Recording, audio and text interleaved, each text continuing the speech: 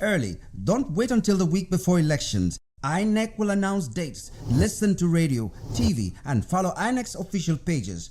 Your PVC is more than plastic. It's your power to hold leaders accountable. It's how you decide on roads, schools, hospitals, and jobs for your community. When you vote, you decide the future of your children.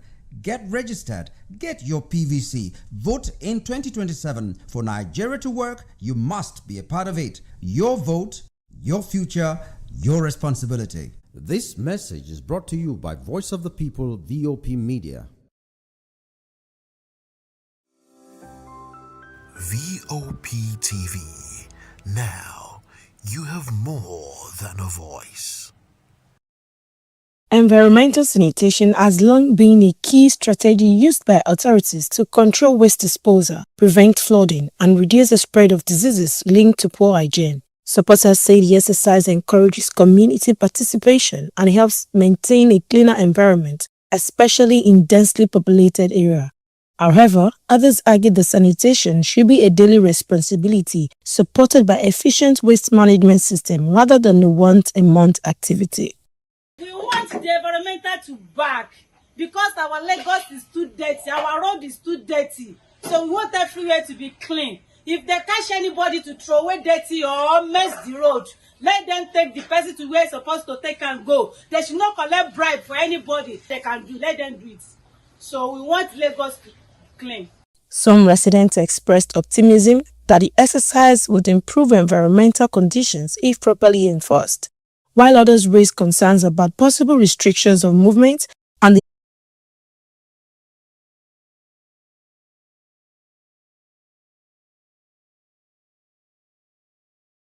collaboration between authorities, communities for the initiative to succeed. It's good to bring environmental come back to Lagos because some area of Lagos is dirty.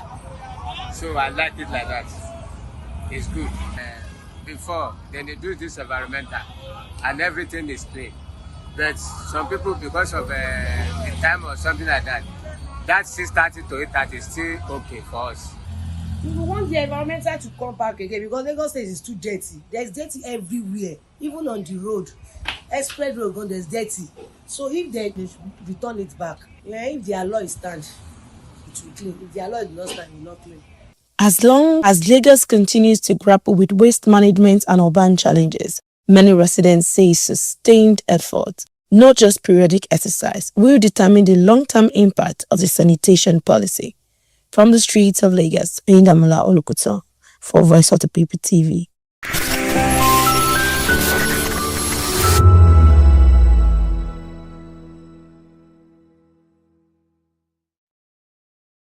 Big news this year. Your favorite Voice of the People television station is now on free to air on Nigecomsat. All you need to do is align your dish using the following: orbit position 40.5 degrees east, 12.685 GHz, 30,000 kilobytes per second. Polarized vertical, frequency 2, 12.731 GHz, symbol rate 26,250 kilobytes per second. Polarization H. This works on any decoder. Catch up to 100 channels, sports, movies, news, all for free. This is with better quality at no extra cost.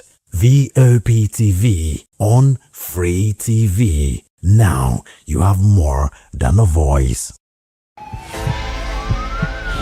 This is Health Check, your weekly guide to better living, smarter choices, and trusted answers.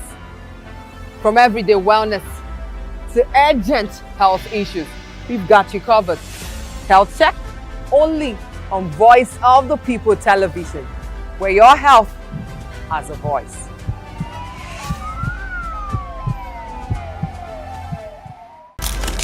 In a world where power shapes with every headline. In a nation full of questions. In a world filled with noise, the truth needs a voice. The policies that shapes our world and the economy that determines our future. Every hour, every day, the grapevine keeps buzzing. And together, we are committed to telling the stories that shape our world because your voice is our focus. Don't forget, our voice matters the most. Let us come together and share our concerns.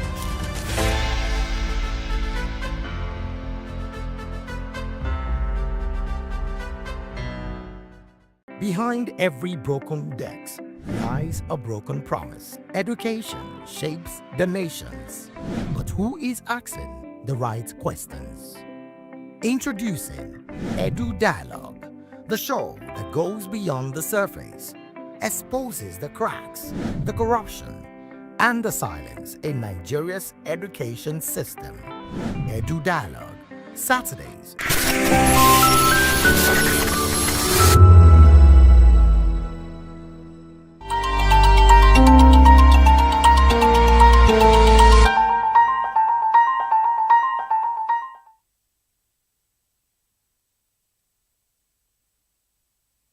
Welcome aboard hashtag on VOP TV. My name is Vivian Oguche, and it's such a pleasure to have you join us. This is where we get to tell you all things trending and all things topical on social media, especially on X. Now, if this is your first time here, accept a very warm welcome from us because the whole team working together to ensure that it is a flawless production. That said, I'll introduce my guest to you right now. I'm so excited to have him join us. He is none other than Muyiwa Akintunde. Muyiwa is a publisher as well as a PR consultant, and he is the perfect man for the job tonight. Muyiwa, thank you so much for joining us. You're welcome. Good evening, Vivian. Good evening. I hope you can hear me. Perfectly. I hear you loud.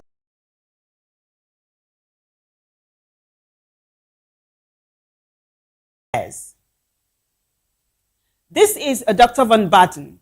Yesterday evening, I was informed by a journalist that I respect and that he had been told the Nigerian President Bola Tinubu at official ABAT released a more than 2-week-old letter from President Donald Trump in response to our lobbying efforts here in Washington, D.C. Now, you should know who this is now. This is former Vice President Atiku Abubakar's lobbyist, the same one who delivered President Tinubu's drug-related files to Donald Trump and the U.S. Congress.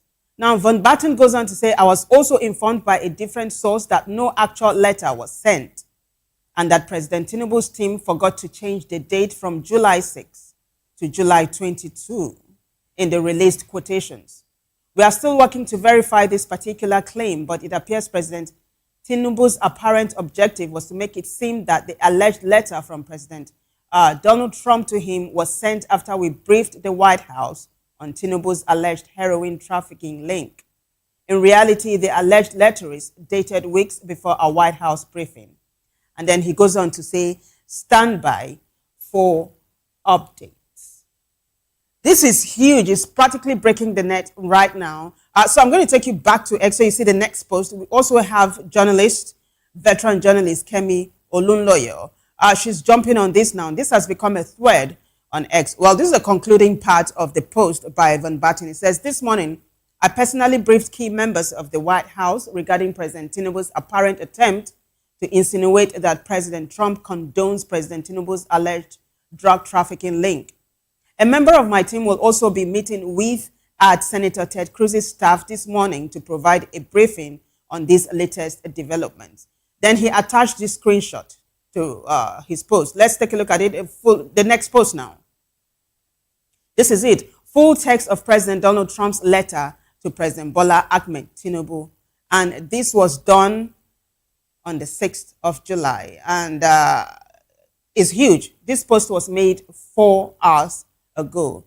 Now, let's take a look at the one I was telling you about, Dr. Olunloyo.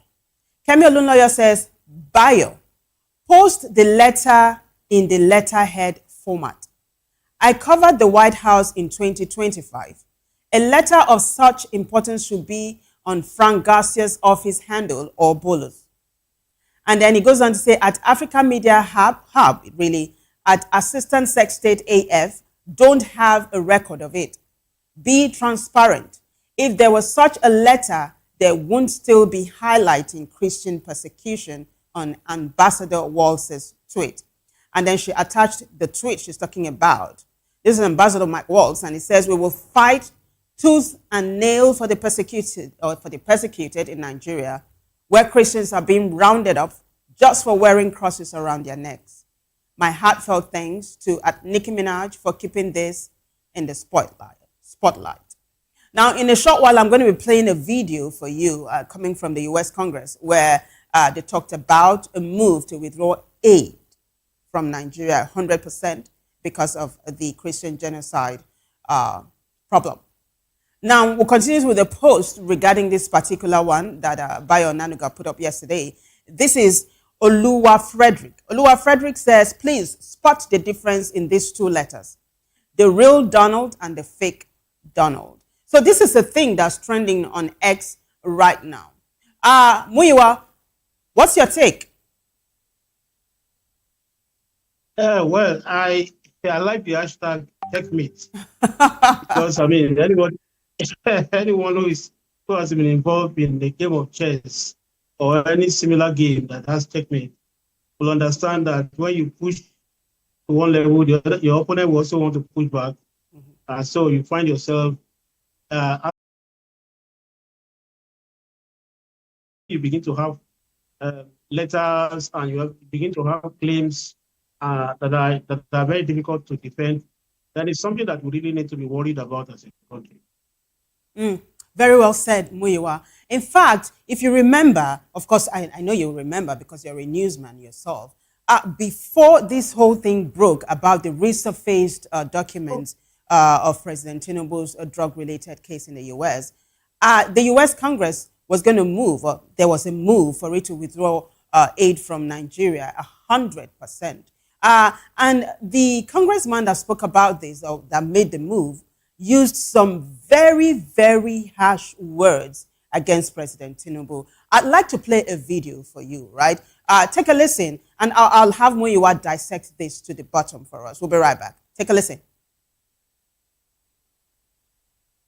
In strong support for my amendment to increase the withholding threshold for assistance to Nigeria from 50% to 100%, while keeping in place benchmarks that demand Nigeria take effective steps to address the violence and persecution that continue to devastate the country.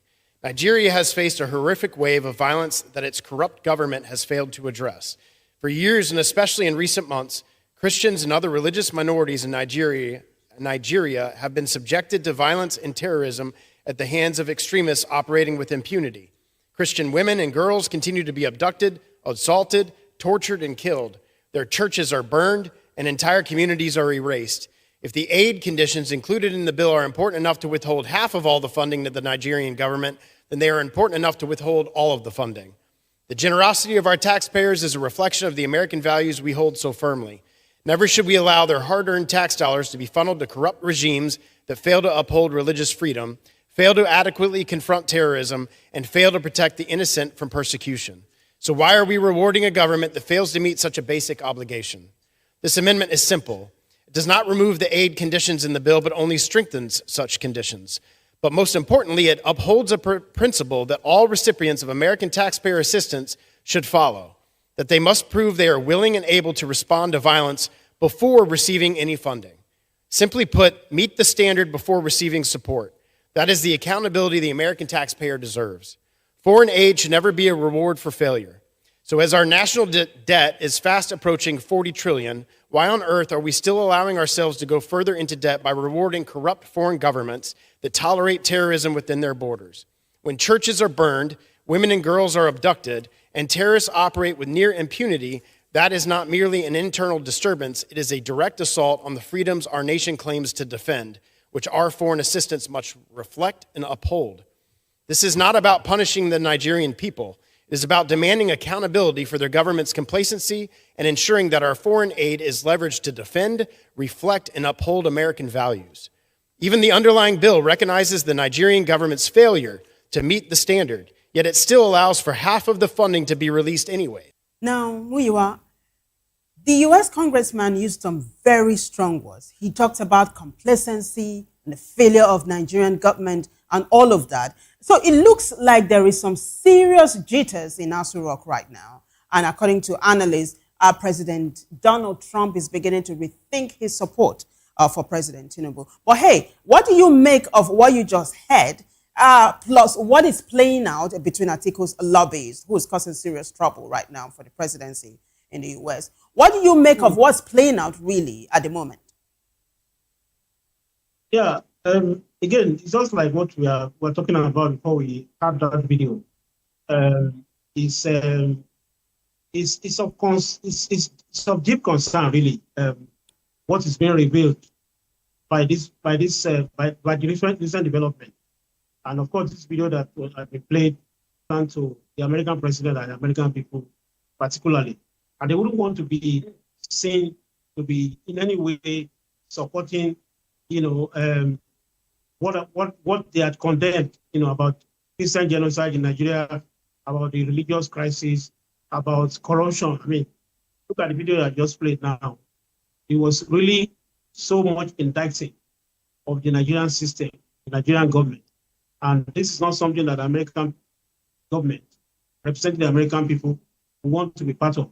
So I think that it is not a question of even just denying what happened. I think the Nigerian government should, has a responsibility to come and, let us know some of the doubts that people are raising now, some of the documents that are coming up, some of the counter arguments that are coming up. It is important to state those facts, for the sake of the Nigerian people, for the sake of the Nigerian presidency itself. Yeah, as a PR consultant, how bad is this damage to President Tinubu's re-election bid? Well, it's really very damaging, and it is very bad as well too, because when you are doing political campaign or any kind of campaign whatsoever, you just cannot, have this kind of negative perception about you. You and I know that even in the build up to the last election, there have been so much that have been said about the candidate then, presidential candidate then of APC, who later became our president. So much was said, and a lot of things were said not to be so, were denied. There were a lot of spins. There were, so much of, trying to mend whatever has been done. And then now that we are going to an election, this is really bad PR. And I mean, if anybody is giving the brief to run this campaign, finally will definitely. No transparency. There'll be all sorts of tales. You remember how once upon a time President Tinubu was called Jubril from Sudan. That was when his handlers were not, really telling Nigerians what was really happening to the president. So where there is no transparency, tales really, bizarre as they might abound. Let's quickly take a look at the next hashtag, because you said you were wondering if we're going to talk about it. But of course, we're going to talk about it, talking about the fake agency. It's a huge scandal that's rocking Nigeria right now. So it is hashtag Femi Falana. A senior advocate of Nigeria, Femi Falana, before this whole thing really became public, had called for an independent investigation into the matter, because he said the presidency must remove itself from it, seen as a high-profile, official is involved, talking about President Tinubu's chief of staff, Femi Gbajabiamila, who Matthew Adeyemi has accused of being smack dab in the middle of this scandal, even though there have been developments. Matthew Adeyemi talking about the person who the presidency has tagged the DG of the fake agency. He said he had never met Femi Gbajabiamila, but that someone stood in between the both of them and was like a go-between. We heard that go-between is dead now in a hotel. He was supposed to have made an appearance in court, but he didn't. Matthew said he did not appear in court because he feared for his life, because threats had been made. Let me show you that post now by The Guardian. It is a headline. The Guardian says, PFIPC trial, Falana reportedly withdraws as defense counsel amid new developments. Muyiwa, this is a huge case right now in Nigeria. President Tinubu has already absolved his chief of staff, Femi Gbajabiamila. He said, look, this is a campaign of calumny and it must stop. Femi Gbajabiamila, of course, has appeared before the ICPC. And of course, the Punch has it. Let's take a look at the next one. The Punch also tells us that the ICPC today grilled Matthew Adeyemi. That's it. Fake agency probe. ICPC team grills embattled DG inside police detention. So from your standpoint, Muyiwa, what do you see? I don't know if you have a crystal ball there, but what do you see in all of this? Well, let me start with Femi Falana's position to withdraw from representing Adeyemi in this matter. I would say that it's in line with some of the things he has stood for. But interestingly, I was in an event earlier today in Abeokuta, a media event, and Femi Falana was the guest lecturer. And I asked him a question that had to bother about the election, the MB election. It became very controversial recently. And not even just that. I mean, earlier in the day before I left home, I was repeatedly, so to say, allegedly, you still need to also let the public have some measure of confidence in the system by asking the chief of staff to step aside for a while. And it's not just about even this case. I mean, we all know that the chief of staff has had so many issues since he came to that office 3 years ago. I remember when the ministers were being screened at the beginning of this Tinubu administration. A number of even if we didn't know what was happening behind the scene in the presidency, there were cases of names submitted for screening in the Senate that had to be replaced with some other names. And what came out of it was that head of that ministry going for budget defense. This Adeyemi was in detention, police detention, when it was time for a so-called agency to go for budget defense. So nobody represented that agency at the National Assembly, and both the Senate and the House of Representatives passed the budget. And this same House of Representatives that passed the budget is the one now investigating Adeyemi. Isn't that very interesting? Mm-hmm. It is. I don't know. It is very interesting. Just, yeah. It is very interesting because you see what you've done is to open a can of worms. I mean, you took a look at it from various angles. That was a very, very robust analysis, Muyiwa. But you see, let's take a look at the two personalities involved in this scandal now. I mean, let's say the main protagonists, right? The main characters. Matthew Adeyemi, who has an history, he's got history with Osun State Governor Ademola Adeleke. 6 months after, this was in 2023, 6 months after he was appointed as one of Governor Adeleke's aides, he was fired, we hear, because he forged a signature. And it was after that he moved to the Federal Capital Territory. That's Matthew Adeyemi on the one hand. Omoyele Sowore has been going about town and speaking to anybody who cares to listen to him that he was instrumental in Femi Gbajabiamila being disbarred in the U.S. I don't know if you've heard that story, Muyiwa. Omoyele Sowore said that Femi Gbajabiamila, who was then resident in the U.S. and was a practicing lawyer, had defrauded his client. Sowore said he was the one that investigated that matter. He was still very actively, a reporter with Sahara Reporters. He said when that news broke, it was investigated, and of course, Gbajabiamila was disbarred, and he returned to Nigeria. He said Abike Dabiri, talking about Sowore, Abike Dabiri, as they might be, because I also remember that case that he was talking about. Interestingly, I met Sowore in 2010 in Brooklyn, in New York. I was on holiday. One of my friends who accommodated me and Sowore are very close, so we met at one restaurant, the very day that I got to New York at Brooklyn. And I know that this case was one of those cases that he was investigating at that time. And it was being reported by Sarari, but I recall that case very well. But when I saw his post, I now say, yeah, that's true. That's what has happened.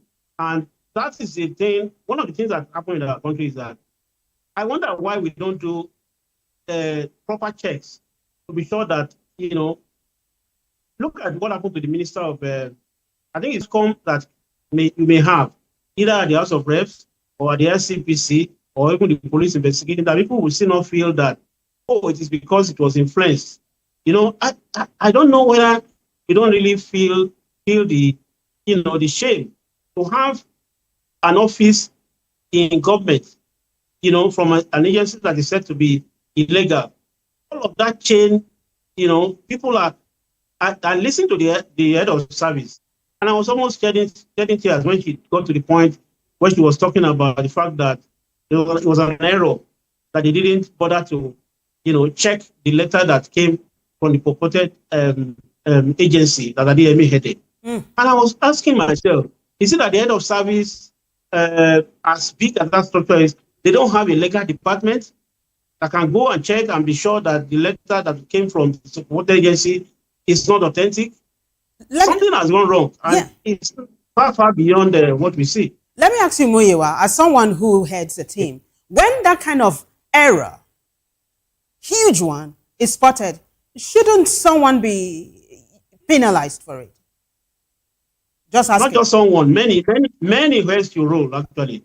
Not just someone, many heads you roll. And that has not been done, as far as we know. Yeah, that's what I'm saying. Because, maybe, I'm sure the excuse I'll be giving is that the investigation is still going on. But clearly, there have been some in my mind, some things have been concluded. Some things are conclusive. The head of service said the office that this fake agency is using was allocated to the office of the secretary to the government of the federation. Who in that office allocated that office to this fake agency? Who? Who and who did? Why is it that those people have not been indicted? If they are indicted, why is it that they are not mentioning? I don't even think anybody will be indicted in this case, because the government will want to pass a lot of that. And don't be surprised if he is rehabilitated politically. If she has not even been already. It just shows that, we're just joking when it comes to running governments in this country. There's a common saying that show me your friends. I will show you the kind of person, and I'll tell you the kind of person you are. I think it's something that should be of concern to the president particularly, because he's the one, the buck stops on his table. And if you continue, if you are in an organization and you are heading a department, and over time in your department, there are people that you hired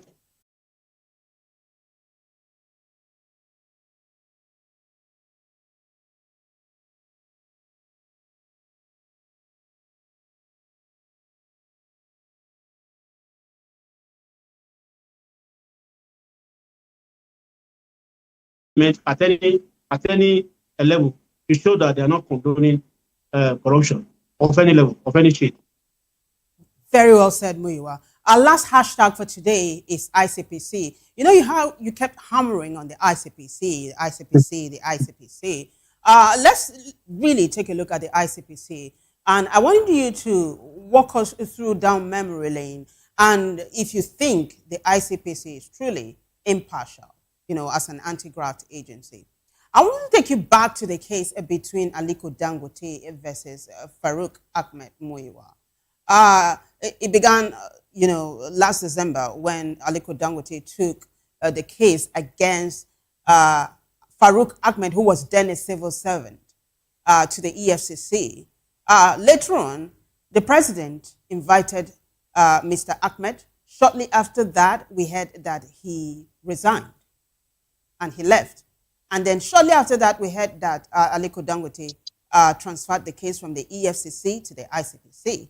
Shortly after that, we heard that Aliko Dangote wanted to withdraw the case, but the ICPC said no. So let me take you to this post that the ICPC itself put up. I'm talking about hashtag ICPC now.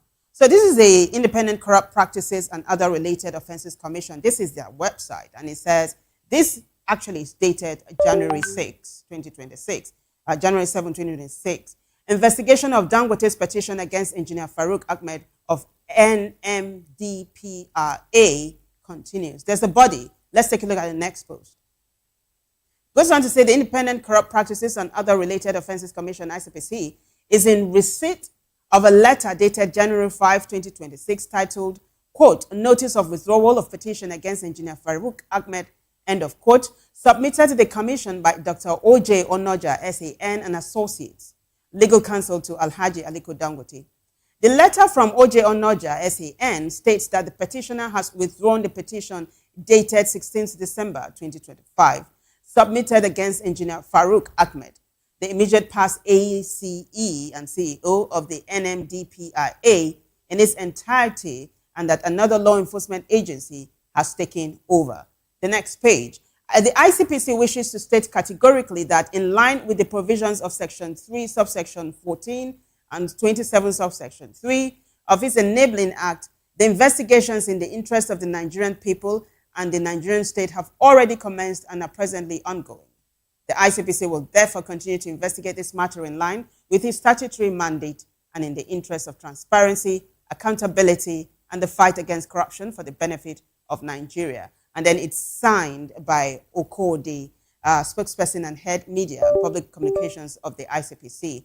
Muyiwa, I just refreshed your memory. Remember this case? Right now, it's as cold as a mortuary.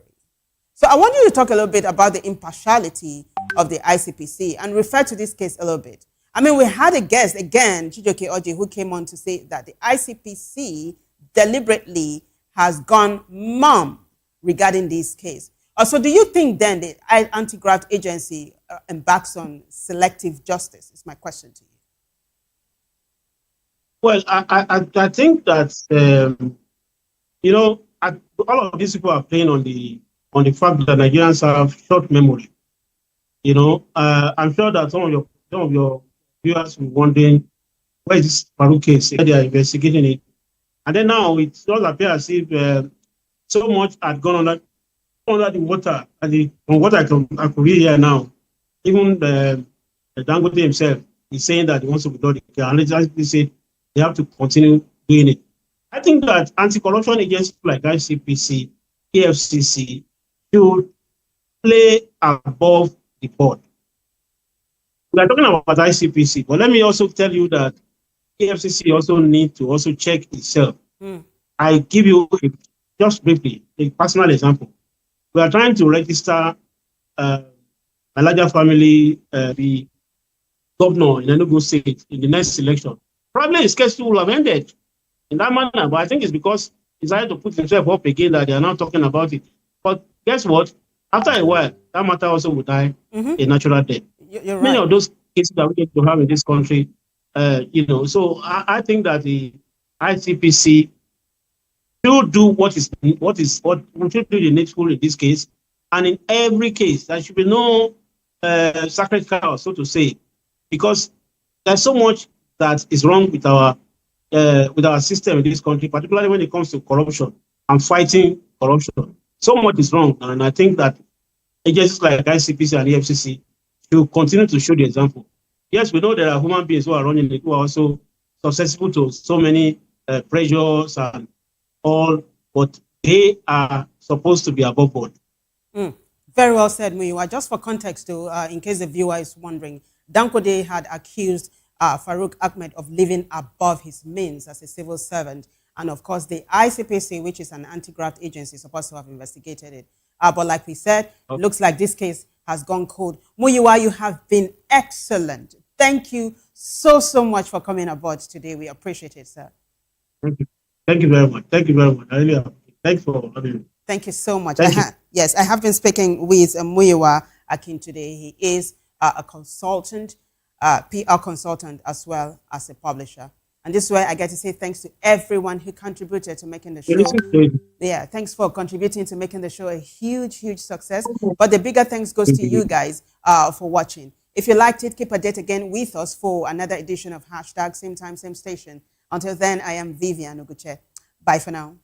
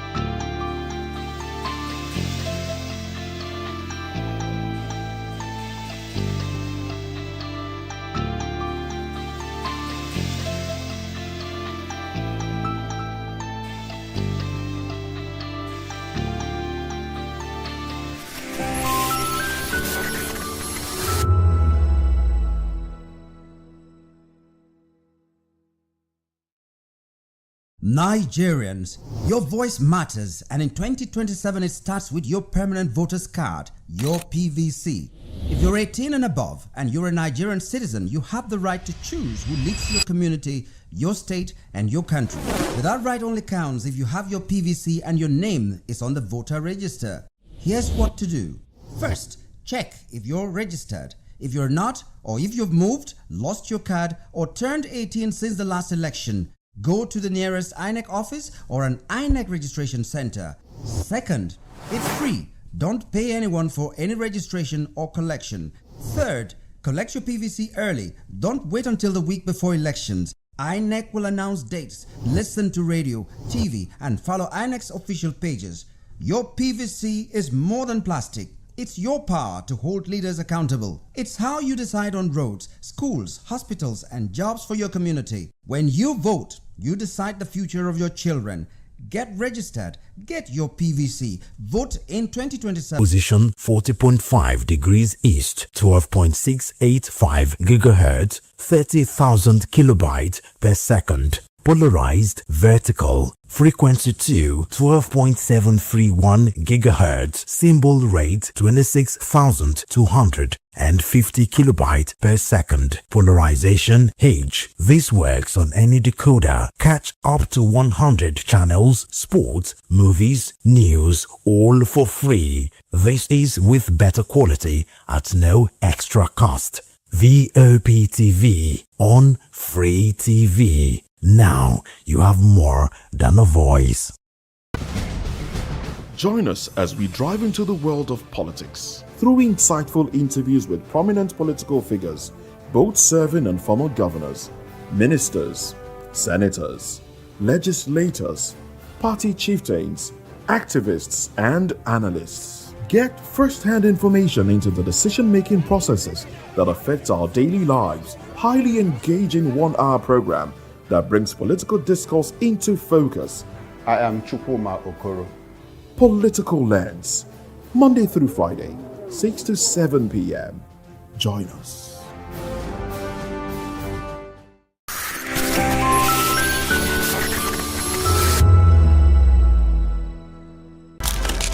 In a world where power shifts with every headline. In a nation full of questions. In a world filled with noise, the truth needs a voice. The policies that shapes our world and the economy that determines our future. Every hour, every day, the grapevine keeps buzzing. And together, we are committed to telling the stories that shape our world because your voice is our focus. Don't forget, our voice matters the most. Let us come together and share our concerns.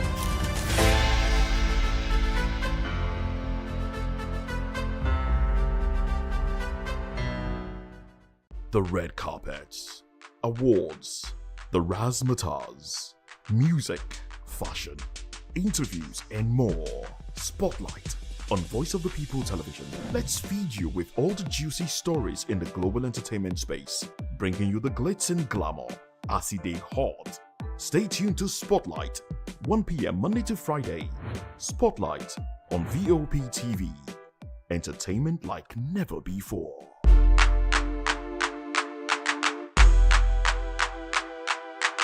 This is African News on Voice of the People Television, where we don't just bring you the news, we bring you Africa's heartbeat, the policies that shapes our world, and the economy that determines our future. African News on Voice of the People Television. Stay with us. This is Health Check, your weekly guide to better living, smarter choices, and trusted answers. From everyday wellness to urgent health issues, we've got you covered.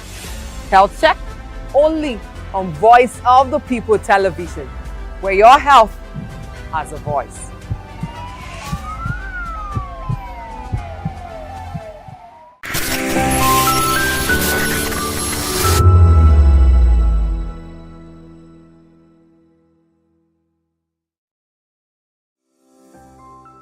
VOP TV. Now you have more than a voice. The red carpets, awards, the razzmatazz, music, fashion, interviews, and more. Spotlight on Voice of the People Television. Let's feed you with all the juicy stories in the global entertainment space, bringing you the glitz and glamour as it is hot. Stay tuned to Spotlight, 1 p.m. Monday to Friday. Spotlight on VOP TV. Entertainment like never before.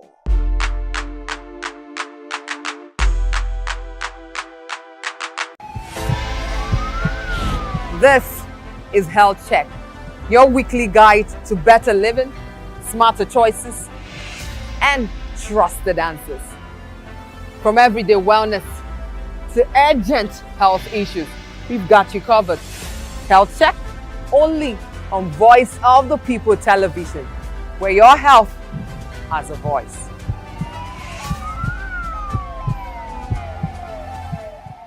In a world where truth is the ultimate power and opinions scream the loudest, it's time to wade through the noise. Hunger no get drive! Hunger no get drive! Hunger no get religion! And scan the human interest and trending topics that matter. Stay tuned to The Issues, your plug to the stories making the buzz, from politics to science and technology, social justice, and more. Let's tackle the tough questions and expose the truth. The Issues on Voice of the People Television, Mondays to Fridays, 8 to 9 p.m. The Issues. Don't just react, understand. Don't just react, understand. Big news is here. Your favorite Voice of the People television station is now on free to air on Nigecomsat. All you need to do is align your dish using the following: orbit position 40.5 degrees east.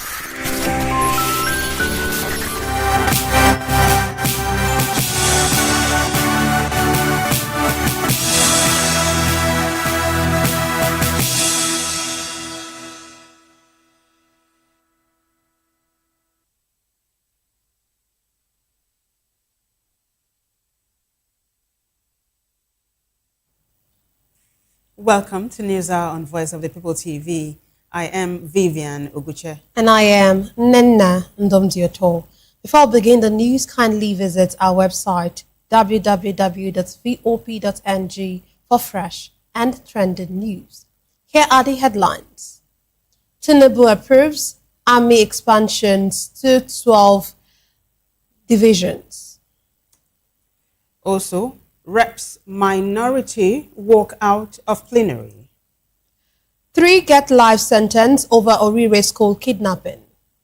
DSS seeks a death penalty and appeals life terms.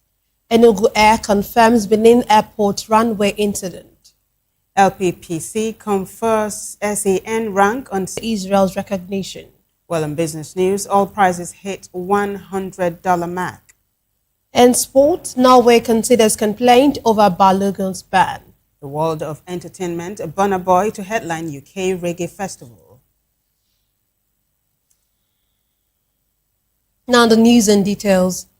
President Bola Tinubu has approved the expansion of the Nigerian Army from 8 to 12 divisions and the recruitment of 28,000 additional personnel. It's a breach of parliamentary procedures.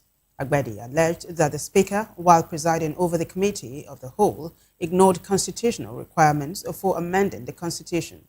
The caucus maintained that members' attendance should be determined through signed registers and not names called during proceedings. It also argued that constitutional amendment bills must be considered clause by clause, with each provision requiring a 2/3 majority vote as provided by the Constitution and House rules.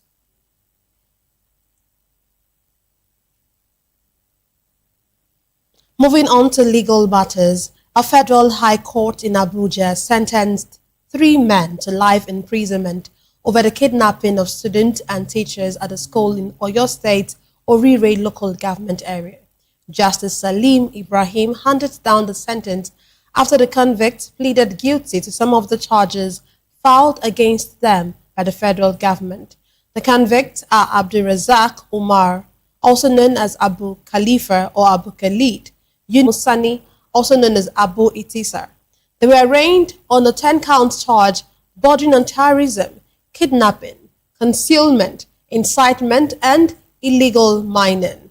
The three men admitted concealing information about the masterminds of the school attack and also pleaded guilty to belonging to Darus Salam, which prosecutors described as an affiliate of the prosecution. Against the judgment is Professor Khalifa Dikwa, the Dean of Borno Elders Forum.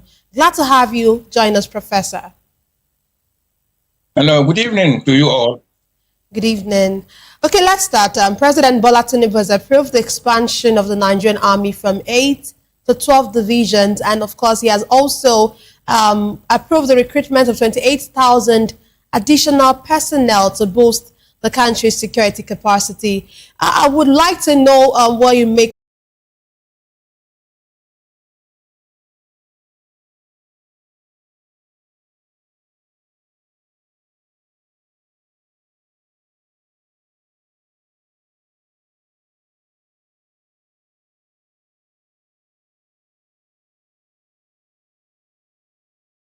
escaped from pairing it with DR Congo, Kinshasa.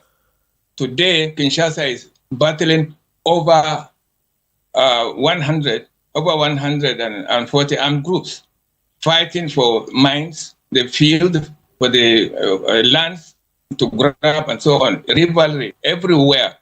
Terrorism was the currency of them. And therefore, I also suggested that God who created us also told us that killers must be killed first.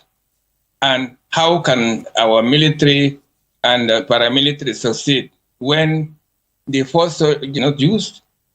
As long as nobody could just trace back the wrongs done to the previous in Kaduna and in Kaduna a few months ago, the killing of innocent people in Kalabalke in Borno, and in Yobe, in Zamfara, all over the world. And therefore, as long as our military are not made happy in terms of welfare to what they are doing in the field, sparing, sacrificing their own lives to defend us. And therefore, the conspiracy, as a president, as long as he does not purge the list of friends or the office of government or those within women, he is also complicit because he's overlooking the threat to lives to other Nigerians. And therefore, those who die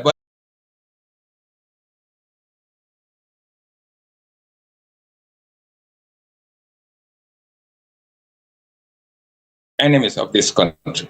And therefore, the army officials or Air Force officials will be given the freedom to talk about their challenges rather than making their own leaders to protect the government by saying that the government has provided enough funds for them and so on, which is a fallacy.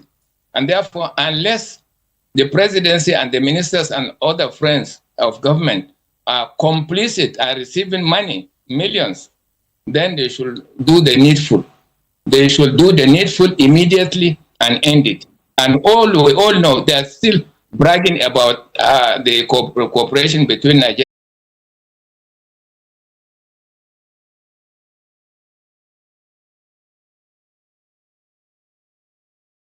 itself.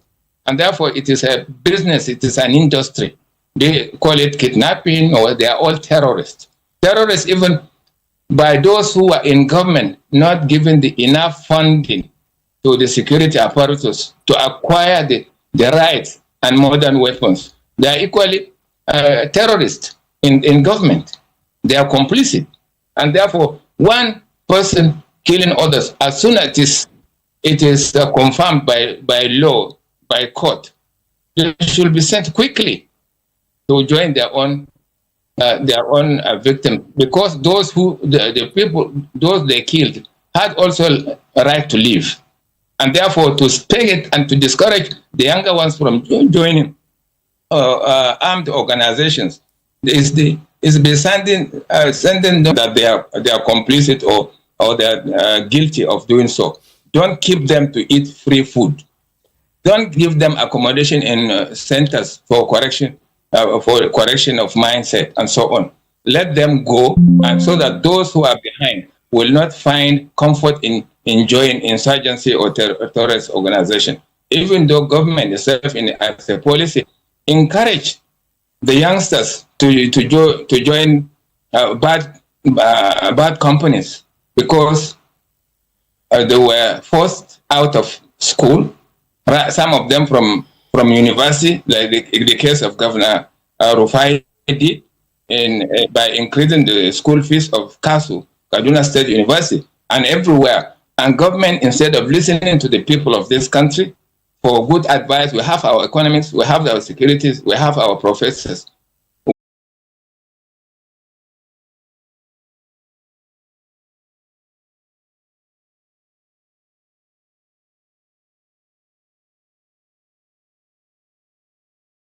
About Mohammed Duku, seeking his release from prison. Duku, a former director of finance and administration under the Abuja Metropolitan Management Council, is serving a 24-year jail term for diverting 319 million naira in public funds. He was convicted by the Federal High Court in Abuja on charges of corruption and money laundering. Justice James Omotosho found Duku that some hoodlum drove into the community and start shooting at persons that they met sitting down in a joint. And immediately we rushed down. It happened to be one of our zonal commander by name Comrade Ozimela Mukocha Buski. They normally call him Buski. So we met him lie dead with 4 other women, innocent women that they killed that yesterday. We try seeing how we can save their life, but the injury was so bad that they couldn't make it. My husband left home yesterday morning in search of our daily bread. Towards evening time, afternoon, evening, I received a shocking news that unknown gunmen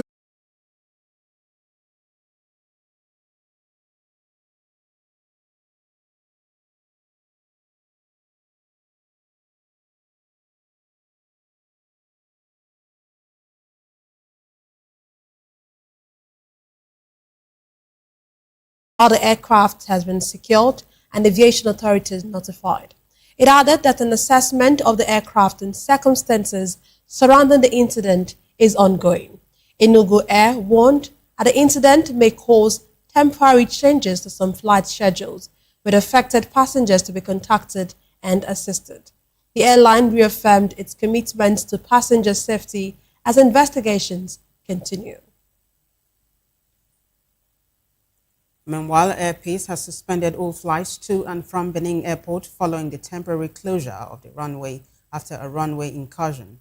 In a statement, the airline said the suspension affects all scheduled operations to the airport, citing circumstances beyond its control.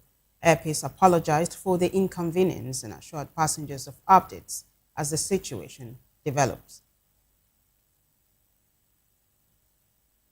Also joining us on the news hour this time to provide further insight into the Enugu Air runway incursion at the Benin Airport is Ifeoma Okeke Koriocha. She is aviation editor of Business Day.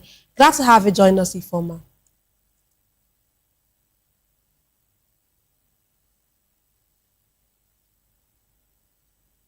Can you hear me, please? If you can hear me, please unmute your device. We seem to be having network connections with him. We'll take a break, and when we return, we'll try to reconnect with her to stay with us.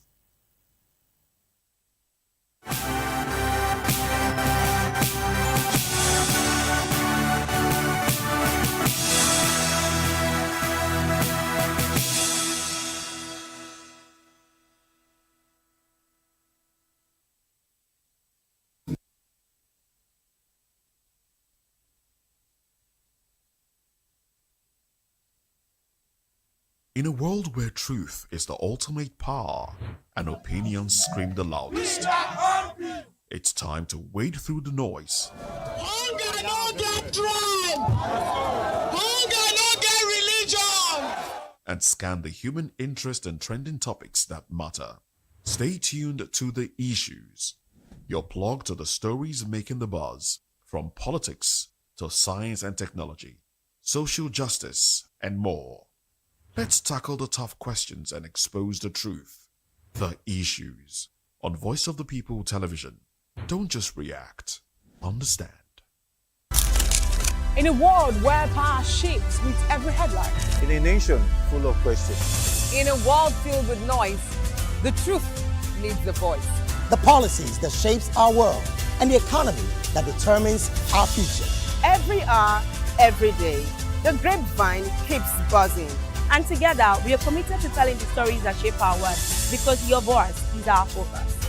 Don't forget, our voice matters the most. Let us come together and share our concerns.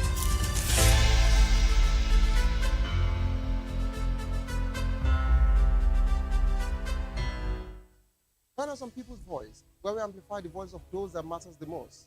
Join the conversation. Share your thoughts with me. I am Savior Udo. Weekdays, Monday through Friday, from 4 p.m. to 5. Don't forget, our voice matters the most. Let us come together and share our concerns. Welcome to the locker room, the home of football talk that matters. I am Jerry Arpelon. Join us every weekday, Monday to Friday at 5 p.m. Nigerian time, as we share the hot takes and hot debates in the exciting world of football.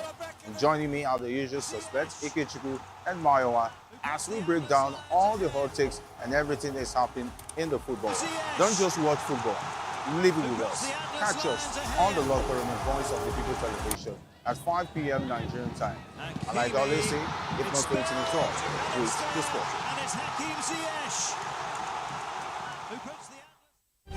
In a world where power shifts with every headlines, news breaks and events happens, we'll bring you unbiased and explicit information on politics, economy, and state of the nation. We break down the chaos. Facts, not fluff. Truth, not a spin. We discuss not just politics, but a glimpse into the future. Voice of the People Television. Now you have more than a voice.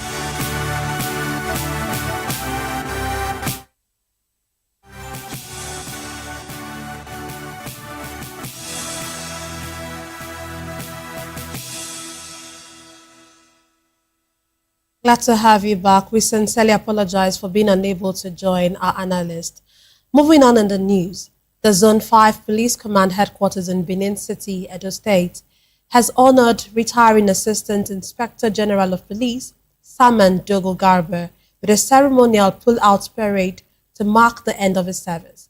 The event was attended by senior police officers, family members, traditional rulers, and other dignitaries who celebrated his contributions to the Nigeria Police Force. Correspondent Rhoda Johnny reports.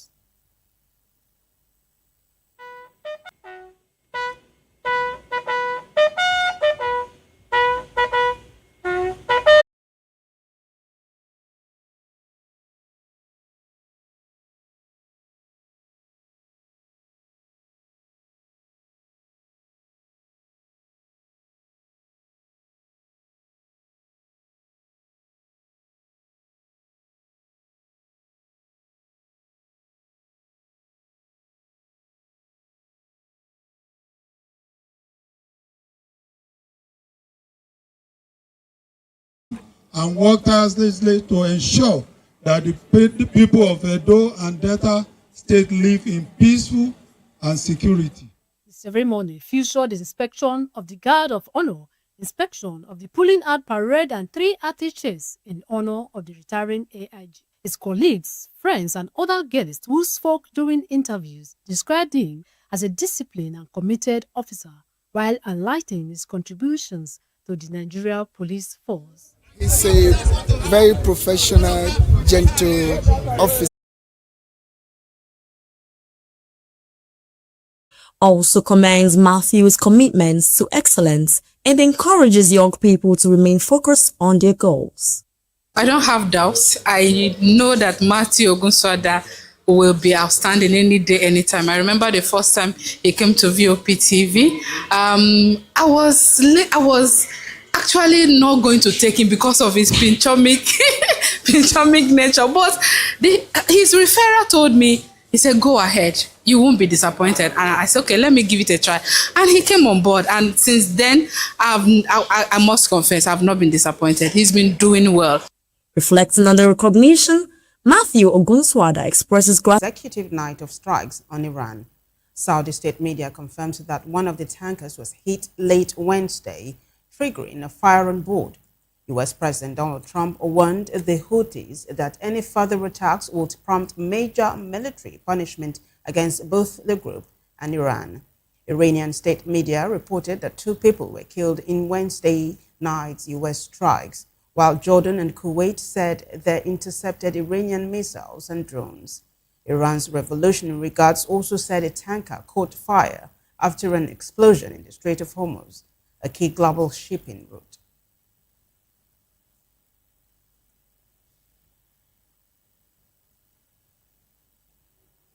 Still on the foreign scene, about 12,000 people have been evacuated from southwestern France as well. 12,000 people have been evacuated from southwestern France as wildfires continue to spread across the Gironde region. Authorities are also relocating another 8,800 residents as a precaution. Fire officials say more than 7,600 acres have been destroyed around the Bay of Akakan. Many of those evacuated were tourists staying at campsites on the Lega Cap Ferret Peninsula, with additional campsite evacuations ordered as the fires advanced. Wildfires have also broken out in Spain and Italy, where residents were evacuated near Toledo, south of Madrid, while a firefighter died after falling ill battling a blaze in Sicily.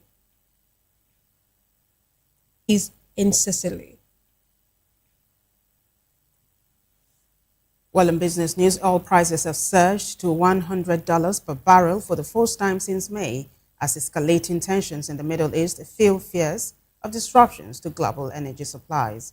Brent crude, the international benchmark, rose more than 6% on Thursday after several days of gains following intensified U.S. military strikes on Iran. Prices climbed further after Yemen's Houthi rebels attacked oil tankers in the Red Sea, threatening a key export route Saudi Arabia uses to bypass the Strait of Hormuz.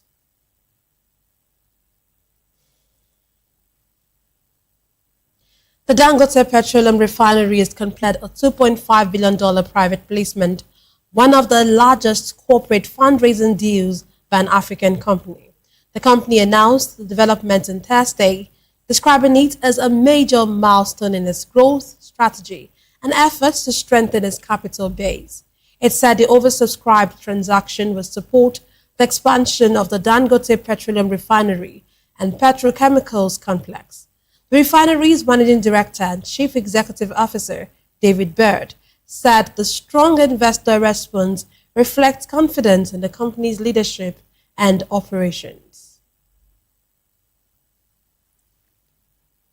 Well, in sports news, the Norwegian Football Federation is considering filing a formal complaint with FIFA's Ethics Committee over the suspension of Folarin Balogun's automatic one-match ban during the World Cup. The United States forward was expected to miss the last 16 clash against Belgium after receiving a straight red card in the 2-0 win over Bosnia and Herzegovina. However, following an intervention by US President Donald Trump, the ban was suspended for 12 months, allowing Balogun to feature in the match, which Belgium won 4-1. FIFA cited a rule allowing disciplinary sanctions to be suspended, but gave no further explanation. NFF President Laissez Eclaveness said the federation reacted with strong concern and would decide whether to proceed with a complaint at its next board meeting. The federation has also protested FIFA's decision to award its first peace prize to President Trump amid reports that the International Olympic Committee could investigate a FIFA president, Gianni Infantino. Still in sports, Barcelona have signed German winger Karim Adeyemi from Borussia Dortmund on a deal running. A started lineup featuring Vibes Kotel, Eshensi, Biniman, Shaggy, Morgan Heritage, Tyrus Riley, Masika, Christopher Martin, and Julian Marley. The announcement follows the recent performance at the inaugural FIFA World Cup final halftime show.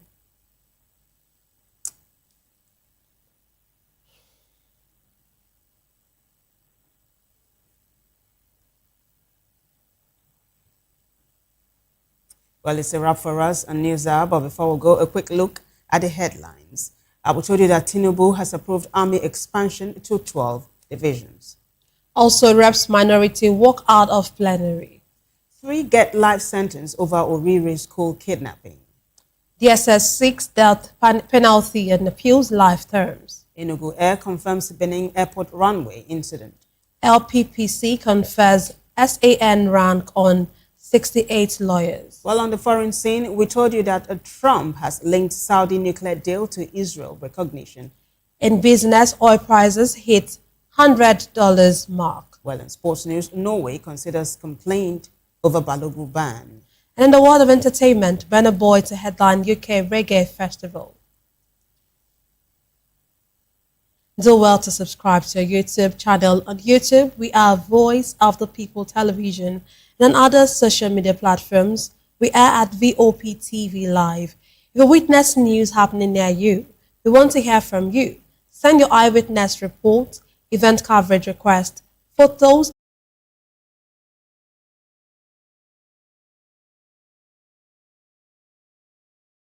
Know that you matter in the scheme of things? The People's Voice, the show where ordinary citizens take center stage as we discuss the biggest stories that affect you and I. With you in mind, we facilitate lively discussions, debates, and interviews on the topics that matter most to you and I. From social justice to economic empowerment, education to healthcare, governance, and more. Tackling tough topics and amplifying your voice. Join the conversation and make your voice count. The People's Voice. Make your voice count. To know the happenings in the maritime sector, join us on the program Maritime Frontiers on VOP TV as we discuss key areas in the maritime sector from aquaculture, maritime transportation, maritime labor regulation, oil and gas exploration, ferry and passenger insurance, marine pollution and prevention, port operations, and lots more. Maritime Frontiers, exploring Nigeria's blue economy. If you've been drinking, don't drive. Hand over the keys to another driver. Call a friend or family member. Use a taxi or a ride-hailing service. Wait until you're completely sober before getting behind the wheel. A few minutes of inconvenience is far better than a lifetime of regret. Friends, don't stand by in silence. If someone who has been drinking insists on driving, because Lagos State is too dirty. There's dirty everywhere, even on the road. Express road, there's dirty. So if they should return it back, if their law is stand, it will clean. If their law is not stand, it will not clean. As long as Lagos continues to grapple with waste management and urban challenges, many residents say sustained effort, not just periodic exercise, will determine the long-term impact of the sanitation policy. From the streets of Lagos, Indamola Olukuto for Voice of the People TV.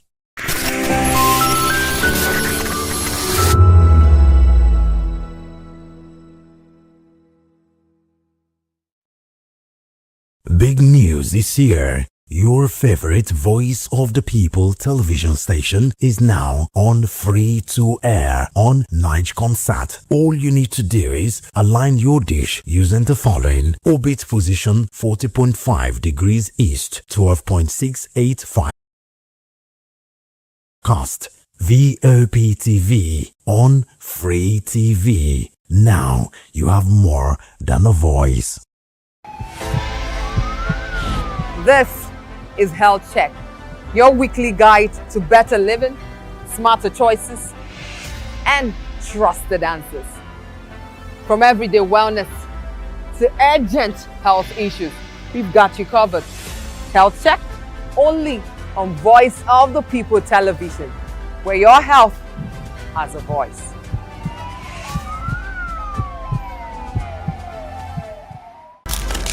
In a world where power shapes with every headline. In a nation full of questions. In a world filled with noise, The truth needs a voice. The policies that shapes our world and the economy that determines our future. Every hour, every day, the grapevine keeps buzzing.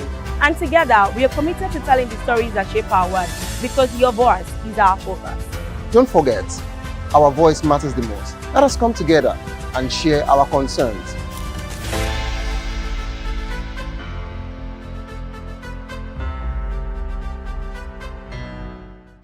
Behind every broken desk lies a broken promise. Education shapes the nations. But who is asking the right questions? Introducing Edu Dialogue, the show that goes beyond the surface, exposes the cracks, the corruption, and the silence in Nigeria's education system. Edu Dialogue, Saturdays, 3 p.m. VOP TV. Now you have more than a voice.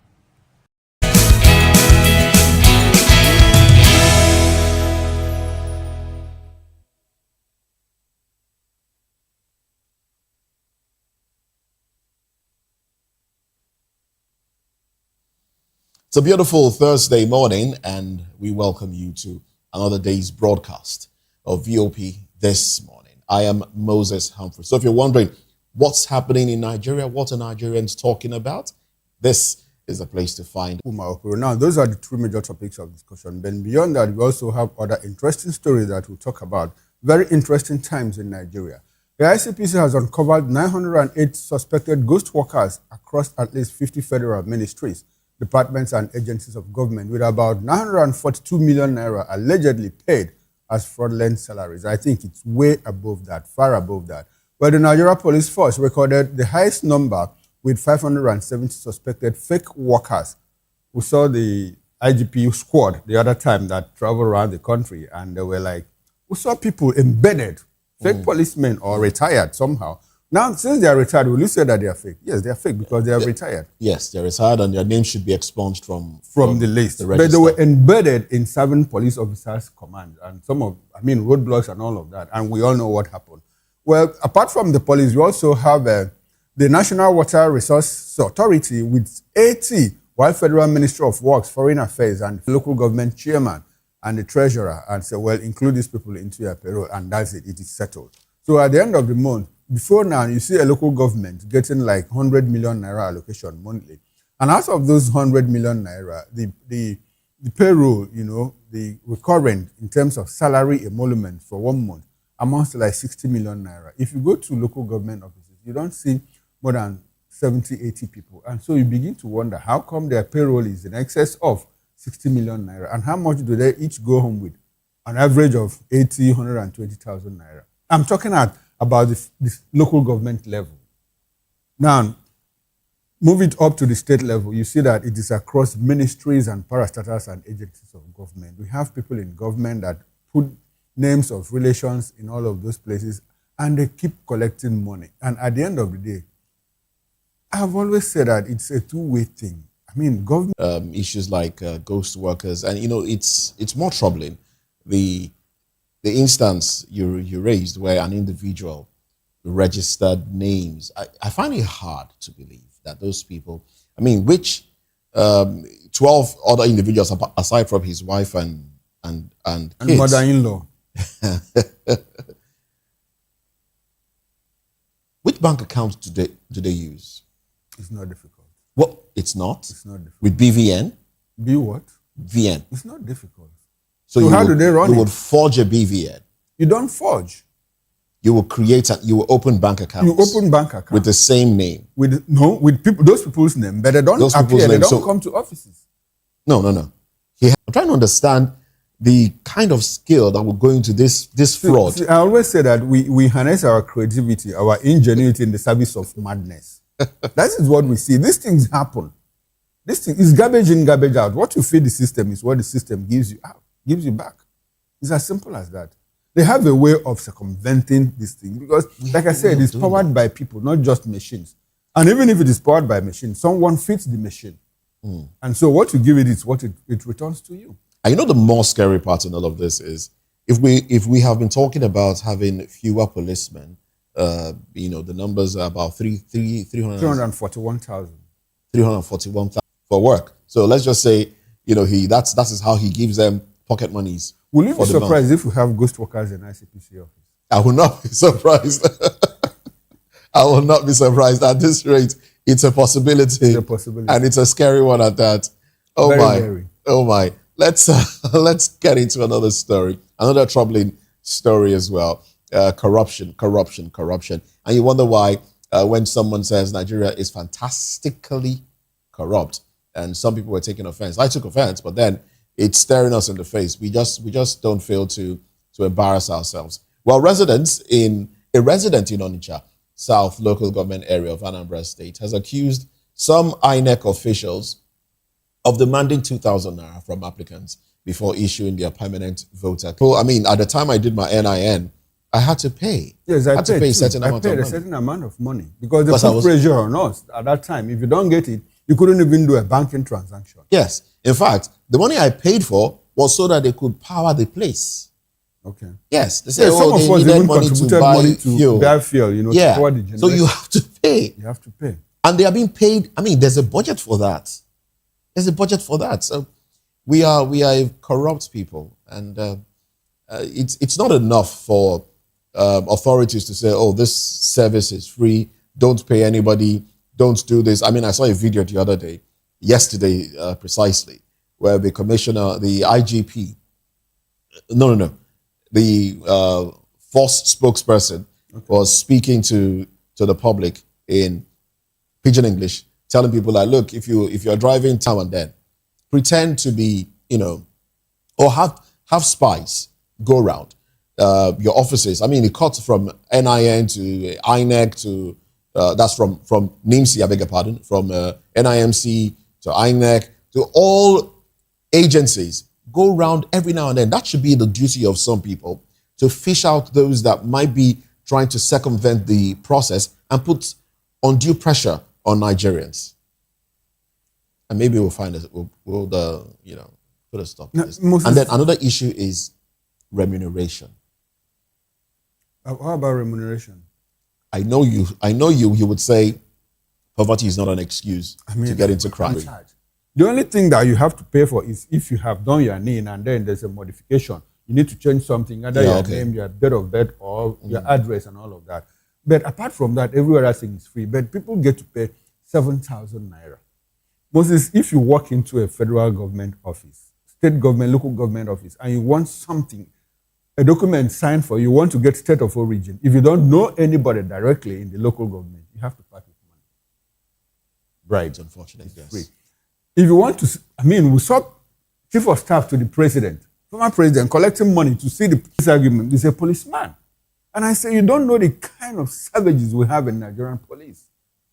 A Nigerian police the policeman once told me, I will kill you and nothing will happen. Oh, they say that all the time. I will kill you and truly nothing will happen. They say that all the time. They say it. And so now that we have recruited 50,000 more people, into the police, I'm beginning to wonder. Will they be properly trained? What kind of check did we do? How were they recruited? Are you sure that some of them are not even repentant terrorists? And all of that. So, because it's a clear and present danger for us. Yes, it is. What we are seeing now is quite condemnable, especially with INEC. And people are saying, let your vote count. How will your vote count if you don't even have the PVCs to vote? But I think there was a mode that people could now print their PVCs on their own without having to go collect the physical card. You could print and laminate it. I don't think. No, it becomes admissible. Part of the Electoral Act that was amended, Okay. INEC guidelines and all of that. I think people can now print. If you have your name, we'll just go to the app. Already, and I just hope those in authority will listen and take necessary measures. But we should also start holding ourselves accountable, because those that govern us come from the people. Well, let's move on to another conversation now. CBN Governor Olayemi Cardoso says the apparent scarcity of 100 naira and 200 naira notes is not due to their withdrawal from circulation, but rather increased use of digital payments and the reduced purchasing power of the lower denomination. That in itself is troubling. Well, he stressed that both notes remain legal tender and should continue to be accepted, while reaffirming the CBN's commitment to tackling inflation and maintaining a market-driven foreign exchange system. However, some Nigerians on social media have questioned the timing of the explanation, speculating that the repeated discussion around the reduced circulation of lower denominations could be linked to a possible plan to introduce a 5,000 naira note. Well, critics fear that phasing out smaller notes in favor of a higher denomination could further weaken the value of the naira and worsen inflation, raising questions about whether such a move would truly address the country's economic challenges. Well, I don't I don't share the fears of some Nigerians that this is coming because the government is trying to introduce 5,000 naira notes. If anybody is trying to introduce 5,000 naira notes, Lead out to anybody and all of that. It's to mop up cash in society. And so we have a high cash reserves ratio, and yet we are still struggling with inflation. And we see a lot of government money, budgeted money, getting into circulation. And our marginal propensity to consume, MPC, is still very low. That means business is atrophied. Transactions are not going on. So what is happening with all the money that we hear, release? So it's a bit confusing because sometimes I say, the economics I studied in high school, even in the university, I don't get to see it practiced. And our eggheads are the ones supposedly being our economic handlers. And so sometimes I get confused. I go back to my economics textbook and I read again. I say, well, this is what I've taught, but I don't see it happen here. But I console myself when they say, well, Nigerian economy does defy all the laws of economy. And so I see it happen, unfortunately, especially with the fact that inflation is a clear and present danger. Headline.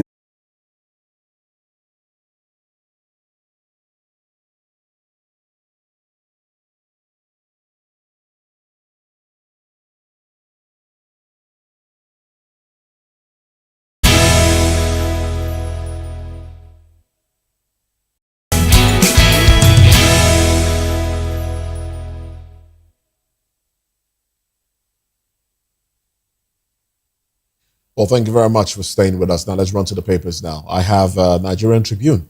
And a big story on the cover page of Nigerian Tribune, APC Atiku trade words over 12.8 trillion naira service-wide vote. We'll get into the riders much later at 10 o'clock during a newspaper review proper. Olakbade emerges UI's new vice-chancellor to resume November 1. Zenith Bank named Africa's best bank. Nigeria's best bank at 2026 Economy Awards for Excellence. Trump lauds Tinubu over fight against protection of Christians in Nigeria. Take that one again. Trump lauds Tinubu over fight against terror, protection of Christians. And also we have illegal mining. Senate proposes bill on tighter regulation, penalties. Or your government EFCC battle in court over states' finances. PFIPC, reps to quiz NSA, IGP, Finance Minister, Accountant General, others today. Fubara declares support for Rivers Rainbow Coalition, backs Tinubu Chinda. Tinubu asks for Larry. Part of the Rainbow Coalition now. I'm not surprised. A lot of he's been pounded. Left, right, and center. Into shape. Left, right, and center. Anyway, we'll get into all of this in due time. Stay with us as we get into what might be happening the international scene with Trump praising Tinubu's fight against terrorism, vows stronger U.S.-Nigeria security ties. Let's unpack all of this right after this break. Stay with us.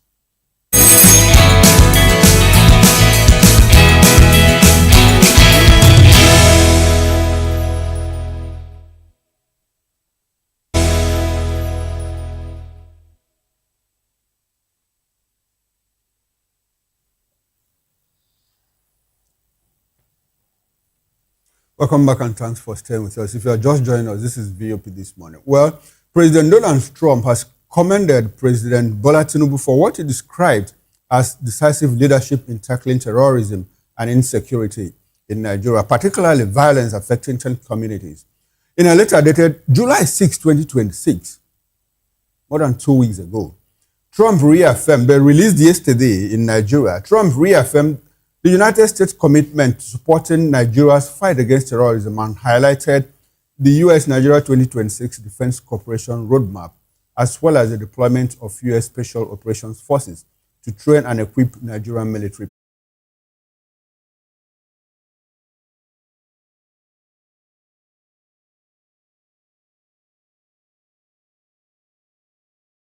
Now, there's a development surrounding this letter. This letter was purportedly written on the 6th of July. And it was yesterday, the 22nd day of July, more than after 2 weeks, that the presidency now told Nigerians that Trump had written a certain letter to Nigeria. And they framed it with Nigerian media house, the presidency's media, whatever, and pushed it out.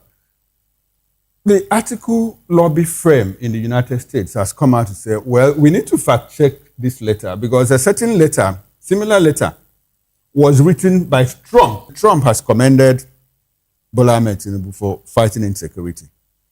React to that briefly, sir. Yeah, prior to that, we saw or we heard about U.S. trying to play down on the aids, available to Nigeria and all that. That was a week or thereabout ago.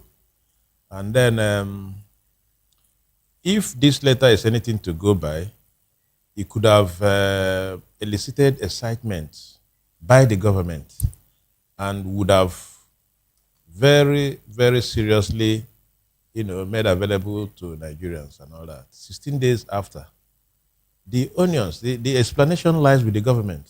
I don't have any clue as to why this letter is coming out 16 days after.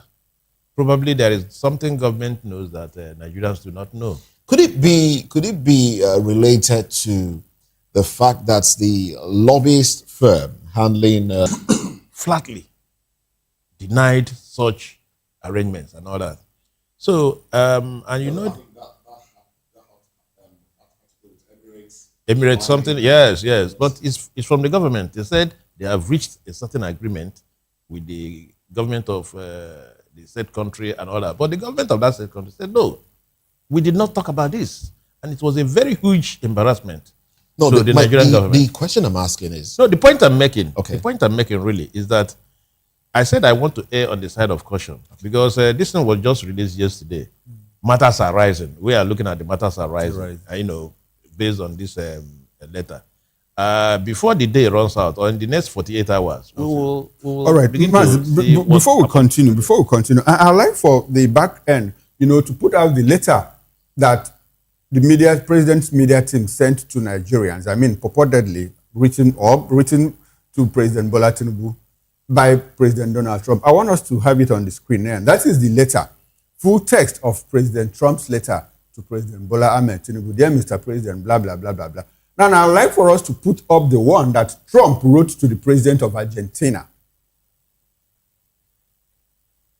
The one that this is the one that Trump wrote to the president of Argentina. Well, these things were provided by the lobbyists, in U.S. working for a certain Atiku Abubakar, the presidential candidate of the ADC. Now, this carries the insignia of the White House. The White House, January 16, 2026. His Excellency Javier Milei and all of that. And so, let's go back to the other one. You would see the something that looks like a television logo with the Tinubu's insignia right there. Let's go back to the other one. So will the White House, put that up, write a letter to the president? The fonts even look some kind of way. Look at the fonts. That's why I said, let's tarry a while. As we are interrogating this situation now, so other people, interrogating the situation. I want to believe that by the end of the day, that the true picture will show. And that is when we will come in. All right, but let's now look at reactions of Nigerians to this. Ordinarily, the government could have been excited to about this. put Yes. this out. Yes, about this. So why was do it you that the wait letter until was 16 written days on the after? was it that the letter was written on the 6th of July, but delayed up until yesterday? Or We have not been told that. It's not in public domain. Okay. The reasons you are advancing now is not available to us. Okay. Yeah. So wait. Mr. Fanimo, let's have you react to the fact that Trump is commending the president of Nigeria, Bola Ahmed Tinubu, for fighting insecurity. I mean, you have done well in the sphere of insecurity. Nigerians are safer now than they were like 6 months ago, especially the Christian communities. Recall that Trump has been very vociferous in saying, well, Christians are being persecuted in Nigeria. And now we hear the president say, well, Bola Ahmed Tinubu, we have done well. You are protecting Christians and every other Nigerian. Let's have your reaction to that. Well, let me start by saying that the letter, even as CDS, is now coming out to say, don't wait for superior order. Once you see a terrorist, kill. And we have seen some measure of improvement in the last 1 month or so in this area that we can talk about the Bauchi captives that are still in custody of the bandits. And I'm sure that government is also working towards ensuring that. And I know that if past governments had not lived in self-denial and had taken on these people head on with the right political will, what we are talking about today would have been a thing of the past. Push back these terrorists and these kidnappers. All right then. And it's also to the advantage of the US, because anywhere there is terrorism around the world, it's a concern to the US. All right. Despite the death of Al-Minuki as part of the achievements of the cooperation between and the recent killing of their photographer. Okay. Mazi Amabi, let me come back to you now. Assuming, working under the assumption that the letter emanated from the White House, and President Trump has commended President Tinubu for the efforts being made in the fight against terrorism. So, two questions in one, because we're running out of time. How does this impact on Nigeria's diplomatic standing in international community? Thank you very much. What we have is akin to 1 step forward, 2 steps backwards. If you have rescued or released, as the case may be, kidnapped victims, you had 2 other kidnaps somewhere else. So 1 step forward, 2 steps, several steps backwards. So it will be unfair to say that we are winning. They are being confronted. We need more push. You understand what I'm saying? Because if you say we are winning, the thing's supposed to come down. The spect of kidnaps supposed to come down abysmally. But when you rescue one, you have 3 others somewhere. So you're not winning. By the time you try to balance up, you find out that you are a person, you take him on, reorientate the person, and then put him back into the society. It doesn't work here. It doesn't work here. Yeah. All right. Rather, it exacerbates the problem. It exacerbates the problem. All right. Dele, let me come back to you. I want us to talk about protecting Christian communities. I want us to go to Benue State. Documented killings between May and July in Benue State. Largely Christian community. Otukpo local government area. In mid-July, suspected armed headers launched coordinated overnight attacks in Anpechi, Uboju, and Otukpo communities. The attackers killed at least 18 people, destroying homes, and caused over 1,000 residents to flee. In Katsina Ala and Ukum local government areas, largely Christian community, an early July attack, July this year, on the Sai community, Katsina Ala, claimed 15 lives. Prior to this, April attacks in Ukum and Logo local government areas resulted in at least 72 deaths following the discovery of additional bodies in surrounding bushes. Let's go to Plateau State, Riom local government area. Armed assailants raided Kum, and mind you, just south is largely a Christian community, while just north is the other side. Targeted assaults and killings have been persistently recorded. In just south, the killings of 2 women in Gero community sparked angry protests by locals demanding better security. Data from Berom Youth Mothers Association indicates that well over 120 people were killed in rural communities across Barakin Ladi, Riyom, and Basa local government areas between May and mid-July. Christian communities being protected. These are largely Christian communities. Has this government done enough to protect Christian communities to deserve the commendation of the United States President? See, why I would say that I am not in self-denial to the extent of believing that Christians are not the focus of attack. But I want to say that it starts one day for you to resist oppression. And if we begin to reel out statistics that are of past events, we may lose sight of what is at present and what is going to be in future. For me, we have had all this while. But what is the outlook today? And the current attack on these non-state actors, as it really pushed back, to me, I consider it as a little push, but not unlike before when everybody just sits in self-denial and everybody just go, as long as it doesn't affect me, doesn't affect my household, everybody goes back to sleep. After all, the soldiers that went into that Oyo National Park were neither just Muslims alone or Christians alone. But they took it as responsibility. We've been battling with that until banditry and terrorism came. So when we want to lump everything together, there are issues that we cannot lose sight of. But as it is today, I believe that government is intentional about fighting banditry and terrorism in this country. All right. So we should just wait and see how far we have gone. All right then, thank you very much. Mazi, in as much as we don't want to, lump it all together and say, or just say, oh, it's targeted at Christians, Christian communities, but we cannot pretend like that the death. You saw how international community reacted to it, not just America alone, other countries also reacted to it. And that was why, this concerted effort by the US and well-meaning countries across the world is lending their support to this. And I believe that there is a modicum of, truth, because we saw it happen. That does not vitiate the fact that Muslims are not killed also.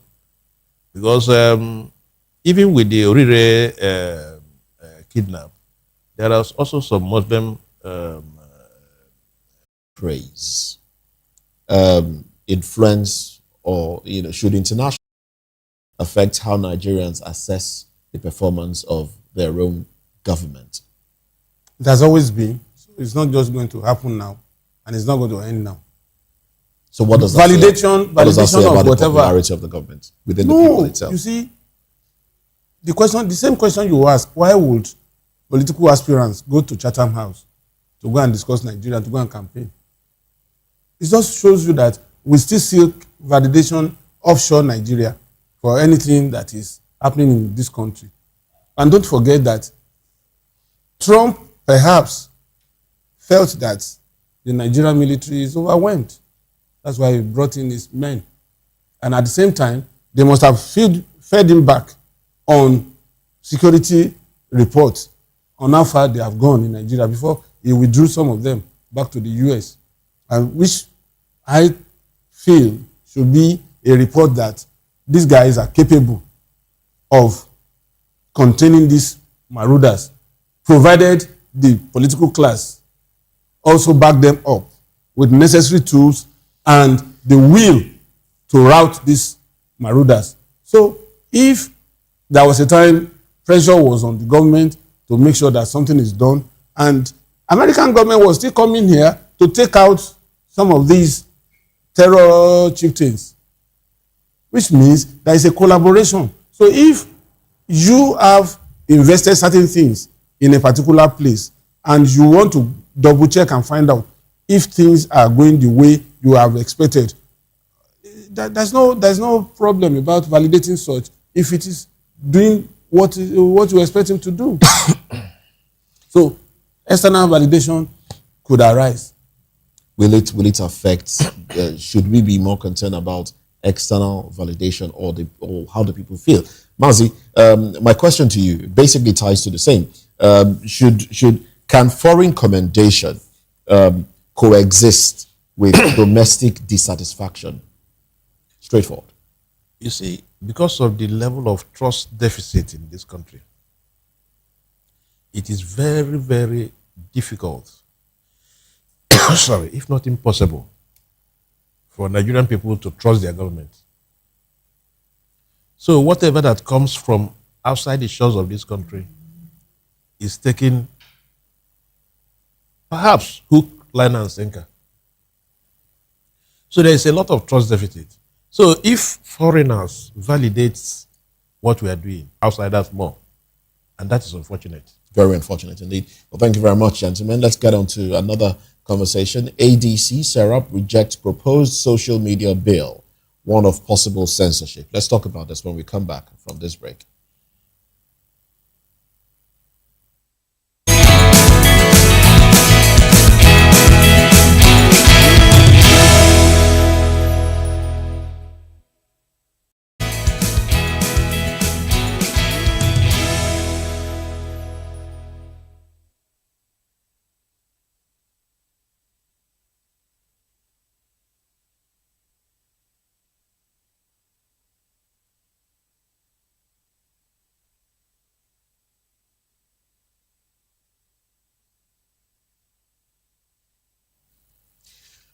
Thank you very much for staying with us. Now, the African Democratic Congress, ADC, has rejected a proposed bill seeking to compel social media platforms and bloggers operating in Nigeria to establish fiscal offices in the country.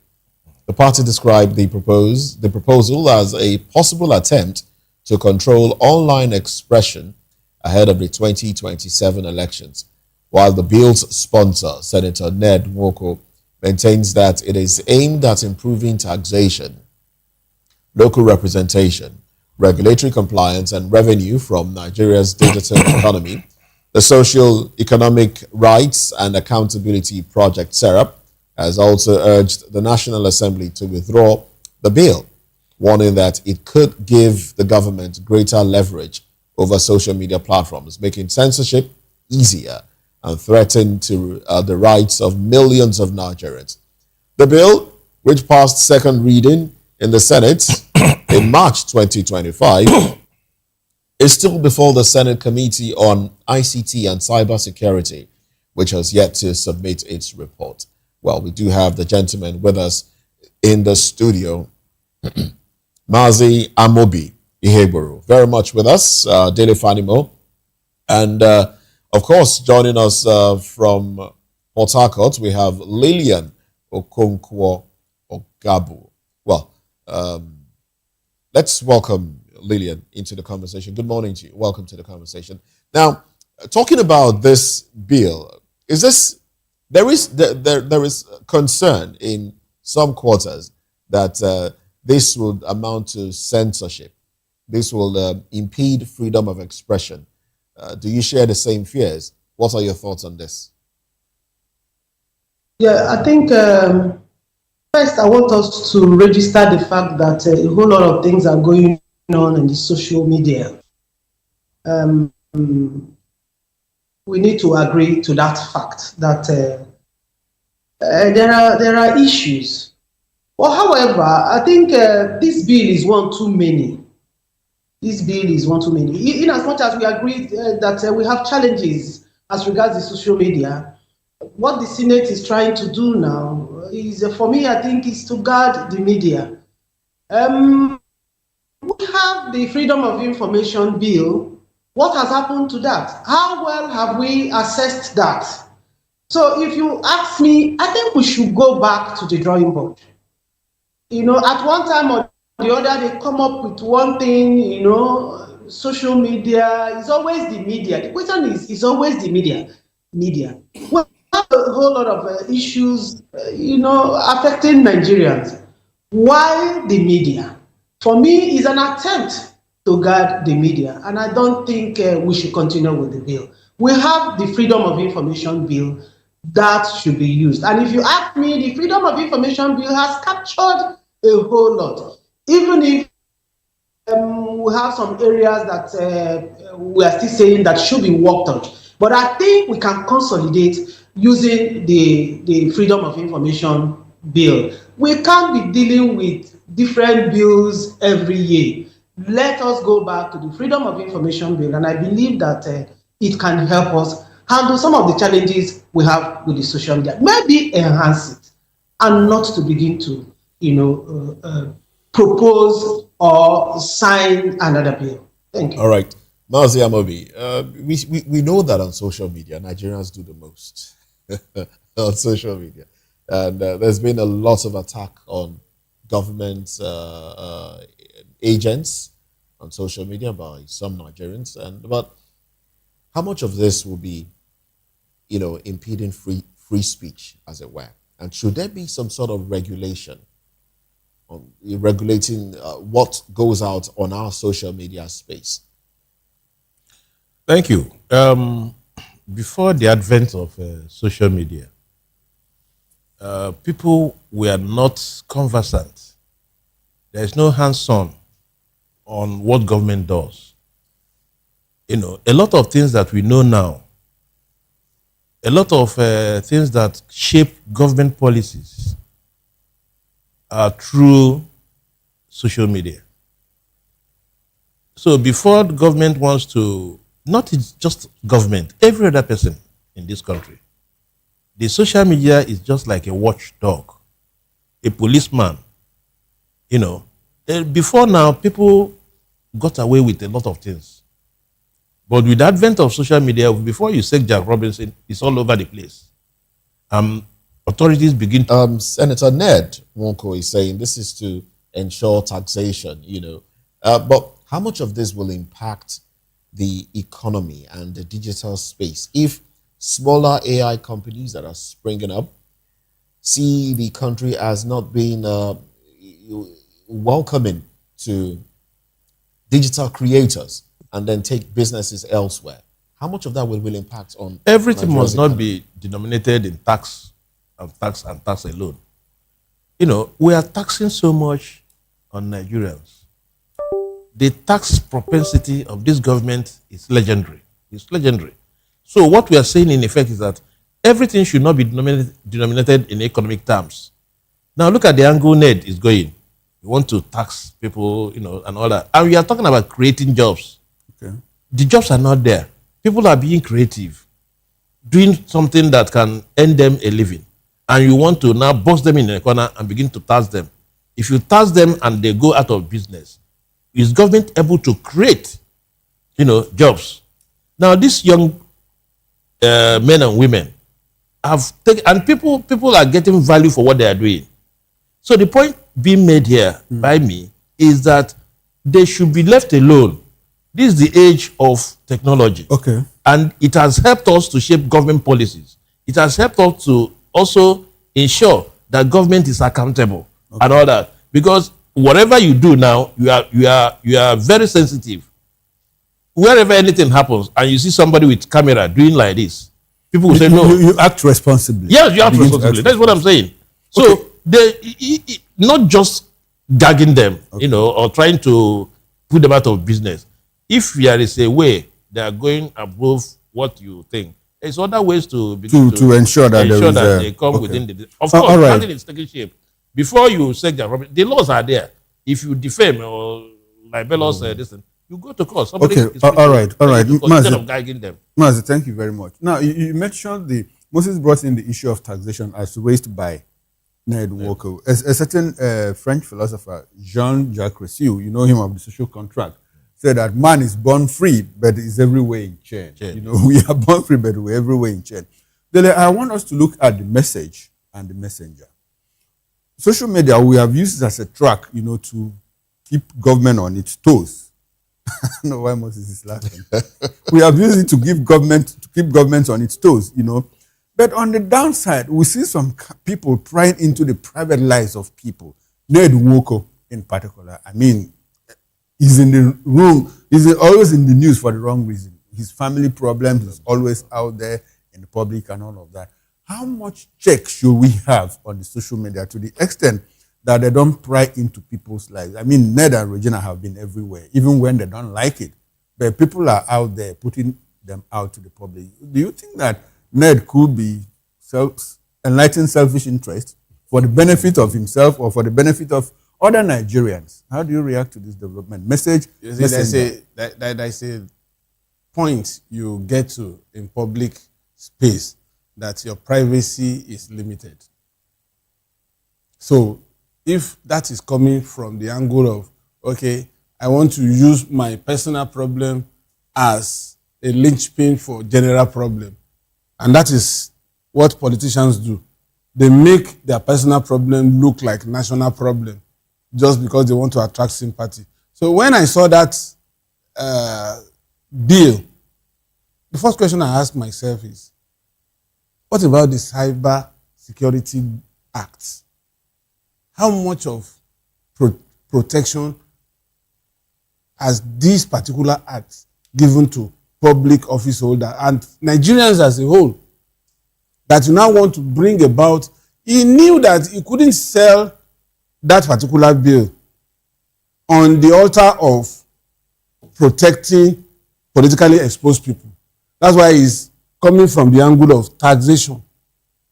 The point is, the same federal government, the same APC that Ned is working with in the National Assembly had even pushed loan to Nigerians for them to access money to buy laptop, phones, and to what use?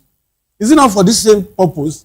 So if you are now saying you want to curb, the question is, the technology has gotten to a stage that there is no hiding place for anybody in the social media. Because everything you post, even if you delete the next second you post, is already in the cloud. And you can be tracked. We have seen people who had abused somebody, who had harassed somebody, and he feels he's within his closet in his room that he can get away with that. They still pick them and they face the law. So if cyberbullying, other social media related offenses are encapsulated in that Cybersecurity Act, then we shouldn't come up with another one. And besides, those who play in the social media, particularly Facebook, TikTok, Instagram, the only elitist area in the social media is the X handle. It's not meant for the common people on the street, because the people you find in X are people that are intellectually savvy, that can interrogate issues, and you hardly see people talking about mundane things on Well, that's X. your opinion. That's your.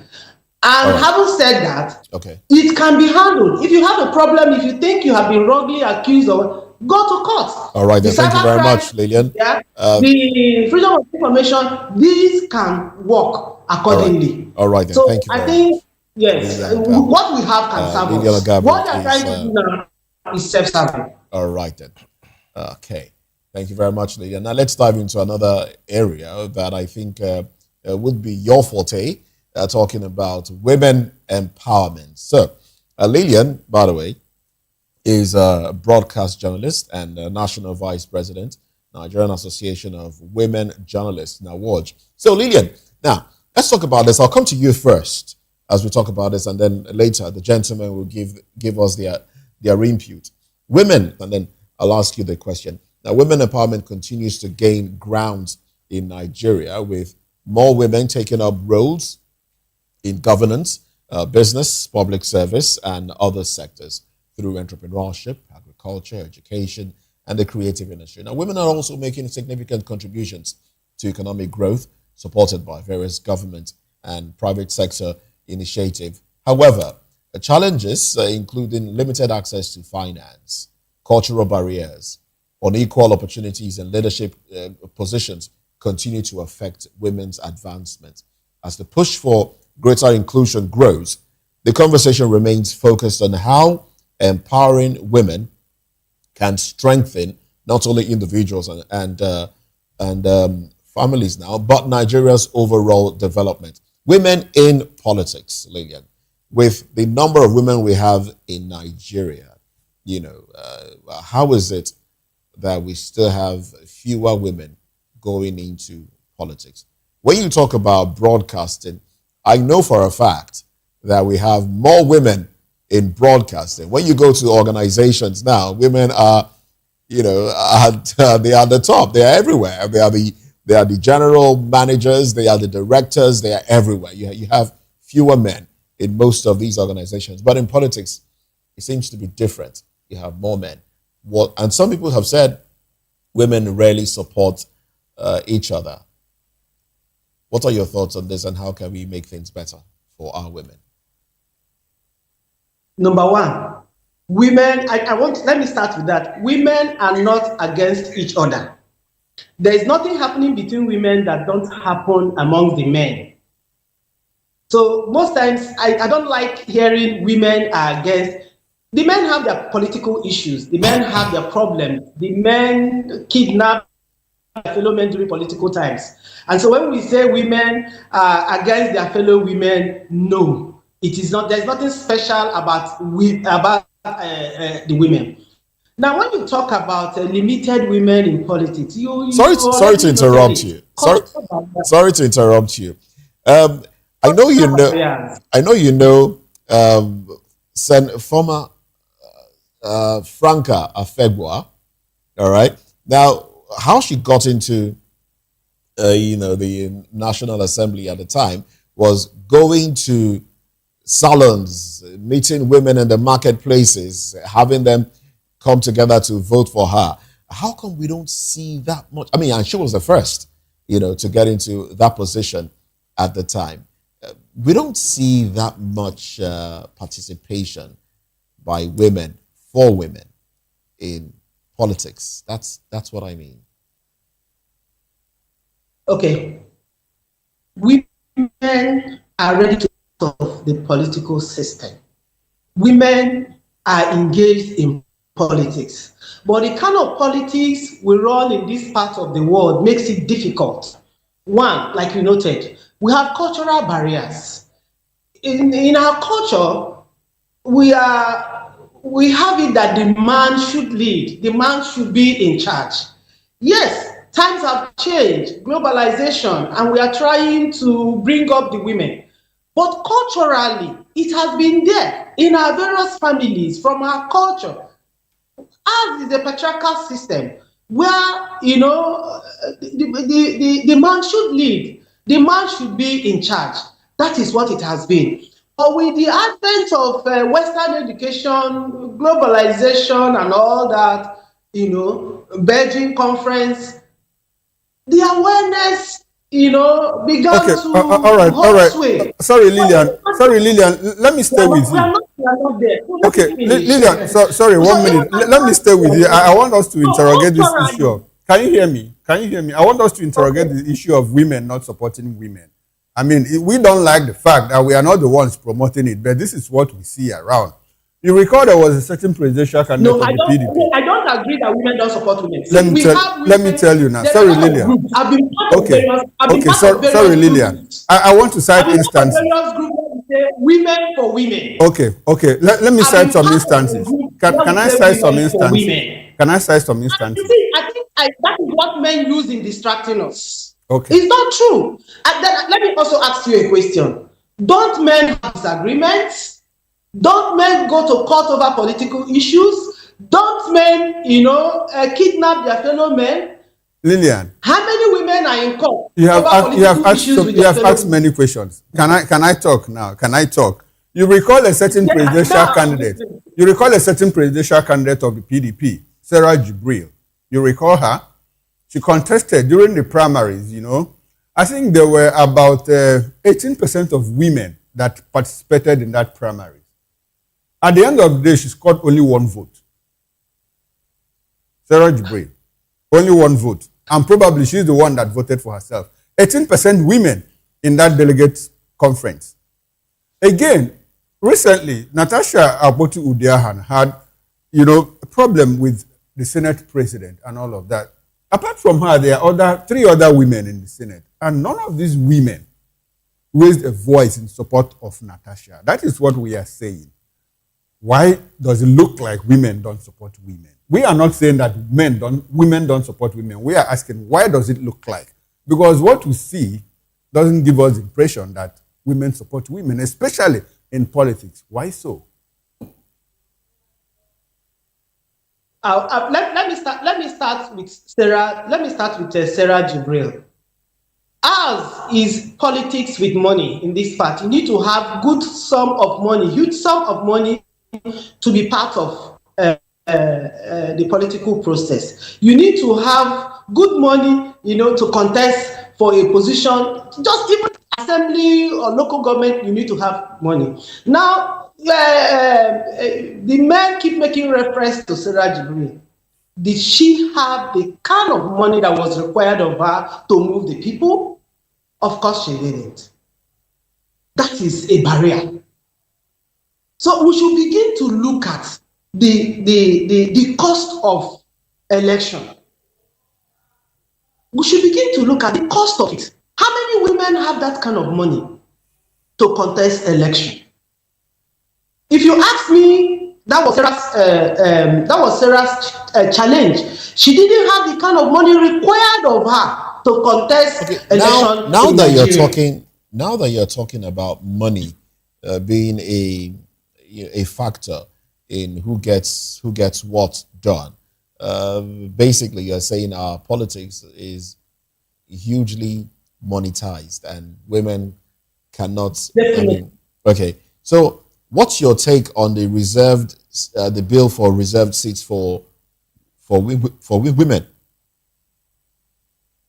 Beautiful. Is that there should be an executive passage of it. Yes, there should be an executive passage of it. Because if you ask me, it's been delayed. So will they have the money at that time? It's the right step.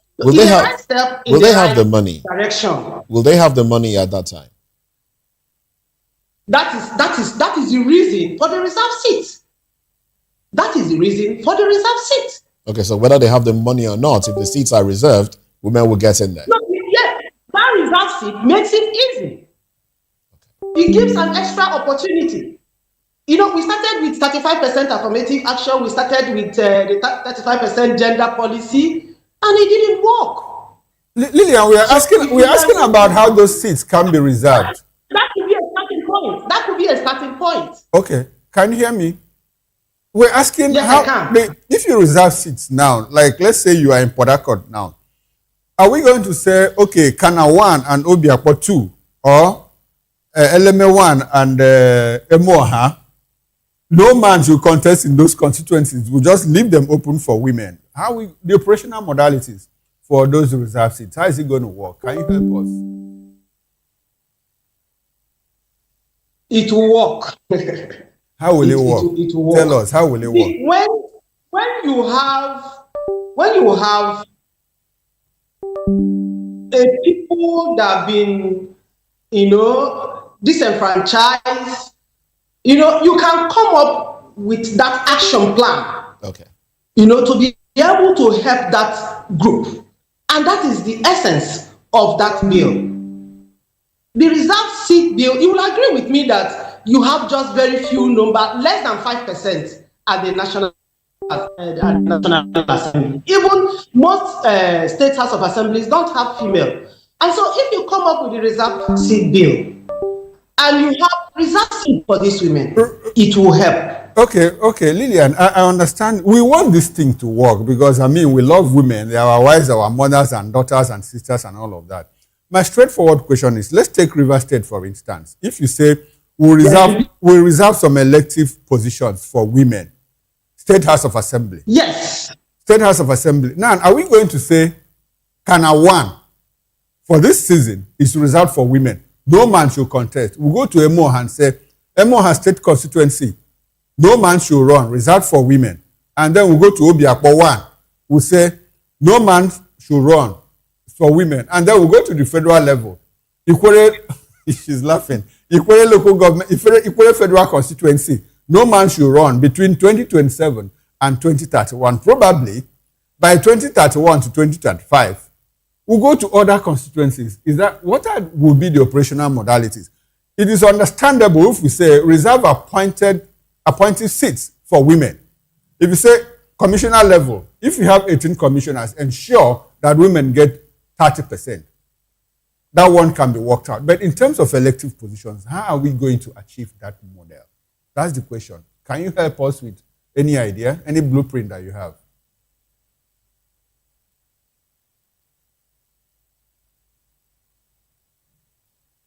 Sorry, I think I'm listening. Can you hear me? I can hear you. Go ahead.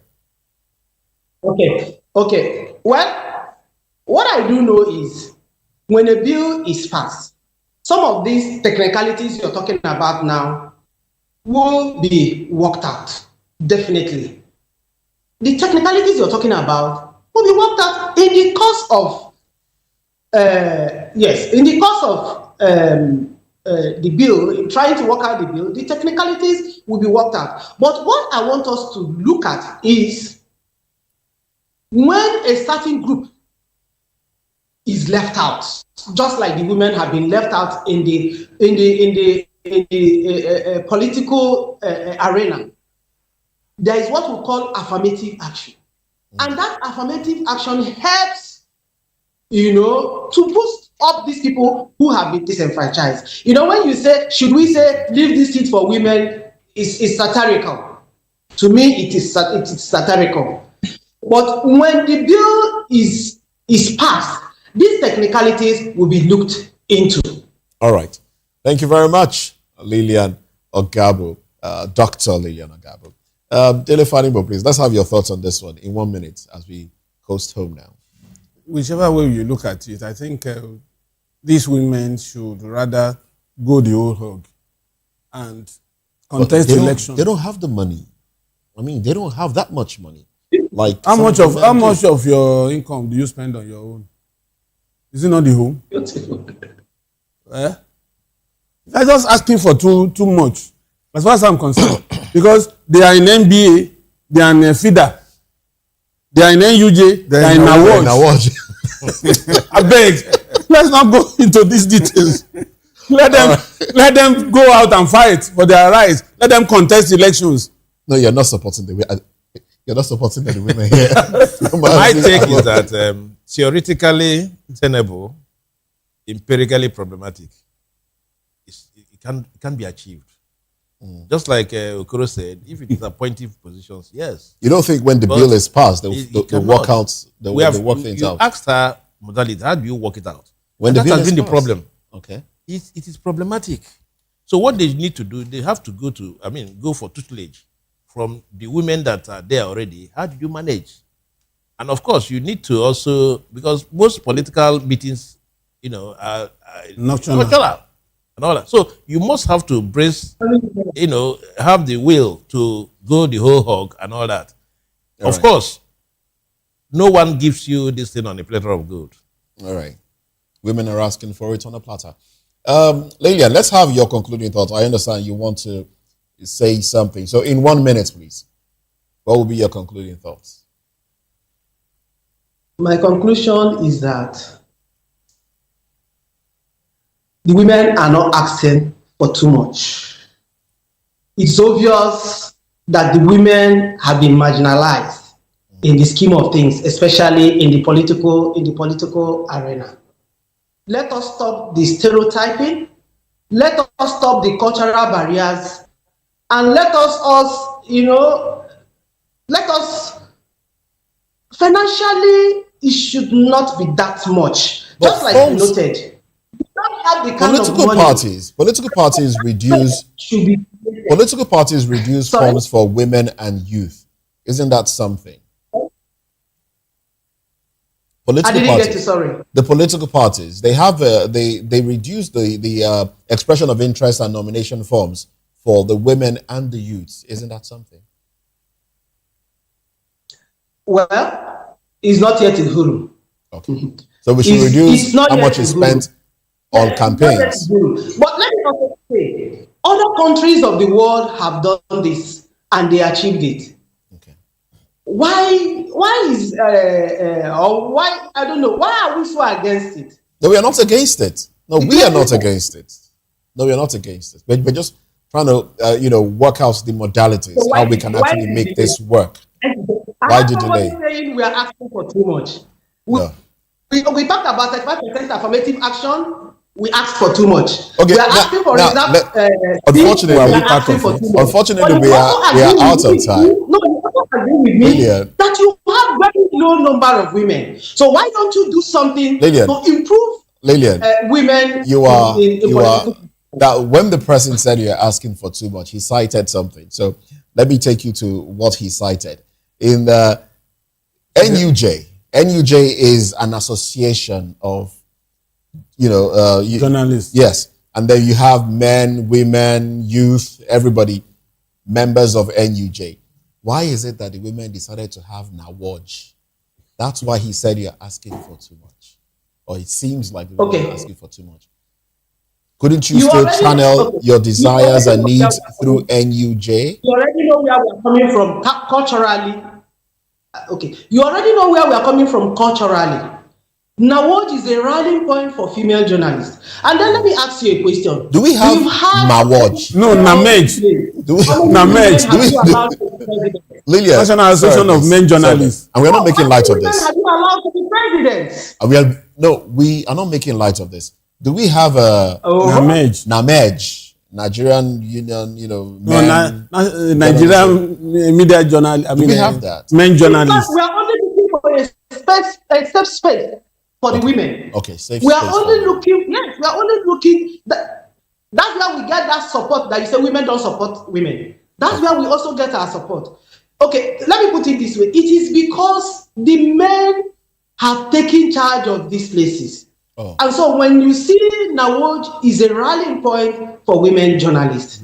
All right. And the reason I look at the NUJ, how many women have you allowed to be president? Okay, so men don't allow women to be presidents. Men are the problem. It is, well, you may not say that the men are the problem. Okay. The culture, our patriarchal nature is the problem. Okay. The belief that the man has to be in charge, it has to be the man all the time is the problem, not really the man. But interestingly, where we are coming from, interestingly, women vote for men to get into these offices. Yes, where we are coming from is the problem. And you know what? Let me tell you one thing. Let me say one thing before we leave. Okay. Right from the family. Yeah. Because we talk about all these things, you cannot talk about it without talking about finance. In the family, the men inherit. The girl child is there, the boy child is there. The boy child inherits. Yes, the boy child inherits. Let's not go into and that's all how you of get that. money. It's an interesting conversation. Does the woman inherit? All right, Lillian, it's an interesting conversation. I would rather not have us go into. Men already have a background that is working for them. All right, Lillian. Thank you very much. Lillian Okonkwo Ogabo, PhD, Women Inclusion Crusader, Public Affairs Analyst, Broadcast Journalist, and National Vice President, Nigerian Association of Women Journalists. Nawaj, thank you very much, Lillian, for coming on the program. Right. Today, we gave you 4 minutes extra. This program has never extended like this. That is us supporting women. Oh, beautiful. Thank you. All right, then. We'll take a break. When we come back at 10 o'clock with the gentlemen in the studio, Mazi Amobi Iheguru and Dele Fanimo, of course, we would like you to stay with us as we get into newspaper review at 10 o'clock. Stay with us.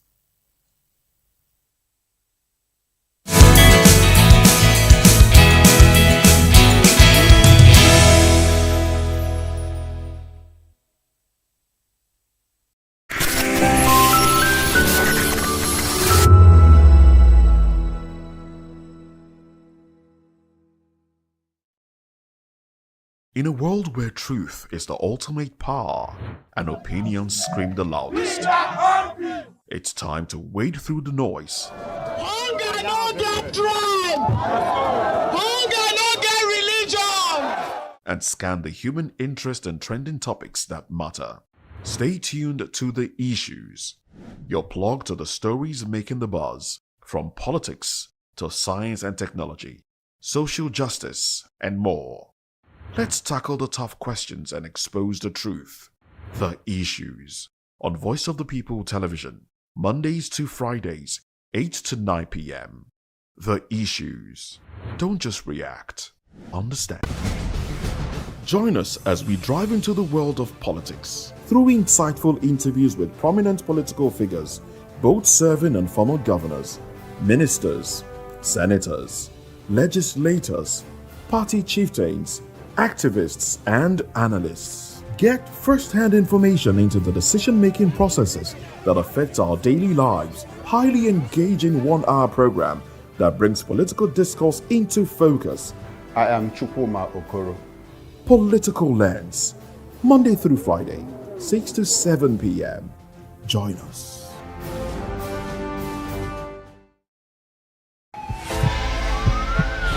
This is Health Check, your weekly guide to better living, smarter choices, and trusted answers. From everyday wellness to urgent health issues, we've got you covered. Health Check, only on Voice of the People Television, where your health has a voice. This is African News on Voice of the People Television, where we don't just bring you the news, we bring you Africa's heartbeat, the policies that shapes our world, and the economy that determines our future. African News on Voice of the People Television. Stay with us. VOP TV. Now you have more than a voice. Food remains one of the most powerful tools in maintaining health and preventing disease. As the commemoration of World Registered Dietitian Nutritionist Day, nutrition experts and healthcare professionals are drawing attention to the role of proper nutrition in improving the quality of life. The event, themed Discover the Power of Nutrition, highlights how food choices can influence lifespan, productivity, and overall well-being. Speakers note that balanced diets that include fruits, vegetables, adequate water intake, and controlled portions can help reduce the risk of several health conditions. They warn that unhealthy eating habits and excessive consumption of processed foods continue to contribute to a growing number of non-communicable diseases, including obesity, cardiovascular disease, and hypertension. Is when you get your diet right, you are physically and mentally alert, which you know that eating healthy is one of the master key of good health. Down to the hospital setting, they come in as clients. We have those on admission across board, from cradle to geriatric, which is the elderly people. So from the pregnant woman, for your child, for you to be healthy and the child to be healthy, and you come out having a bouncing and beautiful or handsome baby, you need the touch of a dietitian. That is in terms of a promotion of good health. Experts also emphasize the important role dietitians play within the healthcare system, particularly in providing specialized nutritional care for patients who are unable to feed normally. We need to improve on our policy. We need to improve on our policy. We need to make sure that food is one of the highest allocation is given to food in the policy. 1, 2, during the policy for nutrition is dietitians should be included in this policy making table, because we are the ones that actually knows where the feet is pinching. We are with the grassroots. We know them. We see them. They come to us. Some of them, we know the reasons why some of this thing is happening. So with this, we can actually tackle this thing. The second thing is that we need to train more of nutritionists and dietitians in Nigeria.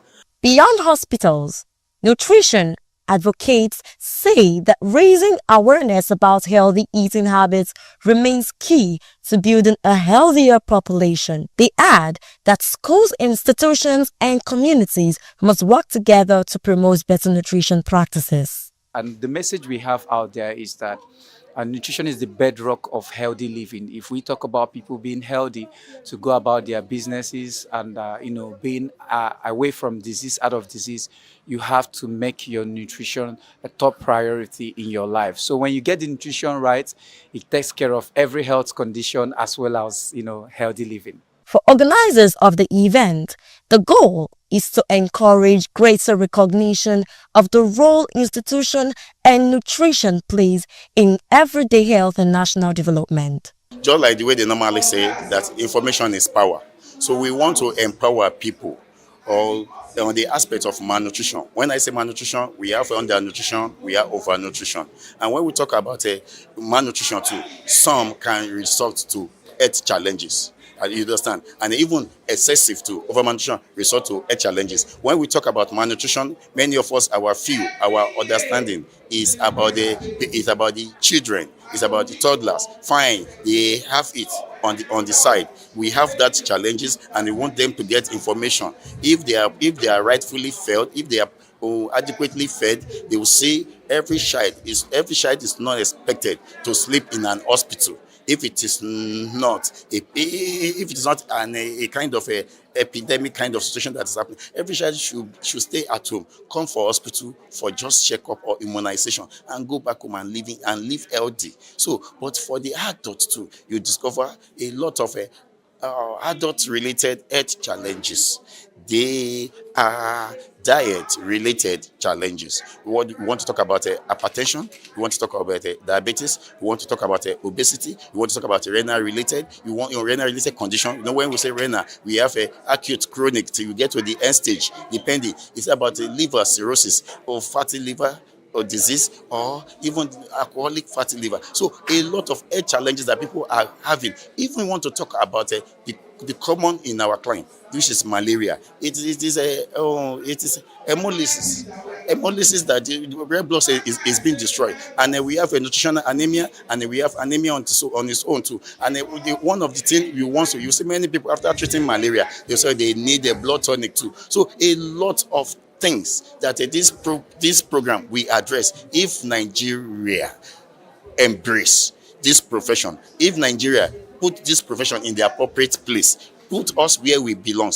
encourage us, we are ready to give out our best. And we have people, we have professors, we have doctors, we have professionals that are practicing day in and day out, that have current knowledge about what is happening. But if the environment does not encourage, then and you are unnecessarily overworked, you are unnecessarily short-staffed, then you become weary, because how will you? Knowledge is not static. You need to be improving in knowledge every now and then. So what this program is the message trying to pass across is that individual can actually live healthy, and those that are having health challenges too can also maintain it. If it is uncurable one, if it is the one that they need to manage, they can also live healthy with the knowledge of nutrition gotten from the appropriate quarters, from the expert, because it is like a medicine. You need to review, you need to come for follow-up, we need to make assessment. It is not a one-time thing. So, and it's not surgery. And if it's not surgery too, you have to come for follow-up to for the site, for the operation that has been carried out, for the surgeon to ensure that everything is working out fine. And if for it to working out fine too, nutrition is needed, because the wound will still need to be healed. Then you need a vitamin C, you understand. You need a protein, replenishment of tissues, and then you need adequate iron supply, so that everything will go. You need a vitamin A for the epithelial tissue, for everything to work effectively. So that is what we are here, and that is the message we are passing out. And on the topic, discover the power of nutrition. I'm so much interested in this year program because it has a very powerful theme and we want the world to know about it. Participants were also taken through simple physical exercises, highlighting the importance of combining good nutrition with active living for improved health outcomes. All over the world, every dietitian is celebrating this month as our month where we create more awareness about the goodness of nutrition, right? The goodness of food. Everyone you see here, majority of people you see here are professionals of nutrition and dietetics, where the group that have been equipped with the knowledge of passing right nutrition information to the people of the world, right? So here today, we want people to know that there's power in nutrition. We want people to know that with good food, you can prevent illness. It's not just about eating, it's about eating smart, eating right, and eating well, so that you can be able to achieve the maximum nutrients benefits from the foods that you are consuming. 7, 8, 9, and 10.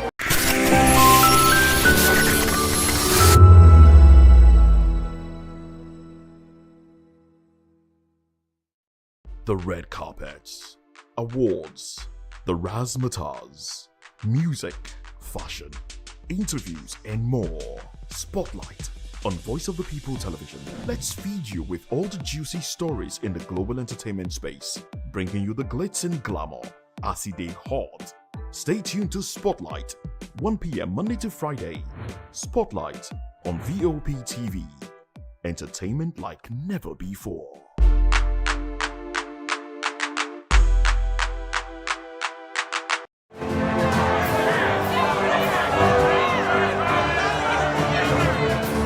Do you want your voice to be heard?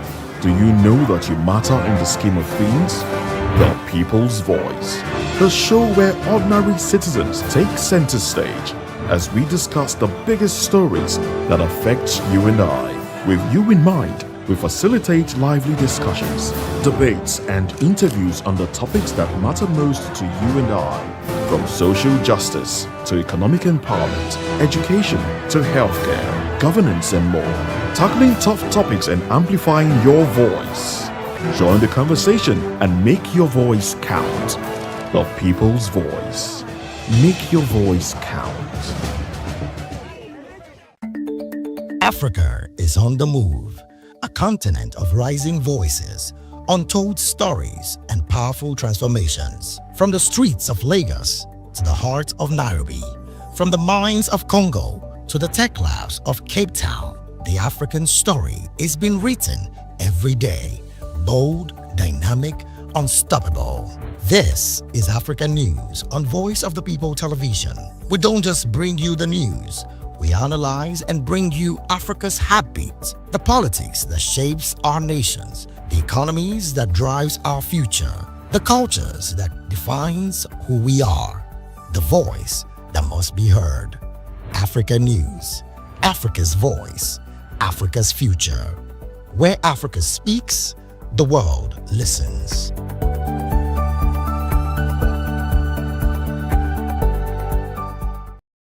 Nigerians, your voice matters, and in 2027 it starts with your permanent voters card, your PVC.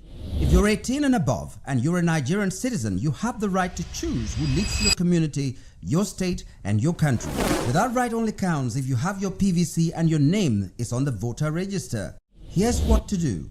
First, check if you're registered. If you're not, or if you've moved, lost your card, or turned 18 since the last election, go to the nearest INEC office or an INEC registration center. Second, it's free. Don't pay anyone for any registration or collection. Third, collect your PVC early. Don't wait until the week before elections. INEC will announce dates. Listen to radio, TV, and follow INEC's official pages. Your PVC is more than plastic. It's your power to hold leaders accountable. It's how you decide on roads, schools, hospitals, and jobs for your community. When you vote, you decide the future of your children. Get registered. Get your PVC. Vote in 2027. For Nigeria to work, you must be a part of it. Your vote, your future, your responsibility. This message is brought to you by Voice of the People, VOP Media. Big news is here. Your favorite Voice of the People television station is now on free to air on Nigecomsat. All you need to do is align your dish using the following: orbit position 40.5 degrees east, 12.685 gigahertz, 30,000 kilobytes per second. Polarized vertical, frequency 2, 12.731 gigahertz, symbol rate 26,250 kilobytes per second. Polarization H. This works on any decoder. Catch up to 100 channels, sports, movies, news, all for free. This is with better quality at no extra cost. VOP TV on Free TV. Now you have more than a voice. If you've been drinking, don't drive. Hand over the keys to another driver. Call a friend or family member. Use a taxi or a ride-hailing service. Wait until you're completely sober before getting behind the wheel. A few minutes of inconvenience is far better than a lifetime of regret. Friends, don't stand by in silence. If someone who has been drinking insists on driving, speak up. Offer an alternative. Taking away their keys could save a life. Driving is a responsibility, not a right. Every time you take the wheel, you're responsible for the safety of everyone on the road. Today, make the choice that protects lives. Celebrate responsibly. Think before you drive. If you drink, don't drive. If you drive, don't drink. Because every life matters and every safe journey begins with the right decision. This message is brought to you by Voice of the People Television.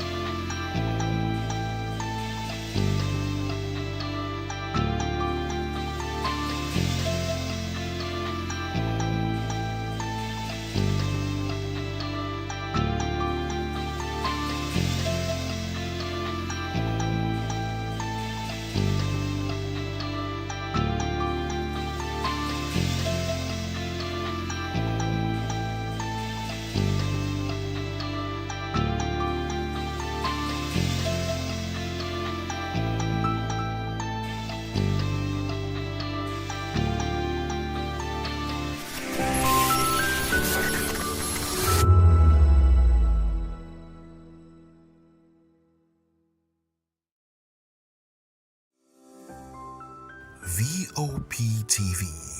Now you have more than a voice.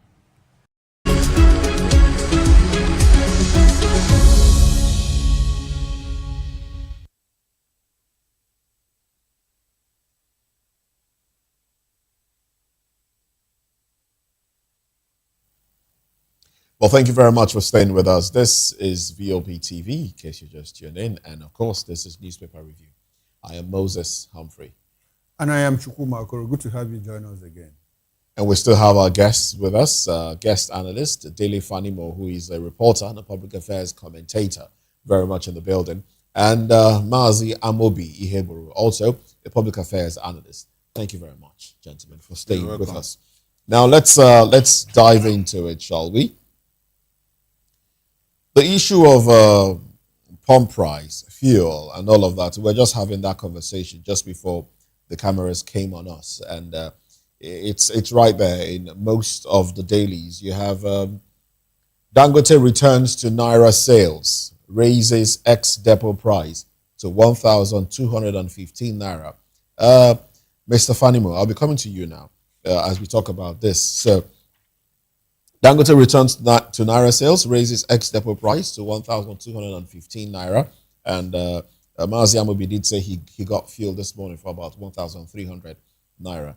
And then that's is it one of the filling stations affiliated to Dangote Refinery or just one of those other stations? What are other stations? The One of price, those other stations. the price is like within that bracket. Yes. Within that bracket. Even for Within that Dangote affiliated filling station. All right. And the riders to that one, let's see. Are there riders to it? Okay. Now, other Vanguard says Dangote Refinery resumes petrol loading in naira at 1,215 per litre, and oil nears $100 per barrel as marketers resume petrol loading. That's also right there on the cover page of the Guardian newspaper. Dangote resumes naira petrol sales, hikes price by 140 naira. That's the Punch reporting. So this is this is the issue. This affects inflation in many ways than one. Unfortunately, the masses bear the brunt of this game. You recall when government had to intervene by inviting some of these major marketers, including Dangote, to Abuja for a meeting on why they should reduce the pump price of petrol. Because at that time, we were looking at $67, $68 per barrel, down from 114, which is about $50 differential. They said they have not exhausted their stock. But now, and they were looking that at they have resumed hostility. Naira. Now that they have resumed hostility in the Gulf, so they overnight, sold their stock.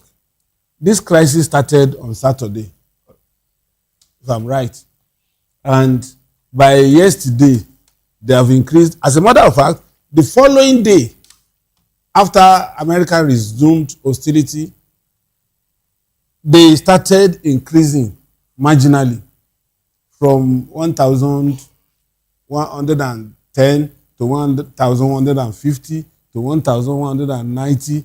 Now, by Tuesday, they just went haywire and started selling at 1,250. As at today, 1,300. Perhaps tomorrow we might be confronted with 1,400. Now, the question is, it took them more than 2, 3, 4 weeks of end of hostility with the price cascading downwards to even tell us that because we have not exhausted our stock, so that's why we cannot come down to the real price of a liter of petrol. But it is convenient for them, both Dangote and the other marketers, to increase as they shut down Strait of Hormuz. So where I consider that head or tail, it is the masses that bear the brunt. And I don't know. Unfortunately, there is no state-owned refinery that can show up all this. 2, Dangote is in business to make profit. So it will continue to annex profit at the expense of the masses. Meanwhile, the regulation has started. So government cannot do anything about it. It's quite unfortunate. So we can continue to lament from now till tomorrow if the outlets that are bringing this commodity says this is how much I want to sell. It is either you park your car or you abandon your generator, and if you even take public transport, these things are factored in. Today, where you pay 400, 500 is about 700, 800. In some cases, 1,000. So you still pay somehow. You can't even escape it. And if you have businesses, of course, you pay more. I recall that as at last week, a liter of diesel was selling for 1,530. But as at today, it's about 1,700 and something. So even if you escape the drudgery of day-to-day driving You can't escape as an industrialist, as a business concern, from buying diesel. So it's all right then. Yeah, the issue of what we are facing presently, goes a long way to show the centrality of energy in our lives. Because once energy sneezes, every other person catches cold. That is what it means. Now look at the fluctuation in the oil prices and what have you. It's very, very unfortunate, really, that we're experiencing this, an oil-producing country. Oil pundits have equally told us that if not for Dangote refinery, that, we could have been buying fuel for now for about 1,008 to 2,000 naira. So what that tells us is that government should try to open more space, for people to play in the refinery area and all that. Because when somebody, gets a loan of $20 billion to establish a business concern, it's not peanuts. He has something in mind. He has feasibility studies that he have done and how to recoup and pay back the money he borrowed from people. And then ours is essentially a capitalist society, So there is no two ways about it. So what government should do is also to open the space, allow more people to come in and play. People that are, want to vilify the Dangote refinery should also come and play, and then let's see how it goes. A lot more people have accused Dangote of trying to run a monopoly, as it were. If you are accusing him of trying to run a monopoly, you should also come into the space and see how he's also faring. So I think government should enable. There are some people staying, hanging on in the fringes, trying to come to play in the refinery space. They should be allowed to come and play, and let's see how it will affect, the generality of the people. Because what is happening now is, cannot be sustained by an average Nigerian. The cost of diesel is, remember, we move a lot in this country. Now, let's say, talked about diesel being 1,700. A lot more manufacturers are trying to go the way of the CNG gases and all that. And for you to procure a gas generator is not here. It's not peanuts. For you to, provide a gas generator that will power your industry or your manufacturing outfit, it's not a tea party. Okay, if you even go and say, okay, leave the CNG, compressed natural gas alone, and then have a pipe, you have to determine, your factory has to be located where the pipeline of gases went through. And then you connect to the vendors and they begin to build it. So all these things add to manufacturing. And that is why most companies are fizzling out, because the environment is not enabling enough for them to operate. If the cost of energy in an industry is up to 30, 35, 40%, what are you talking about? Whatever that company produces will definitely be out of the reach of the ordinary Nigerian. So energy cost is this. And that's why I said the centrality of energy, in economic development, growth and development, cannot be overemphasized. So anything, and that is why people are playing around with it. A lot more people have gone into solar to power their houses. Talking about solar, I was just staring at this headline here, and it says Nigeria solar market hits $2.4 billion as Africa attracts $13.5 billion renewable energy investment. I mean, I was just staring at it now. go ahead. That is the way to go. So the energy stuff, is it helping sufficiently? Okay, is it helping in terms of there are some things you do, you don't use certain other equipment in your house and all that. You just use the lighting point or use a fan and what have you. So the sun energy and all that is also limited. They are limited. So what is happening is that if we don't check this is an eye opener. If you don't check this in the next 10 years, it will be difficult for people to, live a normal life in this country. It will be the way we are going. It will be very difficult for people to lead a normal life. This transportation cost we are talking about affects all and sundry, both the top, the middle, and the lower rank of the society. Some people say there is no middle again.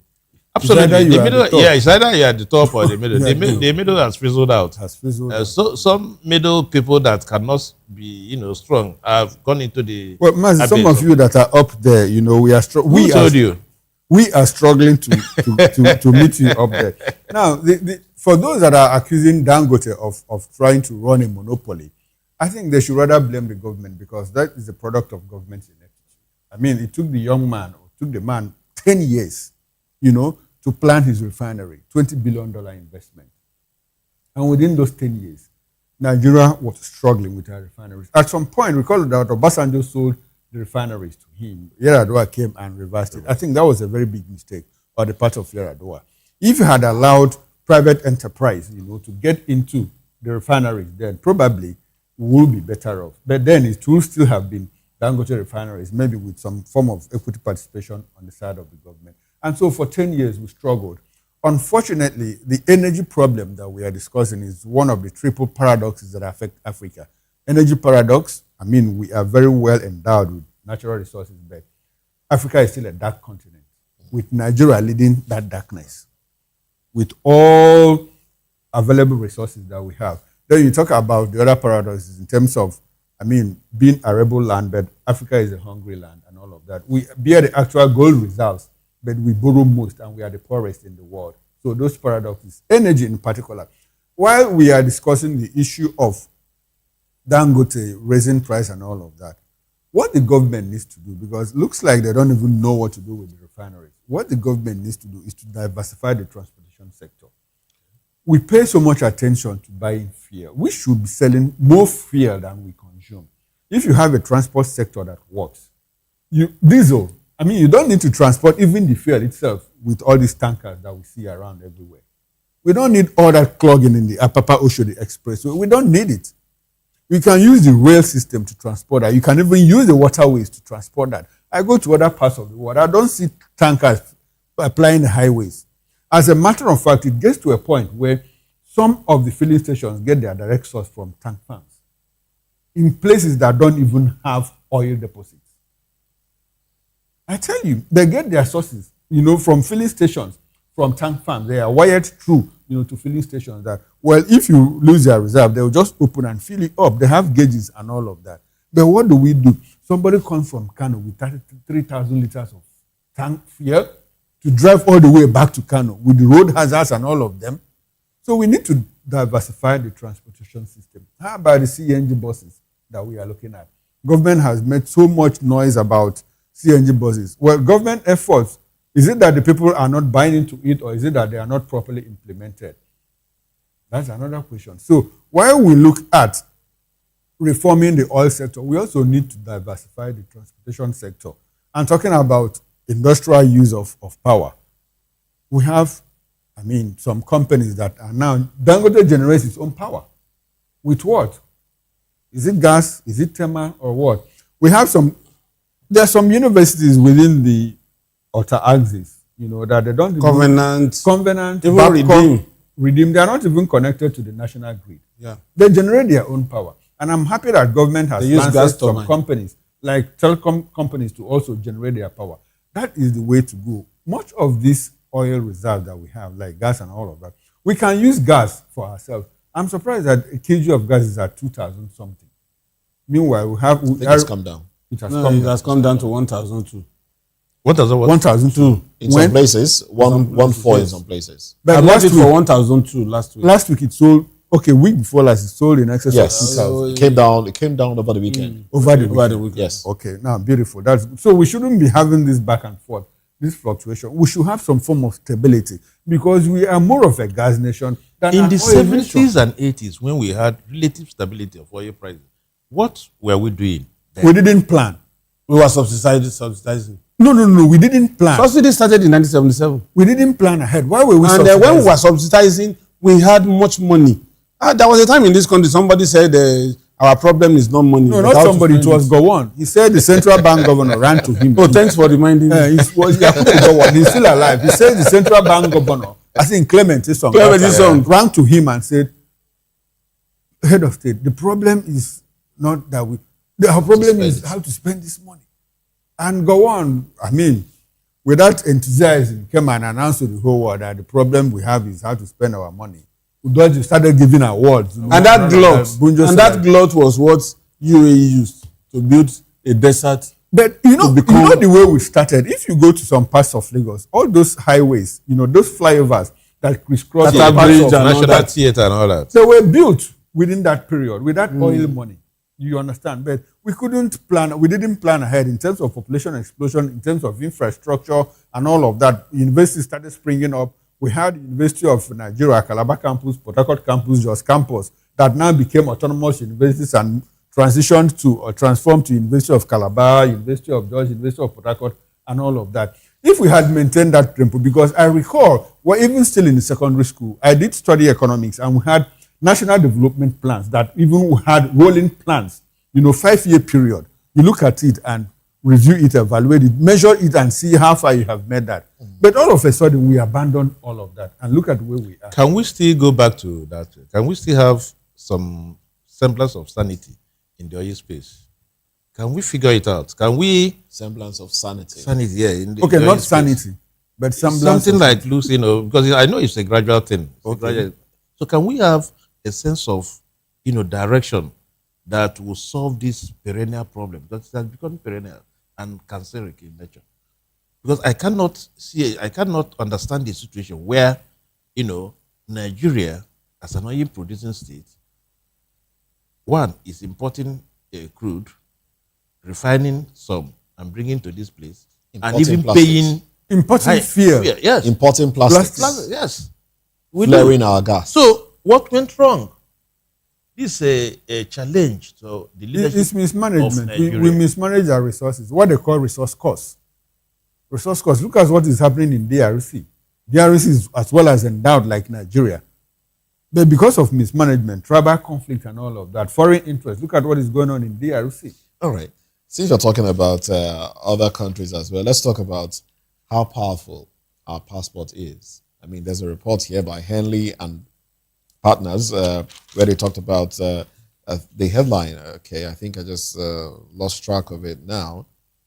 Talks about Nigerian passport. Okay. Trying to get... In the 98th position. Pardon? In the 98th position. Yes.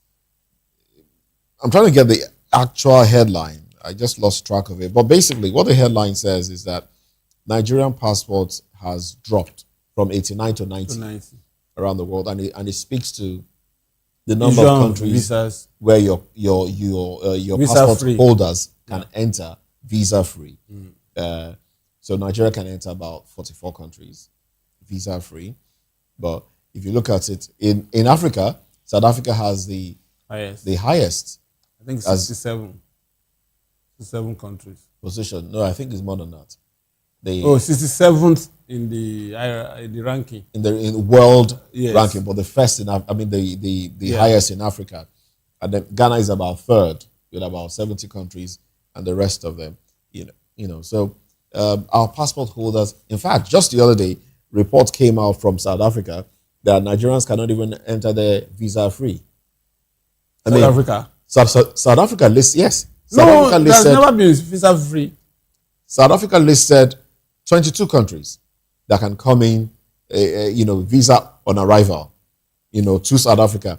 And Nigeria was not on that list. Okay, those 22 countries, are they African countries? African countries, yes. Okay, African countries. So we've also been excluded in Africa. Here. Yes. That's post-xenophobia. No, that was... I said recently. Yeah, post. Yes, post. Now, let me tell you, let me illustrate. Let me use my personal experience to illustrate the strength of Nigerian passport. I traveled to the Far East, so I was supposed to rush back to do something in Nigeria timely. So I had to change my my Visa. itinerary. I had to change my ticket and all of that. I had to bring it forward. Okay. And so after all the juggling, with the airline officials, they were able to secure a seat for me, one lone seat that I was lucky to get. And so from at Qatar, Doha International Airport, I was supposed to transit for 17 hours. To wait for 17 hours. When I arrived Doha, I'll wait for 17 hours on board to Nigeria here. And so they said, well, because it's very cold, it's extreme weather. Hot season is very cold. Cold season is very cold. And so they said, what we will do is that we will book a hotel for you inside Doha so that you can stay, relax and not stay in the terminal, hovering and all of that. We said, okay. And so while I was walking out, the officer called me and said, "But you are Nigerian?" I said, "Yes." He said, "Well, it is dependent on the immigration allowing you to get into Doha." Because I didn't have transit visa. Now, 3 of us were involved. And so when I got to Doha, we approached immigration. I said, "Well, I have a hotel reservation inside Doha city." And they said, "Oh, well, okay, can we have your passport?" I brought my passport. I said, "No." I said, "Nigerian, you are not allowed into Doha city, because you don't have transit visa." So I got stuck. But 2 other people, one had an American passport, another had another country's passport, I can't recall, that didn't require transit visa to get into Doha. And so because we were in company, they said, "Well, we cannot abandon you in the terminal for 17 hours. Solidarize with you. And so what they did was, okay, because of this, we'll move into first class terminal. So I was honored into the first class terminal. Because of my passport, I couldn't get into Doha. So that tells you the strength of Nigerian passport. The green passport. And here, our leaders don't look at this kind of experience you have. Our leaders do not discuss issues that borders on the welfare of Nigerians. Our leaders do not discuss about electricity sufficiently. Our leaders do not discuss about energy. What our leaders discuss is who is where and what and at what point. If you go to the political class now, what is preoccupying their mind is who is the senator, who is going to run for Senate position, who is going to run for House of Representatives, who will be appointed minister, and what have you. So we have left governance, and that is what you get. This is what you get for being a Nigerian. I think it is high time they begin to look at issues. Governance is a very serious business.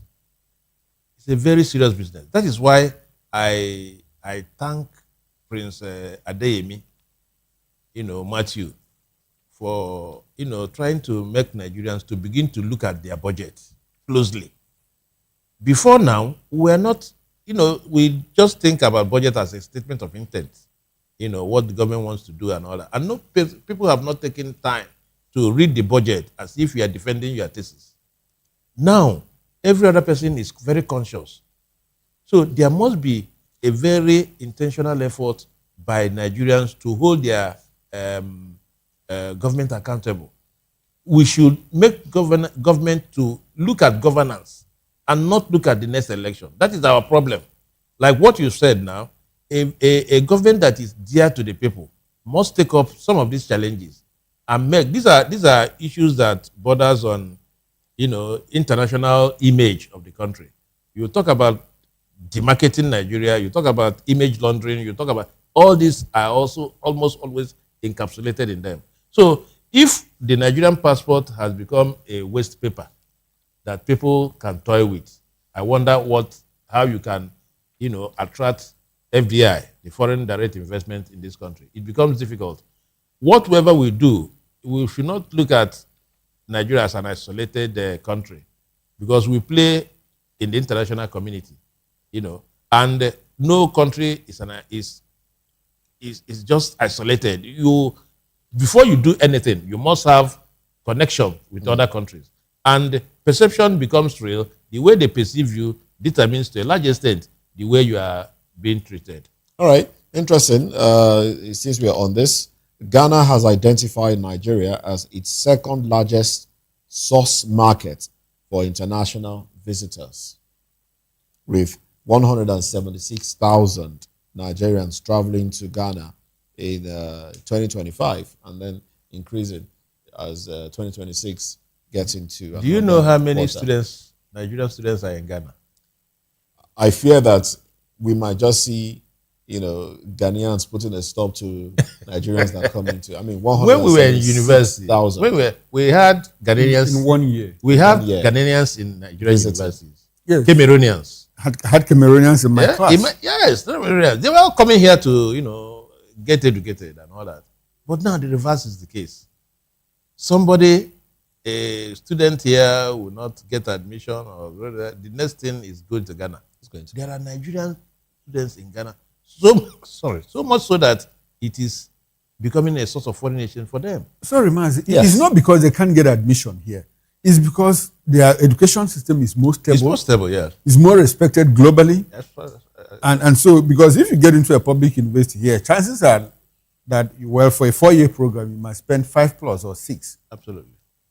And all of that. And so parents try to run away from that. So if they can't afford... And when you go outside to probably further your education, you are subjected to certain distance. You have to clear this before you get to the other level and all that. These are the issues. Especially for those that may not or that are unable to pass the qualifying entrance, Because in some professions, before you get even into practice, you also have to write qualifying. We need to up our ante. I don't think there are too many in Ghana as we have in Nigeria. And so some of those state-owned universities are top-notch up to now. Sorry, I don't get it when you say mushroom university. Like a 3-bedroom flat university. No, that's a fake university. I'm not sure there's any university. Even the ones that are not 3-bedroom. Even the ones that are not 3-bedroom universities. Qualified as mushroom. We have a lot of universities. I think government should, exercise restraint in approving universities. They are becoming too many.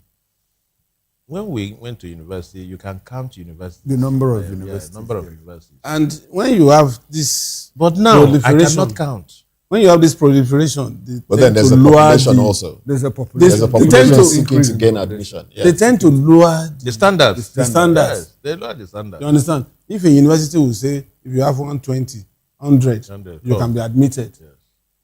Whereas some other universities, for that same course, you will not be admitted if you have 250. Absolutely. So, at the same time, you are pushing out the same graduates. You cannot begin to interrogate the quality of education now and then, because these proliferated universities also need money to run. Most of them are the driving force. It's behind commercialization. Establishment is economic. You understand? It's economic. And then when they are established, they begin to turn out. Have you ever heard that in those days, you repeat classes? When your fellow students graduate, you step aside and come back to remedy. There is a level you get to if you fail certain number of courses that you have to carry over. Yeah. You lose a year and you lose a year. Definitely. Yes. Because your credit load will be in excess of what is allowed. So we need to, you see, these things, some of the policies we do, we enunciate, comes back to hurt us. There must be a stop to university establishment for now. All right. And do we really need much of these universities? No, when you talk about concentration, let's be careful with that, because we see a lot more people writing entrance examination and a lot more people wanting to get into universities. The universities cannot take the number of students that write examination to get in. So you have a lot more that will have to sit home after admission have been given to those that can enter, and then wait till another year. And then those that are getting into SS3 will now join the... So I think we need more. Okay, look at this from this perspective. Now, if you liberalize it, and then you have a lot of students graduating. Yes. At the end of it, somebody was talking about how many lawyers, took their oaths last 2 or 3 weeks. Some people are even advocating, close down some law faculties because they are getting too much and all that. So by the time you take Jack Robinson, some people will also go by March next year, and then you continue like that, and at a point you have glut, and that is why people cannot get jobs. People cannot get jobs, and then you now turn back. Unemployment is high. A lot of graduates, and all that. And before you say, some of them, like, wanting to have something to do, will venture into areas where they will think this is not where it's supposed to be. Some of them drive these long trailers.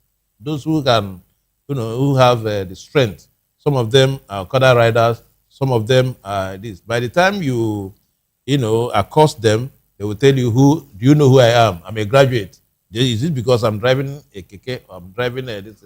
So what it means is that self-esteem is affected, in all this. And then aggression follows because he feels that the society is, it's against him and all that. So what I'm trying to paint here is a societal chain that what you do at any point in time reverberates at the other point.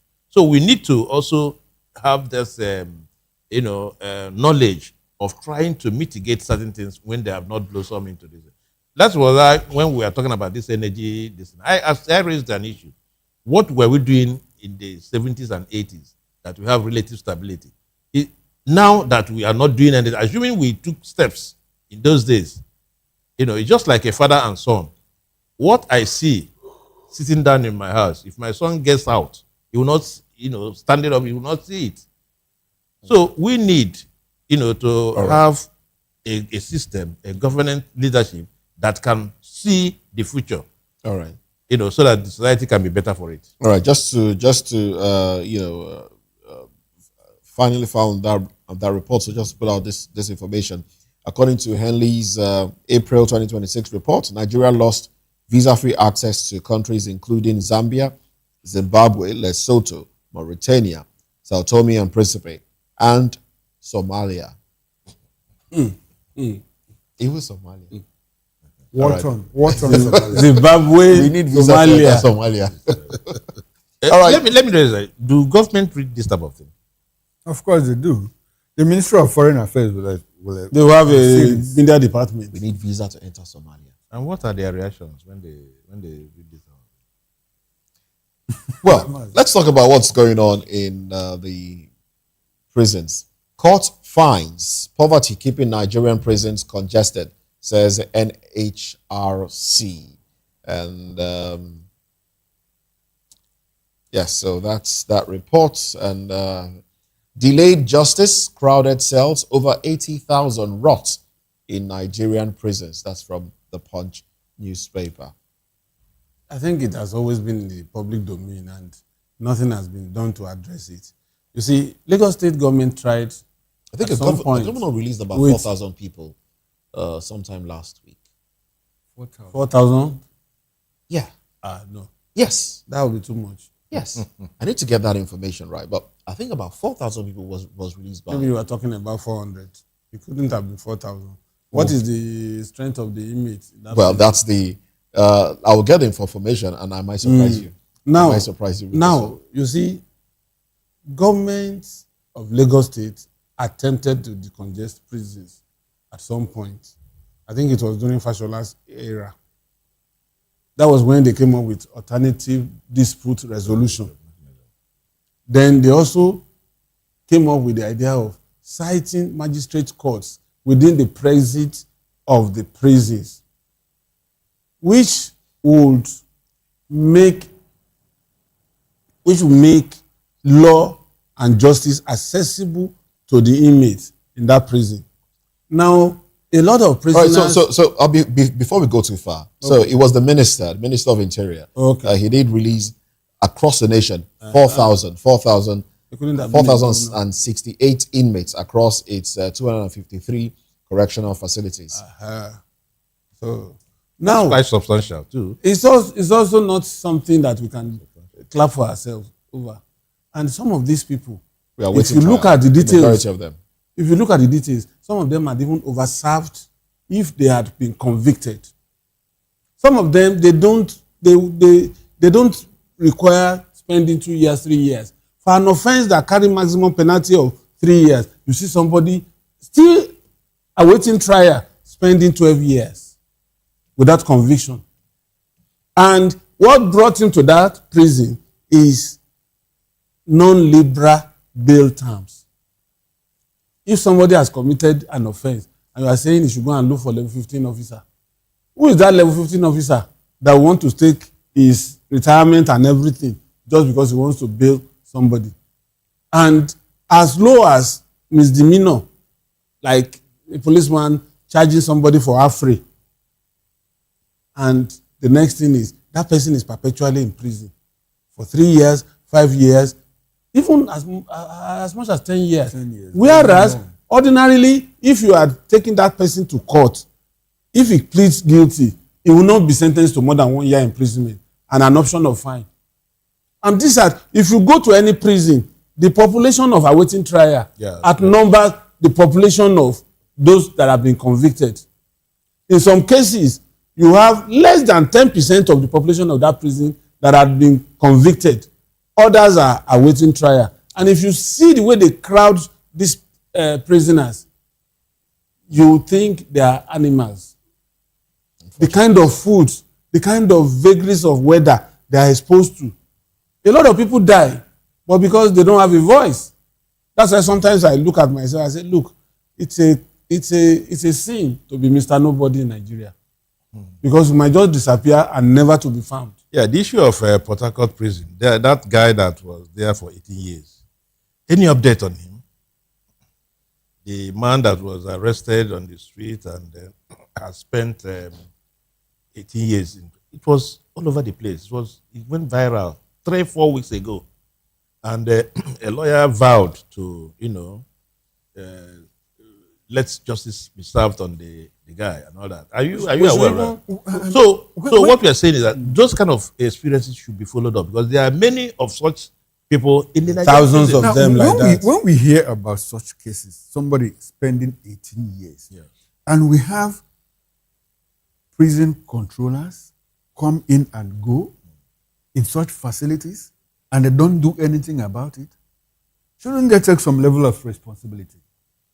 I mean, because that's some level of... You see, in this case, what I was made to understand, because I put this question across to one of these high-ranking prison officials, he said, in some cases, they can't even find the file of this suspect. Then you let the person go. No, you cannot release in the prison. The best would have been, the best would have been, let the chief judge or somebody appointed visit regularly to review cases of this. So the controller, if you can't find the person's file, why don't you make presentations to the DPP, Director of Public Prosecution? Now, this person has been here for like 7 years. We can't even find his file. The DPP will on his own examine the strength or the merit of the person's case, the crime he committed, and say, well, after having reviewed, you can make recommendations to the CJ or the governor on prerogative of mercy. But they don't do that. It's unfortunate. They don't do that. And I just hope that some of these things that are in the media would also galvanize them to now understand. Some inmates, on the day of their appearance in court, the vehicle will break down. And so once they miss that date, if he doesn't have a lawyer, nobody goes back to pick another date for him. So he's in the dark. He doesn't know. I think the media should be charged with that responsibility of ensuring that some of these things are followed up. Let's take a break. Let's take a break and we'll be right back.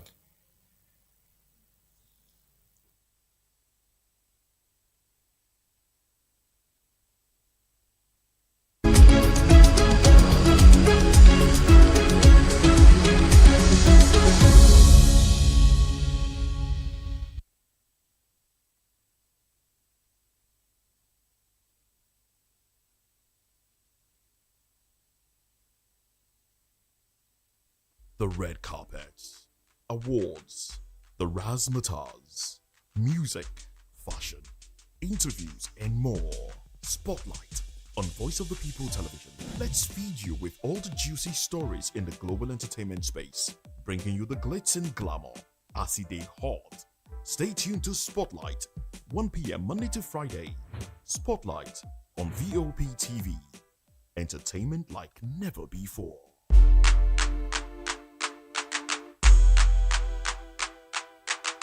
My name is Inejo. Keep watching VOP TV. What up, my name is Usimachuku. You are watching VOP TV. Keep it locked. Hello, I am Floyd Igbo. Keep watching VOP TV.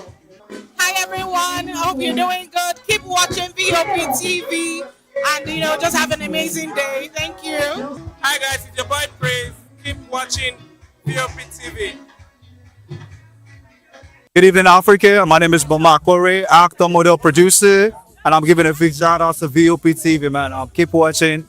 Don't change the dial. Thank you and God bless you. My name is AY, and of course, I represent the voice of the people, and that's why I'm on VOP. AY say so.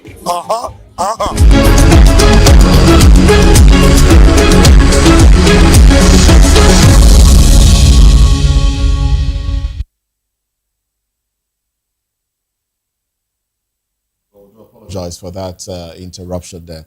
Well, let's wrap up our thoughts. I'll just take a few headlines and let's get reactions. Payroll fraud. Police top list as ICPC uncovers 908 fake workers. Police top list. Same headline. Ghost workers, according to fake workers. That's the description given by the Guardian. Punch says ghost workers. Yeah. Same difference. And yes, and then we have, these are the headlines here. So let's have your reaction to this headline. 908.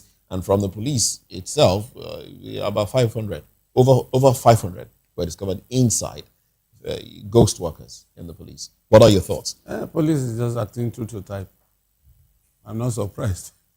And apart from that, I think it's a tip of the iceberg because I'm sure they just went to the force headquarters to do forensic audit or desk audit and then found out that we have about 500. But across the states, in all the formations, you'll be surprised that if they do due diligence, it will be much more than that.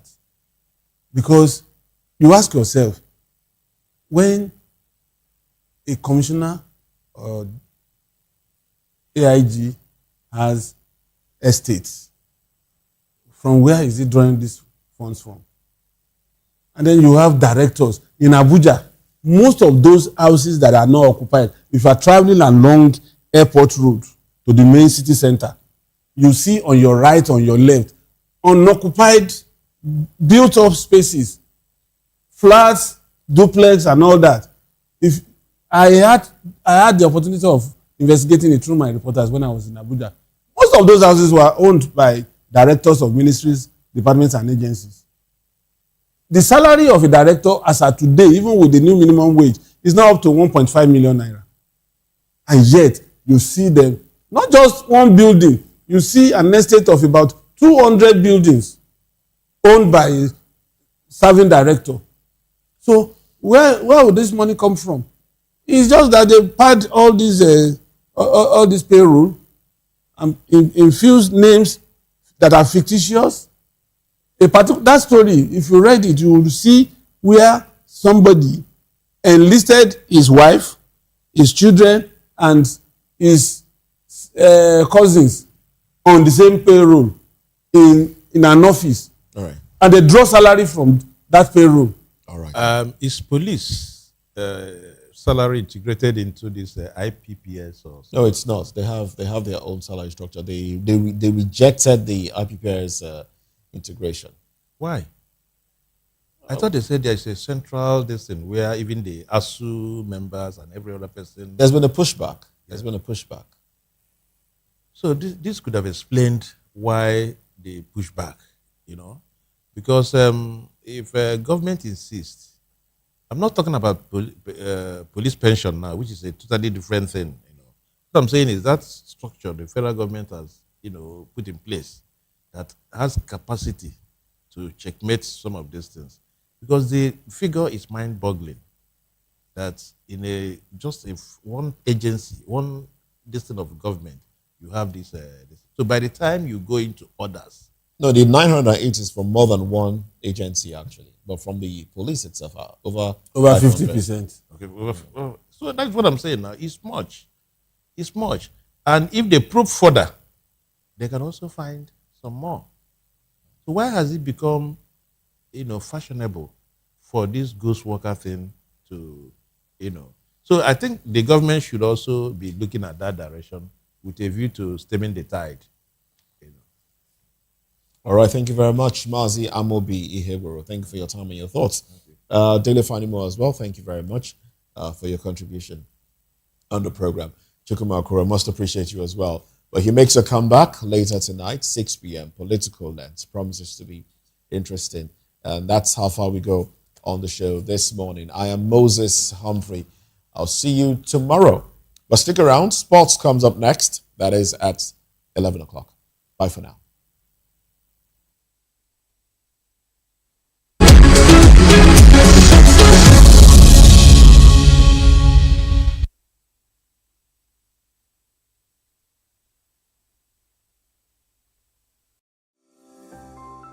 VOP TV. Now you have more than a voice. The red carpets, awards, the razzmatazz, music, fashion, interviews, and more. Spotlight on Voice of the People Television. Let's feed you with all the juicy stories in the global entertainment space, bringing you the glitz and glamour as it is hot. Stay tuned to Spotlight, 1 p.m. Monday to Friday. Spotlight on VOP TV. Entertainment like never before.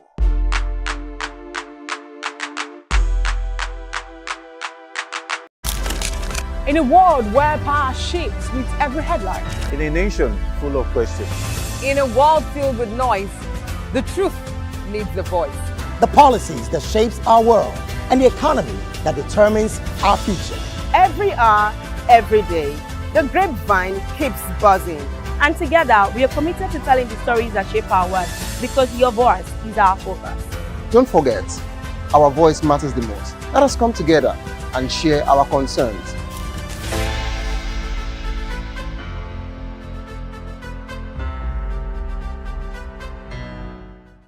Nigerians, your voice matters, and in 2027 it starts with your permanent voters card, your PVC. If you're 18 and above and you're a Nigerian citizen, you have the right to choose who leads your community, your state, and your country. But that right only counts if you have your PVC and your name is on the voter register. Here's what to do.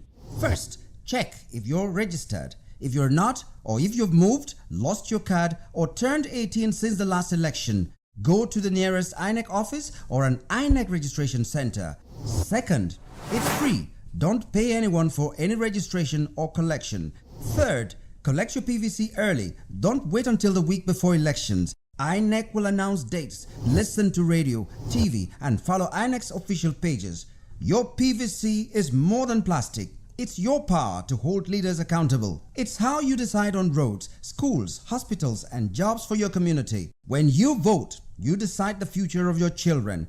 Get registered. Get your PVC. Vote in 2027. For Nigeria to work, you must be a part of it. Your vote, your future, your responsibility. This message is brought to you by Voice of the People, VOP Media. The rains are here. They bring relief, green fields, and fresh water. Rule 2. Stay away from weak structures and slopes. Heavy rain can weaken buildings, walls, and stay indoors during thunderstorms. Avoid open fields, tall trees, and metal objects. If you must travel, drive slowly. Use your headlights. And never use an umbrella near power lines or while riding. And rule 4. Stay healthy. Clear your gutters to stop mosquitoes that causes malaria. Boil or filter your drinking water. Keep food covered to avoid cholera and typhoid. And wash your hands often. This rainy season, stay alert. Stay prepared. Stay alive. This message is brought to you by Voice of the People Television. Big news this year. Your favorite Voice of the People television station is now on free to air on Nigecomsat. All you need to do is align your dish using the following: orbit position 40.5 degrees east, 12.685 gigahertz, 30,000 kilobytes per second. polarized vertical, frequency 2 12.731 gigahertz, symbol rate 26,250 kilobyte per second, polarization H. This works on any decoder. Catch up to 100 channels, sports, movies, news, all for free. This is with better quality at no extra cost. VOP TV on Free TV. Now you have more than a voice.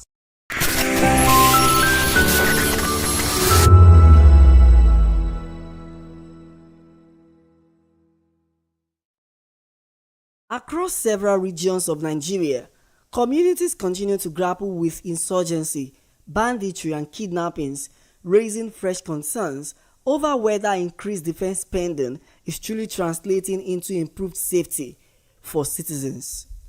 The security crisis shows no clear signs of abating in 2026. Reports indicate that no fewer than 1,091 lives have been lost to violent attacks. Additionally, about 3.7 million Nigerians have been displaced, now scattered across nearly 3,900 camps nationwide. In recent developments, at least 23 people were killed and 108 others injured following a series of suspected suicide bombings in Maiduguri, one of the deadliest attacks in the Borno state capital in recent times.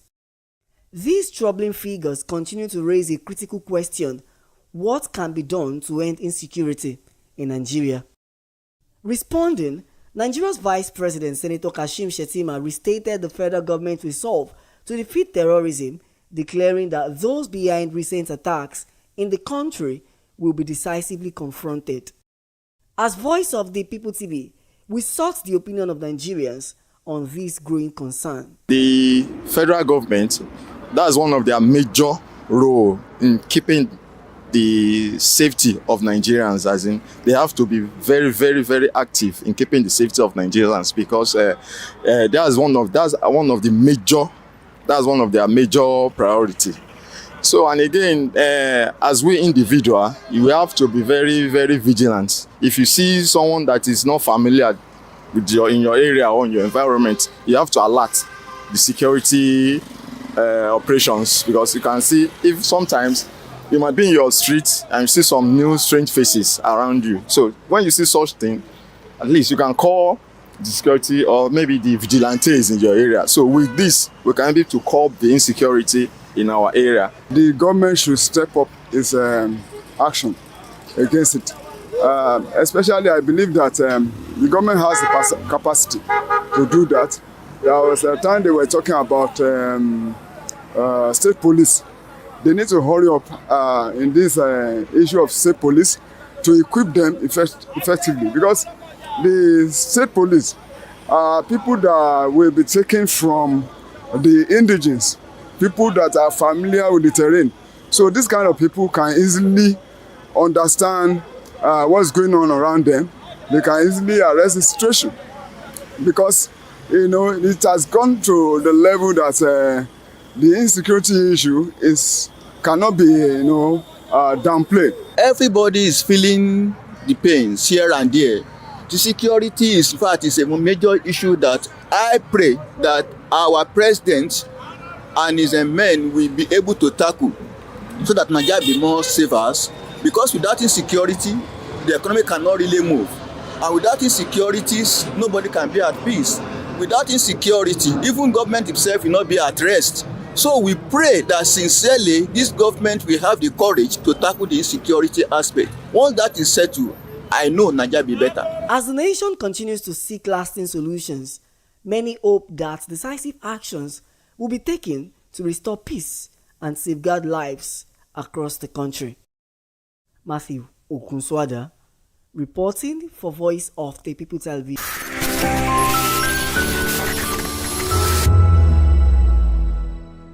In a world where truth is the ultimate power and opinions scream the loudest, it's time to wade through the noise. Hunger no get tribe. Hunger no get religion. And scan the human interest and trending topics that matter.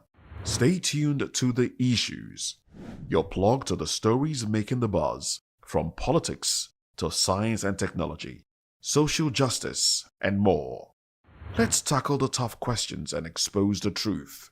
The Issues on Voice of the People Television, Mondays to Fridays, 8 to 9 p.m. The Issues. Don't just react, understand.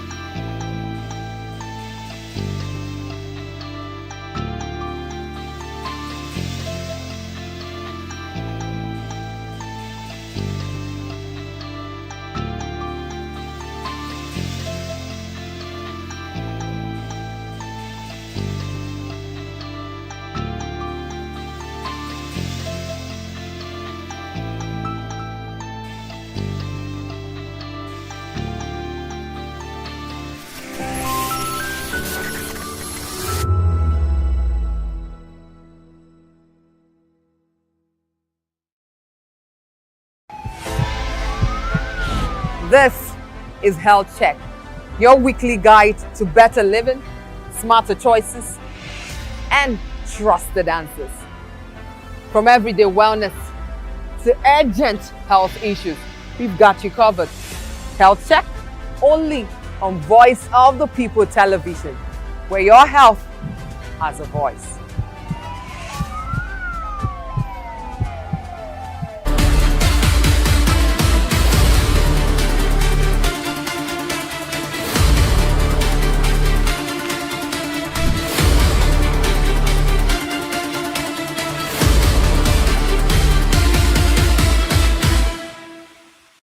DJ Ini is an artist whose music lives at the intersection of vulnerability, soul, and timeless African artistry. Raised on the warmth of his father's vinyl collection, he discovered early that music was more than sound. It was emotion, memory, and human connection. I tell them, say, now the way where you love me and show me you care for me. I want to show you, say, I no regret, say, I know you. Blending urban music with soft rock textures, DJ Ini emerged as a rare artist whose presence feels calm, yet deeply affecting, masculine, yet emotionally open. He first captured hearts with the breakout hit Ego in 2005. Quickly establishing himself as one of Nigeria's most distinctive voices through records like Lade, I Know the Shame, and the genre blending Overkilling.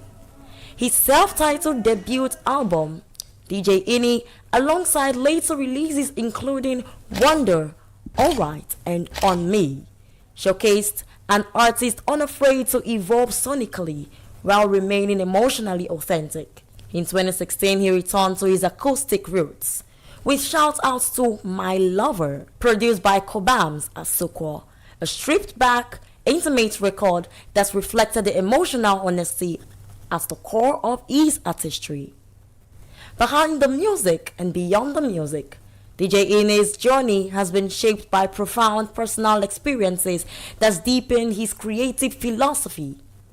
Love, heartbreak, healing, and a near-fatal accident in 2018 transformed his songwriting into something spiritual and deeply human. Confronting mortality gave his music a renewed sense of purpose, one that is rooted in gratitude, emotional truth, and the belief that vulnerability is power. They're both about devotion, longing, sacrifice, and the search for peace in an increasingly disconnected world. Whether performing live or recording in the studio, DJ Ini creates music that feels less like spectacle and more like emotional refuge. After returning triumphantly with Find You in 2018, Stay in 2019, and fan favorites like Pamper You, DJ Ini unveiled his long-awaited sophomore album Black Maverick in 2023. a deeply personal body of work born from 13 years of growth, setbacks, and resilience, and of course, self-discovery. In November 2025, he released Rescue You, the first single from his forthcoming third album, an ethnic Nigerian ballad that further cemented his reputation as one of Nigeria's and Africa's most enchanting and emotionally resonant voices. With a sound that balances modern sophistication and timeless sincerity, DJ Ini continues to create soul-stirring music for people searching for something real. Music that reminds listeners that love is spiritual, tenderness is strength, and human connection still matters. If I die now, I go happy, say when I did this world, I don't fall in love. Which one you there, where you there treat me?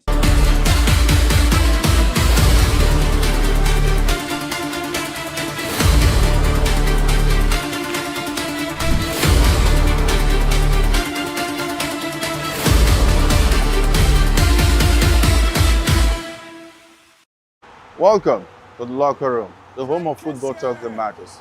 I am Jerry Apelon.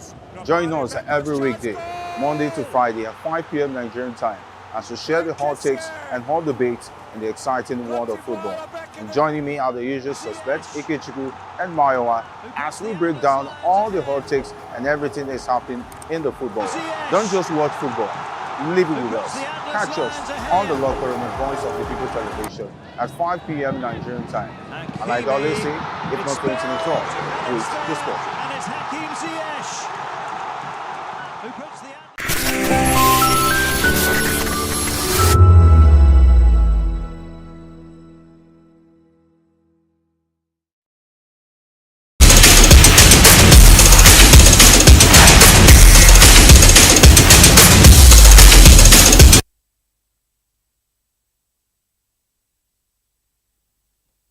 Well, it's a beautiful Thursday morning right here in the city of Lagos and, of course, in Nigeria. And, of course, it is the Sports Republic on Voice of the People television. I am Afizo Gubanjo, and you know how we do it on the show. For the next 15 minutes thereabout, we'll take you through the wonderful stories, the wonderful world of sports. We'll give you the GCS stories that are coming out from there. The Commonwealth Games, yes, is starting today in Glasgow, Scotland, and of course Team Nigeria are ready. The athletes are ready, the boxers are ready, the 3x3 basketball team, they are all ready, and of course we are looking to see Team Nigeria do very well. At the last edition in 2022, they picked up 32 medals. Now they'll be looking to do better than that right here in Glasgow, Scotland in 2026. But we wish them all the best. And of course, the World Cup is well and truly over, and club football is back all right. The fans are already looking towards the transfer dealings, their fixtures for the season, pre-season as well. And of course, in the MLS, in the United States, we have seen games going down. It was Chicago Fire up against Lionel Messi's Inter Miami. He didn't take part, obviously, because he's still in Rosario, you know, taking care of himself after the World Cup. But Luis Suarez, a strike partner, did the business and scored 2 goals, while we saw a certain Robert Lewandowski make his debut, you know, for Chicago Fire. It ended 3-2, by the way, Inter Miami picking up all 3 points. Antoine Griezmann as well, making his debut for Orlando City, and he also got a goal. And we saw Heung-min Son as well getting a goal for himself right there in the MLS. But before we go into all of that, before we go into all the football stories, let's start from the world of athletics. Like I said, the Commonwealth Games is well and truly upon us, and Nigerian sprinter Favour Onya has said she is done representing Nigeria after being left out of the athletics team for the 2026 Commonwealth Games. And even though she qualified at the national trials, this one is not starting on a wonderful note, but let's keep on going. And the 19-year-old won the women's 400 meters in Lagos with a time of 52.68 seconds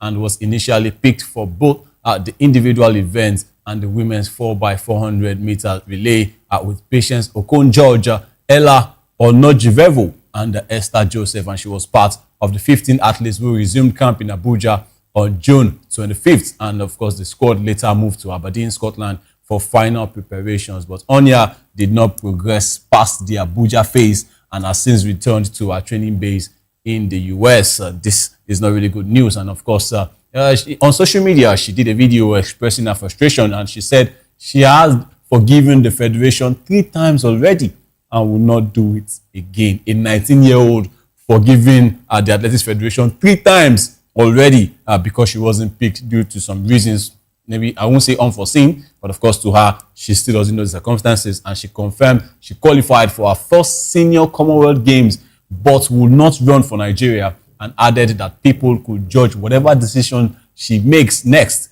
because she has simply had enough. At 19, Favour Onya said she qualified. Throughout all the normal qualification process, throughout the trials, she did well.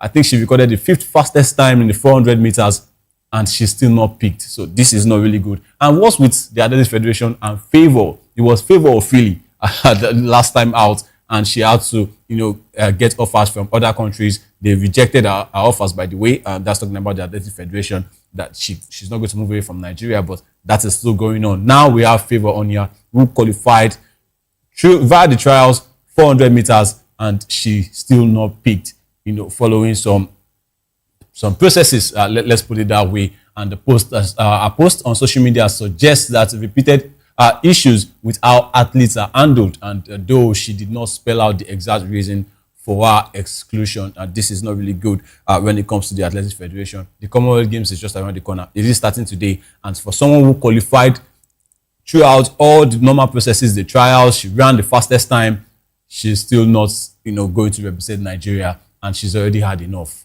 And this is what we are always saying, that we want to promote young talents. Now we have a young talent on board. She has done really well. She ran her legs out at the trials, and now you are saying she can't participate because of some certain reasons that you are not even explaining to the athletes. This is not done, really. And for Nigeria, I don't know how long this wants to continue. We can't keep doing this. And this is not the first time Onya has won Nigerian colours this year, as she ran in the women's 4x400 relay, 4x400 meter relay at the African Senior Athletics Championships in Ghana. And last year, she was a standout at the 2025 CAA Under-20 African Championships in Abeokuta, Ogun State. And she won gold on the 400 meters, by the way, in 52.47 seconds, and anchored the women's 4x400 meters to victory in 3 minutes 37 seconds. And she really did really well, and also ran the anchor leg as Nigeria swept the mixed 4x400 meter relay. And now she is not going to be representing Nigeria at the Commonwealth Games because she was snubbed, because they said through some phases already at the camp, not even at trials, at the camp, where she was already called up to the camp, and now they said they have to go through some things and they have to leave her out because she didn't pass. What is that thing? Nobody has said it to her, and this is not really good. This is denying Nigeria the chance to see another talent coming up. We have to do better as a country, and the controversy has reignited criticism of the Athletics Federation of Nigeria's selection process. And former sprinter and coach Deji Aliu said credible athletics nations use clear, published criteria based on trials, qualifying marks, and rankings, and head-to-head results, so athletes know exactly where they stand. And he warned that when decisions look political or are made at the last minute, athletes lose trust and sponsors pull back because brands want to support systems with credibility and not confusion. And several other athletes, who did well in Lagos also voiced disappointment with how the Commonwealth Games teams was picked. And this is what we've always been preaching about Nigerian sports. Corruption is becoming the order of the day. And when someone did well and is supposed to be picked for a particular tournament by merit, you are now saying, oh, because of some certain reasons, oh, this person didn't pass. Because of some corrupt reasons, by the way, this person was dropped. It's not being done. And if it's one person, at least we will say, okay, maybe one person is expressing disappointment, or maybe she's trying to get her way in there. But there are other people that are also expressing disappointment, that how come they did well at the normal trials, but when it comes to tournament proper, they were not picked. And it's not just in athletics. We've seen other sports, other Nigerian sports, where the people that deserve to be there at a particular tournament, they sweated out their way to qualify for a particular tournament. It got to that tournament, and they were not picked. it's not really done. It's not really really good on the face of Nigerian sports, and hopefully we'll still want to see favor on here when it comes to other competitions. I want to say she should keep her heads up and she should keep doing what she knows how to do best. When it comes to other tournaments, she is going to qualify by merit, and she still has a chance, by the way, to represent other countries. But I don't wish that for her now. I still want her to do her best for Nigeria because she has got her things true. At the CAA under-20 meets in Abeokuta, she did really well, winning gold in the 400 meters, running fast times.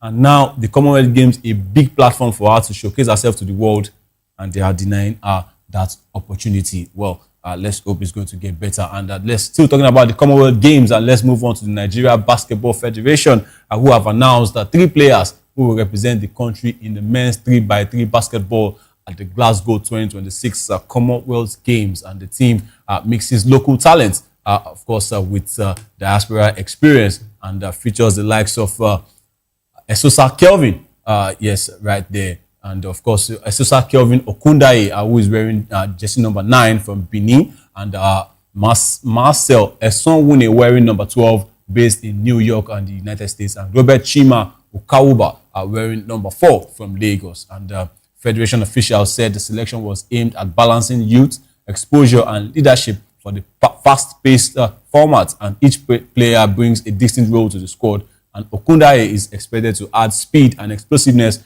that suits the short, high-intensity nature of 3x3 games. And Esonwune comes in with international exposure from the US and will provide veteran guidance, while Ukawuba is steeped as the defensive anchor, whose physicality could be key in tight contests where every possession matters. And the NBBF believes this combination gives Nigeria a realistic chance to compete for a medal in Glasgow. And the team has already arrived in Scotland after a training camp in a high-performance facility in Europe, and officials say they are in peak condition. And to support them, the National Sports Commission has also put welfare packages in place to help the players fully focus on the competition. And with 3x3 basketball known for its relentless pace and quick turnarounds, Nigeria will be hoping the blend of agility, experience, and defense translates into a strong showing at the Mondial, which is at the Commonwealth Games in Glasgow, Scotland. Hopefully, they are going to do well. And I've seen the Afrobeat house where this Team Nigeria will be camped, where they will be there to discuss tactics and every other thing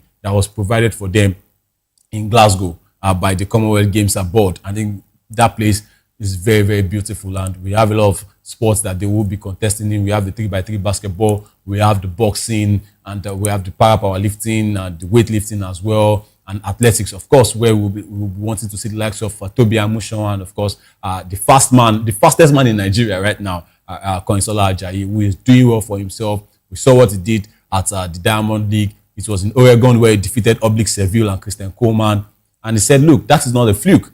He went on to London again in Diamond League, defeated Oblique Seville again this time, showing at 9.84 seconds, showing that, look, you might be the world champion at Seville, but for me, right now, I am the fastest man.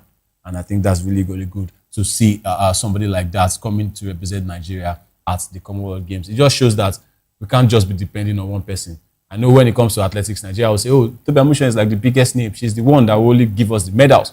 But with Ajayi on board and other people showing themselves, I think we are going to have a lot of medals in athletics. Onya, if she was taken, might also give us some medals in the 400 meters and the 4x400 meter relay. But now that she's not representing Nigeria, I hope another person will step up. We'll take a short break right now. When we return, we'll be giving you more stories from the world of sports. It's the Sports Republic. Don't go nowhere. We'll be right back.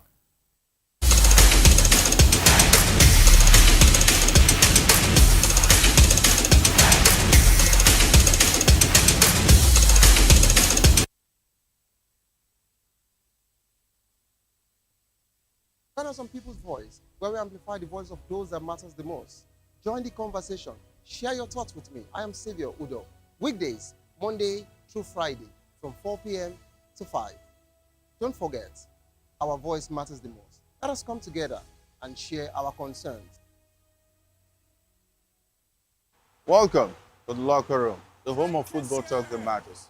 I am Jerry Arpillon. Join us every weekday, Monday to Friday at 5 p.m. Nigerian time, as we share the hot takes and hot debates in the exciting world of football. And joining me are the usual suspects, Ikechukwu and Mayowa, as we break down all the hot takes and everything that's happening in the football.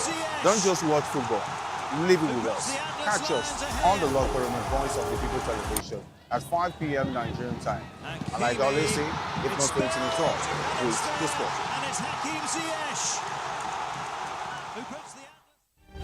In a world where power shifts with every headlines, news breaks and events happens, we bring you unbiased and explicit information on politics, economy and state of the nation. We break down the chaos. Facts, not fluff. Truth, not spin. We discuss not just politics, but a glimpse into the future. Voice of the People television. Now you have more than a voice. 2564 is coming up on Barney 9, right? The 2564 Atlantic Tower. What happens in the hush behind hangar doors? Who signs the papers that gamble with lives? Which truths were grounded before they even ever had wings? If you've ever buckled a seatbelt at 30,000 feet, if you've ever stared out of that tiny window and wondered who's really in control of the skies, it isn't just flight, it's power, it's politics, it's pressure sealed in steel. We're peeling back the clouds from runway risks to sky-high secrets. We're diving deep where most dare not to look. Aviation Scope, every Sunday at 7 p.m. only on Voice of the People TV. We don't just report, we reveal. We don't just ask, we uncover. Because when it comes to the skies, ignorance is turbulence. Aviation Scope, the sky isn't the limit, it's just the beginning. Are you looking for where to buy quality and original studio and musical equipment in Nigeria? Welcome to Iruka Online, Nigeria's biggest musical and sound equipment warehouse. Your trusted home for top global brands, reliable low-priced alternatives, and 100% original musical accessories. With over 16 locations nationwide and open 7 days a week, we deliver unbeatable service and customer support you can count on. Shop online at iruka.com in partnership with world-renowned brands like Wolfdale Pro, Prisoners, Twile Keyboards, Fender and Jackson Guitars, Marshall Amplification, Mapex Acoustic Drum Set, Tech Electronic Drums and Accessories, Evans Drumheads, Ashdown Engineering and many more.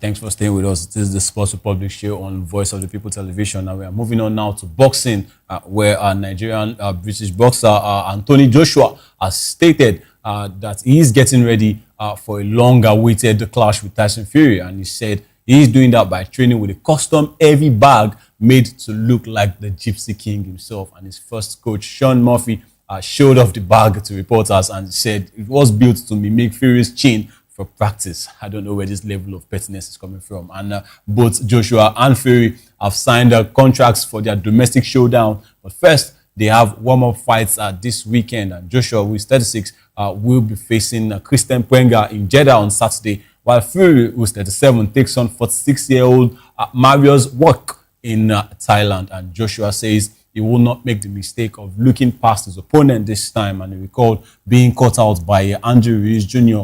in 2019, when he was already thinking about Deontay Wilder. And he is determined not to repeat that this time against Christian Prenga. And the Prenga fight will also be his first since a car accident that took the lives of two close friends. And it comes just 10 days after he stopped Jake Paul in a much talked about crossover bout. And that was a really good one, right? It was one-way traffic against Jake Paul, by the way. But this time against Prenga, coming up with a different mentality with what happened with his friends. I know that he wants to put that behind him quickly so that he can go on to face Prenga and then Tyson Fury in a bout of who is the king of Britain. Let's see how Joshua is going to handle that. And he plans to dedicate a win to his late friends as he keeps his focus on his path to Tyson Fury. And Murphy also noted that Joshua has been investing in their gym, supplying the heavy bags and funding upgrades like new ring covers and a refurbished women's changing room.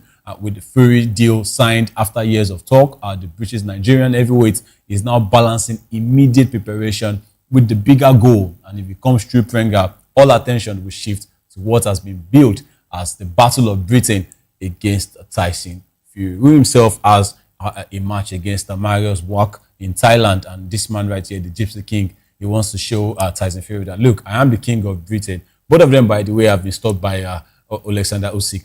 But then, for the fight between themselves, Tyson Fury and Anthony Joshua, it's been long overdue. British fans have been looking towards this for a long, long time. Even boxing fans generally, they've been looking towards seeing Tyson Fury against Anthony Joshua. And both of them are heading into this one with different mentalities. There was a time that Tyson Fury was retired. He had to come out of retirement and he had a match. Of course, Anthony Joshua also has been, let me say, planning retirement as well. With what happened with his friends in that car accident, he's been planning to retire, but he says, no, I'm still going to do what I know how to do best. And it's good to see him back in the ring. Let's hope he has a fantastic bout against Christian Prenga. And of course, the Battle of Britain that will be coming up in the later part of this year against the man, the Gypsy King, Tyson Fury. Moving on to football now, and let's talk about something that is not so palatable, but this time it concerns a Nigerian, and that's a Wolverhampton Wanderers striker Tolu Arokodare. They had to cut short a training session after the big man striker staged a protest to push for an exit. And according to multiple reports, the Nigerian international, he sat down on the pitch on Monday and insisted that the club should let him join his Italian side of Fiorentina after Wolves rejected a bid from the Serie A team, and the club had already accepted an offer from the Turkish side at Trabzonspor, but Arokodare is said to favour a move to Italy. New head coach Cesar Peixoto ended the session as a result, and the striker will also miss Wednesday's friendly against Maidenhead United while the situation is reviewed. And the incident has to a tough spell for Arokodare at Molineux. He was disciplined in April after a clash with young forward Matthias Mane, and his first season has not gone according to plan. Ultimately, they got relegated from the Premier League, and now they're in the Championship, and he's looking to make a move. And Wolves signed him from Genk for £24 million last summer, but he managed just 3 league goals right there in about 28 games as the team finished bottom of the Premier League and dropped into the Championship. That's just below the Premier League. And for Peixoto, who is the coach, he took over from Rob Edward last month when he came in from Gil Vicente in the Portuguese Liga. And it is an early test as it tries to steer Wolves back into the top flight immediately at the first time of asking. And the Portuguese coach now has to manage the transfer saga while preparing the squad for a promotion push with the club hoping to resolve Arokodare's future quickly so it does not become a bigger distraction. Let's hope that with what Arokodare is saying, Arokodare actually came out and he posted something on his social media page, addressing the whole situation. Let's have that on our screen right there, where he said he is very surprised and disappointed to see the media reports that has been emanating, many of which are inaccurate. He said they are inaccurate, according to him, Tolu Arokodare, and said, throughout my career, I've always taken great pride in conducting myself professionally and maintaining the highest training standards. And my commitment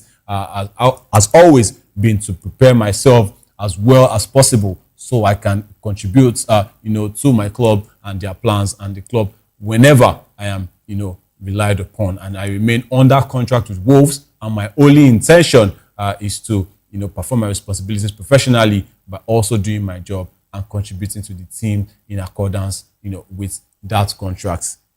I don't know. It seems like there's a disparity between what you just said and what really happened. According to multiple reports, he sat down on the pitch and the coach had to, install his discipline and say, look, you can't be doing this. You are not bigger than the club. Yes, you want to move. Yes, you are not where you planned, to be with the club. You want to remain in the Premier League, but we have to face the reality. We are in the Championship. There's little or nothing we can do about that. We have to get into the Premier League, immediately. And you're a big part of our plans, but you want to leave. Okay, fine. This is not the way to go. We've accepted a deal from Trabzonspor. You said you don't want to go to Turkey. So where do you want to go? You want to go to Fiorentina, right?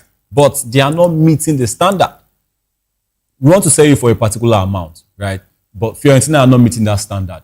But you are insisting that you want to move. So I think it is a case of a misunderstanding between his current club, Wolves, and the player himself. And Let's see how he is going to, resolve that. But this is not the way to go. Sitting on the pitch, denying a training session, stalling training sessions is not the way to go. And if that is not properly handled, Tola Kodare might just be, axed away from the club. He won't even be sold. That's one thing about the clubs these days. He might not even get sold, but he won't play a bit in that championship game. And he might even be training with under-23s. And that will get messy. And this is not what we want for our Nigerian players. And hopefully that situation will be resolved. He doesn't want to go to Trabzonspor. He said he wants to go to Fiorentina. But then you can't be bigger than the club. You can't be stalling training sessions. There are other ways that you can take it. Not, getting a messy deal or a messy contract is not the way to go. And for Tola Kodare, I hope he realizes that, even with his agents, I hope they realize that quickly, that you can't be bigger than the club. Let's just settle this. And if a good deal comes in for Wolves and they consider it, you'll get sold and they will move on. And it's going to be a good one for all parties. You didn't really contribute, by the way. They signed you for £24 million and you could not steer the team, away from relegation. You scored 3 league goals in 28 games, 6 goals in total.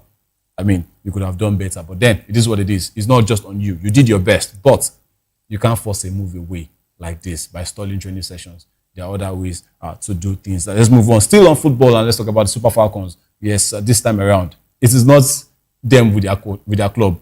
It is them with, let me say, an unfulfilled promise that has been going on for a long time. And the Super Falcons, they are in Morocco already, preparing for the 2026 Women's African Cup of Nations, the WAFCON. But they are still waiting on rewards. The federal government announced after their 10th WAFCON title last year, and in December 2025, National Sports Commission Chairman Shehu Diko said the team's package of $100,000 in cash, houses in Abuja or Lagos, land grants, and of course national honor certificates had been processed. And the NSC added that the cash would be paid directly into players' accounts with title documents and certificates ready for collection. Yet, months later, none of that has been received as the tournament approaches, and the delay stands out compared to other teams. They also made the same promise to the female basketball team, but the Tigers, they got their $100,000, by the way, housing units and honors in March during the camp in France after winning the 2025 Women's Afro Basket. And the Super Eagles also received their land documents and certificates before heading to the 2025 Africa Cup of Nations in Morocco. And according to the NSC, the Falcons hold-up is linked to the postponement of their camping program. But players say there has been no official updates since last year, and many are reluctant to speak out for fear of being dropped. And former players are worried that the situation could hurt the morale and Nigeria's push for an 11th WAFCON title and a spot at the 2027 Women's World Cup. And this is not the way to go, really. From the poor preparation for these girls, for the WAFCON, they didn't have a lot of games that were played. They played a double-header against Cameroon and Senegal. There were other games that have been cancelled. Though they announced a friendly today against Tanzania that will be going on at 6 p.m. Nigerian time. But then, this is not what we are supposed to be having going into a tournament. And enough of this, really. Going into a major tournament, we are always seeing this. We don't want to see this anymore. Yes, the promise has been made for over a year now, and Shehu Diko has come out to say, look, it is still processing. You processed the ones that have already been promised after the Super Falcons had been promised their own. The ones that were promised to the Tigers, the ones that were promised to Super Eagles, they've been done. What is going on with the Super Falcons? Right. I don't want to say they didn't ask for it. You came out and said, look, if you could achieve this, or for achieving it, let me put it that way, you have this and this and this. And it's not been done. And the ladies are saying, look, we are going into another WAFCON tournament where you are going to make another promise. The ones that you've made already, they are yet to be fulfilled. When are they going to be fulfilled? And we don't want to see this on the face of our Nigerian sports and Nigerian football. And I won't be doing this show alone. I have a guest that will be joining me virtually. We'll be having Abiodun Akpino. Whenever he is ready, we are going to have him to give his opinion on the Super Falcons. We've seen Aisha Falode, being put in charge of these ladies, in charge of their welfare and all of that. But former stars have come out to say, look, all these promises that you are making for these girls, if they are not fulfilled, they might just go to the WAFCON and we are not going to get the 11th title. The 11th title, the title defense is being threatened by things like this. From not playing a lot of games, from not, getting what they've been promised. We might just say, okay, look, let's just do the bare minimum, get to the semi-final and qualify for the Women's World Cup. And they might not even get there because for the first time since 1998, we have 16 teams that are playing at the WAFCON. 4 groups. There will be quarterfinals, there will be quarterfinals, and there will be semifinals, and then the final itself. Morocco, who have hosted the last 2 tournaments, they've gotten to the final. They want to be third time lucky. They want to get to the final this time around and win it all. We have other teams, the Cabo Verde ladies, who will be inspired by what happened with their men as the just concluded FIFA World Cup. They will be inspired by that. They also want to make their nation proud and do really well. There's Zambia, who has won beating the Super Falcons. There's South Africa, long-time rivals of the Super Falcons. There's Ghana and Cameroon and Senegal, who are also in there competing for this title. And they've played good games. They've prepared really well coming into this tournament. But for the Super Falcons, it's cancelled games upon cancelled games.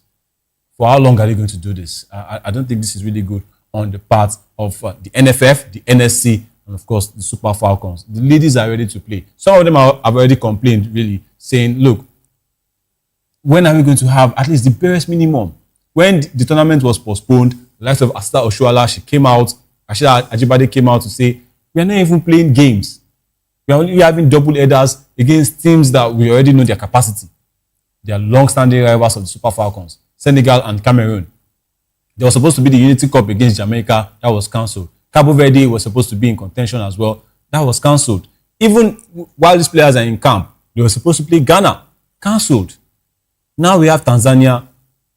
Let's hope that game is going to take place. I don't know if they're just saying that, look, we have the talent. We can go and beat anybody. They might be shocked that the Super Falcons, might not even make it to the quarterfinals. They will be shocked. And I don't think they should be when the tournament starts, because there's this saying that where you fail to plan, you actually plan to fail. And let's see how that tournament is going to go. I wish the Super Falcons all the best, but with things like this happening behind the scene, with promises not being fulfilled, trust me, mentally, the ladies are not prepared for this tournament. But let's see whether their talents really are going to speak, because football is not just about what you can do. It's about the psychology, your mentality off the pitch. Let's see how that will pan out when it comes to the WAFCON. But the group is appealing to the President, Bola Ahmed Tinubu, and the First Lady to ensure both past and present players are properly rewarded under the renewed hope agenda. Well, let's hope that is going to come into place. And still talking Nigerian football this time around, we are looking at former Super Eagles midfielder Seyi Olofinjano. Well, he has spoken out after being left out of Nigeria's squad for the 2010 FIFA World Cup. Right, they're saying he never got an explanation despite playing a central role in qualifying, and he earned 48 caps between 2000 and 2011 and captained the team in several qualifiers, including this one for the FIFA World Cup in 2010.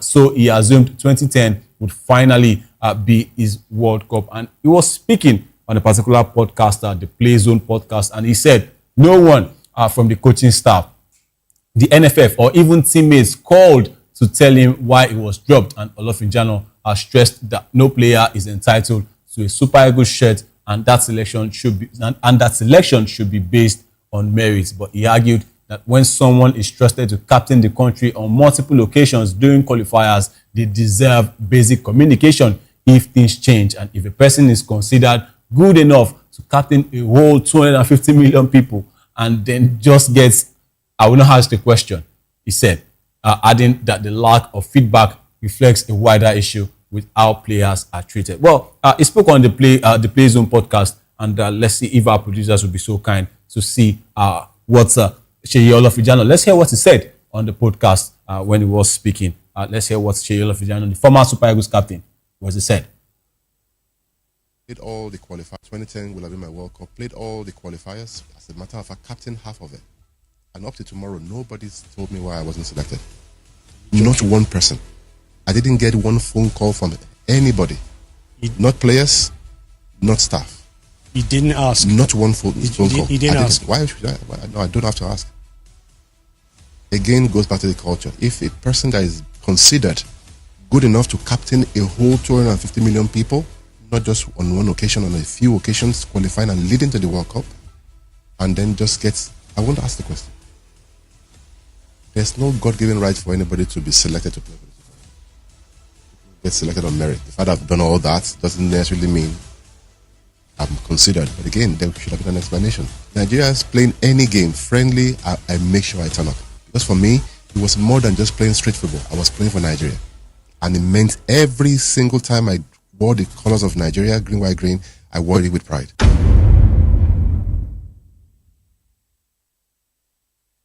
2010 will have been my World Cup. Played all the qualifiers. As a matter of fact, captain half of it. And up to tomorrow, nobody's told me why I wasn't selected. Not one person. I didn't get one phone call from anybody. Not players, not staff. You didn't ask? Not one phone call. You didn't ask? Why should I? No, I don't have to ask. Again, goes back to the culture. If a person that is considered good enough to captain a whole 250 million people, not just on one occasion, on a few occasions, qualifying and leading to the World Cup, and then just gets, I won't ask the question. There's no God-given right for anybody to be selected to play for the Super Eagles. Get selected on merit. The fact I've done all that doesn't necessarily mean I'm considered. But again, there should have been an explanation. Nigerians playing any game friendly, I make sure I turn up. Because for me, it was more than just playing street football. I was playing for Nigeria. And it meant every single time I wore the colors of Nigeria, green, white, green, I wore it with pride.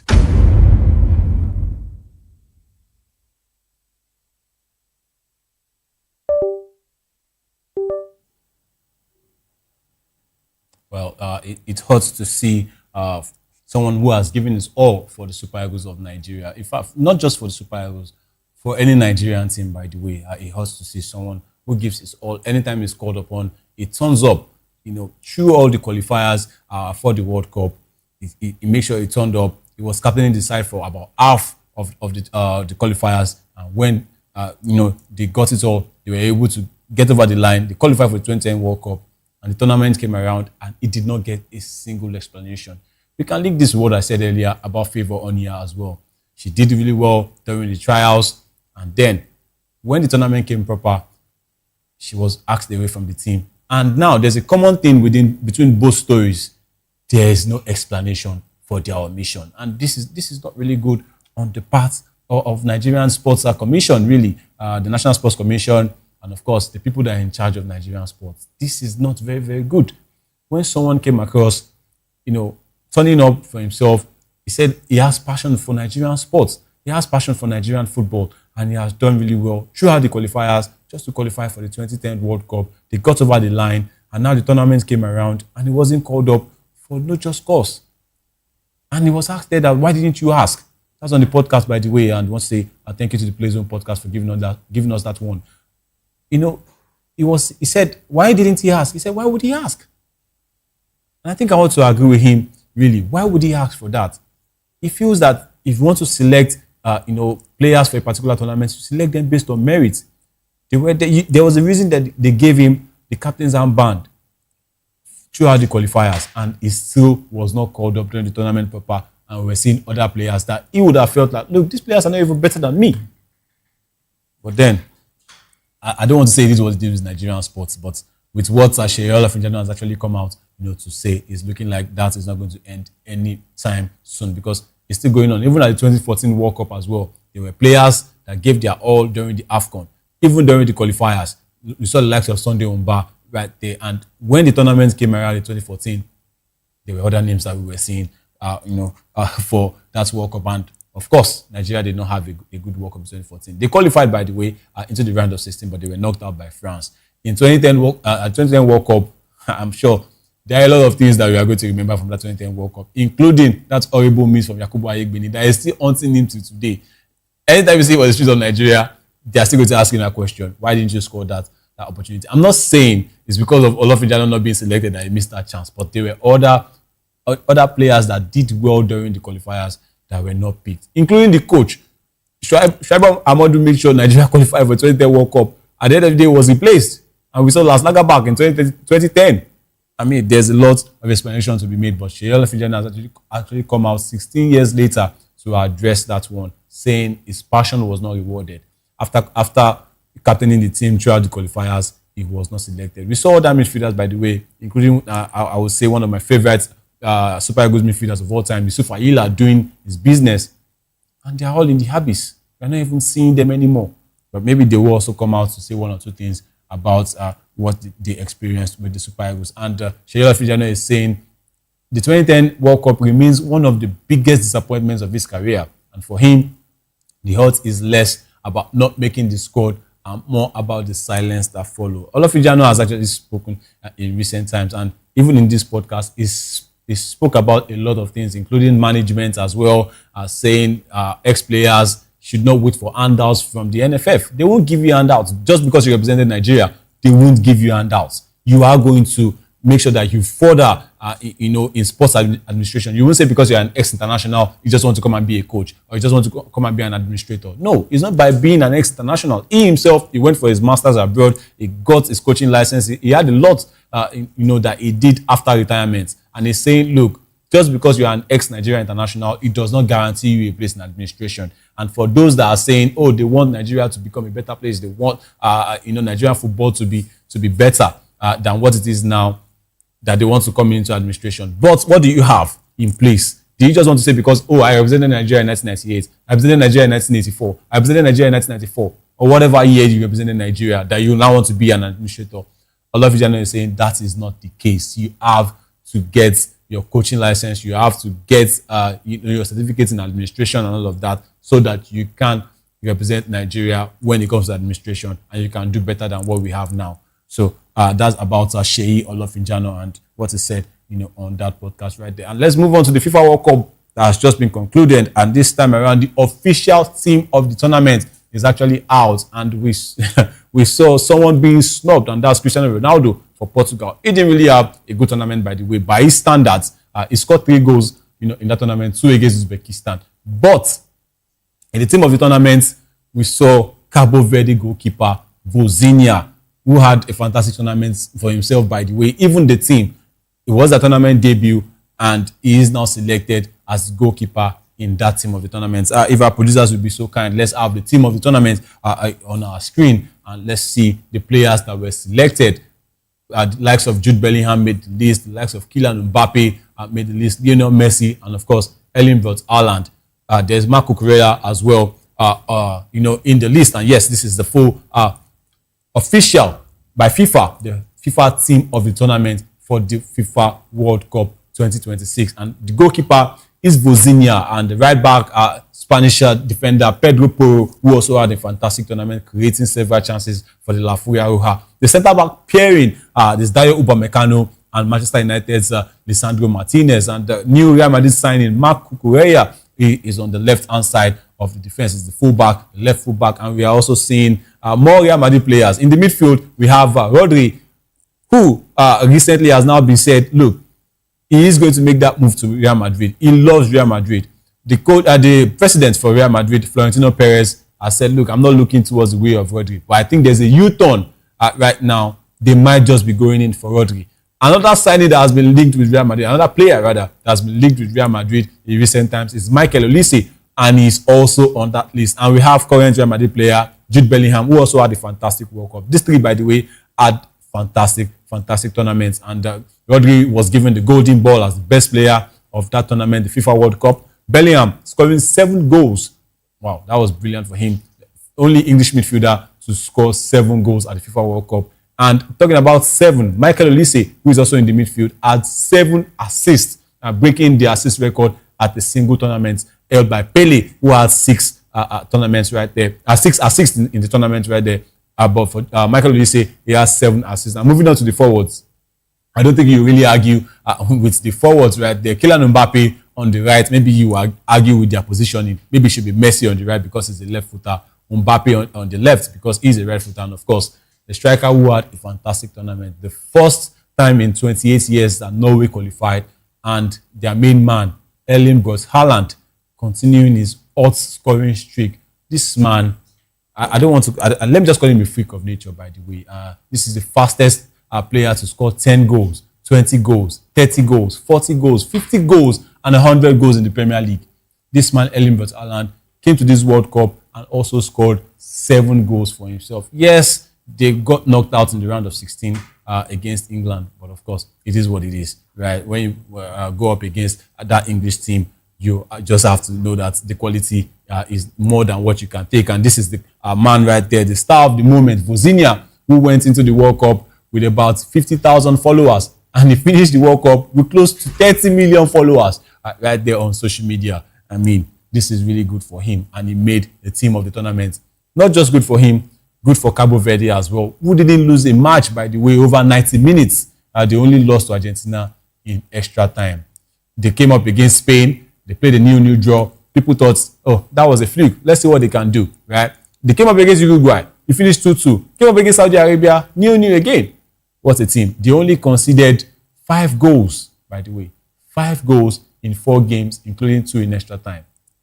What a wonderful side Cabo Verde are. And that they actually showed that, look, whenever we qualify for another World Cup, you have to see what we can do. We've shown you what you can do. We've introduced ourselves to the world at this 2026 World Cup, and now the target will be 2030. I don't know if Vozinha will be part of that squad, by the way, but then whoever comes out will also be a star. And because Vozinha has actually inspired them. He was supposed to make a move to Colo Colo in Chile, by the way, but that has not really panned out well. Inter Miami as well are also interested. And of course, other clubs in Brazil too are interested in that man, 40-year-old Vozinha. Let's see if that will actually come out. A lot of moments from this FIFA World Cup, by the way. Let's look at some FIFA World Cup moments. We have seen the likes of Cabo Verde making history. We saw Haiti, we saw Curaçao. A lot of moments from FIFA World Cup, even the non-palatable ones, including the Leandro Paredes, moment with Eric Garcia and Gavi, after the final whistle from the FIFA World Cup final. We also saw goals upon goals upon goals. We have over 300 goals in 104 matches at the FIFA World Cup, a record, by the way. And we also saw assists. Yes, Michael Olise breaking the assist record. Kylian Mbappe is the top scorer right now in World Cup history, 22 goals, eclipsing Lionel Messi. And of course, the closest active player to him is Harry Kane with 13 goals. Harry Kane maybe might still go to another World Cup. Yes, Lionel Messi is still an active player, but we all know that that's his last World Cup. And Kylian Mbappe now still has about 2 World Cups to go. But let's say 1, and he's still going to score more goals with the French national team. This man right there, Kylian Mbappe, fantastic striker. Let's look at other moments at the World Cup too, where we saw the likes of DR Congo holding Portugal in their first game in over 52 years. Right there, it finished 1-1. Yes, that's Colombia's Davinson Sanchez scoring at the FIFA World Cup. Yes, okay, this was the moment against Portugal where he scored, but the goal was ruled out for offside because his toe was ruled out to be offside against Portugal, and he's right there, saying that decision is not correct. And that's also Daniel Munoz. And we also saw Belgium's captain, Yuri Tillemans, inspiring the team for one of the massive comebacks at this tournament. Right, 2-0, they were down with about 5 minutes to go against Senegal. They were down 2-0, and they fought back hard, including Yuri Tillemans contributing 2 goals. Wilson Isidore, of course, for Haiti, scoring a fantastic goal that will forever be etched in Haiti folklore. And of course, that's the man. I don't even know if I should call him a popular man. He is the witch doctor from Ghana, saying Harry Kane will not score at all against them, and that game finished 0-0. Let's look at other moments from the World Cup before we go on the show. There are other exciting moments from the World Cup, including Canada, USA, and Mexico. And yes, that's Canada striker Jonathan David scoring against Qatar. That's the young man, one of the stars of the tournament, Joan Manzambi, who was denied a hat-trick and a record, by the way, by his captain Granit Xhaka. They actually settled that one, but for Joan Manzambi, he scored 2 goals, and he was supposed to tie a record for being the substitute with most goals. And that's the man who is also retiring from the sport. He has retired, by the way, and Guillermo Ochoa. And of course, we saw Ousmane Dembele. This is Matthew Kovacic crying after they were knocked out. That's Morocco winning the penalty against the Netherlands. And of course, that infamous game, France against Paraguay, where we saw tackles flying in and no yellow card for the Paraguayans. And of course, Erling Braut Haaland knocking out his nemesis, Gabriel Magalhaes. And that's where we have Johan Visa, of course, who is celebrating, scoring beautiful goals. Crucial goals for DR Congo. Saibari and Van Hecke squaring up. I mean, well, maybe we might be seeing that in the near future. And that's the star of Mexico, William Quinones, of course, who scored beautiful goals for Mexico as they hosted this tournament. And of course, we have Folarin Balogun, who is also not really famous. Folarin Balogun, by the way, he did his job on the pitch. But when he was given a red card, a phone call overturned that red card, but they were beaten mercilessly by Belgium. It means that sometimes political powers are not bigger than football. They called you to reinstate you, back into the team for a particular clash, but you were beaten mercilessly. Well, it is what it is. And we have to go on the show. It's been an exciting episode of the Sports Republic show on Voice of People Television. I want to say thank you very much for you guys for staying. And I also want to say thank you to the guys behind the scene for making this show a fantastic, fantastic one. Up next is the midday news. It's been the Sports Republic show. I'm Afizo Gubanjo, and I'm saying bye for now and have a wonderful rest of the day.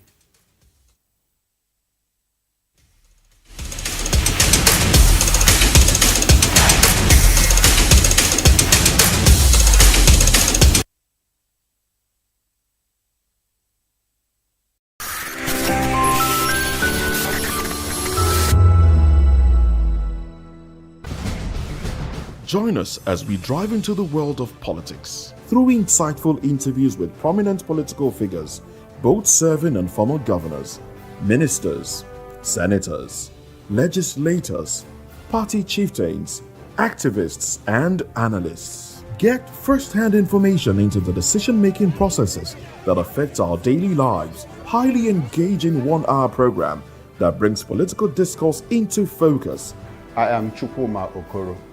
Political Lens, Monday through Friday, 6 to 7 p.m. Join us.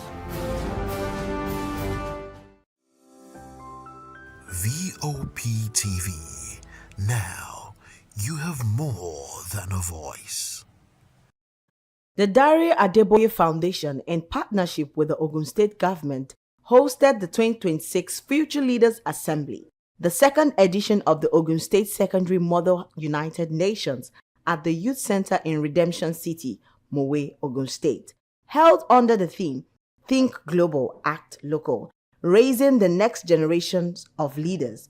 The event brought together about 150 secondary schools and over 2,500 students, alongside teachers, policymakers, and youth development stakeholders. Speakers and participants called on governments and institutions to prioritize job creation, workforce development, and practical education to prepare young people for the evolving global economy. The foundation would like to raise children that can think for themselves, that can think to make positive changes in their community, in their schools, in their families, in their homes, and even globally. Now we talk about children, talking about sustainability, talking about making or adding to the sustainable development goals. These are things that we didn't have or were not seen before, but now, those are the kind of children we want to raise. And that's what the foundation is doing, creating awareness for sustainable developmental goals that even children can be involved in. There have been decent responses during the quiz, if that's what we are particular about. But this obviously shows that students in this generation need to broaden our curriculum, and we need to make sure that students are not in this caged sense. We need to ensure that in most Ogun State schools, the curriculum is expanded so it can allow for greater knowledge of other things that are outside of the Nigerian local kind of sense. I think it's an absolutely amazing initiative because, we have to empower the leaders of tomorrow. And the leaders of tomorrow is all of us, the young people, and those that are younger than us. So absolutely very, very amazing initiative. Little and start where they are. Sometimes we think that in order for us to get on a global stage that we have to start somewhere very big. But we have to start where we are. We have to start by shaping our mindset in the right direction. We have to start by believing in ourselves. Absolutely. So start where you are. Where you are, right where you are. Start there. It is sad that we are dealing with a very high level of insecurity in Nigeria today. Very disheartening to see. It's terrible. Imagine 2-year-olds, 7-year-olds being kidnapped, being beaten, teachers being beheaded. Is a terrible, terrible thing to see.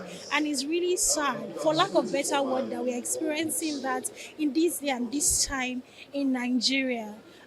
However, It doesn't matter what is going on around us because life would always be life, sadly. We really hope that our government will do something about it as soon as they can. We hope that they would just empathy. And that's why, we're having this program today to raise future leaders to have compassion, to not think of themselves alone, to think about other people, to be able to feel the things that people feel. You don't even have to be an empath to feel the pulse of Nigerians right now, or the pulse of people whose children have been kidnapped.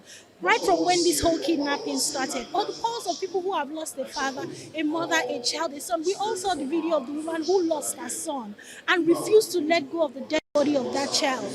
Everybody saw it. Why are we not doing anything about it? Why are we not trying to do something? Because something can be done. I really believe so. These people are not even hiding. They come out to make videos, to talk to people in authority. So I believe that if they are really compassionate enough and they want to eradicate this thing, they can do something about it.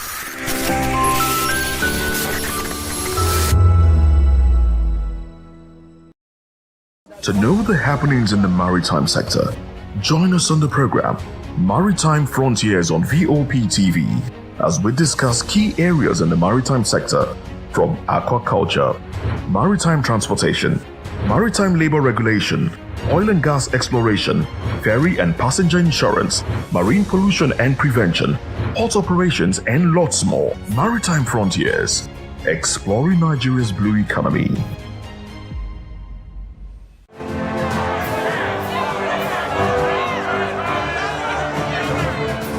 Do you want your voice to be heard? Do you know that you matter in the scheme of things? The People's Voice, the show where ordinary citizens take center stage as we discuss the biggest stories that affect you and I.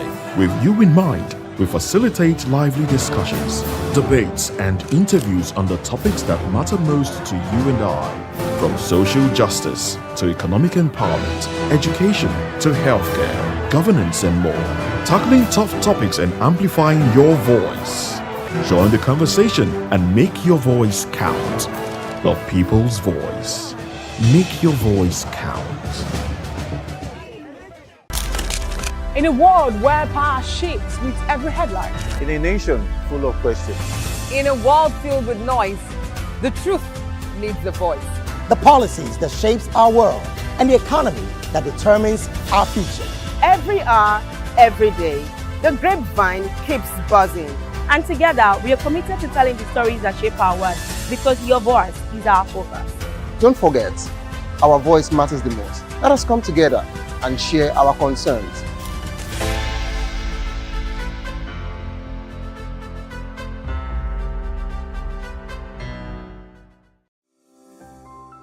VOP TV. Now, you have more than a voice.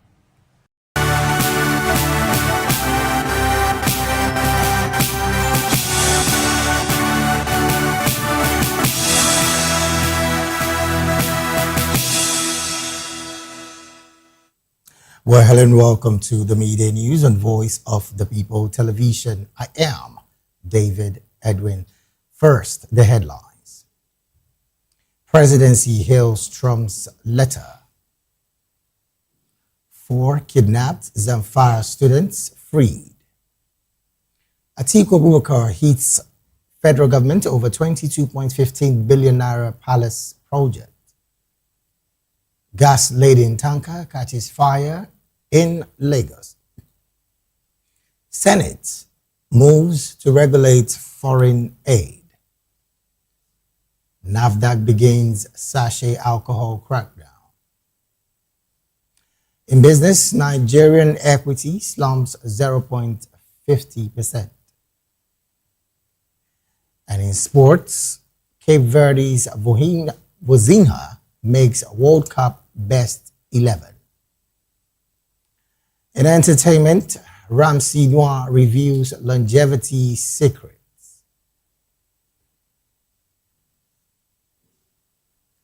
And now the news info.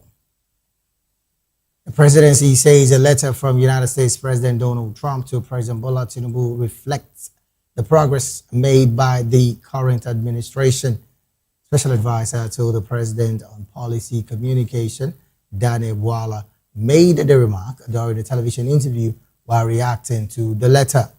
According to Bwala, the message signals growing international recognition of the Tinubu's administration's effort to strengthen security cooperation with the United States. He added that the letter also highlights improved diplomatic relations between Nigeria and the U.S., noting that similar progress is being recorded with other countries. On Wednesday, President Trump wrote to President Tinubu commending what he described as the Nigerian leader's decisive leadership and efforts to address security challenges in the country.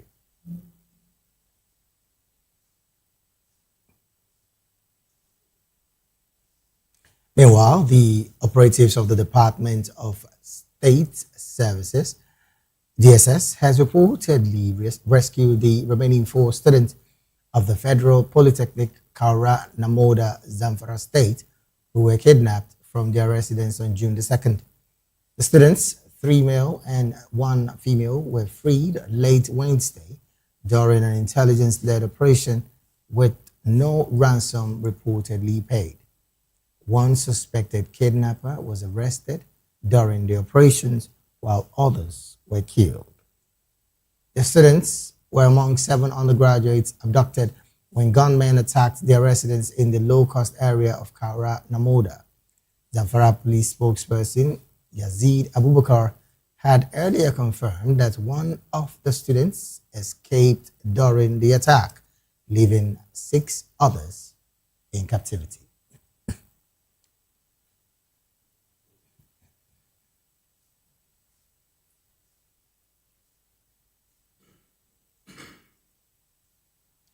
In another development, presidential candidate of the African Democratic Congress, Atiku Abubakar, has criticized the federal government's allocation of 22.15 billion for the construction and innovation of the 106 traditional rulers' palaces in the 2026 Appropriation Act. In a statement by his senior special assistant on public communication, Frank Schreib, the former vice president said the federal government has no constitutional mandate to fund such projects, describing the allocation as a constitutional aberration and a vehicle for illegality and official corruption. Atiku argued that the Constitution clearly defines the responsibility of each tier of government and does not assign the federal government the duty of constructing or renovating traditional rulers' palaces. He also faulted the government's failure to disclose the identities of the beneficiaries, the locations of the projects, and the communities involved, saying the lack of transparency amounts to a blank check for corruption. Atiku added that a national budget is not just a financial document, but a moral and constitutional reflection of government's priorities.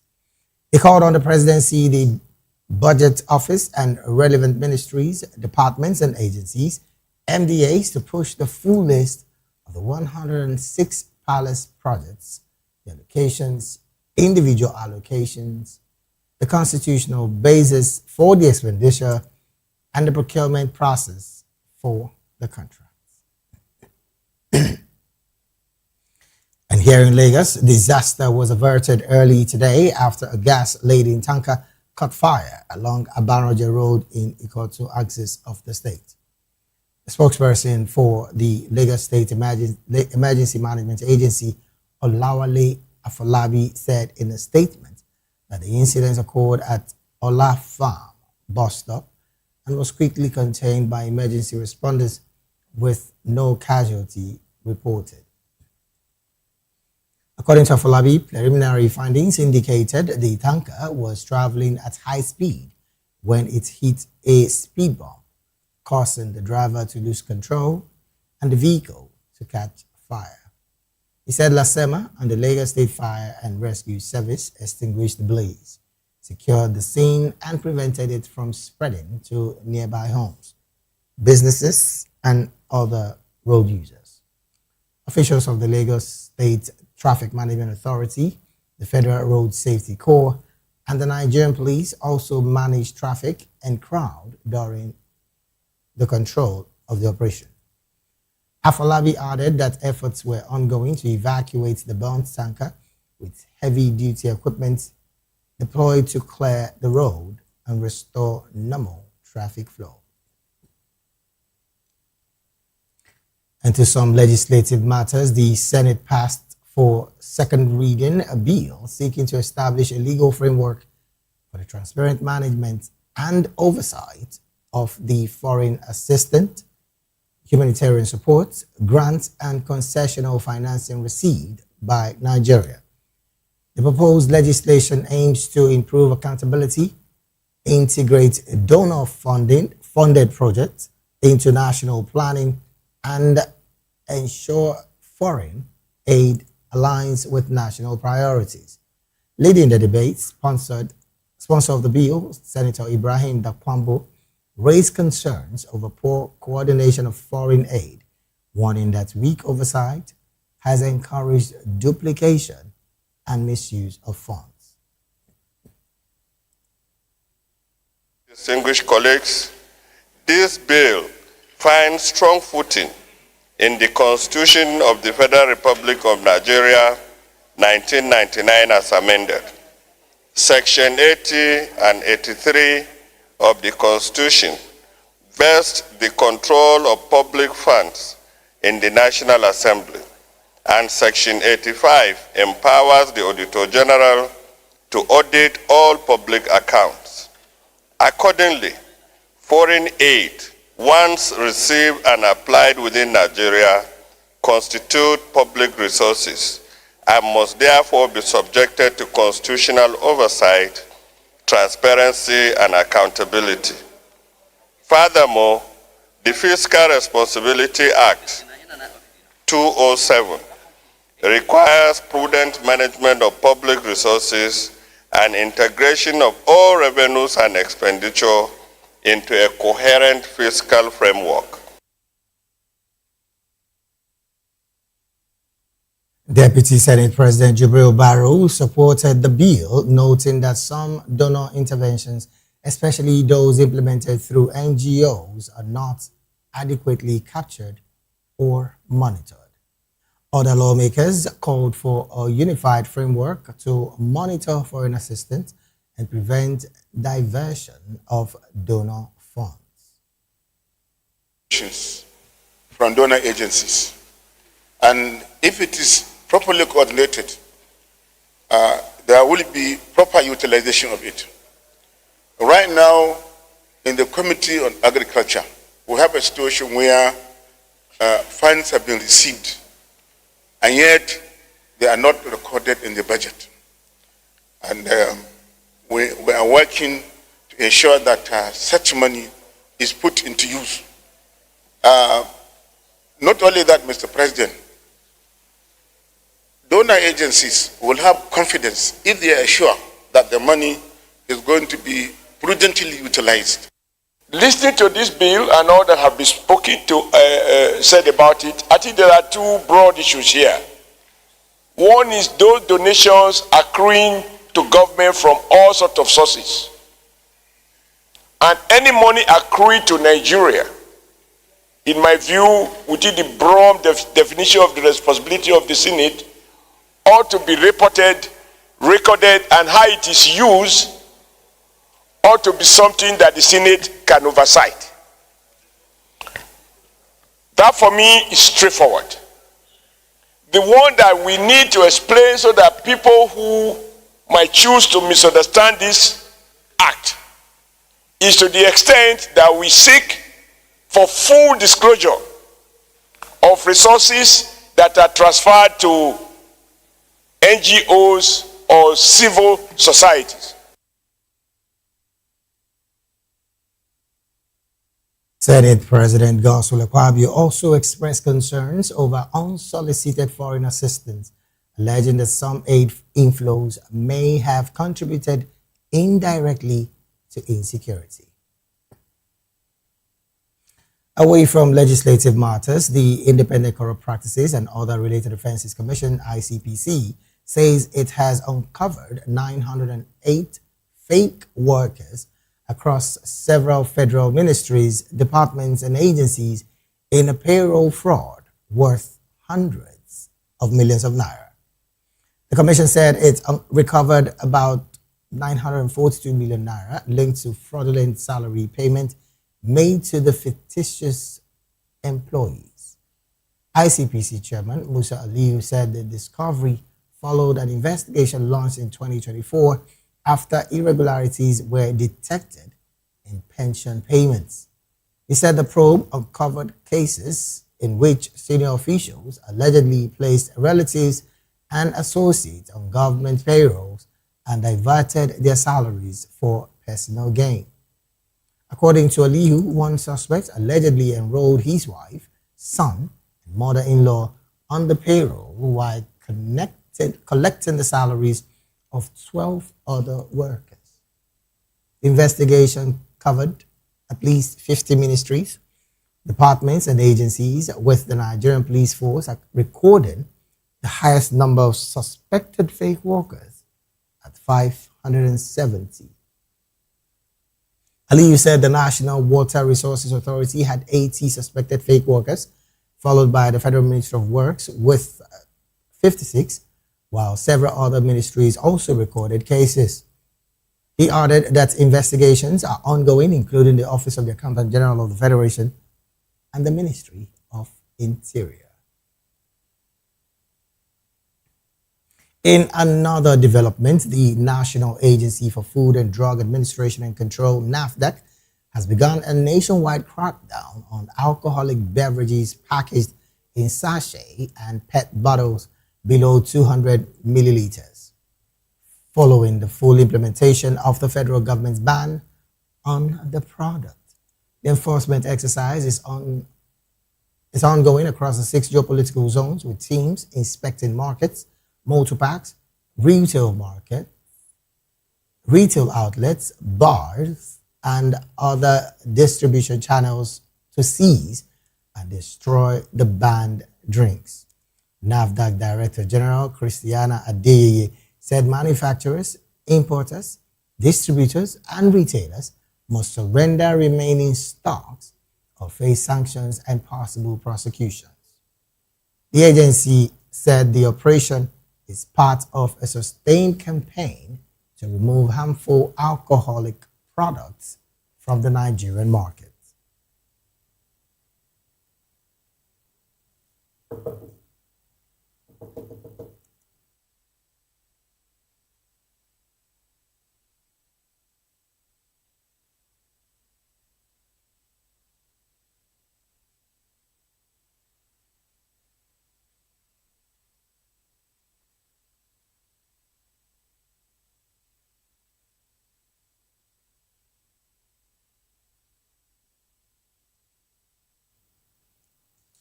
We're glad to have you back. It is still the midday news right here on Voice of the People Television. We'll go straight to the analysis segment of the news now. And joining us to make sense of these stories and more in the studio with us is Mr. Dele Fanimo. He is a seasoned reporter right here in Nigeria and also a public and political affairs analyst and commentator.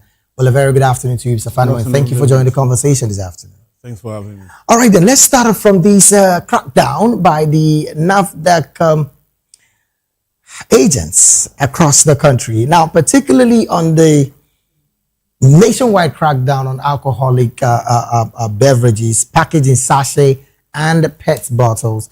Of course, this is something that has started in Lagos for quite a while, but we still see many of these products in some stores across the state. Now, my question now would be, from your own understanding as an analyst, how much and what is the implication of a total crackdown on these alcoholic products on the part of the economy and on the part of developing that particular product? You see, let me tell you, the product itself is not the fear of NAFDAC, but the proliferation of this product. It is susceptible to abuse, and in most cases, they give the wrong NAFDAC number, and when you check up with NAFDAC, you can't find their name, the registered company or whatever that is producing this. Two, most of these concoctions are ethanol based. So if NAFDAC is saying enough of this, one, because of the low level of content and pricing, you find out that some people have already become addicted to it. To the extent that when something is sold for 100 naira, 200 naira, and in most cases maybe like 500 naira. So the tendency is for you to just saunter to the nearest kiosk, pick like 3-4, drink, and then go back to what you are doing. And then after about an hour or two, you still come back to it. Now, the point is, alcohol itself, addiction to alcohol predisposes organ failure. Right. Organ damage. You have cases like liver cirrhosis, kidney damage, and the rest of them. So when NAFDAC said, look, we can't just fold our arms and allow Nigerians to be consumed by this illicit alcoholic herbal mixture that are not properly made. Yes. Then you now know where NAFDAC is coming from. Because it has the responsibility of making sure that Nigerians are not exposed to unwholesome beverage or food. So if there is a clampdown, you see, the only argument against the clampdown has always been economic value. Right. Now the question is, if you consume, perhaps a year, 2, 3, kidneys and liver don't get contaminated just for taking it once or twice. Consistent intake is going to be the issue.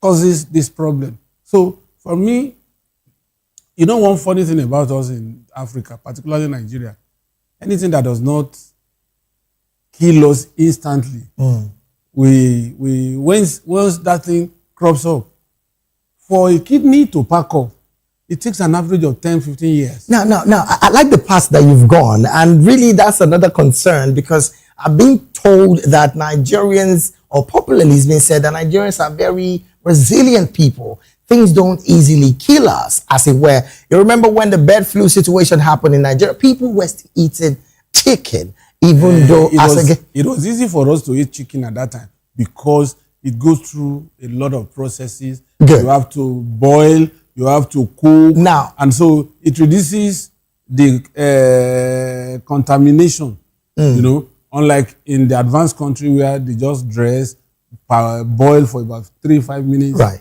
And you still see traces of blood. And blood around it. Now, my question in this whole conversation is on the part of education. Nigerians, I dare say, are not so educated as against the reason why this clampdown is totally happening nationwide. How much of sensitization and education has NAFDAC and the NOI tried giving Nigerians before all of this start happening? Because you start seeing sympathizers of these products coming to possibly protest on the streets of Nigeria. You see, for you to really understand the level at which this thing has been taken, you recall that even manufacturers went to court. Yes. To challenge NAFDAC. After a major protest as well. You understand? Even after protesting. So that is to show you that a lot of people are involved. And I know of a woman that she's like the national president of those who sell these things. In fact, she's in Ibadan. Okay. In a popular market in Ibadan, they bring it in trailer, load. Oh, wow. So she's the major distributor of some of these things. And yes, you want to say that that person might be out of business if this clampdown is total. But to what end are we condoning this? Let me tell you, you may not know the number of people that had probably died or that are bedridden today as a result of unbridled consumption of this particular product. Now, and that again is as a result of not having good data within the country, unfortunately. Now, when they go to hospital, they don't give accurate medical history. So it's difficult for the doctor to locate the isolate the problem. So, for instance, somebody who had been consuming this particular alcoholic drink for like 15 years or maybe 10 years. Now, if you now tell him that, did you realize that this particular drink that you have been consuming over the years had assaulted your liver to the extent that you can see the X-ray. The liver that's supposed to be pink is now black. The next thing you say, I know because I'm making it. That's why my village people are after me. They want to kill me. But he has forgotten that. In fact, it's even good if it's the liver that is damaged, you can still correct it if it's not the end stage. Right. But kidney is difficult to reverse. Okay. Now, so if you have this preponderance of people that go to some of these motor parks and go to some of these side streets, you will see that those who are adept at consuming this product, you see that their appearance, you see, they are even aging. Right. More than their right age. Right. Some of them are emaciated. As a result of the consistent intake of these chemicals. And so, just because it's cheap, you can always tell your friend that is in the kiosk, give me 2, I'll pay you later. The driver who say, give me 4, I'll give you later. He puts the 4 in his dashboard, and then he opens, drink, go on. Over time. And to think when you now aggregate the volume he has taken for a whole day, you will be looking at half a bottle of the ones. Now, Mr. Funimo, let's look critically on the part of education. And I say this because a lot of these manufacturers might not fully be aware of some of the things that they're supposed to do right. First off, I just checked and I had to also confirm that it takes from 50 to 500,000 naira for NAFDAC to license an alcohol beverage maker in Nigeria. Now, as not so much a fund that as it looks like, why are the people who manufactures these products not thinking of making it legitimately by going to NAFDAC and getting a license? Even though, yes, you would want to say they would be scrutinized squarely, and of course there will be series of tests carried out, but then it keeps them on the safe side as well. Why do you think it's consistently happening? You just mentioned approval. But there are stages to get to approval. Yes. For instance, you should have a water treatment plant. You should bring all the ingredients you want to use for lab tests. And then you should have a properly designated place that is hygienic enough to produce this product. What you are talking about is about maybe 3, 4, 5 million. For somebody who is producing 10 naira sachet, 50 naira sachet of this illicit drug. And then you see the Nigerian factor. Do you think they haven't made that money and even more? The Nigerian factor. Okay. Let me give you another example. Did you know that private car owners take care of their vehicle more than commercial drivers? You know why? Yes. So, let me just go for another 2 trips. Is it not this tire? It will last me for another day. But a private car owner knows his life is at stake. He quickly changes the tire. It's the same thing with these people. Some of them, they do all these things inside their bedroom.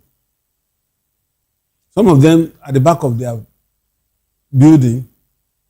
I have seen, I was in an hotel in Ekiti State, Ado Ekiti to be precise. Okay.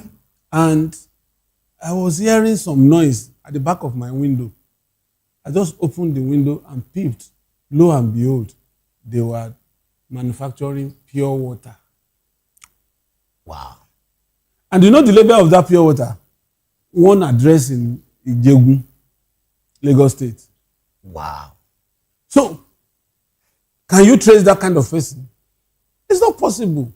Wow. I've lived in a house where my landlord's son was producing Rega gin and the rest. And he has a mechanized cork that will cork it. Oh dear. I take whiskey, but I've challenged fake and original. Should we peg all of this to the inadequacies of government for not providing the conducive environment for such business to thrive? Should we peg it to that? Or should we peg it to greed by some Nigerians? How much of pacifying can you accord somebody who is intent on committing crime? Who feels he must make... Why would people go to as far as Asia, Bangladesh, India, and the rest to produce fake drugs? They go there. I experienced it when I went to Bangladesh in 2019. We went to a pharmaceutical company. That pharmaceutical company was producing for a British company. And lo and behold, when they saw me and my colleague, we were just throwing banters. And so they invited us to the head of marketing department. And they were saying, are you merchants from Nigeria? I said, which product do you want? So I just winked at my friend. I said, let's play along with them. We now said tetracycline, amoxicillin, and some other antibiotics. I said, we want 500 grammage. He said, it is this. But if you want us to reduce it to 250 or 200 grammage, we are ready to produce. Since it will not be going to the Europe market, it's coming down to Nigeria. So they will produce. There was a time in this country that when chloramphenicol was used in treating typhoid, that you open the chloramphenicol caplet and you taste it, it's salt. That's so much to talk about in this particular conversation because that has to do with the life and, of course, lives of the Nigerian people. But Mr. Fanimo, maybe in one sentence, I know you've carefully spoken about the civil service fraud. Let me use that word, for lack of better words. You didn't want to say it the way I said it. They are evil servants. I'm trying to take away. I'm trying not to use your lies. But then the ICPC has clearly uncovered 908 fake workers across several ministries. And one that stunned me in all of this, and I say it stunned me because I actually thought that they had a database, is the fact that the highest of these fake employers came from the Nigerian police. Over 500. Acting true to type. Okay. But then, holistically, your take of all of this. You see, this thing has been there, even right from colonial days. People insert fictitious names to payroll. I mean, to the point and of... They allocate your child, your mother-in-law. That's why you see that some civil servants, they have multiple accounts in different names. And unfortunately, the BVN has not been able to capture them. So what they did, in that report, if you read it through, you will see that a particular top civil servant had his wife, his son, his children, mother-in-law, and the rest of them on the payroll. How did they beat the system? That's another surprise. Well, it will beat the system because it's not the same photograph, it's not the same signature. BVN, when you want to open an account for BVN, you are not required to bring your employment letter. Okay. And if you are required to bring your employment letter, it's very easy to forge. Go to any cyber cafe, you forge an employment letter. Well, we're hoping that... But the truth about it is, that number is insignificant. compared to if thorough desk audit is carried out in MDAs.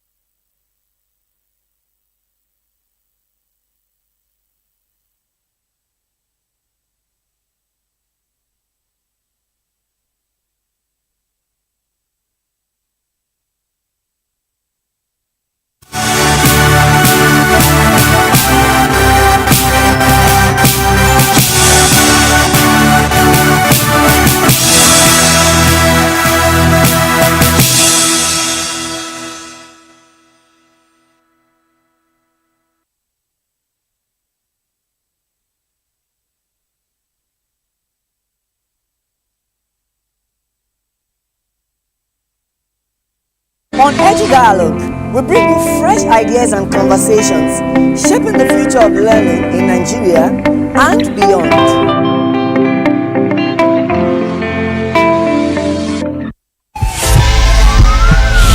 This is Health Check, your weekly guide to better living, smarter choices, and trusted answers. From everyday wellness to urgent health issues, we've got you covered. Health Check, only on Voice of the People television, where your health has a voice.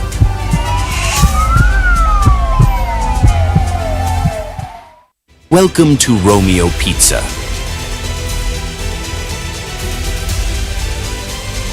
Sink your teeth into our freshly baked pizzas. Loaded with rich sauce, melted cheese, and irresistible toppings. Where every bite is a love story. Treat yourself to our creamy, dreamy ice cream. Smooth, sweet, and made to brighten your day. Or maybe you want it hot and satisfying. Our juicy shawarma is wrapped to perfection, packed with flavor in every mouthful. Pizza, ice cream, shawarma. Why choose one when you can have it all? Romeo Pizza has exactly what your taste buds desire. From the views on the street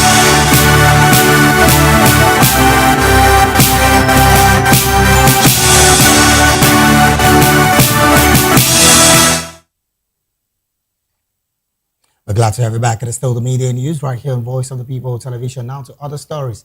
Rising cases of rape in Nigeria continue to spark public concerns, with many Nigerians calling for tougher punishment for offenders and stronger support for victims. The recent case in Asaba, where a young girl reportedly died, and the alleged rape involving a lecturer in Oka, have renewed calls for urgent action against sexual violence. Our correspondent in Oka, Chisom Namchi, reports. Reacting to the development, Simon Nwankwo and another respondent, Emmanuel, shared thoughts on what they believe to be the underlying factors contributing to the increasing cases of rape. They both agreed that serious penalties should be applied to perpetrators of such acts. Self-discipline should be one of the major problems, because I don't see the reason why somebody will force somebody because of sex. I think there is always agreement if you want to have pleasure with somebody. So forcing people, that's animalistic behavior. So it shouldn't even be part of us at the first place. Most times are usually under an influence.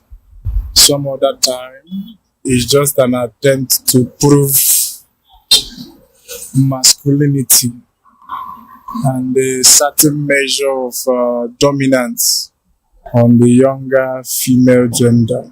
But the increasing rate of it is really a call for concern. Also speaking, a female respondent, Sussex Nnemeka, highlighted the impact of rape on victims and role society plays in responding to such cases. In Nigeria especially, there is no victim protection.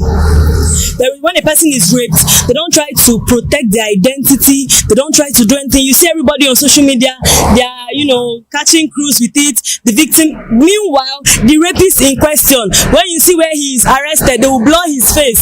I don't know if people have seen cases like that, but the person that was raped, they will open their faces. In the same vein, Nwankwo Ogechukwu, a medical doctor, spoke on the growing concerns over sexual violence and why collective action is needed to curb the menace. It is terribly bad because one of the parties wouldn't really consent to that sexual act. It's being forced in some cases. You have physical assault. Some people are drugged, they're intoxicated. A situation where the person goes into it involuntarily. It's terrible. On health aspects, it's bad because at the end of the day, you have, in some cases, pregnancy may result. As cases of sexual violence continue to make headlines, the need for stricter enforcement of law and prompt justice to protect the vulnerable members of society appear more cogent. Chisom Namchi reporting from Oka. Thank you so very much, Chisom, for that report. In another development, Rivers West Senator Ipalibo Hari Banigo has urged young people to embrace vocational and renewable energy skills as a pathway to economic independence. She made the call during the graduation of youths trained in the installation and maintenance of lithium-ion-powered streetlights in Obuama, Degema local government area of the state. To go out and you're going to use this knowledge very, very well for your own good and for the good of your communities. And you will be able to also encourage other people to join you in your own companies. It's going to be like a training of the trainers matter. I know that there are many more constituents who would like to be part of this training. So we are not just going to end with you, so that our people will be very equipped. I want to give you skills for the future Nigeria. You are the future of this great nation.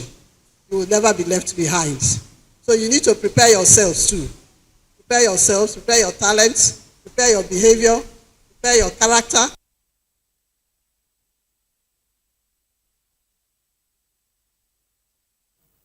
Training consultants Cynthia Ejifoma and Billy Gillis-Harry described the program as a life-changing initiative that equipped participants with practical skills in renewable energy. Now explore career and business such as solar, street light installations and maintenance, sales and distributions of solar products, lithium battery maintenance and repair, technical support, community-based solar street light projects, establishing renewable energy enterprise that creates employment for others. In this hall today, 110 of you will walk out of this place with the gift from President Bola Ahmed Tinubu and Her Excellency the Senator of what you used to do your work. And it is not ending there. They will still approve for some stipend, some support to be sent to your various bank accounts. So it's a beginning of a new journey, an experience that you may have had, but never in this time. An experience that will take us into a greater future. I want to thank you all for participating.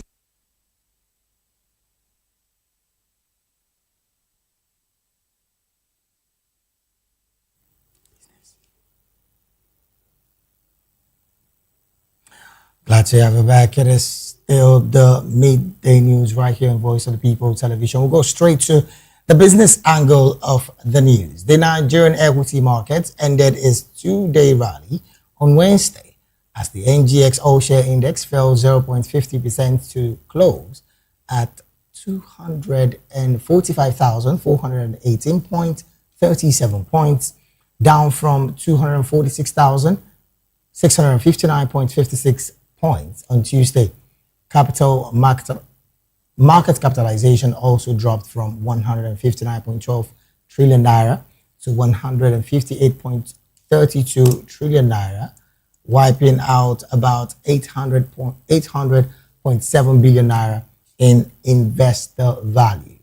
The decline was largely driven by double-digit losses in two of the market's biggest consumer goods stocks.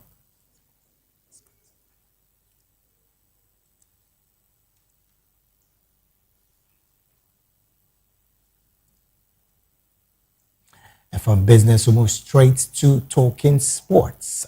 FIFA has unveiled its official 2026 World Cup team of the tournament, with champion Spain producing the highest number of players in the star-studded 11. The team, arranged in the 4-3-3 formation, features standout performance from 7 countries, with Spain contributing 3 players: Marc Cucurella, Pedro Porro, and Rodri. Runners-up, Argentina, who has 2 representatives, including captain Lionel Messi and defender Lisandro Martinez. While France also has 3 players: Kylian Mbappe, Michael Olise, and Dayot Upamecano. England's Jude Bellingham, Norway's Erling Braut Haaland, and Cape Verde's goalkeeper Zinha completes the selection after an impressive tournament performance.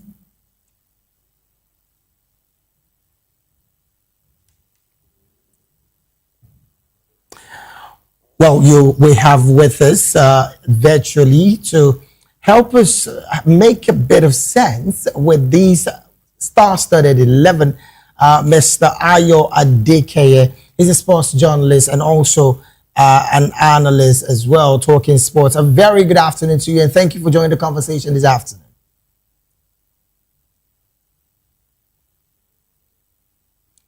Are you there?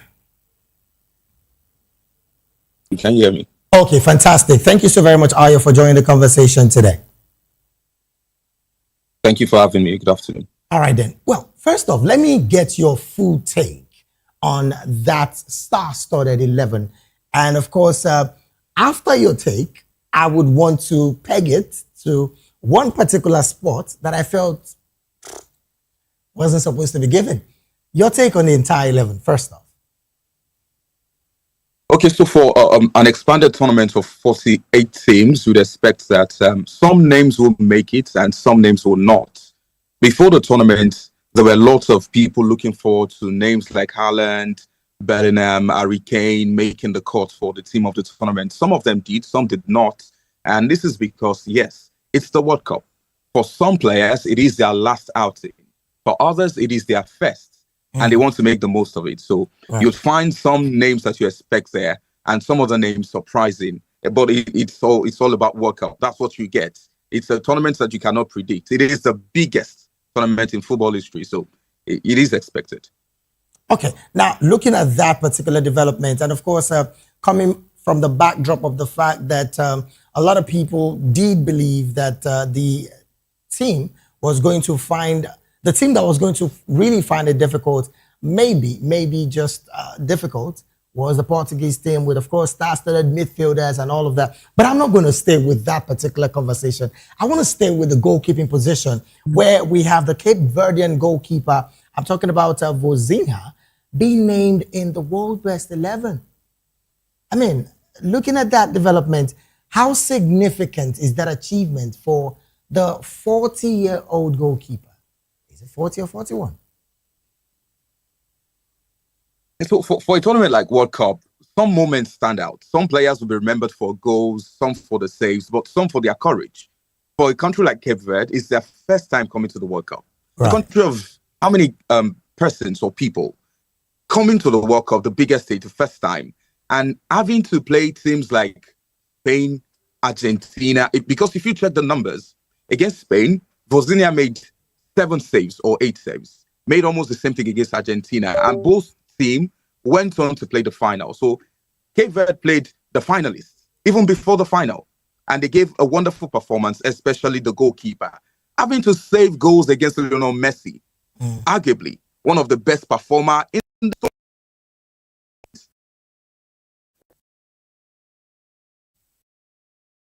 of the game. Messi, country should be proud of you for what you have done.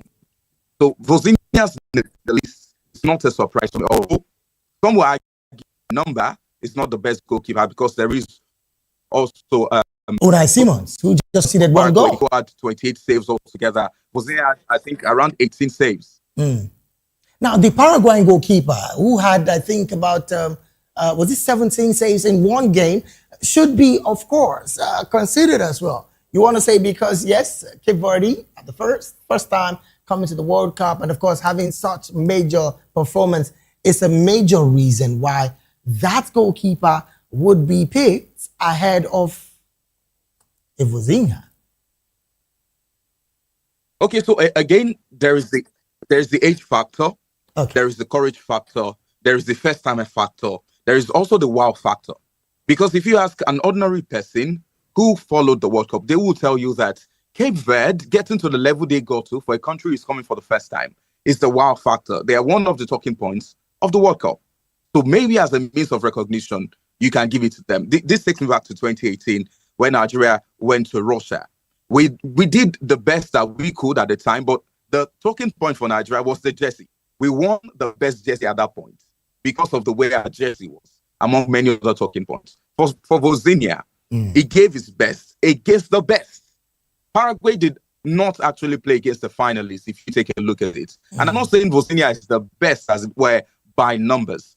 But for a man of his age, the courage he had and the leadership he provided, because he was the leader from the back, made sure that his team was concrete, they were compact, they were solid, always telling them to be confident. And every time you see Vozinha talking to the guys, we can do it, we can do it. So for his leadership, I think he deserves it. Oh, well, again, some would want to say it is neither here nor there because a lot would argue this same conversation. I like the fact that you said not for the numbers, because if we're going to talk about the numbers, there's a certain Unai Simons who only conceded one goal. And of course, you know for a fact that that is supposed to be some part of encouragement to the player, even though, yes, you also did mention the age as well. That also is a factor. But looking at the fact that Vozinha's selection is in the mix, what does that say about the importance of goalkeepers in modern day football? In football today, it's not about scoring goals alone. It's about saving goals too. We have seen the likes of Jan Sommer, Yassine Bonu coming out tops in different categories. And now having the likes of Buffon and other goalkeepers in the mix. Because when you talk about legends that contribute to football today, you would see the likes of Buffon talking about football. They are part of the governing bodies at different levels. So they stay there as representatives to also point out that goalkeepers are not just side attractions. They're also part of the team. The real football without a goalkeeper. Gone are the days where goalkeepers hardly get recognitions. I think it makes more sense that they recognize them now. Now that we're talking about goalkeeper players, goalkeepers that can score goals, dribble players, take crosses, and all of that. It makes more sense that they are recognized. A goalkeeper is not only saving goals, sometimes it's coordinating the team. All right. Now, before I let you go, maybe in one sentence, what does that also spell for African football? You would recall the last World Cup, Morocco made it to the last four. And of course, did almost same thing at this particular tournament. But of course, the inclusion of Vozinha now in the World 11, what does that speak of African football going into a new season for all clubs and other countries as well? Yeah, the message is that hard work pays. You get the recognition if you put in the work. It doesn't matter the continent you come from. Once you put in the work, you get the recognition, and that's basic. All right, and thank you so very much, Aya DK, for joining the analysis segment of the media news this afternoon. It was a pleasure having you. Thank you very much for having me. Thank you so very much. Well, we don't have to take a break. Let's just jump right into entertainment and, of course, wrap up the conversation, I beg your pardon, the midday news from this point forward. Now, in entertainment, veteran Nollywood actor Ramsey Noah says talent alone is not enough to build a lasting career, stressing that discipline and consistency are the key to success.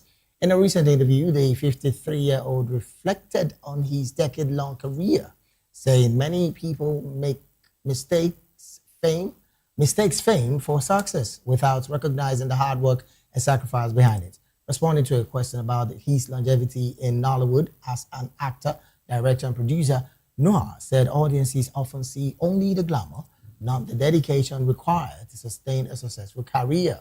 One of Nollywood's most celebrated stars, Ramsey Noah, has spent more than 3 decades in the industry. Beyond acting, he has earned acclaim as a film maker, directing and producing projects including Living in Bondage, while also starring in productions such as Netflix Blood Sisters. Well, with that entertainment story, we've come to the end of the media news right here on Voice of the People Television. Do well to subscribe to our YouTube channel on YouTube with Voice of the People TV, and on all other social media platforms we are at VOPTV Live. Thank you so very much for being a part of this broadcast. Up next, top of the hour, at 1 o'clock, will be Spotlight with Precious Agumanu. I am David Edwin. You have a good afternoon.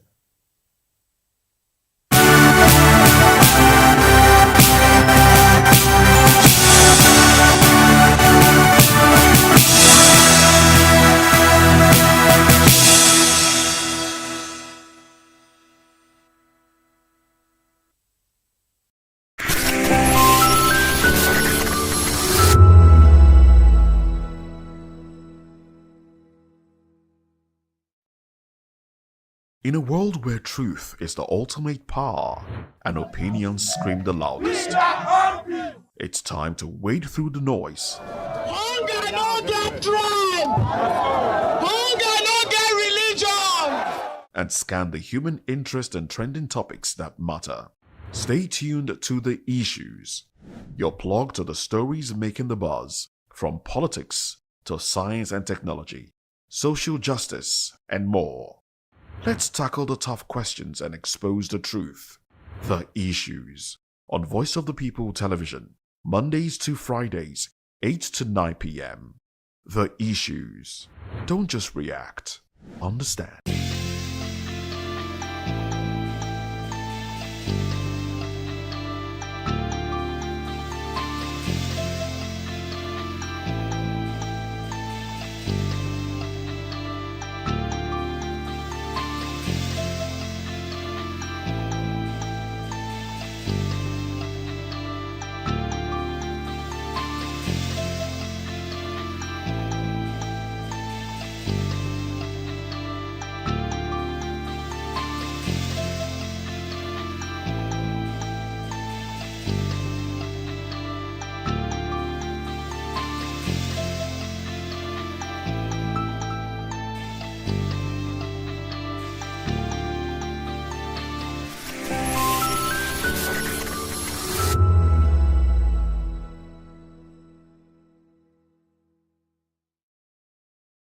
This is African News on Voice of the People Television, where we don't just bring you the news, we bring you Africa's heartbeats, the policies that shapes our world, and the economy that determines our future. African News on Voice of the People Television. Stay with us. To know the happenings in the maritime sector, join us on the program Maritime Frontiers on VOP TV as we discuss key areas in the maritime sector, from aquaculture, maritime transportation, maritime labor regulation, oil and gas exploration, ferry and passenger insurance, marine pollution and prevention, port operations, and lots more. Maritime Frontiers, exploring Nigeria's blue economy.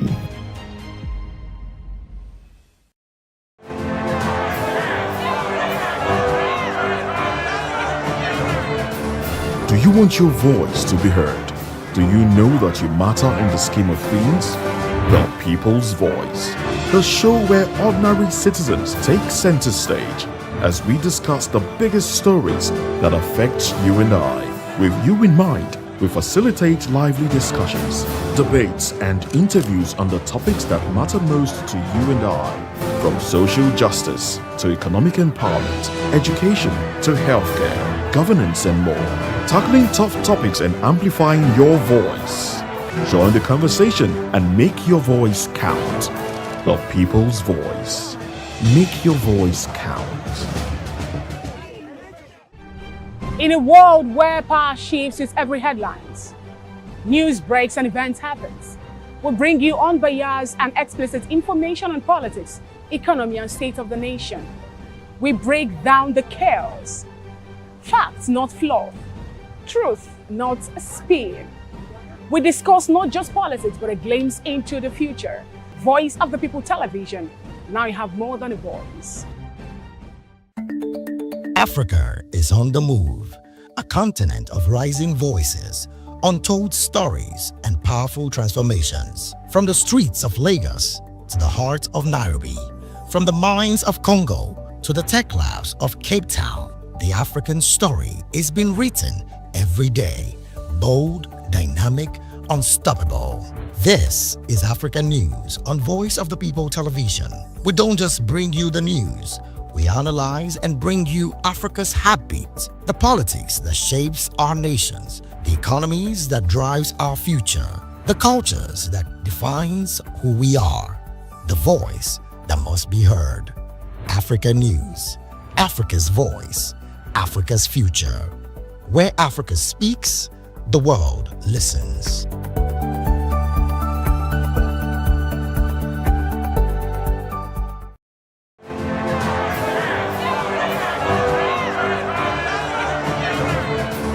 Do you want your voice to be heard? Do you know that you matter in the scheme of things? The People's Voice, the show where ordinary citizens take center stage as we discuss the biggest stories that affect you and I. With you in mind, we facilitate lively discussions, debates, and interviews on the topics that matter most to you and I, from social justice to economic empowerment, education to healthcare, governance, and more. Tackling tough topics and amplifying your voice.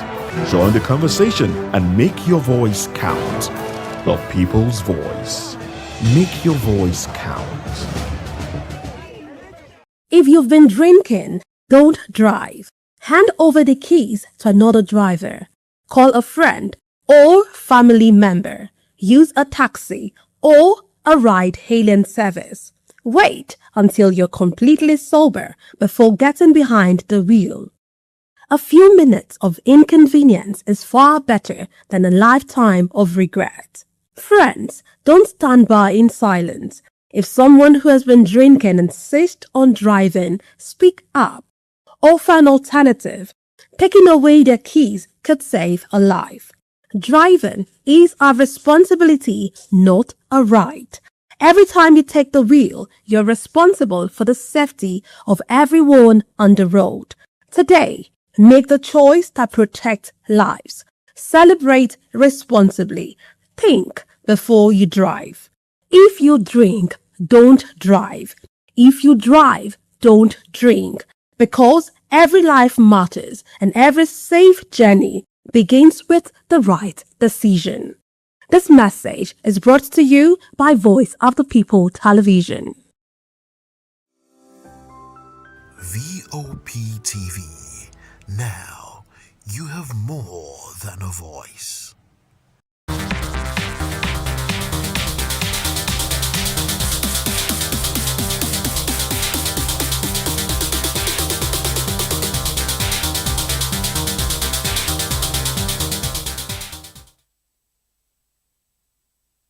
Hello, beautiful people. Welcome to the Spotlight Show. Yes, it's happening here on VOP TV, the place where stories come alive and voices matter. This is the show where we shine the light on creativity, culture, style, music, and purpose-driven people. As we all know, people who are shaping the world around us. And yes, I'm your beautiful host, Precious Agumaru, aka Call Me Prezi. And today, on the Spotlight Show is always an amazing time. But today is more amazing because someone special is joining me today. Guess who? My baby girl.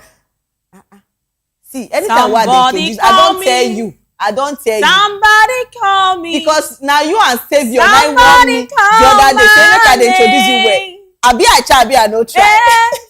When I was praying, be like say, praying to my Father. What if somebody I want to ask a question.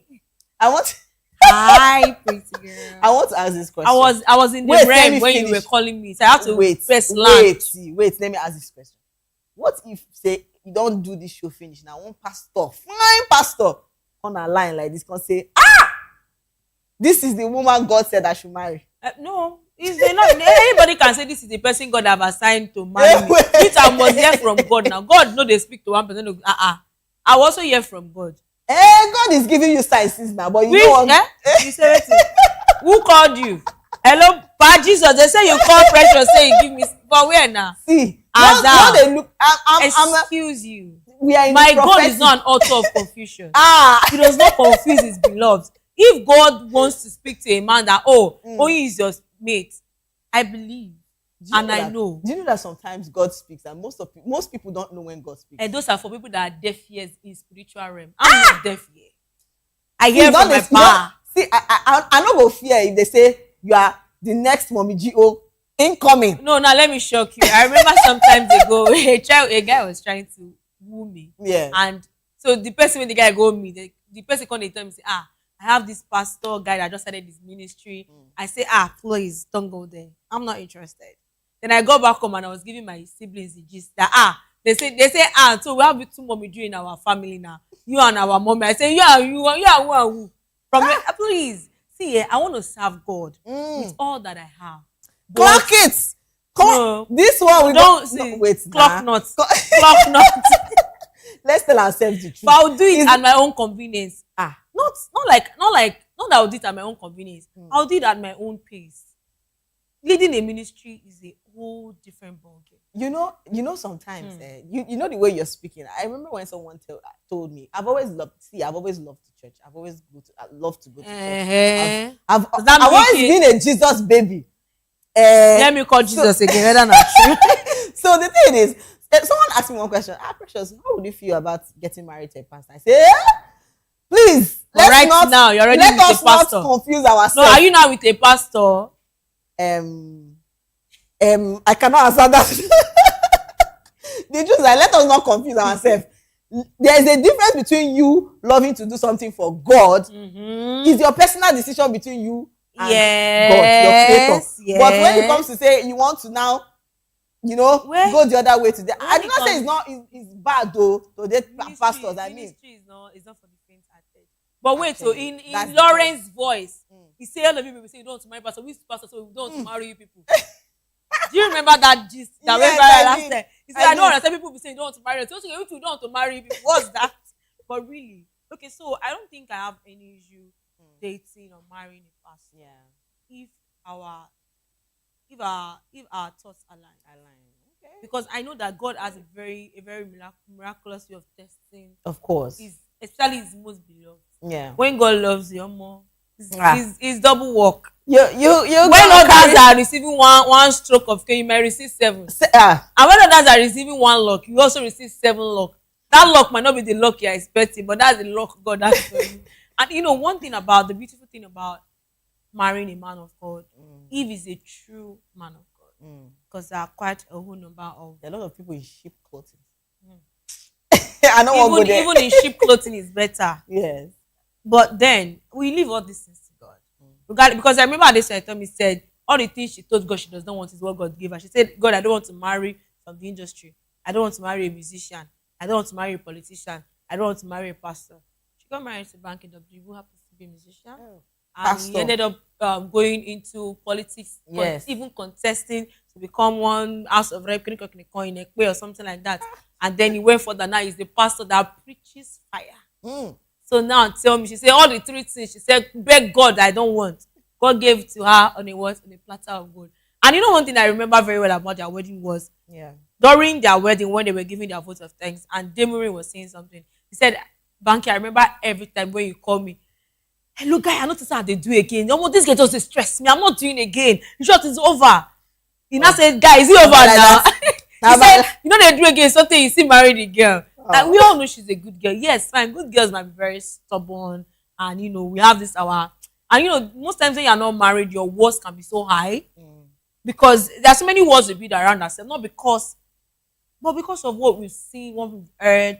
We don't want repetition of some things happening to us and all. But I think it just takes a man who is patient enough, gracious, tolerating, loving, to be able to capture such wonderful ladies. But if you don't have all these qualities and you're coming and not telling me you're not toxic, or you are toxic, I can see toxic. But have you thought about how beautiful ladies like you turn out to be pastors' wives? People will find pass me. See, may we tell marry pastor. I beg you. You mean wait, they don't send pressure to me. She never send me. I just they collect juice on top of my matter. It's just a humble, suggestion. I mean, am I the only one that sees it? If I become a pastor's wife, may we the name names. People we don't marry. All these are pastors who marry. Anyway, on to the next.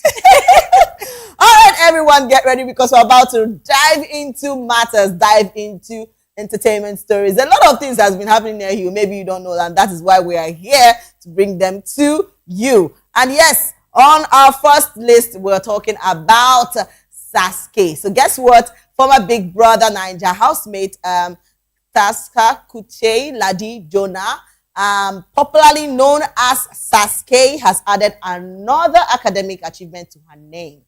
So the reality TV star has successfully earned a master's degree in global security and strategy from the Brussels School of Governance in Belgium. So her research focused on artificial intelligence, global governance, and counter-terrorism. So fans and well-wishers have actually congratulated Sasuke on the remarkable milestone, praising her commitment to education and personal growth. See, I love Sasuke. I think this is one of the ladies I speak about all the time. She's so simple. Even with don't go collect her clothes. No, I don't want to collect the clothes. Grab the clothes. Calm down. And they suspect you. I don't want to collect the clothes, but if you want to collect the clothes, I'm saying go need to barb your hair to resemble her. Hey, do you agree? Where I meet this girl from? Where did I meet? Please, if she help Life me. brought me to you because life knows that you cannot do it without me. You see? But let's talk about a lot of BB Naija, like the Alpha have been, ladies especially, have been going the extra mile to, get their studies. Let's talk about the likes of Messi, AK, turning into a big thing. Big things. Why you do? Moving on. Why?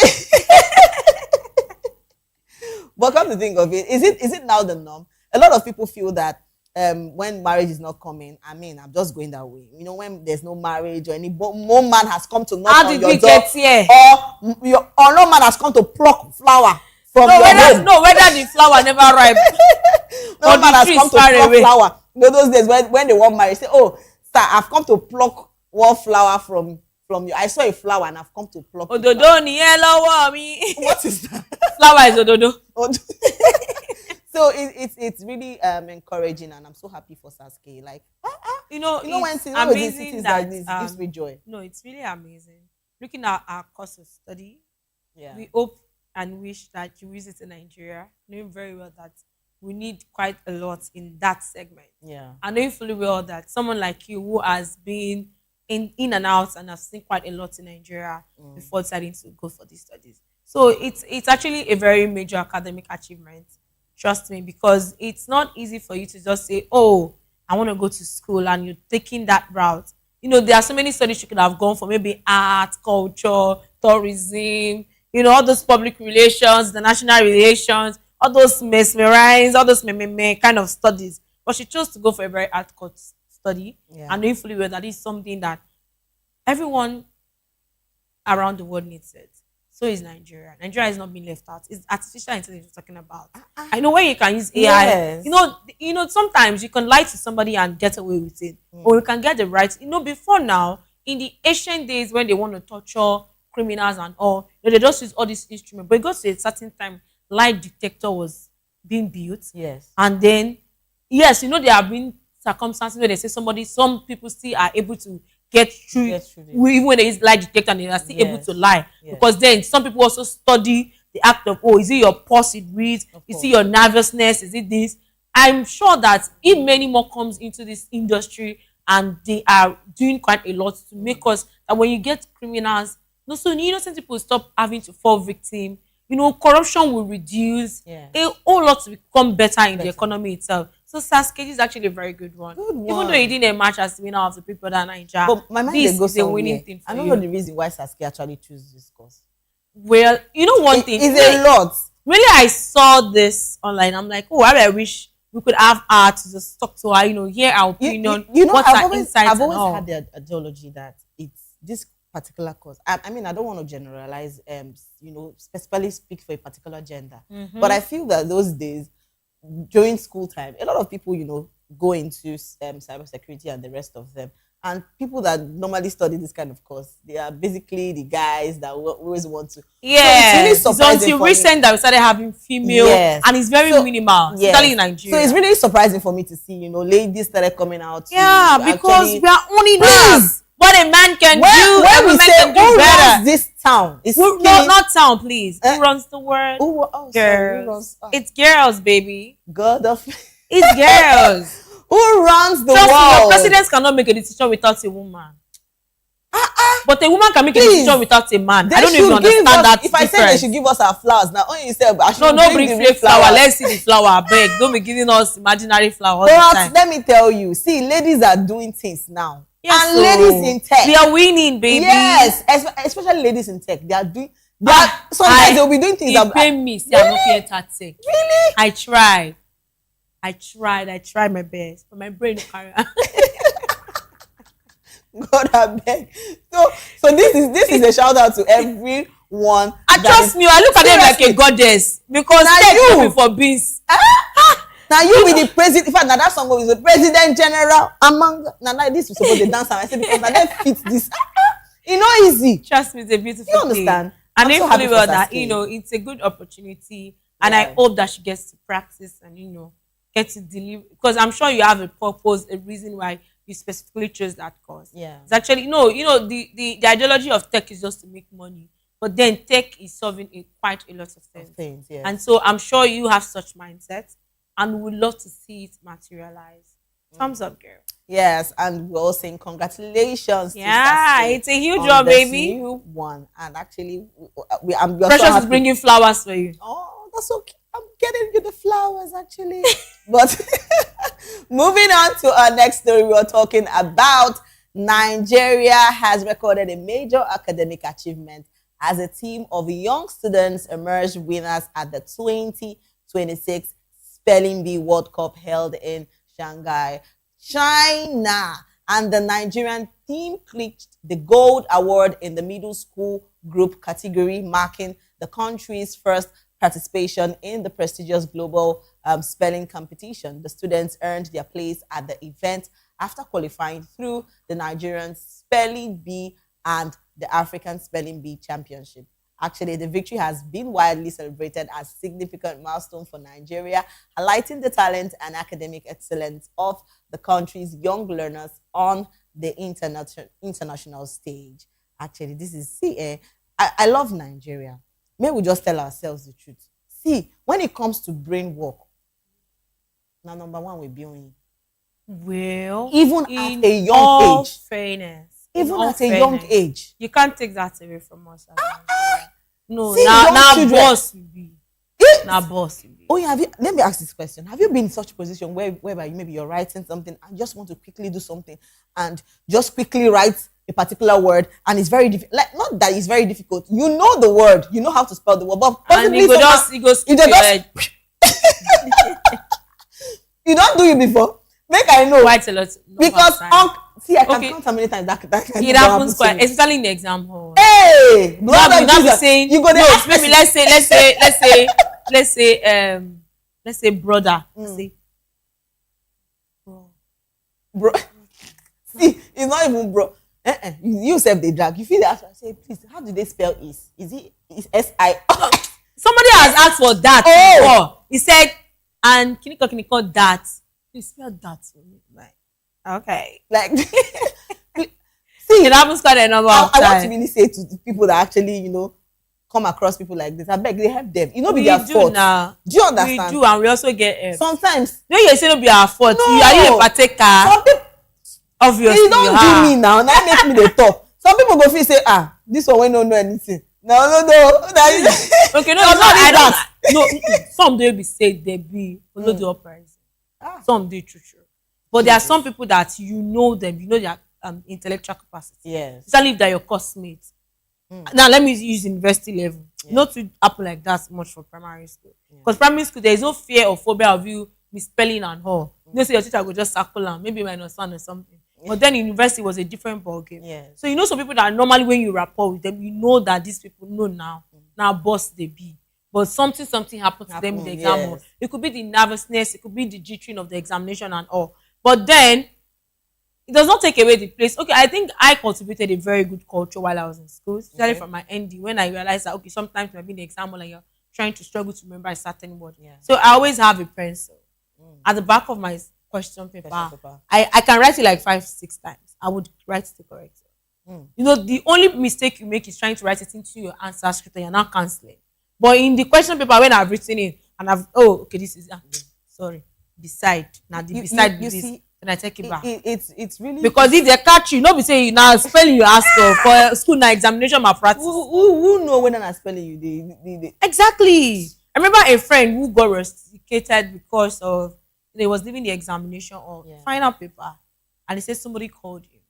Like me personally, you know when people in the exam like, oh, wait for me, and they come and they come. Let's say okay, I do I don't finish, and they say hello, give me examination malpractice.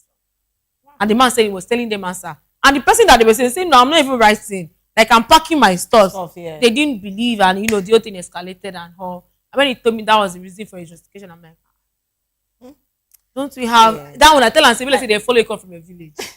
Because you know village people final paper. Oh my God, yes.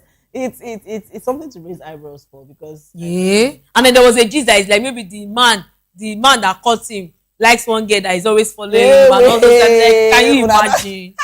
Like as how now? Yes. You know, all those kind of stories then back then. I know the guy and you know when I met him, when he told me, so I'm like, sorry. How many years ago did that happen? Like maybe a few years ago. So I met him in my own new school, you know, trying to I'm like, wow. Yeah, sometimes when I see you know, young ones like this, I call them genius. They are people that their brain. Do you think that I don't see spelling bee as something that is easy. Well, you spelling something it's not easy and it's easy in a twinkle of an. Oh yeah, have you experienced something like this? Yeah, definitely. In a twinkle of an eye, not up to 5 minutes. You're meant to. You see a lot of people that I really value. People that solve mathematics. I don't know. They solve math with their heads. Obviously, the way they do, you cannot solve it. You know they say as I do my hand. Waiting, what? No. Okay, you know. Ironically, when I was growing up, you know, when in my GS, I was in this government school. And then we'll go to private schools to compete with them for probably on spelling bee, you know, competitions, quiz and the like. And we always win. You know when they say first, second, third, that's the position and my school will come first, second, and third. And the private school has to now be struggling between first, fifth, sixth. And I used to be thank God I did not go to private school. So that's exactly what happened. You know, these are children coming from a place where they grew up being drilled. Yes, a same child that age bracket in China can be able to build, you know, make a wristwatch, make wall clock, make robots. That's brain tasking. We are being drilled differently. In Nigeria, education is do or die. Is it that you are getting it right or they're breaking off your head? I'm telling you. You know, when you come back home, I remember the very first time I came 50 in my primary school. I cannot forget. I was sick. So I think I missed a test. Then during the exam there was even a day during the exam that I was rushed home. I didn't finish that paper. And when the results finally came out, I was fifth in the class of, I think 46 or so. And I was crying hysterically. Why? For making fifth. And you know, one girl looked at me and looked as if she should just strangle me because she came, I think maybe she was 30 something or so. And these are people that were in class all through, they were not sick, nothing happened to them. But me, because I used to be between first to third. So dropping to fifth. And we were even two that came fifth.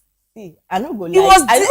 Let me tell you the truth. When it comes to, you know, learning at your young age, I wasn't really opportune to have that kind of. I was devastated though. They carried me home. Let me tell you. And my mom was like, story. You came fifth. You came fifth. How? I feel parents has this, has this idea that, oh, if your child doesn't, come first position, your child is, is a dollar than this. You know the question they used to tell us when we were yes, smaller. Nah. No, my mom will say the best way we come first, get to head.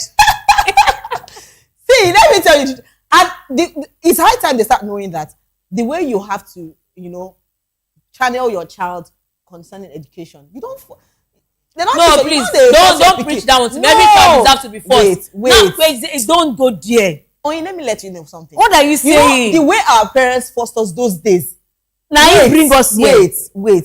Now you still bring us here. True calm down now. Let me land. I don't understand. The way our parents forced us those days. You must. Yes, now you do. You do start listening to 7 o'clock.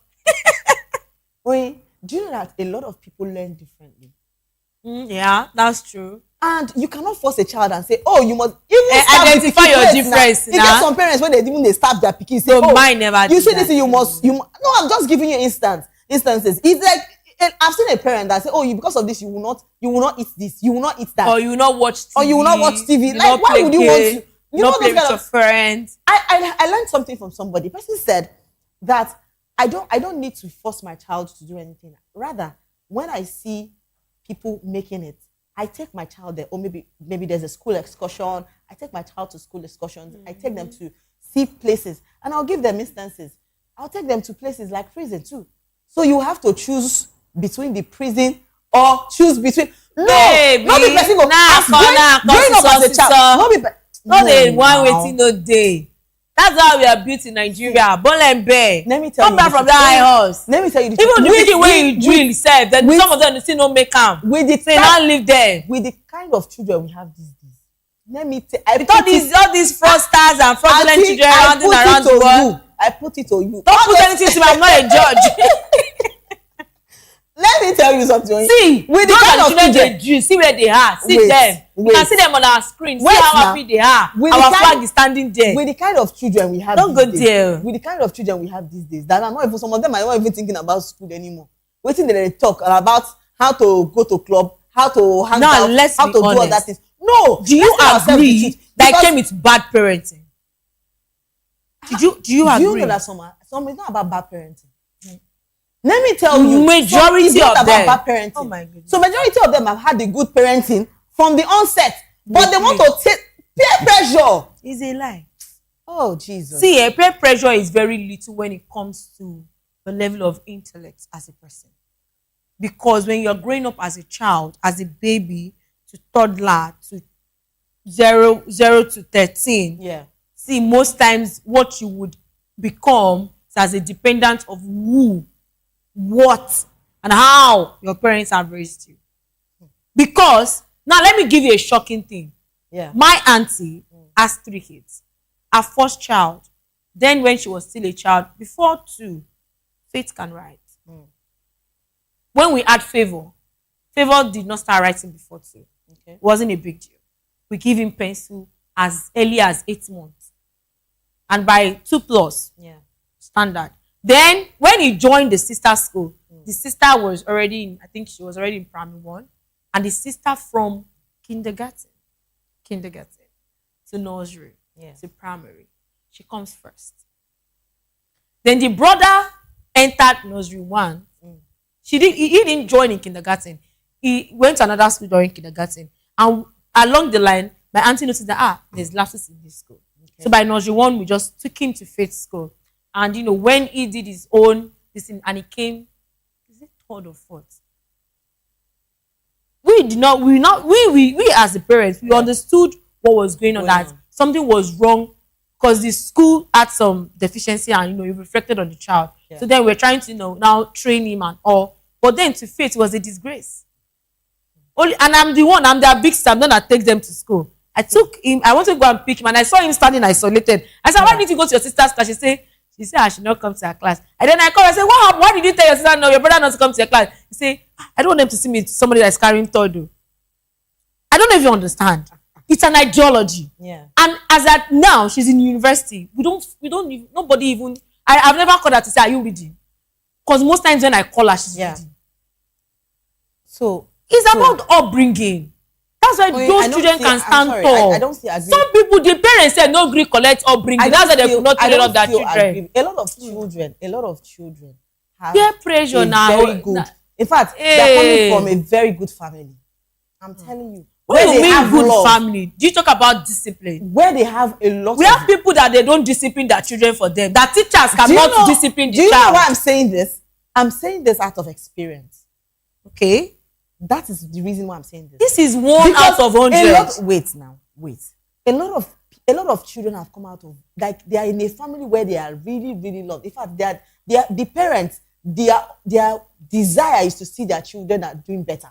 And they put so much effort to see that their children are doing better.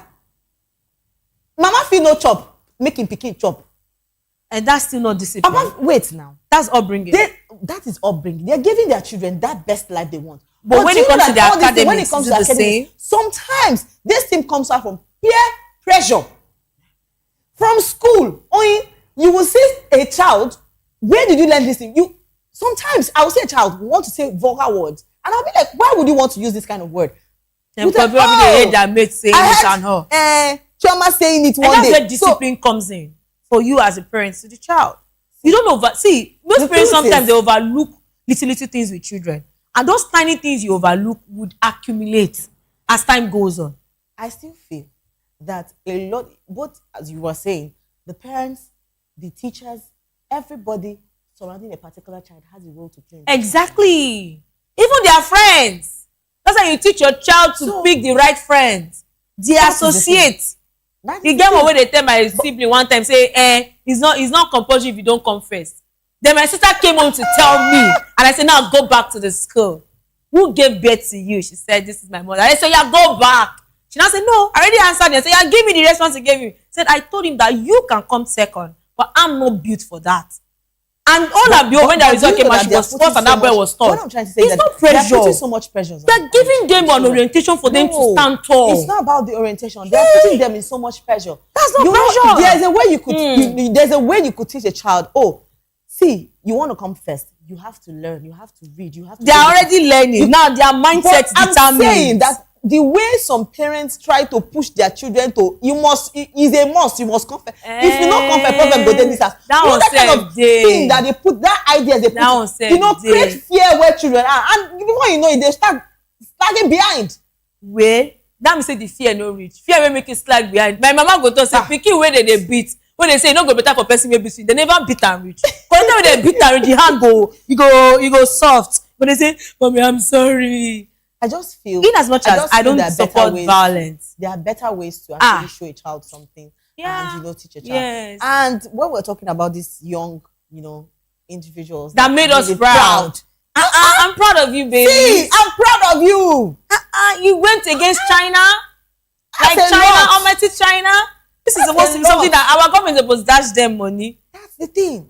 There should be a scholarship in place for these children. Because it didn't just make us proud in Nigeria alone. They're making us proud in a place where Nigeria has been looked down on. Where they feel like, Don't be this Nigeria. I'm sure when they were even coming, they would not see them as a threat. Actually. They never saw them coming. And that's the kind of things you want to see in the educational sector. Actually. And this brings me to the fact that government needs to understand that investing in education is not a lost cause. Yes. It actually builds and shapes our future. Because when you build the right mindset of people, and in the face where we have people going into fraudulent acts and all, yes. And we are trying to outline them, not people to follow that trend. You need to give people something to focus on. If you let them see that there is reward for hard work, yes. There is reward for you doing the right thing. There is reward for education. Not when people who has finished school for like 5-10 years are still saying down the street. But then after some research on my own, I realized that even some people that are claiming that I'm a graduate of 5 years, I've not gotten a job. Some of them came out with pass. Oga, how did you do it? So my own say on this is I'm not only commending the children, I'm also saying to the teachers that you guys are amazing. Yeah, I mean, well. people did a lot of work. You know, to put those children there. Because he was still plenty. He was still taking a bazar for where you want to teach me. That time, but I said, don't be where you want to stay. I mean, there are a lot of ways that you have built these children to get into this stage, and it's really, really amazing to see that you guys really did a good job. A good job. I was a good result. It's a very beautiful result. All the things when they spell. All the things when they spell. Mona bring a main precious speller. I don't want you to say. Why you go use me as example? Now I want you.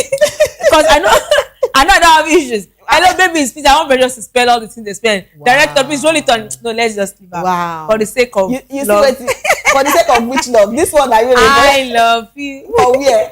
You love me. Oh my God, it gives the Akila the Bee vibe. You remember Akila the Bee, and now we're having Nigerians the Bee. Yes.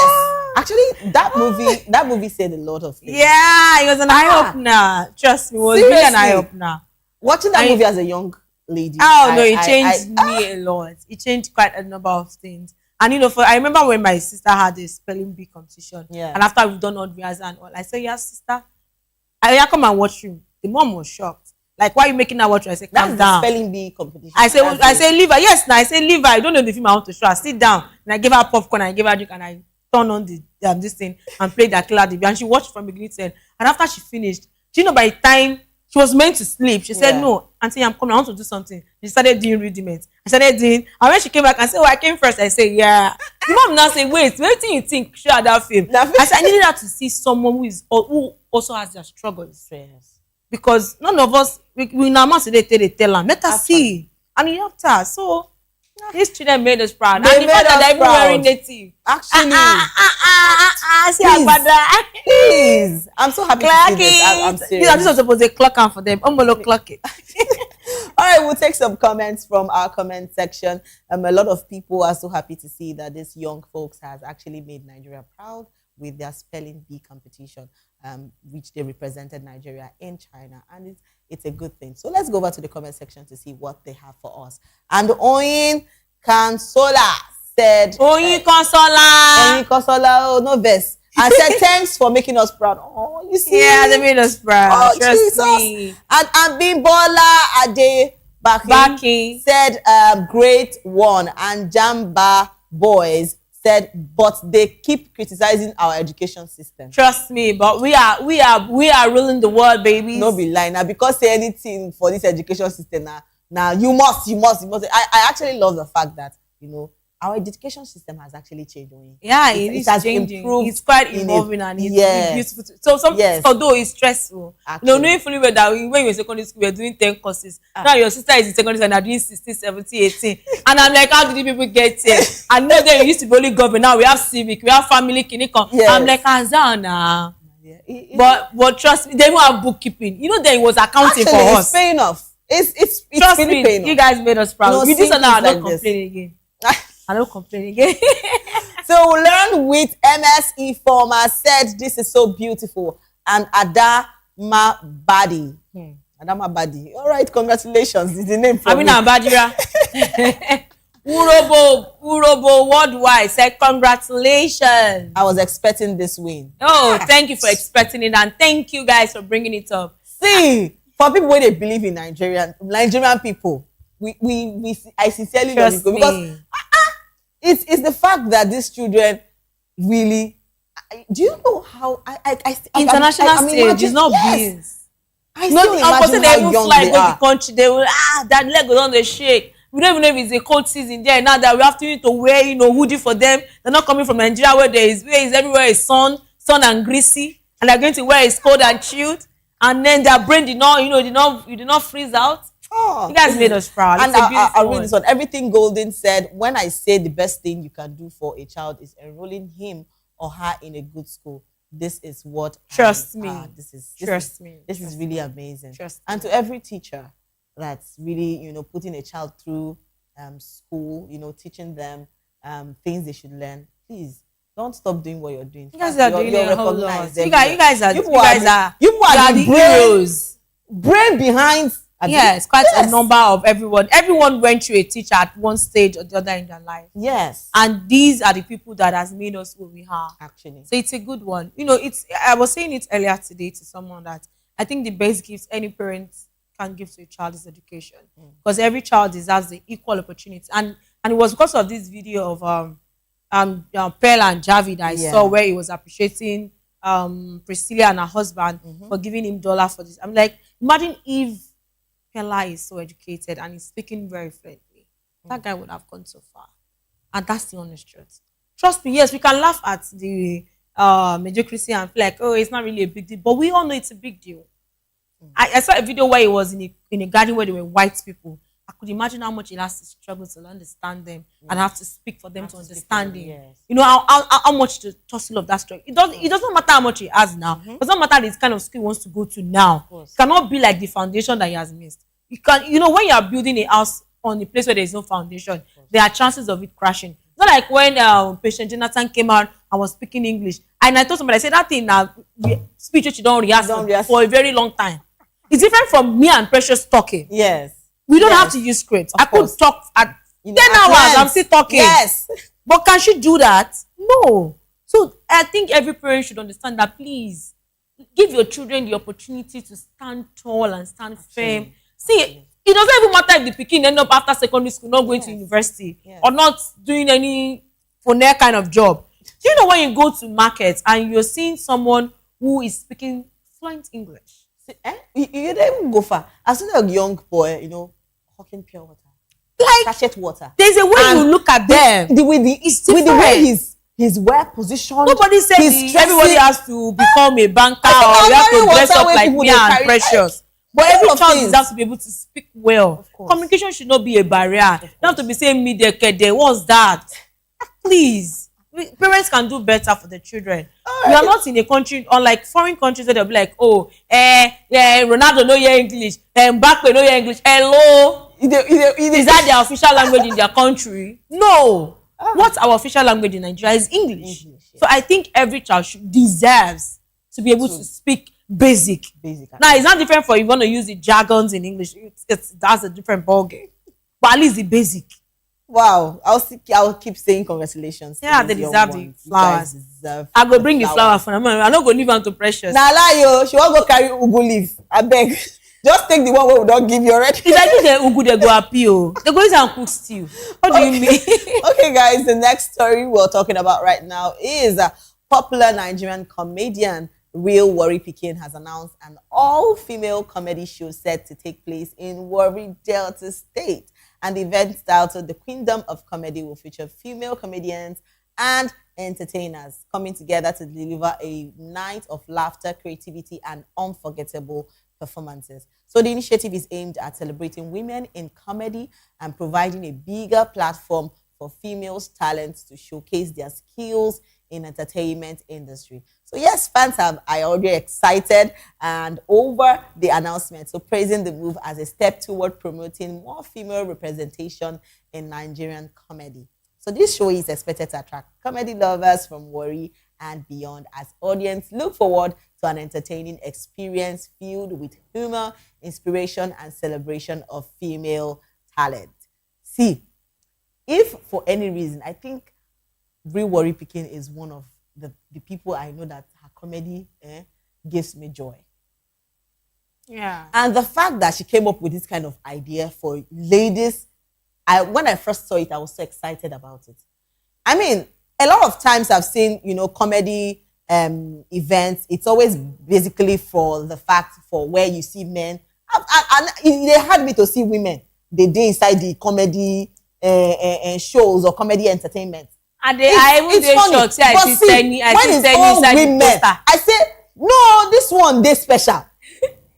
No, it's a good one. Sure. See, we were weak. I mean, see all this while we also talk about women. I don't know whether today is all lined up for ladies. I mean, yeah, we run the world, girls. Like we always say, but this is really amazing to see that we have the likes of Tenny, you know, coming for the event. A lot of people, a lot of our female comedians, and seriously, who say women, we know they make you laugh. Try us now. Yeah, we are amazing. Trust me. So, Oyi, tell me, I know say when last, in fact, let me even ask this question. When last you don't laugh like so hard? That say if you remember yourself, you go to laugh again. When last you don't laugh so hard? You see? You don't carry this put for your whole mind. You need to go out, baby girl. Am I?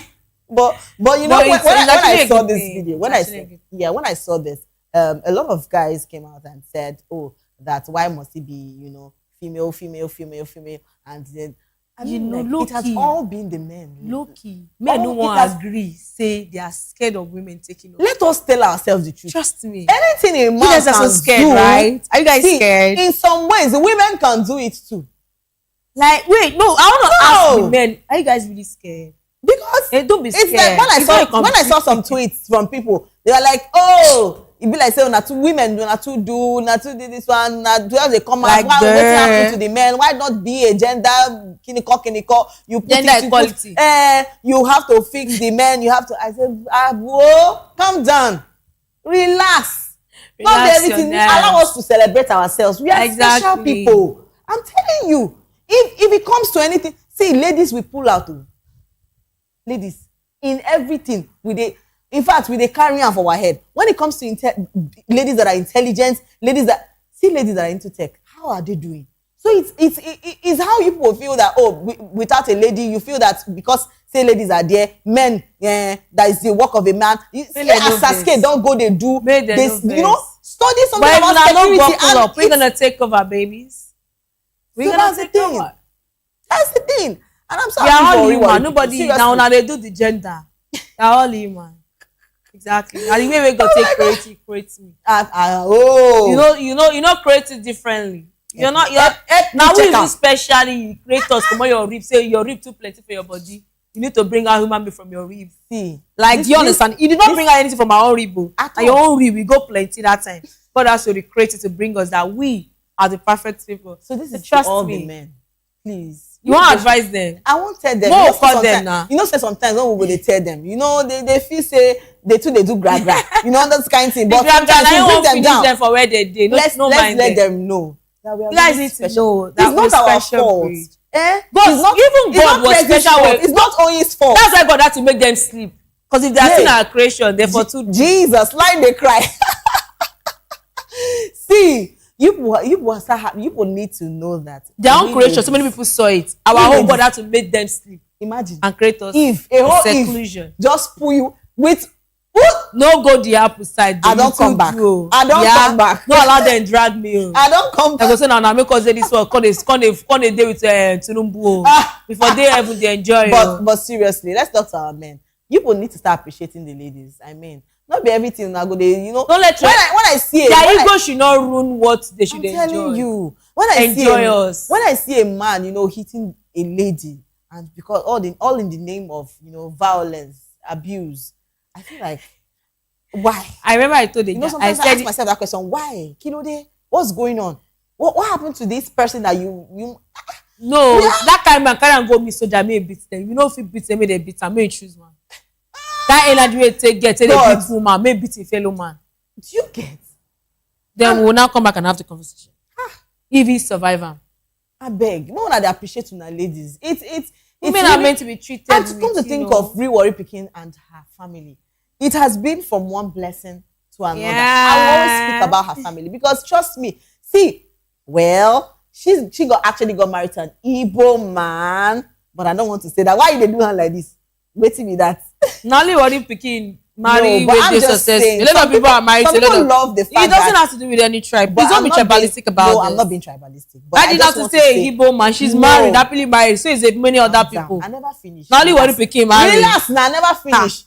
I'm lost, so where precious carry you go? We are not carry you go anywhere. He's married to an Igbo man. Not be when they talk about Yoruba people that you go they do your head like this. No. I've never used that to them because you don't want to go down that. I don't want to go that lane. Exactly, don't. She always comes out and says that that she loves her husband as an Igbo person. A lot of people to come out and say they love their husband. The husband is Igbo. No, that's where I'm actually going to. She loves the fact. Have you seen her content? Have you seen sometimes where she dresses like an Igbo lady and let me tell you what they used to say my dialect. Alara, Nimbaraga. And the person wey get body go proudly in body. Let me even tell you, even as I did like this, as a who she not proud of the husband, she won't dey proud of another person's husband. I'm done. Let me talk. I don't understand. Even as I did like this now with just a simple Igbo girl, you still love me. I be a lie. See the face. Only the face will tell you that. Director, till we meet again. I disappear. Yeah, will be now. Oh my God, it's really amazing to see that Real Warri Pikin, is bringing this part of comedy to Warri audiences. It's lovely to see that she's doing amazing and well. And yes, to all those that are, hoping to, be a comedian, it's for you. Congratulations. Which one is for you? You haven't done it like this. You who and who? When you bring 12 tribe of Judas, that I've seen that guy name. Funny that is for you. Yeah, who? Please, this is where we draw the curtain. Thank you so much for staying with us on the Spotlight Show. It was an amazing time. And remember, if you're going viral or going global, please stay true to your stories. And don't forget to follow us on all our social media handles at VOPTV Live and subscribe to our channels for more exciting episodes and updates. Until next time, I am Precious Akimani, aka call me Pressy. And I didn't do this alone today. I was here with my darling Bass. Because I want to maintain my steez to the end of this program. See you next time on the Spotlight Show. Bye for now. Bye.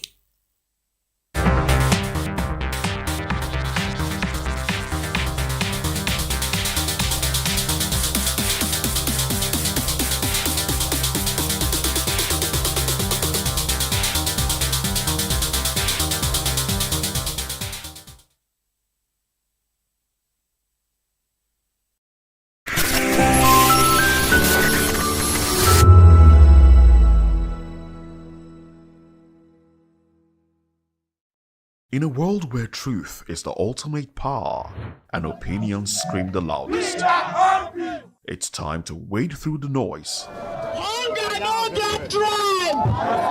Hunger no get religion. And scan the human interest and trending topics that matter.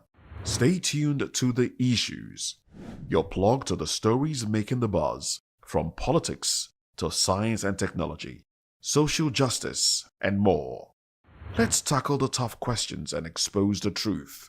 The Issues on Voice of the People Television, Mondays to Fridays, 8 to 9 p.m. The Issues. Don't just react, understand. Join us as we drive into the world of politics through insightful interviews with prominent political figures, both serving and former governors, ministers, senators, legislators, party chieftains, activists, and analysts. Get first-hand information into the decision-making processes that affect our daily lives. Highly engaging one-hour program that brings political discourse into focus. I am Chukwuma Okoro. Political Lens, Monday through Friday, 6 to 7 p.m. Join us.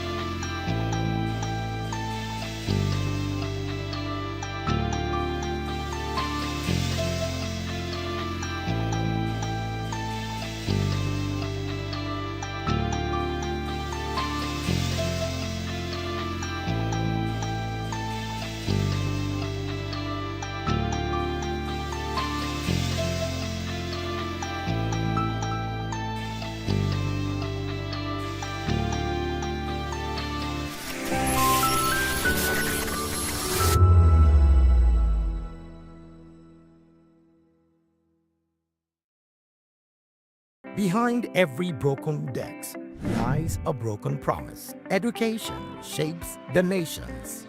But who is asking the right questions? Introducing Edu Dialogue, the show that goes beyond the surface, exposes the cracks, the corruption, and the silence in Nigeria's education system. Edu Dialogue, Saturdays, 3 p.m., only on VOP TV. We break the biggest stories, from missing funds to policy failures, we ask the tough questions and demand real answers. Edu Dialogue, this Saturday, 3 p.m. on Voice of the People Television. This is Health Check, your weekly guide to better living, smarter choices, and trusted answers. From everyday wellness to urgent health issues, we've got you covered. Health Check only on Voice of the People Television, where your health has a voice.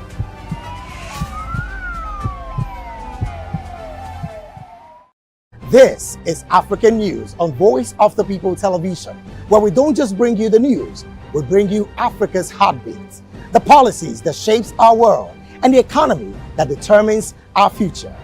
African News on Voice of the People Television. Stay with us. Welcome to the locker room, the home of football talk that matters. I am Jerry Ampelhon. Join us every weekday, Monday to Friday at 5 p.m. Nigerian time, as we share the hot takes and hot debates in the exciting world of football. And joining me are the usual suspects, Ikechukwu and Mayowa, as we break down all the hot takes and everything that's happening in the football.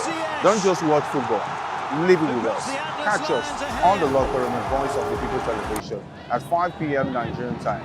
And like I always say, if not 20 minutes off, please discuss. To know the happenings in the maritime sector, join us on the program Maritime Frontiers on VOP TV as we discuss key areas in the maritime sector, from aquaculture, maritime transportation, maritime labor regulation, oil and gas exploration, ferry and passenger insurance, marine pollution and prevention, port operations, and lots more. Maritime Frontiers, exploring Nigeria's blue economy. The red carpets, awards, the razzmatazz, music, fashion, interviews, and more. Spotlight on Voice of the People Television. Let's feed you with all the juicy stories in the global entertainment space, bringing you the glitz and glamour as it is hot. Stay tuned to Spotlight, 1 p.m. Monday to Friday. Spotlight on VOP TV. Entertainment like never before.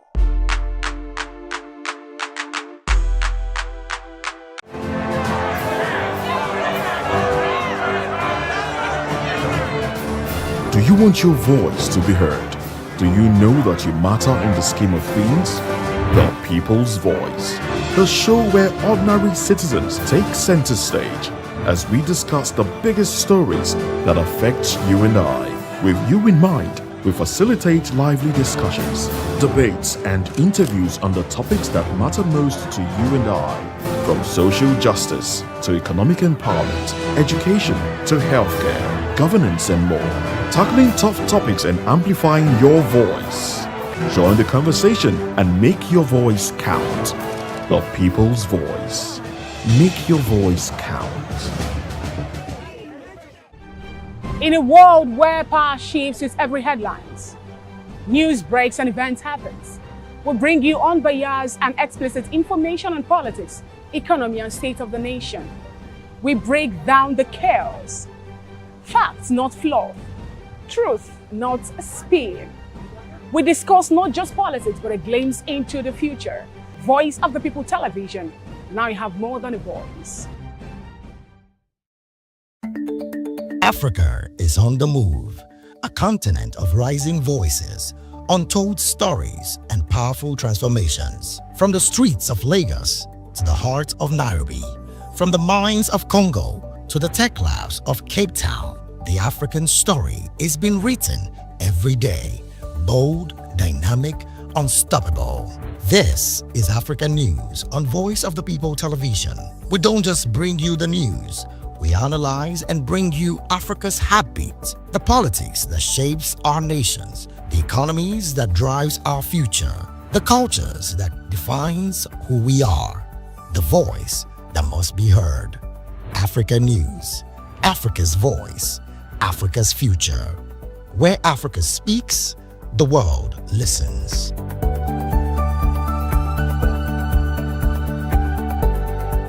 Nigerians, your voice matters, and in 2027 it starts with your permanent voters card, your PVC. If you're 18 and above and you're a Nigerian citizen, you have the right to choose who leads your community, your state, and your country. But that right only counts if you have your PVC and your name is on the voter register. Here's what to do. First, check if you're registered. If you're not, or if you've moved, lost your card, or turned 18 since the last election, go to the nearest INEC office or an INEC registration center. Second, it's free. Don't pay anyone for any registration or collection. Third, collect your PVC early. Don't wait until the week before elections. INEC will announce dates. Listen to radio, TV, and follow INEC's official pages. Your PVC is more than plastic. It's your power to hold leaders accountable. It's how you decide on roads, schools, hospitals, and jobs for your community. When you vote, you decide the future of your children. Get registered. Get your PVC. Vote in 2027. For Nigeria to work, you must be a part of it. Your vote, your future, your responsibility. This message is brought to you by Voice of the People, VOP Media. That 10 seconds you save by crossing the road could cost you your life. Pedestrian bridges are built for one reason: to keep you safe. They are free, they are strong, and they are there to protect you. Dashing across expressways leads to injuries, loss, and grief that last forever. Using the bridge takes less than 1 minute. Losing a loved one lasts a lifetime. Parents, teach your children. Drivers, slow down near bridges. Everyone, please use the pedestrian bridge every time. Your life is worth the climb. This message is from Voice of the People's Television.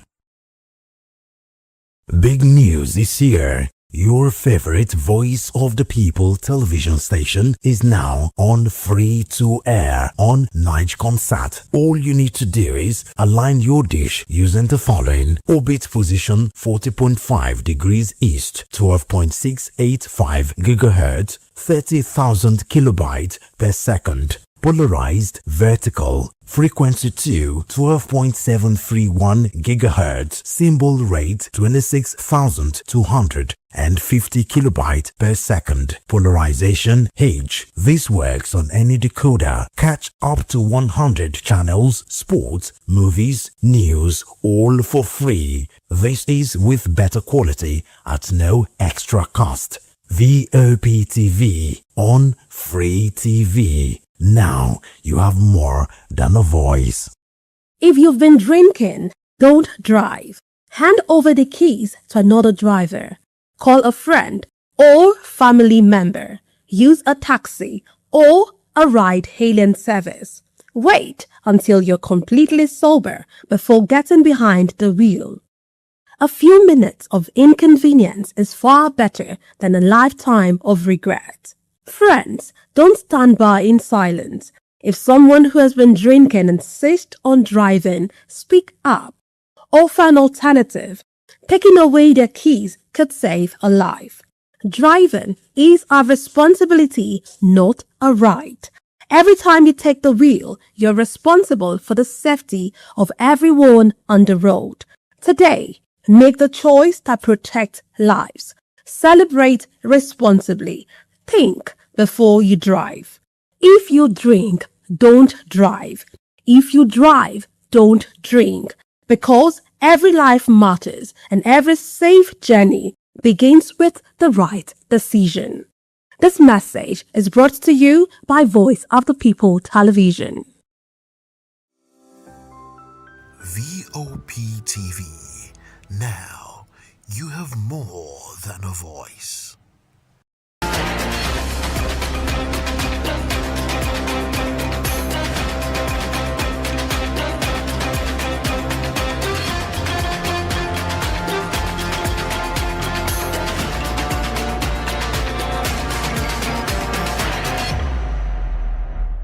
Good afternoon, Nigerians, and welcome to Vantage. My name is Ferdinand Igba.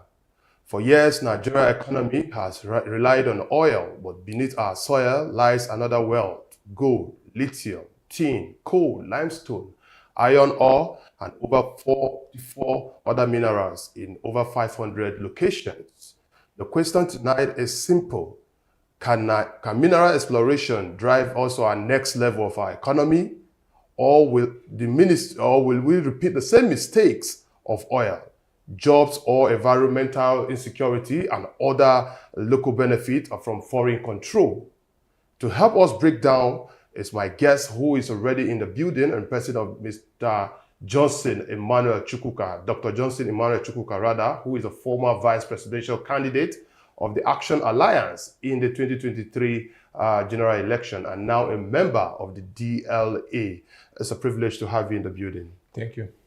All right. Today we'll be looking at very elaborate questions about some of the mineral resources that we have in Nigeria and whether we have really exploited the potentials and we've used it for the economic and social well-being of our people. All right, quickly, let's start the conversation on this note. Nigeria has estimated over $700 billion worth of solid minerals. Why is this sector contributing less than 1% to our GDP for decades, while other dominate? What are the three structural barriers that you think are responsible for some of these defects? Well, there are so many factors, just like you said. In fact, there are more than three, barriers that, have kind of taken our attention from the real places. Should be financing our budget and then developing our country. But I think the basic thing that is in the minds of everybody is the discovery of oil and then the abuse that goes with it. Since oil was discovered in Nigeria in 1956, I think every attention now shifted towards that direction. And then farming, that used to be our main revenue source, somehow we escaped that one. Remember that Nigeria was the highest producer of cocoa. Today, we don't have that position any longer. In fact, we don't even produce enough for export. Secondly, in those days, we used to hear about groundnut in the north. The groundnut pyramid then. Yes, and now it's no longer there. Every attention now shifted to oil. And so many years down the lane, we cannot even say what exactly have we achieved from the oil, so to say. However, maybe part of the reasons why we're not paying attention to other resources that we have in Nigeria could be our ignorance, when we don't have proper knowledge of exactly what we have. It's not just about mineral resources, human resources too. We have never exploited our human resources in Nigeria than the mineral resources. So, unfortunately, those who come to power, who hold power, their focus, prior to the period they come to power, their focus is always on oil, because that is the fast money where they can make. But meanwhile, the resources we have, the mineral resources, they are there. None of them have even proper knowledge of what exactly do we have. Every statistic we might have now might be based on assumptions. There have never been real work done in order for us to know, to quantify, to know exact amount or quantity. Just like in your intro, they said we have over 750 billion worth of minerals deposited in our soil. Then the question is, where did we get this figure? Because there have never been any geological analysis of all the mineral resources we have in Nigeria. And then how can someone arrive at this point and then giving us such figures?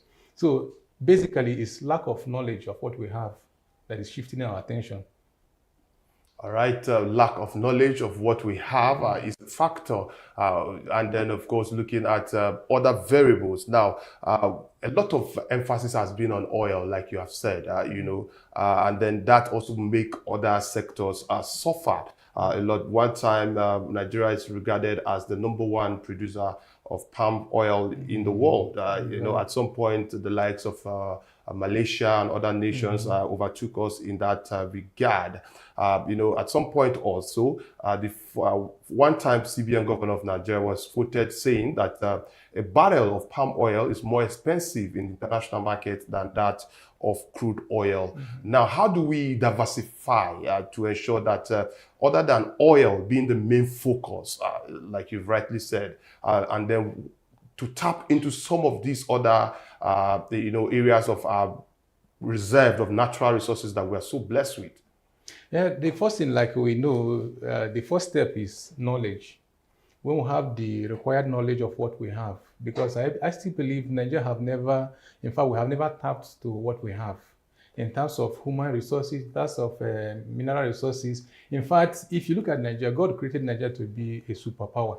And what do I mean by a superpower? Everything that is required to be a superpower, Nigeria has it. For example, access to water.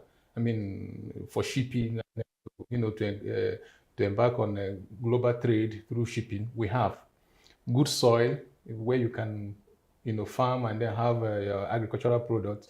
Three, reasonable population. In fact, we are the biggest population in Africa. Then fourth, energy source, which is crude. We have it in Nigeria, we have it in abundance. And an important thing for us also here to also point out is that, yes, somewhere, somehow, people are talking about the crude is also, it's like it's outgoing product. That is, the world is now coming to another Green level. energy, Yes, but if you look at it, we are even already there. We have lithium in Nigeria. So if the world decide that tomorrow, okay, no more for crude, we have lithium. So we are there already. So when we don't have this understanding, the proper knowledge of what we have, of course, we will be focused on things that are not relevant, that that will just grant us or gratify our immediate need, and not so that I don't even forget to say this too. Actually, our attention is also somehow the revenue is also going out of crude. What am I trying to say now? You see, now the focus of the government have been taxing the people. So they're now seeing the people as taxing Nigerians as a revenue, a new revenue, where they can get money. So that's the base we're now focusing on our attention. It's no longer the oil.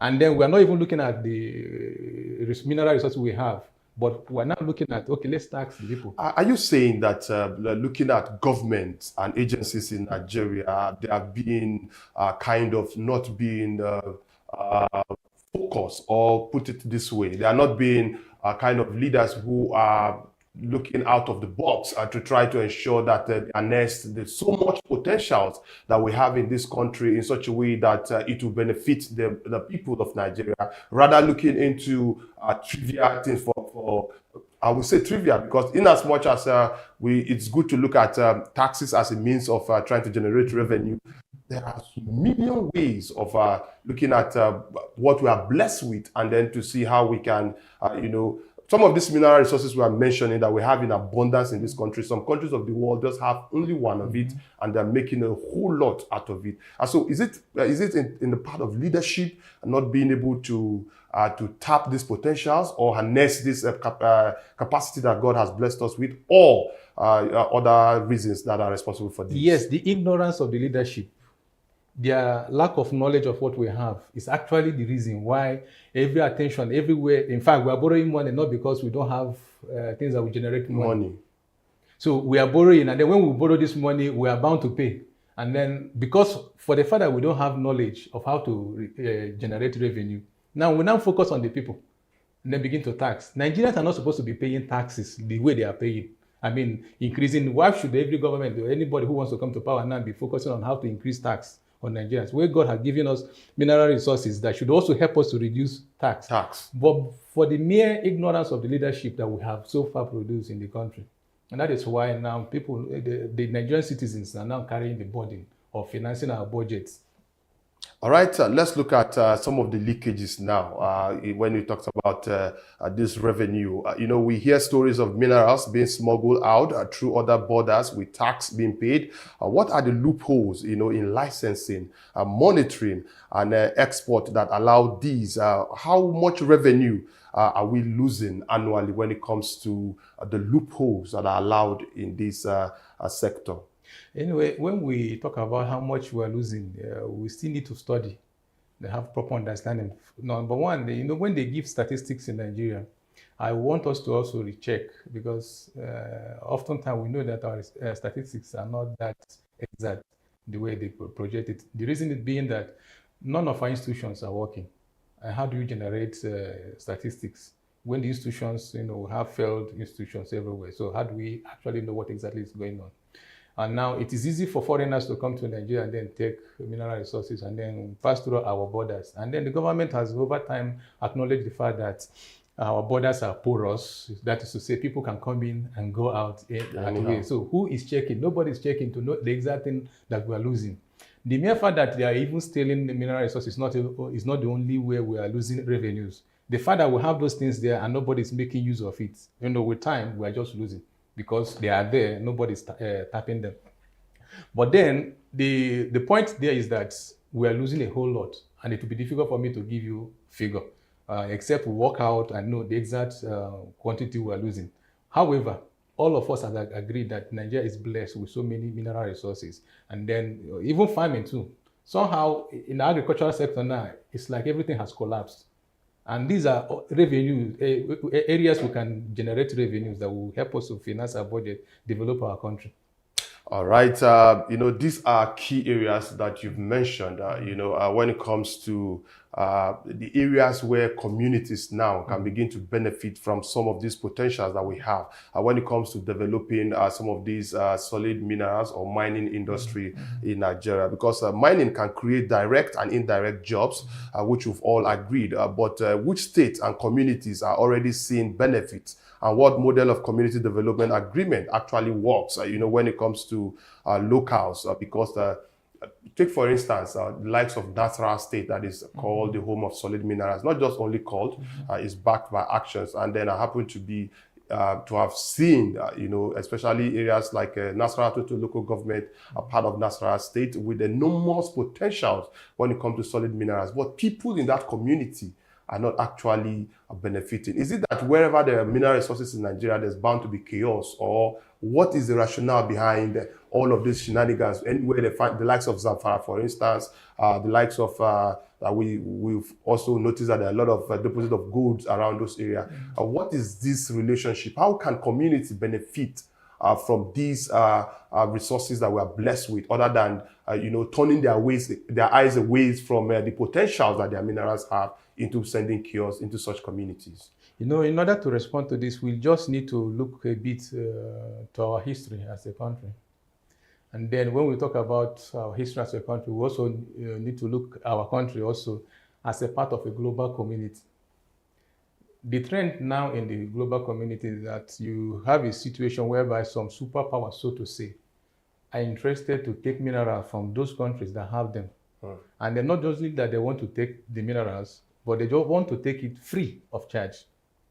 And not like they will come and then negotiate with you and have a discussion, okay, you'll be selling to us and then you'll be making so. No, but rather they want to take it at free, And in order to do that, they are ready to finance any form of confusion. They are ready to finance any form of insecurity, because this is the only way it will be easier for them to take. This has happened. In fact, how did Nigeria become a colonized country? If not because of the quest for mineral resources. When the British came to Nigeria, they were looking for oil, palm oil. And now they got the palm oil. And then from there, they discovered coal and other mineral resources we have. Then that strengthened their ambition, their intention to take the whole country. That's why Nigeria became a colonized country. And it has not stopped. The activities of the West will also continue, because most of those countries, they don't have what we have. And it's unfortunate, when you don't have value for what you have, those who have the value of it will not give up in getting it. And that is the experience we are having. It will now require that we have strong leadership. And this leadership must not be based on sentiments, either religious sentiment or tribal sentiment. A leadership that will understand exactly, that will have proper knowledge of what is going on. You cannot just become a leader of a country without thinking about what is happening in the global community. So the geopolitics is what is at play that we always observe. Take, for example, Zamfara State. Because there is gold in Zamfara State, so Zamfara has become almost a no-go area, in terms of security. Yes, indeed, we'll go to places like Zamfara and Nasarawa and other areas to lay more emphasis on this conversation. It's still Voice of the People, VOP, and you're listening to Vintage. My name is Ferdinand Igba, where we'll still go on a short break. When we come back, we'll be looking at what are some of these things that are responsible for conflict in areas where we have mineral resources in Nigeria. Let's take a quick break. We'll be right back.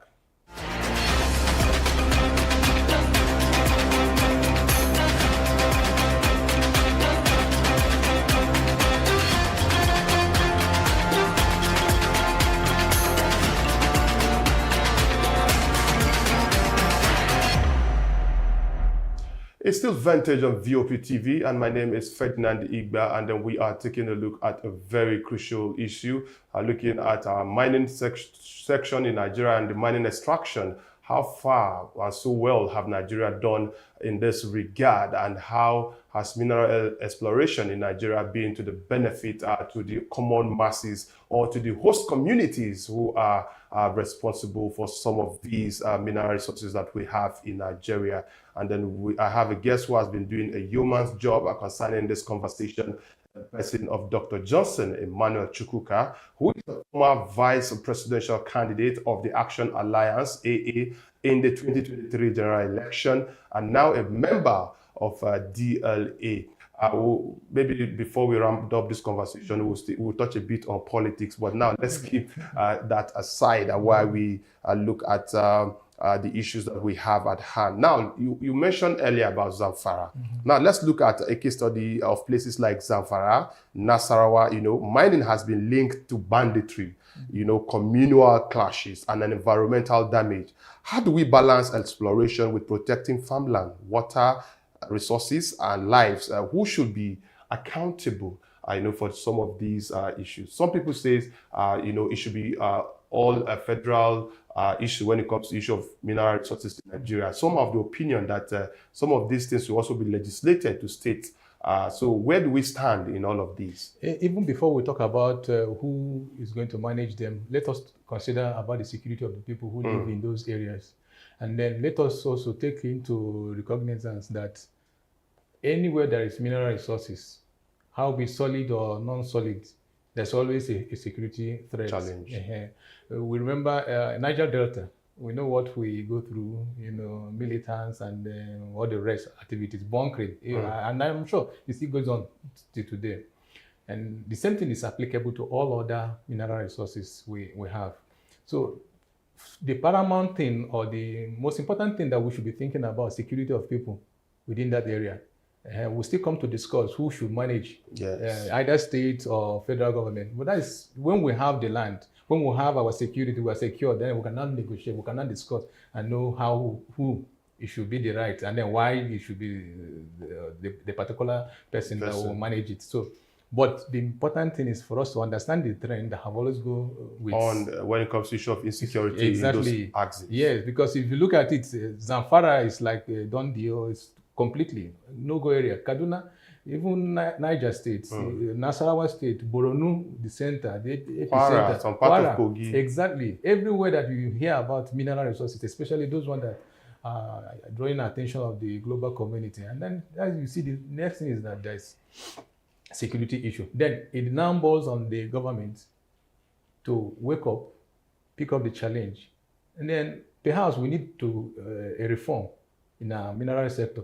And then this reform is not just about who takes and what do they take, but also considering the security situation. There are a whole lot of things that needs to be done so that we can guarantee safety of people in those communities. All right. When you talked about that, now let's begin to look at the issues that surrounds laws, in this area, because the Nigerian Minerals and Mining Act of 2007 specifically gives the federal government control over minerals. Now, is this centralized structure helping or is it hurting? Should states and host communities have more power and revenue shared like in oil-producing states? We should do the same thing, like we have done in the oil-producing states. There should be the host community should also have something that, because they need to develop their community. Yes, when these extractions are going on, a lot of things are done, to even disrupt the earth formation in those local communities. They can even create pollution and things like that. That could be hazard to the environment. So that is to say, the community should not be overlooked. They should be part of the consideration. So there should be something going for the host community, and then the state as well, and then federal government. We have enough resources that should go around for everybody. Now, yes, indeed, we have enough resources, like you've rightly highlighted. But let's look at, the security of the people of some of these host communities, because, like I said, some times ago, I happened to be in some of these communities where some of these mishap are happening. A lot of times, the host communities don't even enjoy any benefit when it comes to this thing. Sometimes they are frontliners, meaning they are kings or they are chiefs or who are representing them. Sometimes when they get what they want, they just decide to sideline their immediate community. Now, so if you are an explorer, for instance, who is in a community and wants to explore minerals in such communities, what do you think should readily come to mind when it comes to trying to defend the interest of the host communities? Now, from government, local government, state government to federal government, whose interests are they representing? To the community chiefs, who are also supposed to represent the interests of the host communities, whose interests are they really representing? Because they said, to whom much is given, much is equally expected. So for the host community, where some of these minerals are being tapped now across all sectors, be it solid minerals, be it crude oil and all of that, if you go to those host communities, the people living there are impoverished. Is it a lack of sensitivity from the part of the explorers, or from the government, or from the local traditional rulers who are responsible for some of these institutions? Let us be sincere. Anybody who is going into mining business is just going for business. It's a capitalist activity. It's somebody who wants to make money. So it is not his interest to even think about the host community or whoever. But the whole thing, that the point here is that it is the right of the government. In fact, it's the duty of the government to make sure that due diligence are done, and then protocols are followed, and make sure that the people coming to do this business, there are things they will have to follow. Guidelines, there are things do and don'ts that they should follow. It is the government, and never the man who wants to put his money and then do business, because himself has been thinking about profiting. He will not be thinking about the community. So it is not the role of the federal government and even state government, to make sure that those who are coming in to invest money, do business in mineral sector, that there are things, guidelines they need to follow. So the whole blame should go to the federal government when there is a failure of security. All right. Let's also look at investment and value addition now, because what policy incentives are currently, in place to attract serious investors, and how do we move from just, exporting raw materials to processing and manufacturing in Nigeria? Can we say we can build a battery or steel value chain here in Nigeria, so that people don't just come and take the iron ore or the coal or the minerals away? What do we do to ensure that we maximize our profits when it comes to this value chain? We know what we need to do to maximize profit. And then when we talk about maximizing profit, we also talk about creation of jobs. Now, when people come and take ore and then go to their country, they create a job in their own place. That's the final destination, and not here. And that will remind me, under President Buhari's government, there was a time we heard about Elon Musk coming to do business in Nigeria, especially in lithium. Now, unfortunately, those people who handled the transaction with him that time, they didn't represent Nigeria. Even though the news, the information they were giving to Nigeria was different. They claimed that he was talking about taking the ores to America and then process them. But meanwhile, they were asking him to open factories in Nigeria. But from information that we have is that Elon Musk has actually proposed having factories in Nigeria to process lithium and then also produce batteries in Nigeria before now export the finished product, which could have created more jobs for Nigeria, more jobs for Nigerians.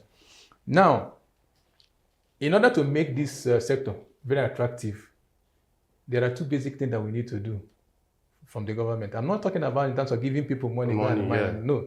Number one, security. Now, government need to provide security. How do we do that? Look at Nigeria.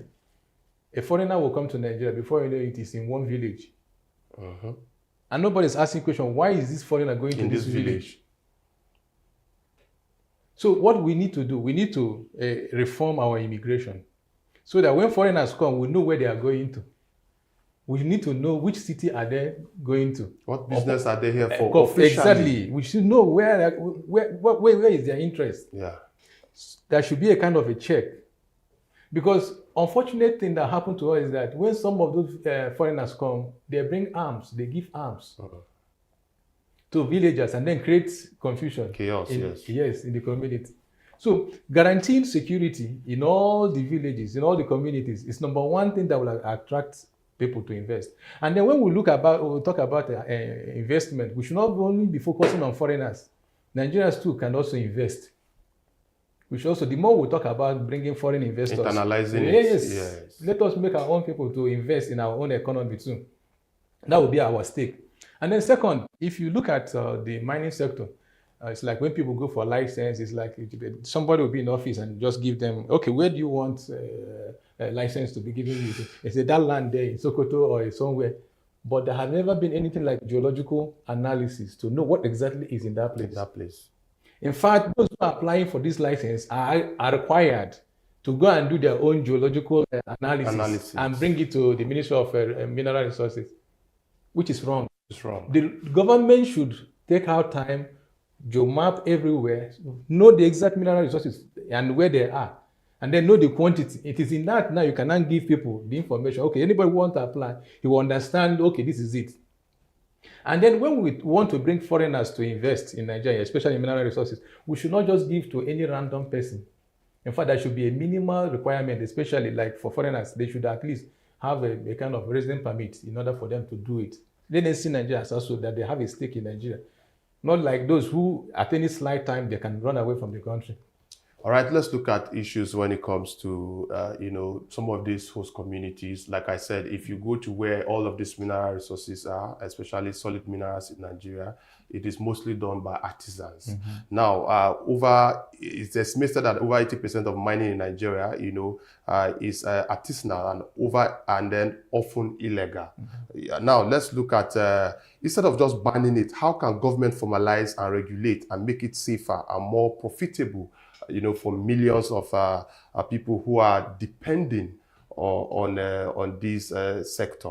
You know why this thing happened in that way that it happens? Like when foreigner comes, he goes to a village, he gives them peanuts, and then they will start digging. Ask them to dig. So that is it, and then we are losing. The federal government, none of us knows. In fact, from our findings, there is mineral in Nigeria called rhodium. Some foreign nationals, they come to Nigeria, they take about 2 kg of it, and then they'll go under the guise that they want to go and study it in their lab, in their home country. And then they'll pass through our immigration and then port authorities smoothly. Those one will not suspect that something is going on wrong. Yeah. Unknown to them that this 2 kg that they have is about almost $1 million. Wow. Now, this foreigner will go there, he makes his money, he comes back, and then he have enough money, and then he gives also to villagers to do. So if government can come up with reform, reform the sector in a way that foreigners will not have direct access to the communities, will know whatever thing they are doing, that will reduce that illegal mining. All right, let's look also at infrastructure now concerning, especially when it comes to the mining sector in Nigeria, because mining needs roads, we all agreed, power, rail, who should fund all of this? Should it be government, private sector partnership, or, in past attempts of reviving the likes of Ajakuta, iron steel, and also berate industry field and other most challenges that it comes to with some of these things? How do you think, in your own opinion, things like this should be handled? Because this is a business scenario. We might not say it's only the government that should finance. Individuals, private sectors can also finance, have the equipment, get the equipment in order to do a meaningful mining, not just like the artisanal stages that we undergo. There are so many equipment that is required. If the government feel comfortable, government can actually buy it and then manage it as a business, not like giving it as a concession to some people, to their friends. No. Then state government actually can also invest in this. So it becomes their own stake, business, revenue for the state. Yes, private individuals also who have money can also invest, get those equipment, and then we'll do the mining the way it's supposed to be done. All right, it has been incisive, it has been educating, and it has been, engaging having you on this conversation this afternoon. Now, before I let you go, I said we're going to talk a bit about your past experience. For contesting, you are the vice presidential candidate of the AA. That is, and you are currently with the DLA. Yes. Okay. So what is really happening within the political scene, especially because you and your principal, Major General Al Mustafa, yes, we've seen what you're able to do during the last election, especially when it comes to engagement and then trying to convince Nigerians. A lot of Nigerians were really, taken aback with the revelation that your principal, brought out back there. So what stage are you now? Or are you people finally, throw the baton away for the race? Or are you still, in the race with the DLA? What is the new plan?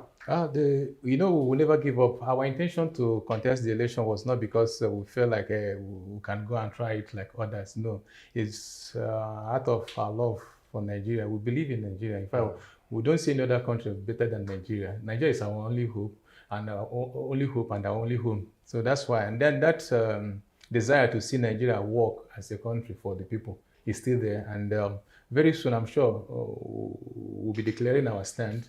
We are still going to participate in this coming election. All right, let's now quickly look at this present administration. What would you rate their performance when it comes to mineral exploration in Nigeria and trying to maximize the potentials that we have in that sector? This present administration, prior to election, we actually spoke about them because we understood their inabilities. They came to the power, they came to government not knowing exactly what is there in government. In fact, they have little knowledge of what is actually happening in Nigeria. And so far, they have not done anything about mineral resources in Nigeria. One had expected that the first thing they could have done after coming to power is to get the Ajokuta steel project working. But today, nobody's talking about it anymore. And now, instead of the government looking deep into developing the mineral sector in Nigeria, the government is focused on taxing Nigerians, making laws and then waiting on how to put Nigeria into tax nets. So they have not done anything to achieve any meaningful success in terms of mining in Nigeria. All right, thank you, Dr. Johnson Emmanuel Chukwuka, who is a former vice presidential candidate of the Action Alliance, AA, in the 2023 general election for currently a member of the DLA, for having you on Vantage. Thank you. All right, I want to really appreciate my guests this afternoon for coming through. Minerals can build roads, schools, and industries, but without transparency, community conscience, and value addition, they can also build conflict. Join us same time, same station on Vantage for another bright, incisive, and engaging edition. My name is Ferdinand Igba. Do have a blessed day.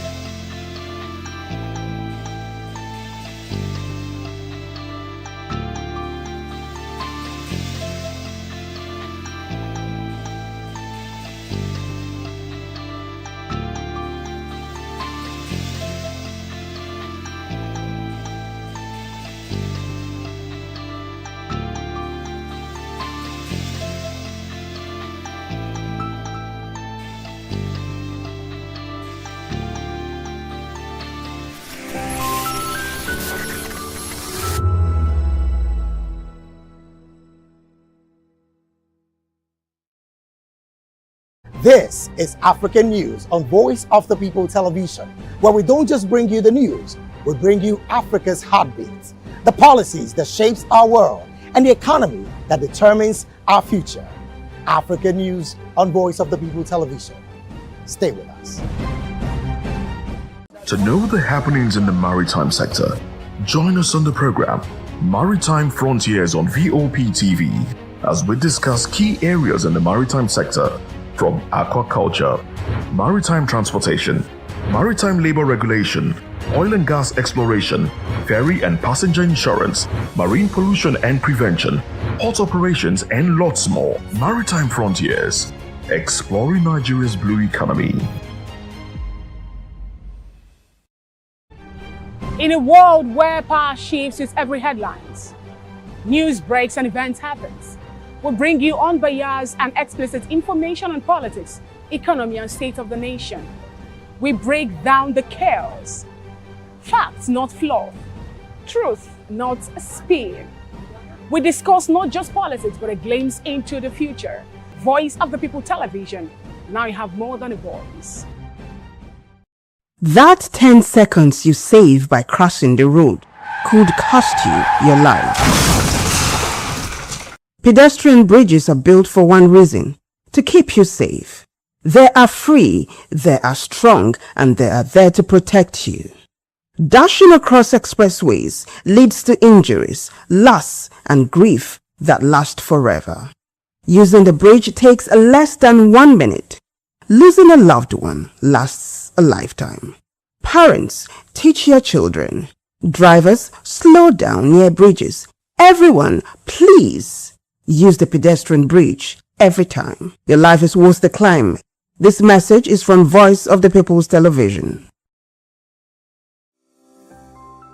VOP TV. Now, you have more than a voice. Welcome to Iliagbadami. I didn't exactly talk. I never got to say sorry for your loss.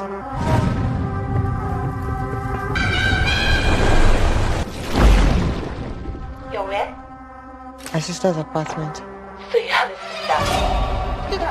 Hello everyone, yes, we are live at the movie premiere of Thicker Than Water. Here in Iliagbadami, we practice our own religion. This movie and story tells of the deep things that binds us together. And yes, the movie is directed by Yomi E. Adejumo and is produced by Joshua Enakahere. And trust me, it's a beautiful evening. And we have a lot of cast like Bimbo and Demoye and the rest of them. I'm sure you don't want to miss this. Stay tuned.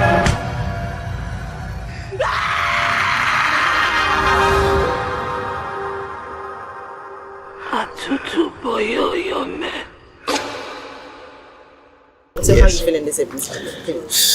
And I'm feeling good. I'm good. I'm excited. I'm happy. I'm doing good. I'm feeling good. It's cool. What really inspired you concerning this movie? Okay, so I think what really got me into the film, because as I said before, the script came from the director, the initial idea, and then we built on that, right? What really got me into the film was the fact about how it ended. Yeah, it ended in a way that most people would not have foreseen. You know, sometimes it's so easy to predict. Oh, the good guy wins always, but this time we decided to change things, switch things up a little bit. Was there anything that was really challenging? Yes. What thing was that? So first of all, the whole ritual bit, the end bit, it was challenging. We had to shoot it in 2 days. In the forests, it was dark, it was mosquitoes, it was cold, so that was one of the most challenging. And then for the other one, because we had a bit of an issue with our locations, so we had to compress certain days, right, into one night. So we had to do, I think about 4 daes. We had to shoot everything in one night. So yeah, that was quite challenging. All right, I know this movie is out now. And yes. What do you expect people to experience? What should they experience? What should they expect? I want them to be surprised. I want them to be surprised. I want them to not expect the end coming, basically, Though there are clues here and there, for you to follow, to think, oh yeah, blah, blah. For the most part, I just want them to be surprised as to how it all, wrapped up. And, it's about creating conversations, and I hope it's able to do that for the audience. So what role did you play? So in the movie Thicker Than Water, I played Ola. So what's about Ola? Well, Ola begins. This is a story of love in its entirety at the core, and we get to see the lover boy who Ola is before they transform into what they transform into, which is also powered by love as well. So this becomes one of the opportunities where I get to play, a smooth lover boy who's really in love with his woman, and I get to be a preacher of love in this film. That true love actually does exist. So was there any challenging scene for you? Well, basically, yes. I mean, as an actor, the scenes are always challenging because you're not playing yourself, you're playing a character. And in this one, and when it comes to, playing love roles as well, on-screen chemistry is very, very important. You need to be in sync with whoever you're playing with. I mean, the fact that you are both fantastic actors doesn't mean that when you come together on set, you will be good together as lovers. So that's one of the things that Bimbo and I had to work on before we got on set and all that. So we're really comfortable. We've been friends, but we're not more comfortable with each other and all that. So yeah, I'm playing Ola, his mindset at the location where we played him. So it's not like me. We played him. He played in a certain kind of area which you see when you watch the film. So you have to also shift your mind to be a man who fits that area. You can't go and play in Shagamu and use Lekki, vibes, that kind of thing. I'm from Shagamu, so that's why I said it before everybody comes and beats me. So yeah. So what would you expect people to see in this movie? Because I think this movie is coming out, and what do you expect the people who is watching actually to expect? So the thing is that I want people to embrace storytelling. We didn't tell this story with fluff and fat and trying to be bougie. We told it like an original story in the location where it happened. So we want people to actually enjoy real storytelling now without all the flash and dazzle and the razzmatazz. We're also taking bold steps in Nollywood now. We're entering into some new genres like horror, like thriller and all that. A lot of people have they're feared to go into it. The old Nollywood has some of that, but the new Nollywood, a lot of people have just like leave this on board. A lot of new directors, like this director, they are taking bold steps, getting into this genre, trying to tell a story. So yes, the fact is, people are going to love this. You never see the end coming, and that's what I love most about this film. It's not the end that anybody would or should expect, So that's why it's a great film, very great film. Were there no fun time on the scene? Oh, there was a fun time in all the scenes. We on set, right? We wanted to tell a story. We weren't competing with each other. We just wanted to tell an authentic story. So every actor embraced their own characters, and we thoroughly enjoyed it. The director made it super easy. He is a director you can relate to, so you can actually come with your views about his scene. Now, so I think and he goes, okay, this one, okay, let's do it this way. And so I think every actor, and I'm sure the crew members, everybody left happy, feeling heard and feeling like they contributed to the film, because when you come with your ideas are not tossed out the window. Use every possible means he or she could lay his hands on to send the message across. That is the character of Bassi in the Kick to Get the Water. What was the most challenging thing for you? On the whole production or on the set? It's the whole production. First of all, the whole production. I think that was the first time I had to film in that part of Lagos, because I had difficulties locating there, because we shot the movie in one of the remote parts of Ikodu, and I had never been there. So what was it like? Were you scared? Not scared. I don't know. It was a mixture of mixed feelings. I'm like, okay, what am I expecting? What not? But this is the life I chose. So wherever the call calls, we go. So that was just my major challenge. But when I got there, saw the layer of the land, and obviously I had amazing cast and crew and set, and it was just like walking familiar waters. Yeah. So what was the most emotional part for you from the scene? From the scene, the character died. That part. That character died, not me. Okay. Not to spoil the movie for you anyway, but that was just that part, because Enough said. I think we cannot Was there any fun moment for you? Yes, lots of it. Lots of it. From the cast, the crew. You know when the director yells "cut." Yes. Gerald, you know, just leads you can't really explain it. You can't really put it into words. But those are my fun moments. I actually live for such moments. We, as actors, and all, when the director says action, we are alive. Doing what we have to do. But when the director yells "cut," just this, gotta double down a little bit. So what would you say to people that haven't actually watched this movie and they want to watch? So what would you say to them? First of all, I don't know why you have not seen this movie. Really, kindly explain to me, like I'm a 5-year-old, why you've not seen Thicker Than Water. Take the mic to them. Give them the mic. I'll give it. But you need to watch. It's a beautiful. How am I going to explain this? Like, think about your favorite, smoothie. Just think about it, and just imagine yourself, after a very long hot day, you're sipping it in. That's Thicker Than Water. Enough said. I liked it. It was enjoyable, fun to watch, a bit of intrigue, mystery, and the end was a bit surprising. Was it emotional for you? I wouldn't say emotional, but I liked the way it ended. Thicker Than Water is a thick film. It's emotionally thick, let me put it that way. It's something that you watch and it puts you the edge of your seat while you're watching it. At the same time, it also brings about your understanding of culture, because I saw a lot of culture themes that were expressed in the film, and which is a very good thing for us as African storytellers. We are looking for how to tell authentic stories about our culture and our environment, and that is one of the things that you get to find in Thicker Than Water. And also the realities about life. Sometimes you think that life will go in a certain way, but there are some things you have to take in, like sibling rivalry. Some siblings never get to settle eventually. So looking at the film, I just realized that these guys are actually correct, and sometimes it doesn't even end well.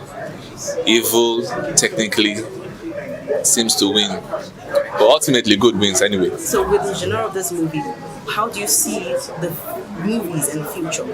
Say that again. With the way this movie actually went, the way the shooting, the scenes, how do you see the movies in the future? You mean African movies, Nigeria? Well, African movies. Yeah, this is a glimmer of hope for us. Like I've always said, Nemsia Studios, Joshua Inakahire, the Covered Company Studios, these guys are people that believe not just in quality, not just in quantity, but in quality.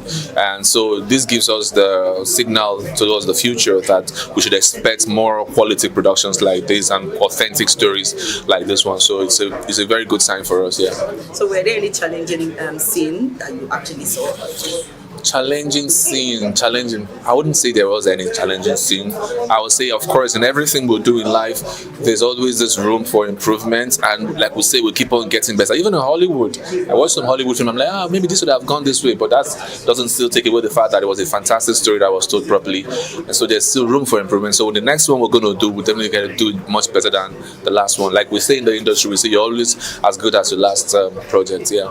So a lot of people have actually not watched this movie. So what would you say to them? To those that have not seen this film, I will say to you, what are you waiting for? Like what are you waiting for? Go and see the film, and when you see the film, come online like we do, and let's share, let's have conversations around it and what you enjoyed about it. First, I love the name because there's been like this conversation recently, like on social media, around like how you have that whole like half saying about blood is thicker than water, but like you don't understand like the full saying. So just even coming and seeing a movie with that title, where it's like you can actually build something with someone other than family, because like you forget the second part of that saying, which I don't remember word for word, but like that brought to mind for me is the bond that they had to the point where they went and basically ruined other people's lives because like they had formed a bond and they wanted to carry that on. So I thought that was like an interesting concept for the movie. What particular scene would you say that was very interesting for you? I don't have one scene that was like interesting because they were all like interesting scenes, but if there was one that like maybe had me go, I wasn't expecting that. Okay. I guess would be the fact that she didn't quite see through the guy, to be honest, because like, yes, he was like there with her and everything, but at the end of the day, he was kind of sus and he was a stranger to her. But I guess that's coming from someone like me who maybe I watch movies a lot, and it's like I can see through this person and that person, and like at the very least I would suspect you. So it was the one thing I was like, maybe girl, you should have probably like paid a bit more attention to this guy. But yeah, everything else was interesting. So, as an actor in the movie Thicker Than Water, what would you say? It's thicker than water. Please tell us. Tell us what is thicker than water. Blood is thicker than water. Well, I mean, the movie is really good, to be honest. From the script, when you read the script, you will never get to read it. But it's a lot. It's a lot. But I remember getting it. Yeah. I got the script and I read through it, and they're like, read it and get back to us if it's something you want to do. So I was like, oh, okay. And I read it, I was like, tiny. Oh, tiny. And I was reading, Then there's something you always do. You always want to see your character. But I was like, I was moving with the story and I forgot I had the character. And I was like, shit, because Tiny was supposed to be somewhere. Oh yeah, it was in that scene. Move on. How was it like acting that particular scene? That particular... Jesus. Which one? You know, like the man. I don't want to call the name. Madman. Yes. It was mad.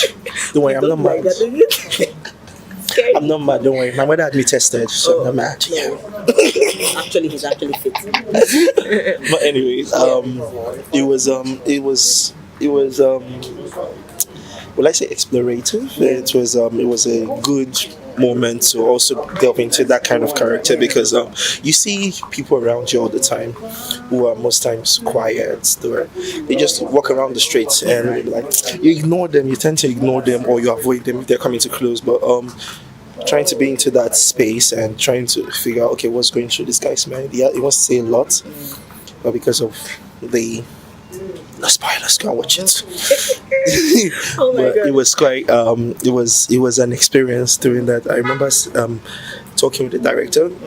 He was very open, because I was like, oh, I'm doing this, and I was like, chill, relax, chop rice. This is what the script says. If you want to do it this way, you can check this. Look at this nuance of this character from this movie. And he sent me like a list of movies I had to go and watch. And I watched them and I was like, so I built my character based on this and added my own thing to it. And we had Tiny. Tiny was born. So were there any fun moments? Fun moment. What's a fun moment, I see? One fun moment is when they're putting makeup on me. I think it was annoying. You don't know. But I was wearing myself. I'm like, what's I'm putting makeup. I'm a guy. I was saying, like, oh, Tiny, bring your tea. Then they're not putting their. You people are probing, at least buy me lunch first. You have to buy a guy dinner before you take the guy. But I mean, it was all good. But those were like fun moments. And like, there were so many. And because I was kind of always away. It was a personal thing from all the other characters. Not like I was trying to be this thing shy. I was shy. Yes. I was super shy. Yeah. All right. But I just had to, because Tiny is someone that is a socially awkward character. Yeah. So I had to be away from them. Personally, I just went away from each of these characters, and that's one thing I did to try and get the best of this character. What would you say about Thicker Than Water? Thicker Than Water was is a really great film. I really enjoyed editing it. I was the editor for this film. And through the process, first of all, I read the script and I loved the story. When the producer told me about the film, sent me the script, I loved it. I also loved the fact that the film ended the way it ended. Yeah, it was really exciting. Interesting fact is I didn't really get the ending until I was editing. So I was just watching my cut and I was like, oh wow, it's the sister that's in this body now. Like, I blew my mind because I didn't get it, all along.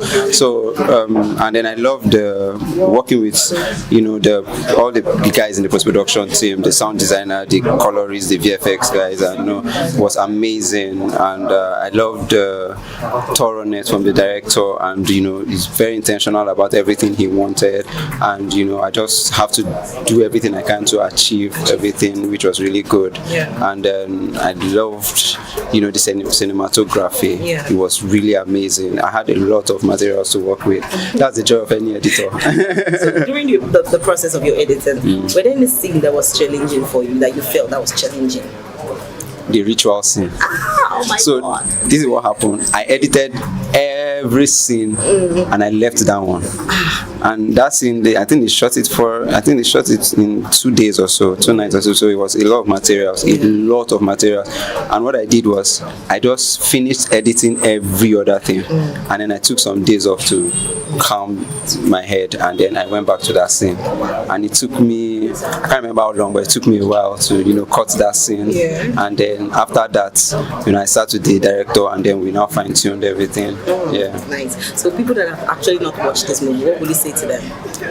You need to watch it. You need to watch this film. Go to Amazon Prime now and watch this film. This is I would say it's the best horror film from Nollywood. And yes, this is where we draw the curtain for the movie premiere, Thicker Than Water. Trust me, it was a beautiful evening, and it was a beautiful movie. Trust me, this movie didn't just talk about the sacrifice. It talked about the love. It talked about the bond. It talked about the sacrifice that family, the ties that family shares together. And trust me, it was a beautiful movie. I'm sure you don't want to miss this. You have to watch this.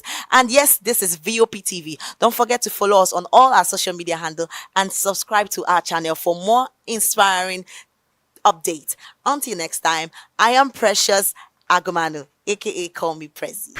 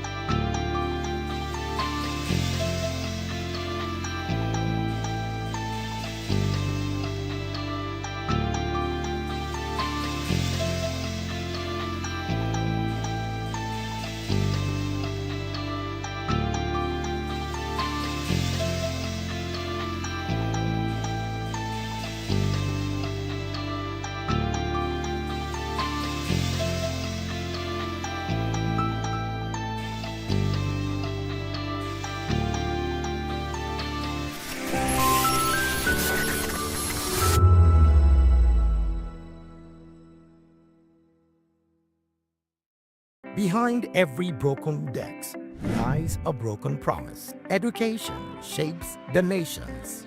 But who is asking the right questions? Introducing Edu Dialogue, the show that goes beyond the surface, exposes the cracks, the corruption, and the silence in Nigeria's education system. Edu Dialogue, Saturdays, 3 p.m., only on VOP TV. We break the biggest stories, from missing funds to policy failures. We ask the tough questions and demand real answers. Edu Dialogue, this Saturday, 3 p.m. on Voice of the People Television. The red carpets, awards, the razzmatazz, music, fashion, interviews, and more. Spotlight on Voice of the People Television. Let's feed you with all the juicy stories in the global entertainment space, bringing you the glitz and glamour as it is hot. Stay tuned to Spotlight, 1 p.m. Monday to Friday. Spotlight on VOP TV. Entertainment like never before.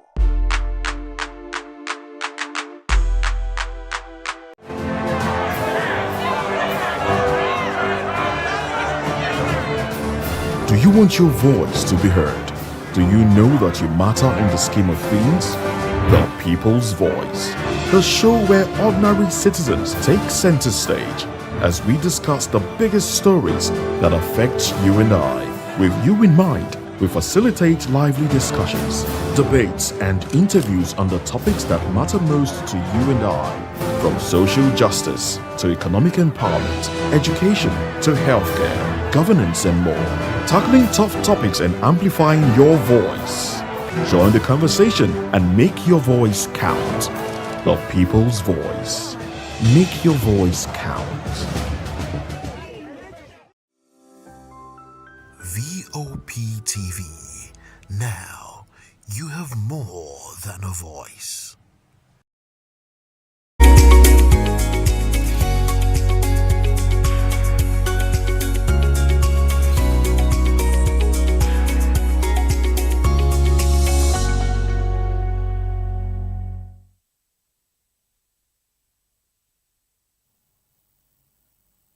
Hello there and welcome on board. It is People's Voice on Voice of People Television.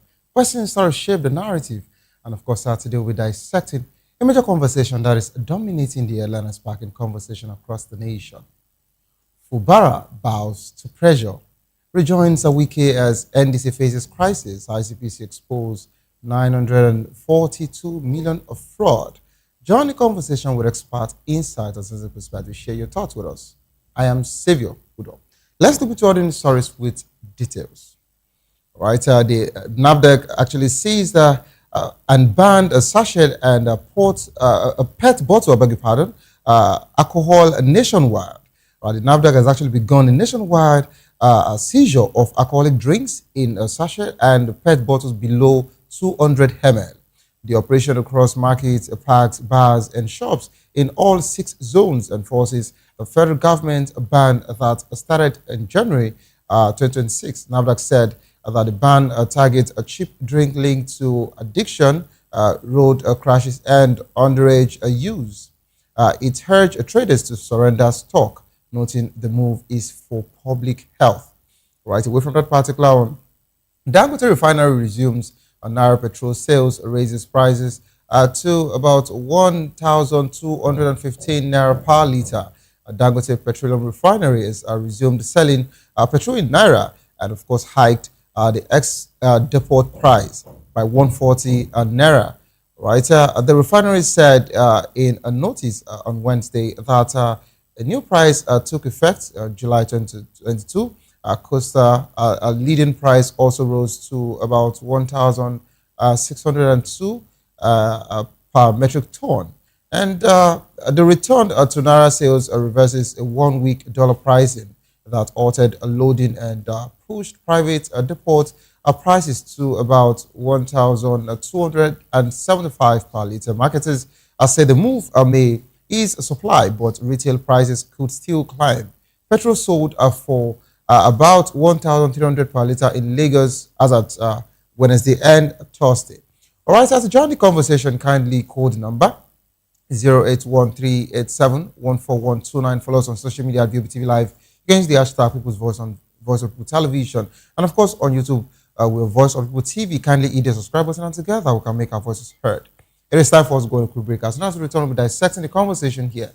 Fubara bows to pressure, rejoins Wike as NDC faces crisis. ICPC exposed about a 942 million fraud. Don't go nowhere, please. Stay tuned. I'll be right back.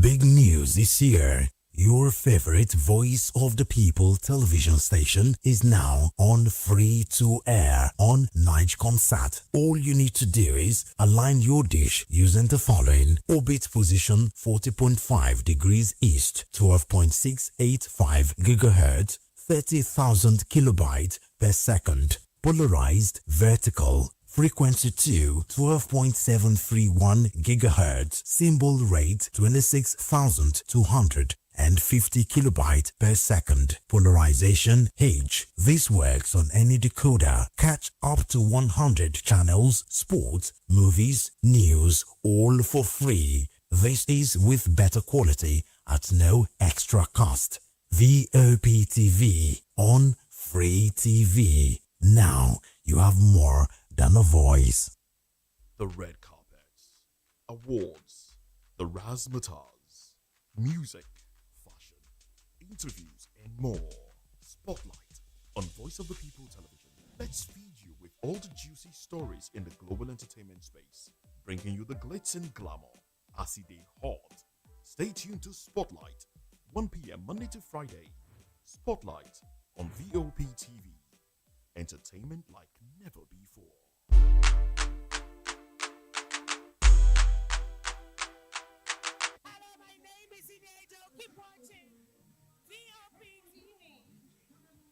What up? My name is Magical. You are watching VOP TV. Keep it locked.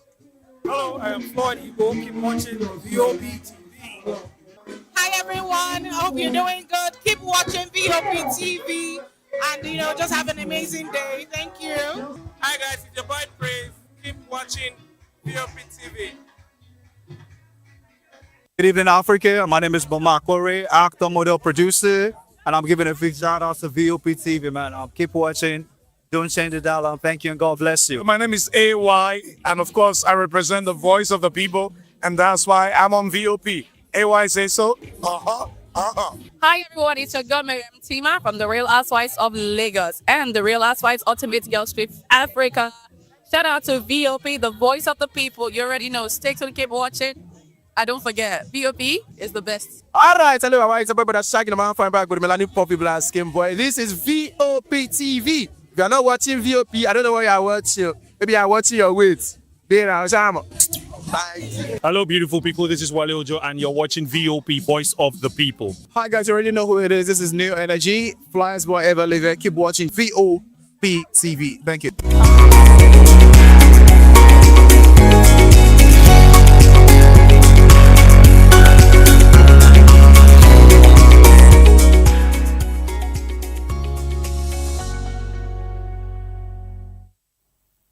Welcome back to the program, Medicine People's Voice on Voice of the Television. Nalai Fubara has announced its return to the Rainbow Coalition led by FCT Minister Nyesom Wike, backing President Bola Ahmed Tinubu for 2027. And of course, the APC's Kingsley Chinda for Rivers Governor. Speaking at a project groundbreaking in Port Harcourt, Fubara called for an end to Rivers' political crisis. The move draws mixed reaction, with some calling it strategic and others criticizing it online. And of course, in Oyo, the Nigerian Democratic Congress is facing crisis after members petitioned the national leadership over alleged misconduct by state chairman Mrs. Oyerunke Akinolu. They accused her of abuse of office, anti-democratic practices, and anti-party activities ahead of the 2027. And of course, we're talking about the fraud case here. The ICPC also disclosed it's uncovered about 908 suspected ghost workers across 50 federal MDAs, with about 942 million allegedly paid in a fraudulent salary. When I've been joined in the studio by Dr. Adefola Sheye Adebomi Adebayo, NDC candidate for House of Representatives for Ilori Constituency 1. Good afternoon, Doctor. Good afternoon. Welcome on board again. I love the fact that there's an issue not because of the issue, but of course, the chairperson, you happens to be, a woman, so you would speak on her behalf today, and because that's also your party. Joining us virtually, we have Caesar Francis, a social and political analyst. Good afternoon to you, Caesar. Having me. Caesar, please unmute yourself. I need to hear you. Good afternoon to you. Hello, can you hear me now? Loud and clear. All right, good afternoon, Xavier. It's nice having you. Thank you.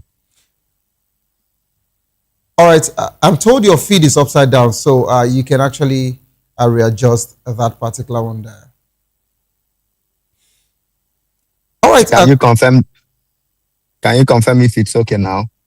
All right, let me start off with you, Caesar.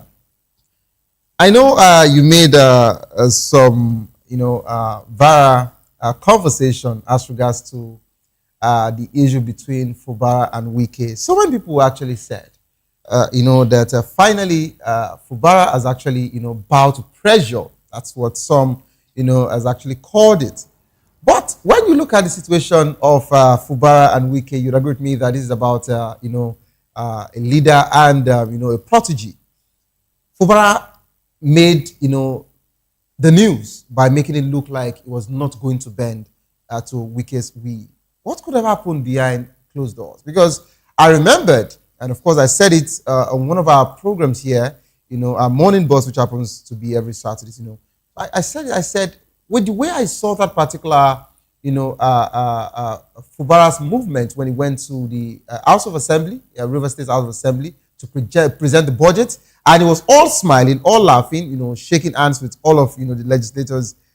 I said there was an agreement somewhere, and this particular thing was just, a developing conversation. Today, we've actually seen that particular one. What does Governor Fubara's return to Wike's, Rainbow Coalition signal about, power dynamics in that of River State ahead of 2027? All right. Thank you so much, Sylvia. Can you hear me? Loud and clear. Please go ahead.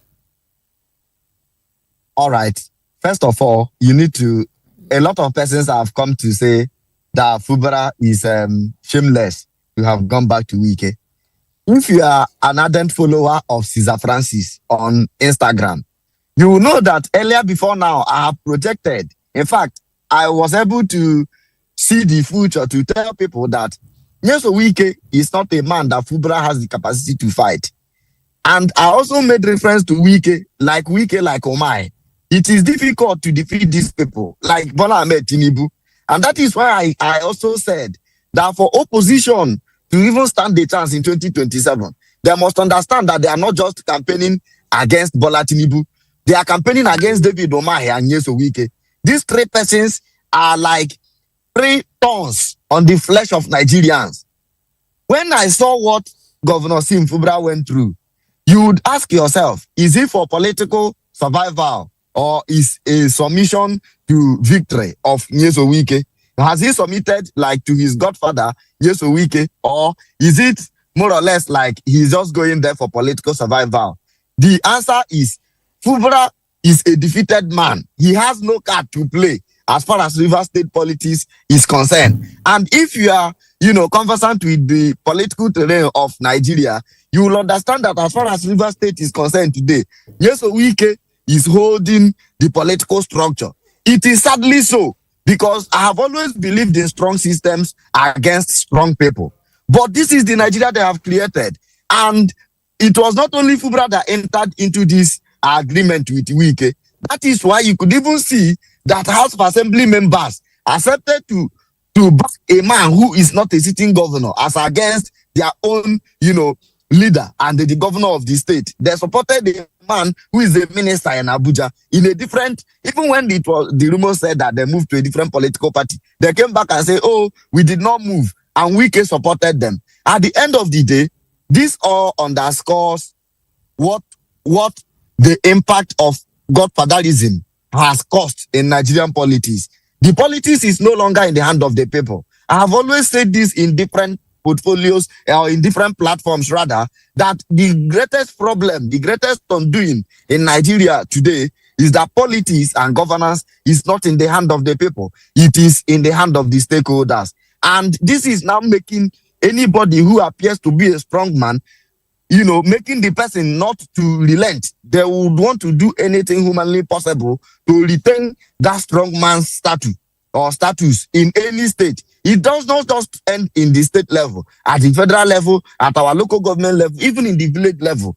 Strong men don't want to give room for the rise of other strong men. And this is what is, in a very large extent, affecting democracy, affecting governance, and affecting leadership generally as it is. There is no dividends of democracy delivery in Nigeria today as we speak. It is not just happening in River State. It is also happening in Kogi. Look at what Usman Ododo is doing in Kogi State. Every day he keeps worshiping Yahaya Bello. So it is best to say that Yahaya Bello is a governor of Kogi State by proxy. So Fubara did not go back because he wants to belong to the Rainbow Coalition in peace. He is going back because his hand has been bent. In fact, he has no other card to play. A man who was put on 6-month suspension through, declaration of state of emergency by President Bola Ahmed Tinubu, and he came back, and the only thing he would say is that we should help him and thank Tinubu for that. If not for Tinubu, that he wouldn't be a governor today, which is ridiculous because it now makes mockery of the thousands of votes allegedly, because as we speak today, the society is divided. Some persons believe that Fubara never even merited to be there in the first place, that it was the arrangement by Nyeso Wike and their cohort. They know how they were able to, rig themselves or manipulate the process that brought Fubara to power. But the question now is, assuming that is the case, him saying that if not for Bola Ahmed Tinubu, he wouldn't be governor, is like mocking the people of Rivers, telling the people of Rivers, you are irrelevant. You have no hand in my being a governor. All thanks to President Bola Ahmed Tinubu, a man who removed you from office. But can you even take it a bit further? I'm so concerned because if you check all the people that supported him, look at people like Chijoki Henwo, whom was the former local government chairman of Obiapo. That man stick out his head. There are a lot of persons like him in Rivers State that came out and said nothing should happen to Fubara. They fought with their heads high. They were, with everything in them, with all their blood and, veins.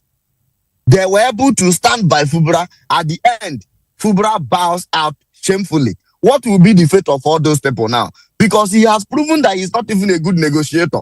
If Fubara is a good negotiator, he would have had a card that could have created a room for him to be able to bring in people that had supported him at the cause of this crisis. But you can see that he's even struggling for survival because there is nothing left for him to do. So it means now he has gone back, not because he has reconciled, but because he's been defeated shamefully. Personally, if I were to be in his shoe, I will fight to death. I will never give up. Except if I know that I cannot survive it. If I know I don't have what it takes to fight till the end, I wouldn't even start the fight in the first place. Because what he has done now is that he has led some of his followers to commit political suicide. Caesar, Yes. you have said something now. You said if the situation, was flipped and you were in his shoes, you would have actually fight, perhaps, fight to the very end. But if you notice that you won't be able to fight, you won't even dabble into it in the first place. Now, we have to get this thing straight. Just like what Wike mentioned over time. How did Fubara get into office? Wike literally bought a lot of tickets for so many, legislators, including Fubara. He brought some of these men into power. They wouldn't have been there without him. So how do you fight a structure you don't even know how it was built? It's just a question. And now let's talk about this realignment. He has actually said he's, giving, his support to President Bola Ahmed Tinubu. Of course, he moved to the APC and that of Chinda. Is this a genuine reconciliation move? Perhaps just like you've mentioned, or a survival strategy for Fubara? Because if you look at the whole situation, even when he defected constitutionally or in politics, when once a governor is from a certain party, he automatically becomes the leader of that party in that state. But in Rivers, such didn't happen. Fubara became, an APC governor, yet the structure was not given to him. Was it actually worth it for him to move? And was it also worth it for APC to put him under the bus just to keep the relationship and the alliance they have with Wike? Savior, I said he's very ridiculous. Fubara is the first man alive that is attending his funeral. What he is going to do in the camp of the coalition is not, he's not going there because he's going for survival. There is no survival anywhere. This is him attending his burial. He's been killed by Wike. What is left is the burial, which he has comfortably accepted. Because let me ask you, what more can he do? Now, he's the first sitting governor in Nigeria that is not contesting for re-election.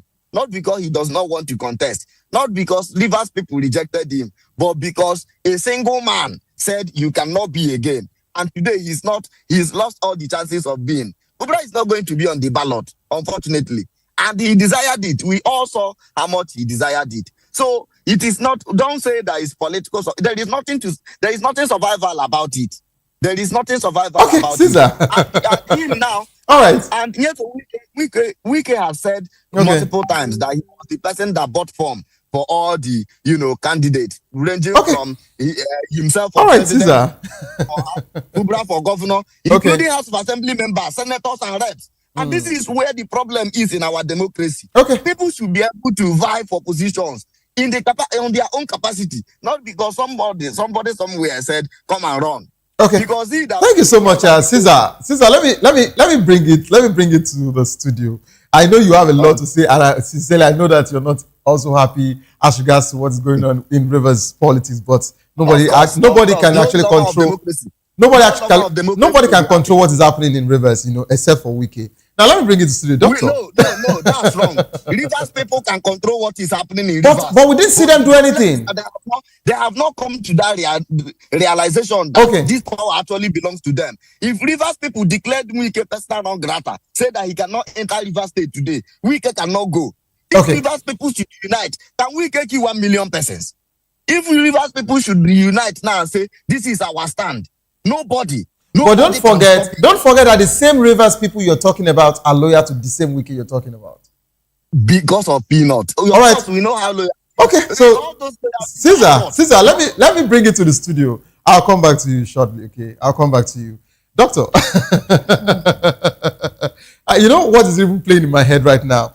It has to be one of the most unpopular song that lives free in our head, which is from the FCT minister, Yendeba.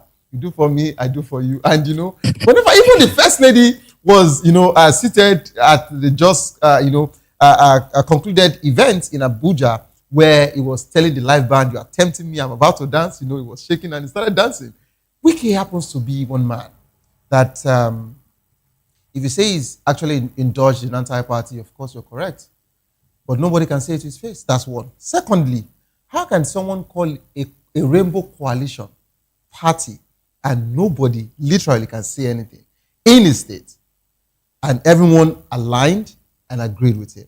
Now, the anointed son of some years ago has been, removed and he has been compelled. We saw when the governor said he was going to contest again, but at some point he had to step down. Now the pressure is so bad that he had to come out officially, and we feel he was asked or compelled to do this. Now, when you look at this whole situation that has happened, don't forget I also mentioned that he just presented a budget to their National Assembly. Do you think that this fragile peace or this realignment would make things start happening as regards to economy, as regards to delivery of projects for the next 18 months, before he would finally leave office for another governor from any party, be it APC, NDC, ADC, or that their rainbow coalition? And let's also talk about this particular political crisis in that particular state. When we look at this sudden realignment, do you think the crisis has ended? And if the crisis has ended, what is going to happen to all of the Fubara's loyalists that fought and put out their neck for him?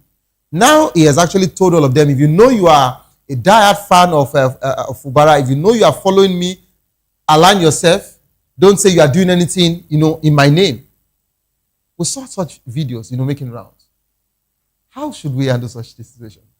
Thank you for this question. There's one law, I don't know how to describe this law. It says you don't bring out your sword except you are ready to kill. Or you don't bring out the gun. The thing is this, Fubara did not have the ability to do what he started. He should have, by the time, let me use this analogy. Yeah. There's a table. You want to remove all the supporting sticks under, let me use that word. And you don't want the person sitting on the chair to notice. What you start doing, you start weakening the sticks under the chair, such that once you strike once, the person drops. It drops. Okay. Fubara started removing shaking the sticks under. Then the person sitting on the chair noticed it. If you notice, there's something about Wike.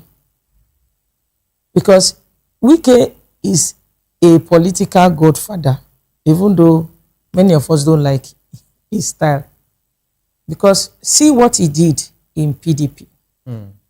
Before he got to that stage of breaking PDP, he's still weakening it. Then at the right time, he struck when he knew that there will be nothing to be done. When he struck, the whole PDP just collapsed. Structure just collapsed once. Now, for you to be a godfather, you must hold all the structures with you. And you must know where you tied the structures. Any person that wants to take over from the political godfather must be like a mentor. Must be like an apprentice. Yes. To know where the father tied the structures and follow the father stupidly till he gets all the keys to the structure before he removes the structure. In Nigeria, when it comes to contesting for an election, contesting an election is between the godfather and the Nigerian people. We may not accept it. Most of the time, the people that are called godfathers, they are the ones that will present this candidate and give the candidate the condition for supporting him. I like the fact that you have brought this conversation to this point. Yes. You are also contesting in 2027. Yes. So who is your godfather and who also gave you the condition in NDC? No, we have to put it out there. We have to. We have to put it out there. It's nice that we're here now. So who also gave condition as condition been given? Who is your godfather as well in NDC? I'd like you to spit everything out. Just spill it out here, please. Okay, now you see the difference between this party, NDC. You know, there's still another story we are going to talk about. Okay. NDC is an upcoming party that has good intention. It's like a party that is growing. Okay. It has not got to the level of having godfathers, in quotes. So are you saying there's no godfather in NDC as you speak? I will say that NDC is a party that is moving forward. When you say godfather, there must be, if you have watched that movie, Godfather, Godfather was controlling a lot of things. Okay. You cannot be a godfather without controlling power and resources. That's Don Corleone. So please go ahead. So right now, Okay. NDC has not yet controlled power and resources. But we are moving there. The natural instinct of man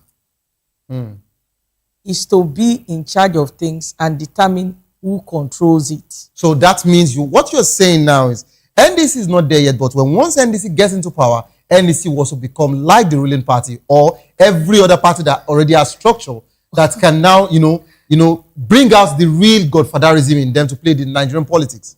Is that what you're saying? No, that's not what I'm saying. So what are you saying? What I'm saying is that we have, I'm also saying we have different kind of godfathers. Okay. The good godfather, like the heavenly father, Okay. tries to put every one of us on a platform to be better. The godfather that does not have good intention thinks about himself alone. Even if he gives the protege something, the bottom line is, in the eyes of everyone, I have sent you here, but this is what you bring in return. If you remember, the beginning of Fubara's battle was he refused to divide there's a budget that he's supposed to send back to the godfather, and he was resisting. That was the genesis of this thing. Now, before the godfather put you there, you did not have any structure. You are not holding anything. Now, go and see. Check out how Wike became a godfather. Okay, so that's why I want to rather focus on you right now. And the reason why I'm doing this is because this is also a protege to a boss, and we've actually seen him, pushed under the bus. Now, you are also contesting. Let me explain. Doctor, He has not completely been put under the bus. So really? Yes. So you feel Fubara can still do any magic? Not now. When then? We have to wait again. Till when? To understand the structure. And when everybody is weak, once he knows the structure. Have you forgotten that such situation also happened in Lagos? With the former governor? Akinwumi Ambode, you remember? Because he did not, he jumped the gun before time. If he had been patient, you cannot fight a godfather that you don't have control over. In Yoruba, there's this proverb they say it in Yoruba. They said, when you don't you don't, you are not yet matured. You don't ask who killed your father. Okay. So let's talk about your party NDC's Okay. crisis in both Oyo, and of course we know you still have a litigation as regards to registration of name, and all of that, but that's not the case now. Let's talk about that of NDC Oyo, and I'd like you to give me clarity on what's going on in Oyo with that of NDC. And the reason why I need to ask you this question, and you have to be plain to Nigerians. Okay. In Labour Party, we also saw this particular situation, happen, where so many people moved into Labour Party because of Peter Obi, and they got some structures, be it state chairman of the party and all of that. And in no time, be it the national chairman, at some point we heard that some people were actually, representing the party, indulging anti-party, and also a misuse of funds. Some were even taking, money in excess to give people tickets. And now Oyo is the ticking bomb that has just, picked up from the NDC because Peter Obi is now in that same party. What about Lagos? Is Lagos free of that? And I want you to give us, the real time data as regards to what's going on in Oyo NDC as we speak. Because the members have actually petitioned the national, leaders. So what are the national leaders saying as regards to your NDC? Now, first of all, just don't forget that NDC is a new party. Okay. When these structures are being formed, you bring different kinds of people, those you could vouch for their character, those you cannot vouch, those that are recommended. Should there not be a criteria for you to use in, checking who should, there's a merit criteria. it? There's a criteria. What I mean, recommendations. People that have tested these people, okay, these people are good for this position. They are recommended, and these names are sent to INEC for them to be entered as the officers for such positions.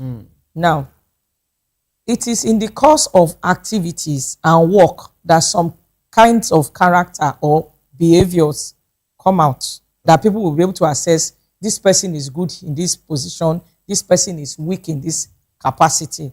Now, that is it's like a two-team process. That is like a general thing in general life. However, when a complaint comes like this, complaint can come from, because in politics, you should know why are people agitating. What's the undertone? So for something like this, a panel, for a party to progress, a panel should be set. The national should set up a panel. Those that are objective, neutral people, such that the chairman should step aside while this investigation is done.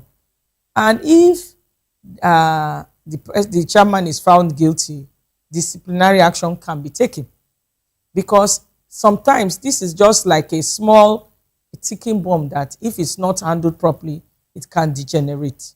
So my opinion is that the National Party should look into this particular case, because just like you talked about it, severally I've heard something about this particular state from some people in that state. I did not know it will get to this level.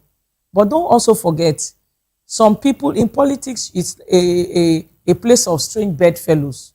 Some people might just be there because they don't want this chairman to be in government, not because this particular chairman has done anything wrong. So the role of those investigating, what actually is the problem? Is it that this chairman is collecting money? Is she removing people because she has power? Because power can be intoxicating if not well managed.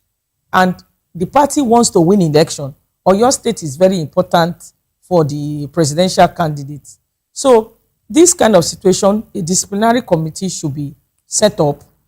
Independent, neutral person should be invited. Chairman should step aside. And if the chairman is found guilty for whatever crime it is, the appropriate penalty or punishment should be given for that. And the party should move forward. But if nothing is done, it could.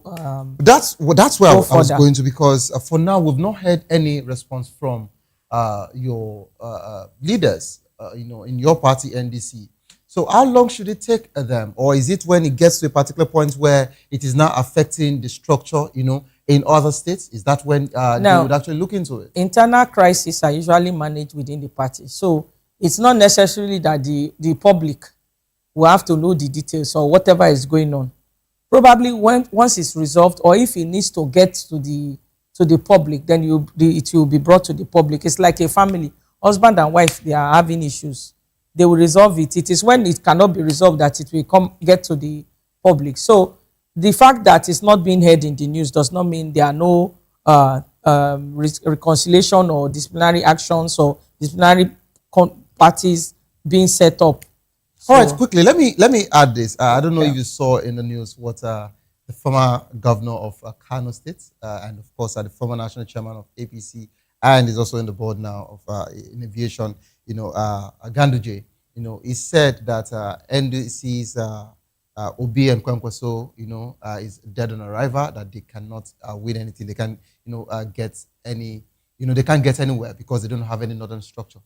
What are you going to say as regards to that? What's your response? I'll first of all laugh in French. You can how laugh does that sound? That's how we laugh. Okay. You see, the truth of the matter, power comes from God. Okay. First of all, we first understand that power can be given by God. Some years ago, I remember the story of Agbala Jobi and is it Yomi Edu? These two persons were struggling, and somehow while they were fighting, I'm the one that should be in charge. Otedola became the governor of Lagos State. Yeah. Otedola was not in the equation. Nobody knew he was coming. Sometimes they said we were 3 people tweeting in a room. That was what they were saying. These 3 people became 6 million votes, even though it was allegedly stolen. But in politics, there's propaganda. There's what we call psychological warfare. If I don't want you, I will put in fear. But if you realize something, you will realize that you only attack the person you're afraid of. There's only one person that this present government is always attacking, and the man's name is Mr. Gregory Peter Obi. That means there is something they're afraid of. What? If you say somebody will not give any votes, is dead on arrival, wait for him to die now. Mr. Peter Obi was also asked the same question, that what would you do if you lose in the 2027 election? And he said he was not going to lose. He will not lose now. So I don't understand, why are you people this sure, that you just feel that Obi will win this election? The strategy has changed now. Okay, let me take it to Caesar. Caesar, are you there? Caesar? Yes, I'm here. All right, Caesar, just like you heard a doctor in the studio, Mr. Peter Obi also mentioned that particular statement, that he would not lose. We don't know the strategy from NDC, and of course, I know that you are also, campaigning for him, in the United Kingdom. But I want you to also respond to what Ganduje said, when he mentioned that Obi and Kwankwaso's, emergencies are dead on arrival. They don't have any structure in the north, and therefore they won't actually get anything. But I'm going to ask that simultaneously as regards to the ICPC and ghost workers situation. How did about 908 ghost workers slip through, across 50 federal NDAs without detection for so long? For so long, Caesar. I'd like you to respond to this. Please go ahead. All right. On the part where Ganduje said that P2B and Kwankwaso coalition is dead on arrival, I'm not surprised. Of course, can you hear me? Loud and clear, go ahead, please. Of course, you know that it was Kwankwaso that almost retired Ganduje in the politics of Kano State. And just like Doc rightly pointed out, it is only a tree that has a fruit that people throw stone at. And is it not shocking that if you call Nyeso Wike today to come and commission project, he cannot complete it without mentioning P2B? If David Omar, he goes to inspect project, he cannot finish until he mentions P2B. If you come to somebody like Ojos Okano, he cannot rest until he mentions P2B. But at the end of the day, even Alemadu Sherif, someone whom I thought has already, died naturally, politically, and all of a sudden he appeared from nowhere which other way would he have to revive his name apart from by mentioning P2B? Ganduje was the same man that was removed as the chairman of APC. And then the next thing, they gave him a position that he's even answerable to the Minister for Aviation, Festus Kayamo. Imagine moving from a minister to come and be answerable to another minister. Okay? So what I have observed over time is anybody that wants a political trend in Nigeria would always mention the name P2B. And it appears like once you mention P2B as an APC member, then the political party and the national chairman, Bola Ahmed Tinubu and his cohorts, they will not pay attention in your own direction. That is why people like Dino Minaye, people like Reno Omokri, people like Boala, people like the spokesperson to President Bola Ahmed Tinubu, was his name, the one that is on the street of Twitter. So at the end of the day, they cannot make any statement reasonable.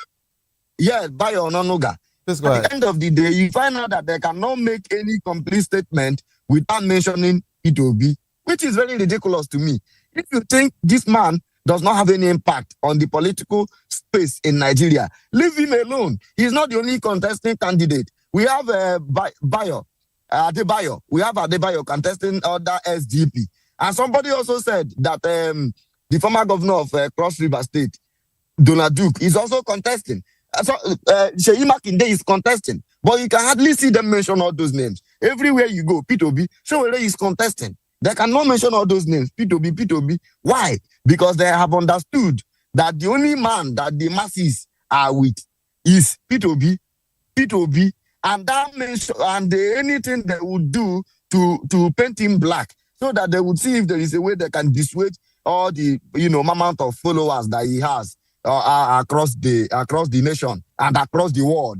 Because I'm an ardent supporter of P2B. I'm not even in Nigeria, and I also believe that across Europe, across Africa, and so many other continents, people are supporting P2B from that angle. Then when it comes to the issue of ghost workers, I have already made my I've already made my stand known on the issue of ghost workers. I was reading a report that says that about 50% of Nigerians don't have a job they are doing. And then from the 50% that have what they are doing, 95% of the 50% are self-employed. There are people that are struggling to make ends meet from their own angle. I tell you what, just today, I made a video where I said that somebody gave me 500,000, one of my anonymous followers. And I wanted to share the money to my followers everywhere. I posted it on Instagram, Facebook, TikTok, and YouTube. As I talk to you, in less than 1 hour, over 1,000 persons have commented that they are interested in that money on Facebook. I'm not berating Nigeria. I'm only telling you the level of hardship and the fact that there are no jobs in Nigeria. And then what now baffles me, or why it's now painful to me that we have issue of ghost worker, is because IPs was created, that is integrated payroll personnel, information system. It was created solely for managing issues bordering on ghost workers and fraud. And then at the end, people are still being able to manipulate IPs to still commit fraud. And if you take it further, you will see the report I just read to you now, where you will now be asking yourself, if there are millions of people in Nigeria that don't have job, why do you have people that have been, fraudulently collecting salaries for jobs they are not doing? You see, at the end of the day, you see that politicians are not just the problem. This is purely a crime. This is purely, greed. Okay. In the heart of civil servants. Because the civil servants in different ministries are starters. I was reading the report. I saw that Nigerian police, Nigerian army, Nigerian university system, a lot of schools are involved in this. Meanwhile, we have a lot of persons that are qualified to be teachers. Instead of paying salary to people that don't exist, why not create room for more people to be incorporated into the system? So Nigeria is just like a giver that keeps giving at all times. All right. Unfortunately, it's a giver of bad news most of the times. Thank you so much, Aziza, for that concluding thoughts of yours. Let me bring it back to the studio. Doctor, 942 million flood exposed. And of course, beyond this funds recovery, what's the preventive measure that can be taken? That when we actually say, okay, ICPC, can you please try and block all of these gray areas, all of these loopholes, so that such cannot happen again, in this particular government, because this is looking like norm. And guess what? Law enforcement, agents, the military, the Nigerian police, so many of them were mentioned. So why should fraud come from such, channels? This is the question that Nigerians are asking. The citizens should actually indulge themselves in such fraud, and these were meant to come, arrest them. But in a situation where the fraud is inside the system, so why do you think you should, come pick any citizen up? So either be it a punitive or preventive measures. What should be done? Preventive is the best. You see, things like this can be nipped in the bud. It's like a racketing, a group of racketeering agents inside the agency. Remember this matter that is going on this fake ministry that does not exist, that also exists. Now, preventive is that regular audits, or at least this place where these things happen, in the federal ministry. If it's outside where there is no organization in terms of data collection, every person working in ministry must have an NIN.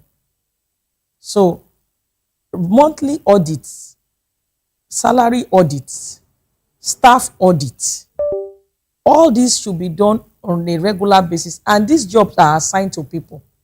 It's just that most likely at the level of this audit, the persons involved at this level have a connection with the others that have this that divert these funds. If regular audits are done by independent bodies, independent meaning that this group will come, this ministry will audit, the audit in this ministry will audit this on a regular basis, this ghost worker thing will be reduced significantly. Yes, it cannot be completely taken out, but for it to be done, it should be done in such a way, regular audits, and people should be prosecuted. When people are not prosecuted, it continues. If you see on TV now, somebody has been taken to court, sent to jail for being a ghost worker. Have you heard a ghost worker going to jail in Nigeria? It sends a signal that this is not what should be done. I remember when we were in school, I still remember that law, exam malpractice consequences or something. There was a law that if you are caught cheating in exam, I think it was 21 years. That thing was sent into our brain. So when you're doing the exam, when we're in secondary school, don't even make noise beside me, because I don't want 21 years in jail. So that is one. Then one thing is that in our civic education, in administration, when these things are taught, things should be taught from primary school. Primary school, what's the value of bookkeeping, the value of patriotism. There are so many things that have been taken out of our educational system. So this is not about the government alone. This is about Nigerian citizens themselves. Okay. This is how far we can actually go as regards to the program. We have a lot to say as regards to this conversation, but of course I will press for time, so we can go beyond this particular one. Thank you so much, Doctor, for being part of the program. Thank you so much, Caesar, for being part of the program. Hopefully, Thank you so much. We would actually have another time again on air soon. All right, coming up next is Locker Room. If you love the world of football, I'd like to stay put to enjoy that particular from my team. Don't give up, because it is not over. Tough time doesn't last, or tough will last. Whatsoever you face will soon be over, and you will definitely smile again. My name remains Xavier Udo. Have a good evening. Rest.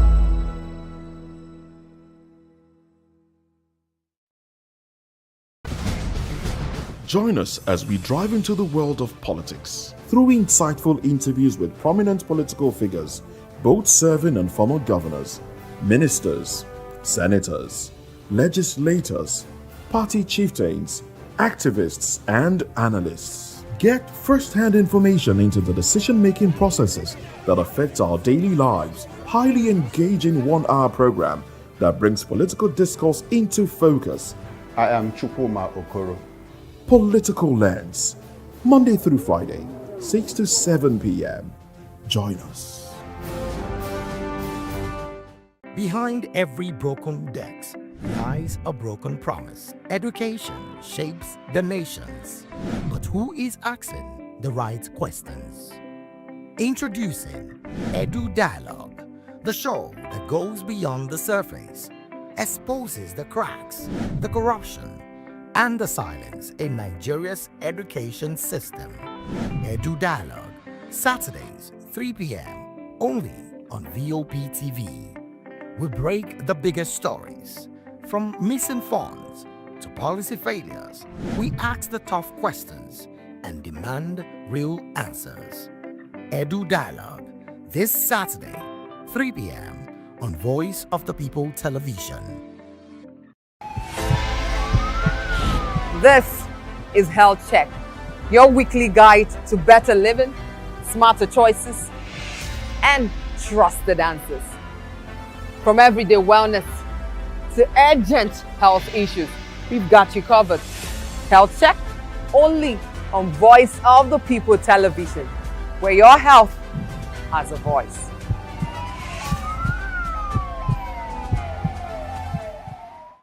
This is African News on Voice of the People Television, where we don't just bring you the news, we bring you Africa's heartbeat, the policies that shapes our world, and the economy that determines our future. African News on Voice of the People Television. Stay with us. Welcome to the locker room, the home of football talk that matters. I am Jerry Ampelon. Join us every weekday, Monday to Friday at 5 p.m. Nigerian time, as we share the hot takes and hot debates in the exciting world of football. And joining me are the usual suspects, Ikechukwu and Mayowa, as we break down all the hot takes and everything that's happening in the football.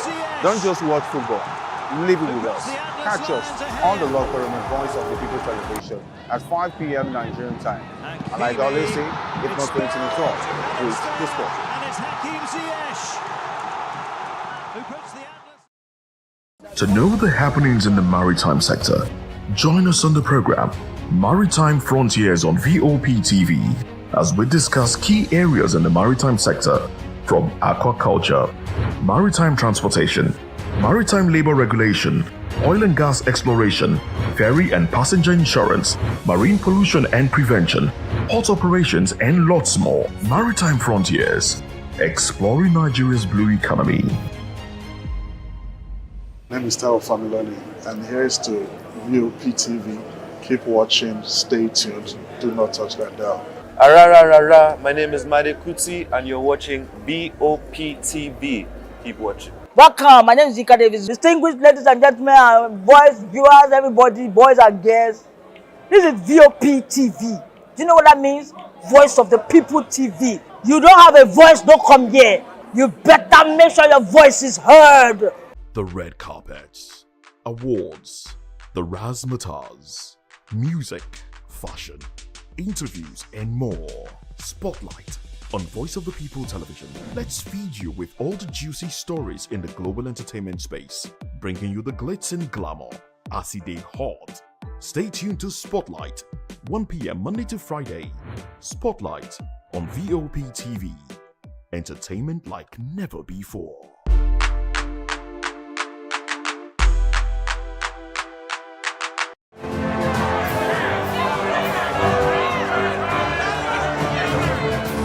Do you want your voice to be heard?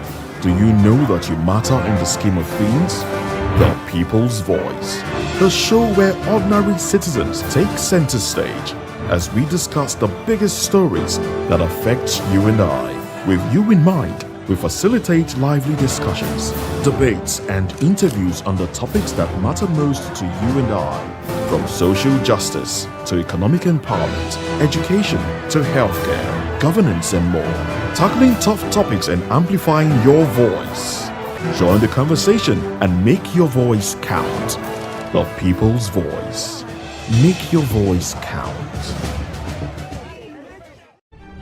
In a world where power shifts with every headlines, news breaks and events happens, we bring you unbiased and explicit information on politics, economy and state of the nation. We break down the chaos. Facts, not fluff. Truth, not a spin. We discuss not just politics, but a glimpse into the future. Voice of the People Television. Now you have more than a voice. In a world where power shifts with every headline. In a nation full of questions. In a world filled with noise, the truth needs a voice. The policies that shapes our world and the economy that determines our future. Every hour, every day, the grapevine keeps buzzing. And together, we are committed to telling the stories that shape our world because your voice is our focus. Don't forget, our voice matters the most. Let us come together and share our concerns.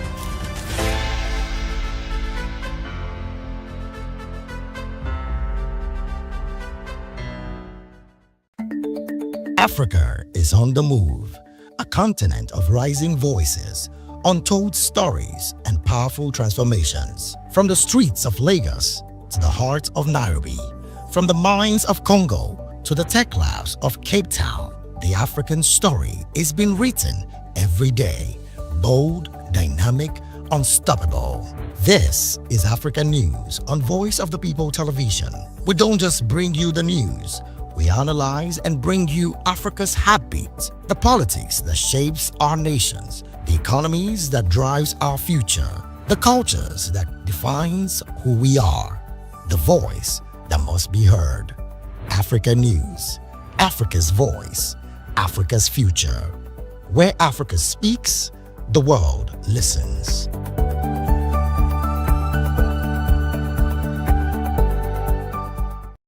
Nigerians, your voice matters, and in 2027 it starts with your permanent voters card, your PVC.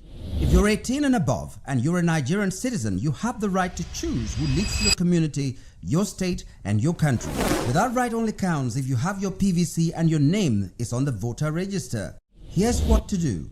First, check if you're registered. If you're not, or if you've moved, lost your card, or turned 18 since the last election, go to the nearest INEC office or an INEC registration center. Second, it's free. Don't pay anyone for any registration or collection. Third, collect your PVC early. Don't wait until the week before elections. INEC will announce dates. Listen to radio, TV, and follow INEC's official pages. Your PVC is more than plastic. It's your power to hold leaders accountable. It's how you decide on roads, schools, hospitals, and jobs for your community. When you vote, you decide the future of your children. Get registered. Get your PVC. Vote in 2027. For Nigeria to work, you must be a part of it. Your vote, your future, your responsibility. This message is brought to you by Voice of the People, VOP Media. That 10 seconds you save by crossing the road could cost you your life. Pedestrian bridges are built for one reason: to keep you safe. They are free, they are strong, and they are there to protect you. Dashing across expressways leads to injuries, loss, and grief that last forever. Using the bridge takes less than 1 minute. Losing a loved one lasts a lifetime. Parents, teach your children. Drivers, slow down near bridges. Everyone, please use the pedestrian bridge every time. Your life is worth the climb. This message is from Voice of the People's Television.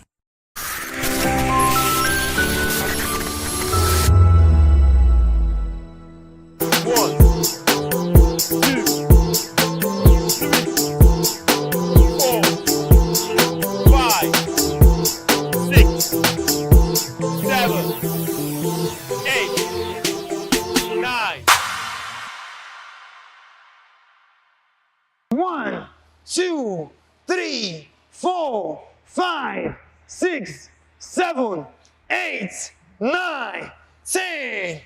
3, 4, 5. Manage. 6. Encourage your neighbor. 7, 8, 9, 10. 1, 2, 3, 4, 5, 6, 7, 8, 9.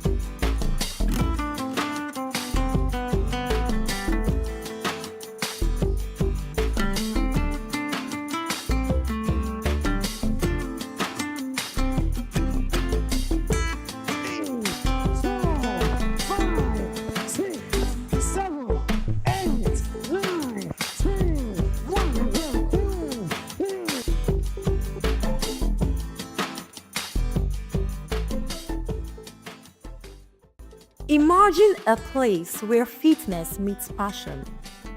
A place that's more than just a workout area. A community that ignites motivation and fuels your dreams. With the right tools and guidance, fitness becomes a personalized journey. From cardio to strength training and group classes, every aspect is designed to help you unlock your full potential. The power of fitness lies in its ability to transform.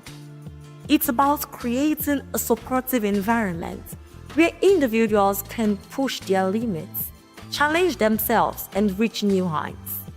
Fitness is a journey, not a destination, and having the right support makes all the difference. In a community that uplifts and empowers, fitness becomes more than just a workout.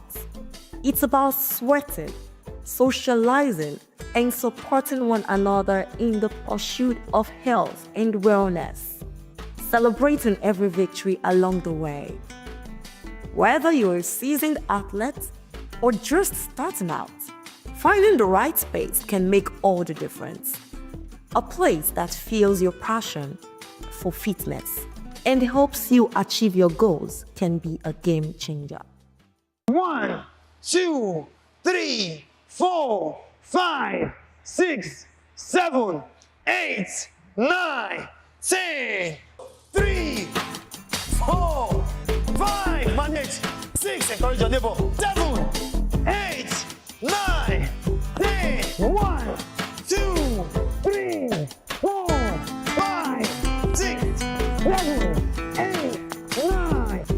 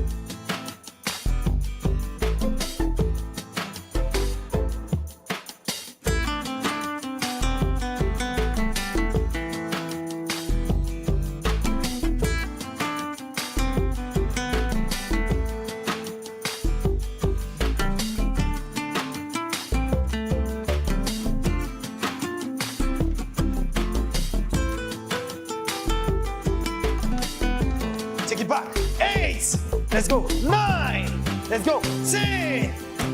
3, 4, 5, 6, 7, 8, 9, 10. 8, 9, 10. 1, 2, 3, 4, 5. Crossing the legs. Balance to touch the ground, please. Counting of 10. Sit up, please. 2, don't settle for less. 3, 4, 5, 6, smile. 7, 8, 9, 10. Let's go. 1, 2, 3, 4, 5, 6, 7, 8. Hi, my name is Natasha. I'm a fashion designer. Right. Hi, Natasha. Nice to meet you. Okay, so when did you start this journey? I started about less than 3 months ago. Let's say 2 months plus. Wow. So, what was your goal? What inspired you to join, and what do you look forward to, achieving from this? Well, I won't lie, to be honest, it was just to be healthy. But when I started, I decided I actually want to look better than I do, like physically. So it's a little combination of both health and fitness, generally, looking good. Wow. All right. That's amazing. Okay. So, how's the journey been so far? How's the progress been? Well, the journey has been tough. I won't even lie to you, but but the progress has been good. At least seeing results is encouraging. I actually feel good. I look better and I feel better. So yeah. So, what sacrifices did you have to make to be able to do this? Time. It's not been easy fitting it into my time schedule and everything, but I've been making it work because I'm seeing results, so it's encouraging me to do that. Okay, like what kind of results? Like I said, I feel good. I feel better than I did before. Like I am more energized. I'm more energetic, basically. I feel good. I feel lighter, and I also look better. So yeah. Okay, did you have to change your diet to be able to do this or what? Of course, it's a combination of both. You can't just do exercises alone and expect changes. You also, thanks to my instructor, Osas, he makes me understand that it's not just about what I do here. It even helps with like diet plans and to infuse into my diet so that I can actually eat healthy while I'm doing the workout. So the results can be evident. Okay, so if I may ask, what's your favorite workout and what's that one workout that you're usually scared of? Like, I don't want to do this one, but I just have to. And what's your favorite one? Anything that has to do with legs scares me. Okay. Because you're shaking like after it, right? You can barely walk, but it's all good for the strength of your body, but it's scary. Then my favorite is glutes. That's my favorite. Anything that has to do with making my glutes look better, squats and all that. Yeah. All right, that's amazing. So, what's your advice to people that are yet to start and are scared of starting? Just that. Obviously, I can't even say anything to encourage you, but just start first. Start, and it will be difficult at first, but with time it gets easier. You actually start enjoying it eventually. Hi, please tell us your name and what you do. My name is Ashake. I'm a fashion designer. Oh, wow, Ashake. Do you sing? Yes. Oh, okay. Are you thinking what I'm thinking? Okay. All right. How long have you been on this journey? Well, I actually am new here. This is like my third week here at this gym. Okay, so how did you manage to stay consistent, for the 3 weeks? Because I want to believe that the first time you'd have some kind of challenges getting used to it. So you still want to do it. How do you keep up with that? Okay, so I initially joined the gym because I wanted to stay fit and be healthy. I noticed that I run out of breath easily. I'm always tired, always fatigued, and generally I wasn't really feeling healthy. Even though I didn't have any ailments, I knew that I had to get my body moving. So I joined the gym, and yes, like you said, the very first week was it was crazy. I had a lot of body pains. I was as good as useless actually, but because of my goal, which is to stay healthy and tone up a bit, I pushed it. I actually just had to motivate myself, basically. So how's the progress been so far? Yeah, it's been good. I've been seeing changes. I sleep better, much better. My breathing is better. I don't just run out of breath unnecessarily, and I feel generally healthy. And yeah, basically. Wow. So is there like a scary part of the exercises, and what's your favorite one? Well, yes, sometimes the exercises can be a bit scary because number one, you're thinking, when I get home, I'm going to feel the pain. Number two, if you're not careful, if you're not properly geared up, if you're not wearing the right shoes or wearing the right equipment, having the right equipment, you might get injured. And if you're not being supervised by a gym trainer, you might actually get injured. So, yeah, that's where my gym trainer comes in, Osaz. He's been very helpful on this journey. He actually pushes me beyond what I think I can do. And he motivates me when you're doing your program, like you have a set of exercises to do, maybe out of like 5 exercises in a program, you do the first 2 and you're like, I'm not doing it again. He will just hold you down and say, no, you can do it. You know, you believe in yourself, and he motivates you. So I'm very grateful for him being here in this gym. He really, really helps, he inspires, and he pushes you. So do you plan to do this long term? Oh yes, I plan on making it a lifestyle. You know, staying fit. For now, it's a bit intensive, but when I start seeing very visible results, I might reduce my, the number of days I come to the gym to maybe like 3 times a day. But for now, I'm doing every day in a week. Yeah. Okay, so did you have to like adjust your diet for this? Oh well, yes. Even though I'm still having some issues. Alright, so what's that one meal that you can't really leave, but you just have to leave because of this? Well, rice. Okay. Rice, carbs. I'm a rice person. And I'm not gonna leave rice. No. I'll probably just switch to, maybe basmati rice or low calorie kind of rice and all of that. And one other thing that has always been an issue for me is eating late. I eat late a lot because of the kind of work I do. Sometimes I get back really late and I'm so tired and I have to eat because I'm hungry. So yeah, I've been trying to work on eating late. So I try to prep my meals and, get my meals ready before dinner time, before like 7 p.m. so that I can eat on time. So yeah, eating late and carbs at the 2. All right, so what's your advice to people that are scared of starting the gym because of pains and all of that, consistency and all that? Well, I'll just say, look at yourself from now in the next 20, 30 years. How do you want to be? Do you want to be old and frail and then your children are running about trying to take care of you?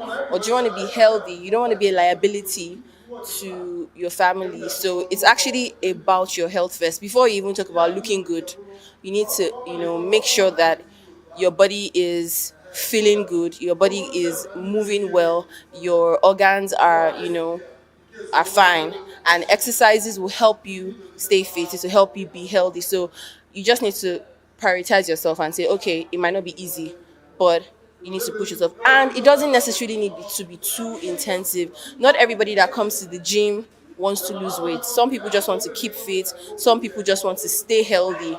Like me, I want to stay healthy. I don't necessarily want to lose too much weight. Yes, I want to be toned here and there, but I don't want to drop like 3 sizes. No, that's not my goal. My number one goal is to be healthy and tone up. Yeah, so motivate yourself by looking at yourself in the future and saying, how am I going to be in my 60s, in my 70s? Am I going to be healthy enough? Am I going to be strong enough? So hello. Hi. What's your name and what do you do? My name is Abatoyi. Sorry? Abatoyi. I'm So my name sorry. is Solomon. Okay, so is the Akbatoyi a nickname or something? Abatoyi is a nickname, yeah. Oh, okay. What does it mean? Goose pimple. Why were you giving that name? You know, when you tell me a surprising thing like that, I'll say Abatoyi. Goose pimple, because I can't understand. All right, so when did you start this journey? Going to 2 years now. Whoa, so you've been consistent for 2 years? For 2 years, yeah. Wow, so how's the journey been? Very amazing. As I cannot have BP now. My fat is gone. No lower BP, no high BP. So everything is gone. Oh, wow, all right, so what motivated you to start this journey? Because I want to keep fit. Just because you want to keep fit. A good life.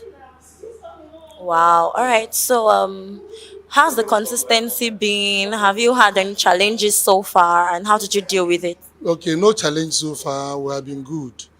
And I can encourage everyone out there to always come exercise. It actually pays. When you want to live a good life or have a good health, you must come with the gym. Yeah. So, aside from the blood pressure, has there been any? Have you seen any results so far aside the BP? There are so many results. As you can see, didn't you like my physique? Yeah, I can see you want to talk like me. So those are part of the advantage. Oh, all right. So, I'd like to ask: did you have to skip diets, or what sacrifices did you make for this? Actually, I don't make any sacrifice. I just walk out straight. I eat everything. Yeah, I eat everything. So, food, no kind of food affects you. All those diets is a scam. Eat and walk out. Yeah, I'm serious. Eat and walk out. Just monitor what you, as in, at a normal, don't abuse any food. That's just it, yeah. All right. Okay, so what's your advice for people that are starting or that are scared of starting this journey? No, they should just try now. It's not easy in the beginning. But as time goes on, you get used to it. Was there ever a time it was very hard for you that you almost gave up? Of course, now, the first 6 months is like a hell. Why is that, my brother? The guy, see, they call ICU in it that time. Not easy. So even when you wanted to give up, you stayed put. Why? Yes, now steady. Don't give up. By the end of the day, you will like it. Hello, and good morning. Can we meet you? My name is BC. Okay, what do you do? I'm an event planner, and I own a shoe line called Iwa. It's customized shoes for male and female. Wow, that's amazing. Made in Nigeria. Yep. Okay, so when did you start this journey? I started in April, like a week before my birthday. So yeah, so it's been like maybe 4 months now, right? Yeah. So. Wow. So what motivated you to start? Yeah, I used to be a model, and I used to be very skinny. So after I had my baby, I just noticed that I just started getting big and everything. So I was looking for that body back, that my modeling body. I really wanted to have like flat tummy, get my figure eight, like Nigerians would say. I wanted to get it back. So I decided to come, and not just for the body, just to keep fit as well, to look healthy, my mental health and all. Wow, so does it mean that doing your workouts helps your mental health? Yeah, because it makes you like go away from thinking of negative things. When you work out, you just like start thinking of positive things about yourself, and it just keeps you going. Like it makes you plan. Like I try to design loads of things, different kind of shoes, slippers, and sandals. So after my workout, I just I have this idea. Like for me, I don't know. For me, ideas just keep popping up. So that's fine. Wow. So how's the journey been so far? Has it been stressful? Yes. It's been stressful. I'm sure you saw me today. Like, I think I'm a lazy person, but when I started this journey, I started motivating myself with the help of OSAS. So it pushes me, and every other person, they'll tell you can do it, you can do it. So sometimes I try to do like 5 sit-ups, but now I see myself doing like 20. So that's progress. It's been fine, progress. Yeah. Wow. So did you have to adjust your diet for this? Diet. Let me not lie. Yeah, okay, I cut some things off, but I started eating loads of protein, and fruits. But I still eat heavy meals. And I'll come back to the gym, I'll say, okay, I'll work it out. I'll burn it off. All right, so what's that one meal that you are not meant to take when you're doing your workouts, but you just can't help it? You just want to still take it. I love chicken a lot, guinea fowl, and I love my eba. I love eba and okra soup. So I just try to tell myself that okra is vegetables as well, so it's fine for me. So I can't stop eating eba. I can't. I can't. But it has to be like, don't eat about that every day, just once in a while, but I eat almost every day. So that's fine. All right. So, what's your favorite workout, and that one workout that you don't want to do, but you just have to do it as well? Sit up. Because it helps the tummy, And then this one also just introduced to us, like it just throws the ball at us. So you have to like push yourself. So it helps for the lower abdomen, it helps your tummy for you to get your flat tummy. And that's my actual aim, to get my flat tummy back. I think I'm working out. I'm getting there. I can see. So sit up. For me, it's very difficult, but I still have to just push myself to do it. So it's fine. Is that your favorite one or your worst one? I have to make it my favorite, though it's difficult because I need to achieve what it does for the body. Yeah. Okay, so what's your advice to people that are scared of starting the gym because of pain, consistency, and all of that? My advice to them, just try, just take a step. Like, a baby just take a first step, and from there you start working. So just take a step, try. You see what you can do the first week. For me, first week was very difficult. But when I came like second week, all my body was, my joints, my bones, they were all hurting. But I started pushing myself. I came like second week and everything just became perfect. So for me, just to tell them that, they have to push themselves, try. They'll think they can't do something. Never say never. They can do it. All right. So lastly, I'd like to know, what sacrifices did you make to be able to continue this, like the consistency? Sacrifices. Like I skip my breakfast in the morning. That's one of the sacrifices I make. Then I have to like push meetings, from like 12 o'clock. Like I don't have to be there in the morning since I'm the owner of my business. So normally I go there like 9 o'clock, but now I have to make sure I work out first. Like I'll leave here by 10 now and then I'll start preparing to go back to work. So it's a lot, But my breakfast, I think people say it's not good to skip your breakfast, but I think I do. I take loads of water, coming to the gym, and I work out, and after then, we'll go on with the meal. Wow, you're doing a good job. Thank you so much. Thank you so much. Thanks for having me. Peace out. What's your name? My name is Osas Blessing. And what's your position here? Fitness trainer. Wow, okay. How's the journey been so far? Journey has been like many years ago, long time ago. We started this has been a lifestyle, something we love doing, something that makes us happy, something that we keep on pushing for life. Wow. What motivated you to start this? It has to do with humanity. If you say you love yourself, you have to take care of yourself. You're not just taking care. You have to start with yourself first. You understand? You take care of yourself. Nobody's going to live forever, but at the same time, you just have to take care of yourself. Mm-hmm. It's very, very important. Sure. So what's your fitness philosophy? What drives you? How do you see fitness, as a part of life? I see fitness as a lifetime something that we don't stop doing. We continue to do it forever, like St. Jesus Tarries. Wow. So back then we interviewed some of your members, and they kept passing good comments about you. Wow. How do you manage to keep a good relationship with them? Relationship has to do with humanity. You're selfless. You don't even think about yourself. You think about others before yourself. So you don't even know when you even do that. Then you can't even say, okay, I can vouch on myself. I know this person likes me or not, or this person understands what it means to impact you or impact them. Wow. What's the most rewarding part of this job, of this field? What's the most rewarding part?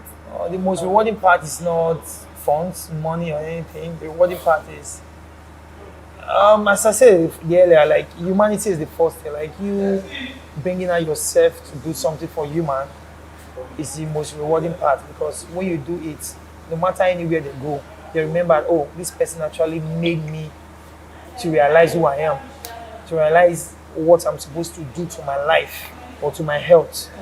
That's the most rewarding part. Not here now. Some of them might go any other place. We don't know where they will go to tomorrow. But just remember that there's still somebody that actually not just to train us. This thing is not just about training. It's about letting them know about what they are doing and what it does to them. What it does to them. Yes, very important. Wow. All right. So, can you tell us what's that one thing, right, that stands out for you the most when they tell you about the results they are already getting from all of the workouts they are doing? What makes you excited? Yeah, What gives that sense of fulfillment? I'm excited because of the discipline. Yes, that's the excitement all about it. Because when you are disciplined, it makes you run. You don't understand. It makes you overcome things. So it shows even though when I'm not there, they can still drive. So that's what makes me. That's that one thing that makes me happy when it comes to tell me that this is how I'm feeling with us. Wow. All right. So some of them come with different aims. Some to keep fit, some to get the body, some to Okay. So how do you tailor the exercises to fit each one of them's needs? Okay.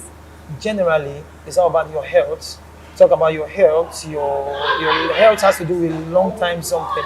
It's not even just to be fit, to make your body to be sexy or to work on your structure and all that. The most important thing is the interior. Your body is, if you are not okay inside of you, like you can't do a lot. Even some domestic work at home, you can't be okay. So the first thing, even when they are coming, I have to just give them this good orientation, like, oh, you want to drop weight? The first thing you need to say with your mouth is to be fit. I just want to be fit. Yeah, that's the first thing.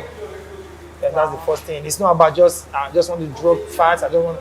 I just want to be fit. So when you are fit, it's easier for you to drop weight. You have more strength. You don't get tired. Yeah. Wow. All right. So these exercises and workout and everything, sometimes it can get painful, especially when they're just starting. Yeah. It will get very stressful. So how do you keep them motivated? Or you keep them motivated because of their mindset. You change the mindset of what they are So going you to keep do. talking to them. Yeah, you talk to them. You let them know that they should not give up because everybody have different. Some people are weak. Some people are strong. So you look at them mentally like, okay, this person is weak on this side, this person is strong on this side. So you have to push. You have to let them know, okay, I'm going to assist you on this side. You know everybody. I know, okay, for example, when you were just doing your own with me, you know what that means? You're trying, I'm just trying to tell you one or two, playing with you. But with the play and everything, you try and do one or two. Yeah, so in your way, this is the way you play, this is your field. I use your field to train you. Wow. Yeah. Okay, does this job or this workout, fitness and all of that, does it have anything to do with mental health? Or it's just strictly body, physical? Seriously, no. When you train, let me repeat, when you train, mentally, you are focused. Really? Like when you train, when you work out, mentally you are focused. There's some things normally that happen in our home, family problems, different type of thing, work and everything. When you train, it ease your stress. Wow. Yeah. So it's not just physical. It's not just physical, it's to do with mental stuff. Wow. Yeah. Okay, can you even recall maybe any one of your students that has actually had a major transformative journey? Okay, I had one student in Canada. She's in Canada now. Like, her name is Ndasi Ndomo. She trained with me a long time ago. Like, she lost weight. Like, she lost drastically. Like, she lost weight. So, you know what I mean? She was losing weight and she was still fit at the same time. You know what I mean? Like, she can comment on me anywhere. If you put her on a corner, she can talk. Yeah. Wow. All right. So, what common mistakes do beginners make? Like when they come in, what's the common mistake? Okay, the common mistake individuals, a beginner make. One, I think, for example, you don't know, you have never trained before. Because that's why I asked some of those my clients, like, have you ever trained? Have you trained anywhere before? Have you done anything? You say no, I don't have any idea of what you're doing. Well, the problem is that I used to have, like, should I say, the issue I used to have with them is, for example, maybe some people are doing some routine. Maybe they already have strength, or they're trying to work on their hips. You have not done it before. You just feel like you fell in love with it. You want to do it. You can wound yourself by doing that. Everything you start in life is gradually. You understand? You start gradually. I wish you have been doing things with me since, like, you have been working out with me. I will not just leave you like that. I just want to play with you so at least you just feel it a little. Until I left you. Wow. So, do you advise them taking painkillers and all of these things to help them? The pain you will heal yourself. The pain is going to heal by itself. Oh. You understand? You don't take painkiller. It's just, your body is just trying to tell you that your body is you are changing a routine. You have changed a routine. Your body is telling you that something has changed. So you have to be aware of what your body is into. So you don't need to take anything. As time goes on, before you know, you are okay. Wow, that's quite tough. If you ask Thank me. you. All right. So one more thing. Do you give them strict diet rules? Yeah, there are food tips for not just vegan food tips. Vegan. Most of the top athletes in the world, like Cristiano Ronaldo, is a vegan. So he's one of my role models. Wow. Yes. Yeah, we're talking about structure with vegan diet. So food that gives you strength after workouts, food that makes you stand out. Are there strict rules? Not like strict rules. Like you just have to take it because of your health. Because this is what the body needs. The first food the body needs. After you finish working out, there's some food you need to eat first. Yeah. For example, you just finish working out, you say you want to eat eba. It doesn't make sense. You don't understand? It doesn't make sense. You want to eat fufu? It doesn't make sense. Like this top outlet I call like it doesn't eat fufu. Sorry. They are from vegan food like almonds, like chia seed, like vegetables, and more food. So you like don't that. recommend heavy meals? It's not about every meal. You can eat rice. You can take white rice with vegetables. You understand? You take goat meat. You take chicken. You understand? But you taking cow meat, some like meat, some kind of food, some fish. Fish is good. Fish gives you a lot of strength. So. Okay, so there are some people. Okay, I don't want to say I'm speaking for myself. Okay.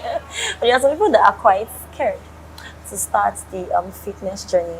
They are quite scared of the pain they will go through, the whole sacrifices they have to make. What do you have to say to people like that? Let me break it down. The whole training aspect we are doing here, it's not just about training and all that. It's not training. We are working on our health. Let's not use the word training. So you need to change your mindset of you just coming to training. So people think people are coming to suffer themselves and to do something. And I will say something, sorry to break out from what you say. When you just come to the gym, you don't just go to the weightlifting side, you say you want one. But some people are always scared. Some people want to deadlift or they want to do something, they want to carry heavy weight more than their body weight. You can break their body, you can break their back, and which is very bad. Any workout you want to recommend for anybody, use your body weight to work out. It helps a lot so that you can be fit. You can't wound yourself when you're using your body weight to work out. So the mindset of those people is to change their mindset, like to let them know that what you are doing is for your health. You're not working out to get pain. Some people are lazy, like me, have routines of workout now. You can even sit down and be working out. You can lie down and be working out. Yes, you just let those people know that there's still hope for them. Very important. Is there ever a point it will get to that it won't be painful? It will get to a point that you know, okay, this is what I feel when I sleep. This is what I feel when I wake up. I don't feel tired. Nobody will tell you that. Well, you have to take a bold step about your future and your life. It's very important. Yeah. We've seen that fitness is not just a routine. It's a lifestyle. It's a mindset. And it's a journey of transformation. Everyone here has reminded us that good health is not a destination. It is a decision we make daily. And so we say thank you for joining us on this inspiring tour of strength and discipline. So until next time, stay committed, stay strong, and stay consistent. I'm Praise Peters from Voice of the People TV. 9.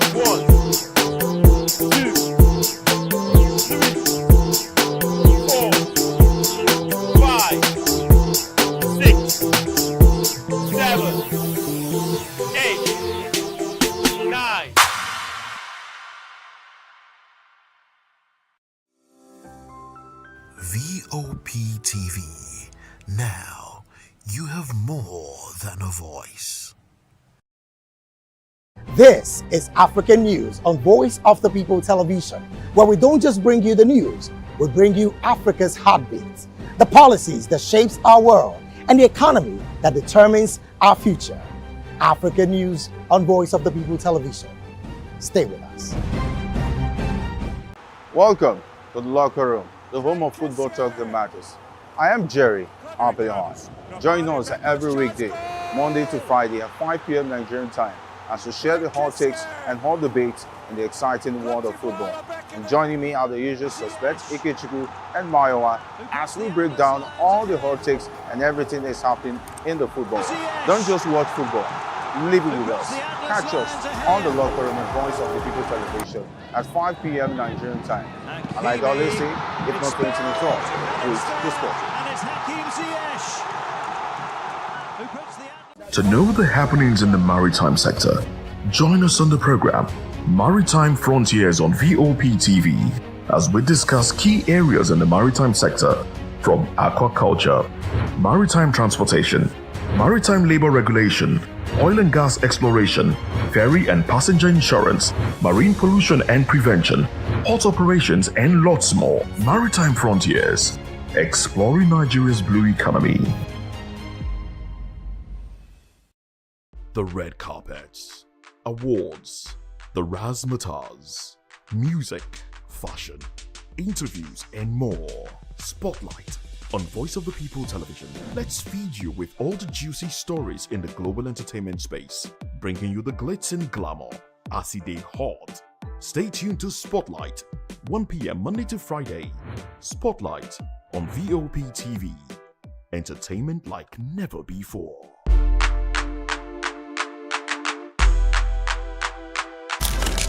In a world where power shifts with every headline. In a nation full of questions. In a world filled with noise, the truth needs a voice. The policies that shapes our world and the economy that determines our future. Every hour, every day, the grapevine keeps buzzing. And together, we are committed to telling the stories that shape our world because your voice is our focus. Don't forget, our voice matters the most. Let us come together and share our concerns.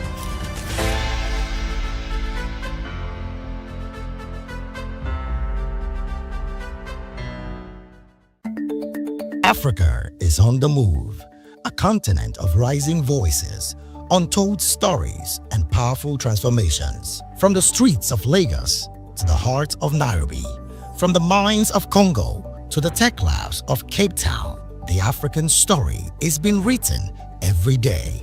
Bold, dynamic, unstoppable. This is African News on Voice of the People television. We don't just bring you the news.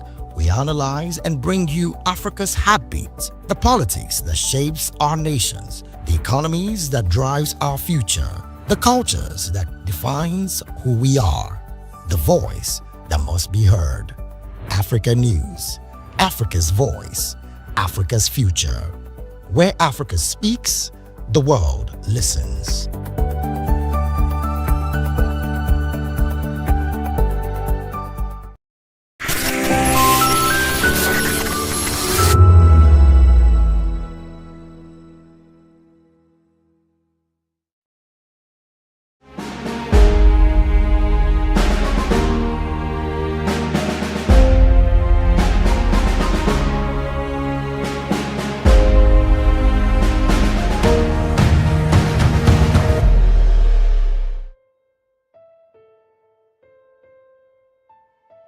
Hello everyone, Tobi Adeshokon is my name. This short and insightful and practical teaching will bless you and transform your life. May you be blessed as you listen. I'll be speaking on what I called 4 ways to overcome sexual temptation. 4 ways to overcome sexual temptation. Sexual temptation is everywhere. Unfortunately, sexual sin has become a norm in our society. You don't need to go too far before you are tempted. You can be tempted on your phone, watching TV program, through wrong association, and having wrong mindset. It is the wrong mindset that you have that wired your sexual temptation. It is having a wrong mindset that gives lives to sexual temptation. This is why you need to guide your heart with all diligence, and you must have the mind of Christ in you. When a man does not tame his flesh, such a person will fall into sexual sin. Sexual sin can be pleasurable, but it doesn't bring joy to your life. At times, when you commit yourself into sexual sin, and when you look into the future, you discover that you have cheated yourself, you are not really helping your life and destiny. This is why you need to do everything possible to abstain from sexual immorality, because it is the will of God that you are sanctified and you abstain from fornication and sexual immorality. When you are not sexually pure, you are not helping yourself because your relationship with God will be tampered. One of the things that really affected the life of David in the scripture was that when he slept with Uriah's wife, he knew that something was missing in his life. That was why he said God should rejoice the joy of his salvation back to him. That is why we must be sexually pure, and then we must align with God with our sexual life. Truly, it is God that created sex, but sex must be done or must be performed within the confines of marriage between a married man and a married woman. Becoming a victim of sexual temptation is terrible because your body, which is the temple of God, is tampered with. You are liable to acquire HIV and other related transmitted diseases. Do you know that according to research, it has been discovered that having multiple sex partners causes cervical cancer? I know that all of us, we are praying, I want to live long, God give me long life and prosperity, give me sound health.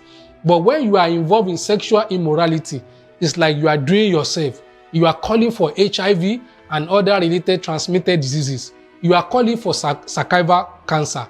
And this is why you must abstain from all these things so that God can help you.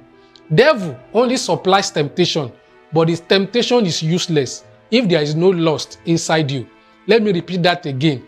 Devil only supplies temptation, but the temptation is useless if the lust is not found inside you. The truth is, temptation will always come. Devil will always bring temptation, but the ability to control that temptation is given to you by God if you yield to the power of the Holy Spirit. According to 1 Corinthians chapter 6 from verse 18 to 19, flee fornication. Every sin that a man does is without the body, but he that commits fornication sin against his own body. Know ye not that your body is the temple of the Holy Ghost, which is in you, which you have of God, and you are not of your own? That means your body is not your own. You have to glorify God with your body. This is why you need to abstain from every form of immorality.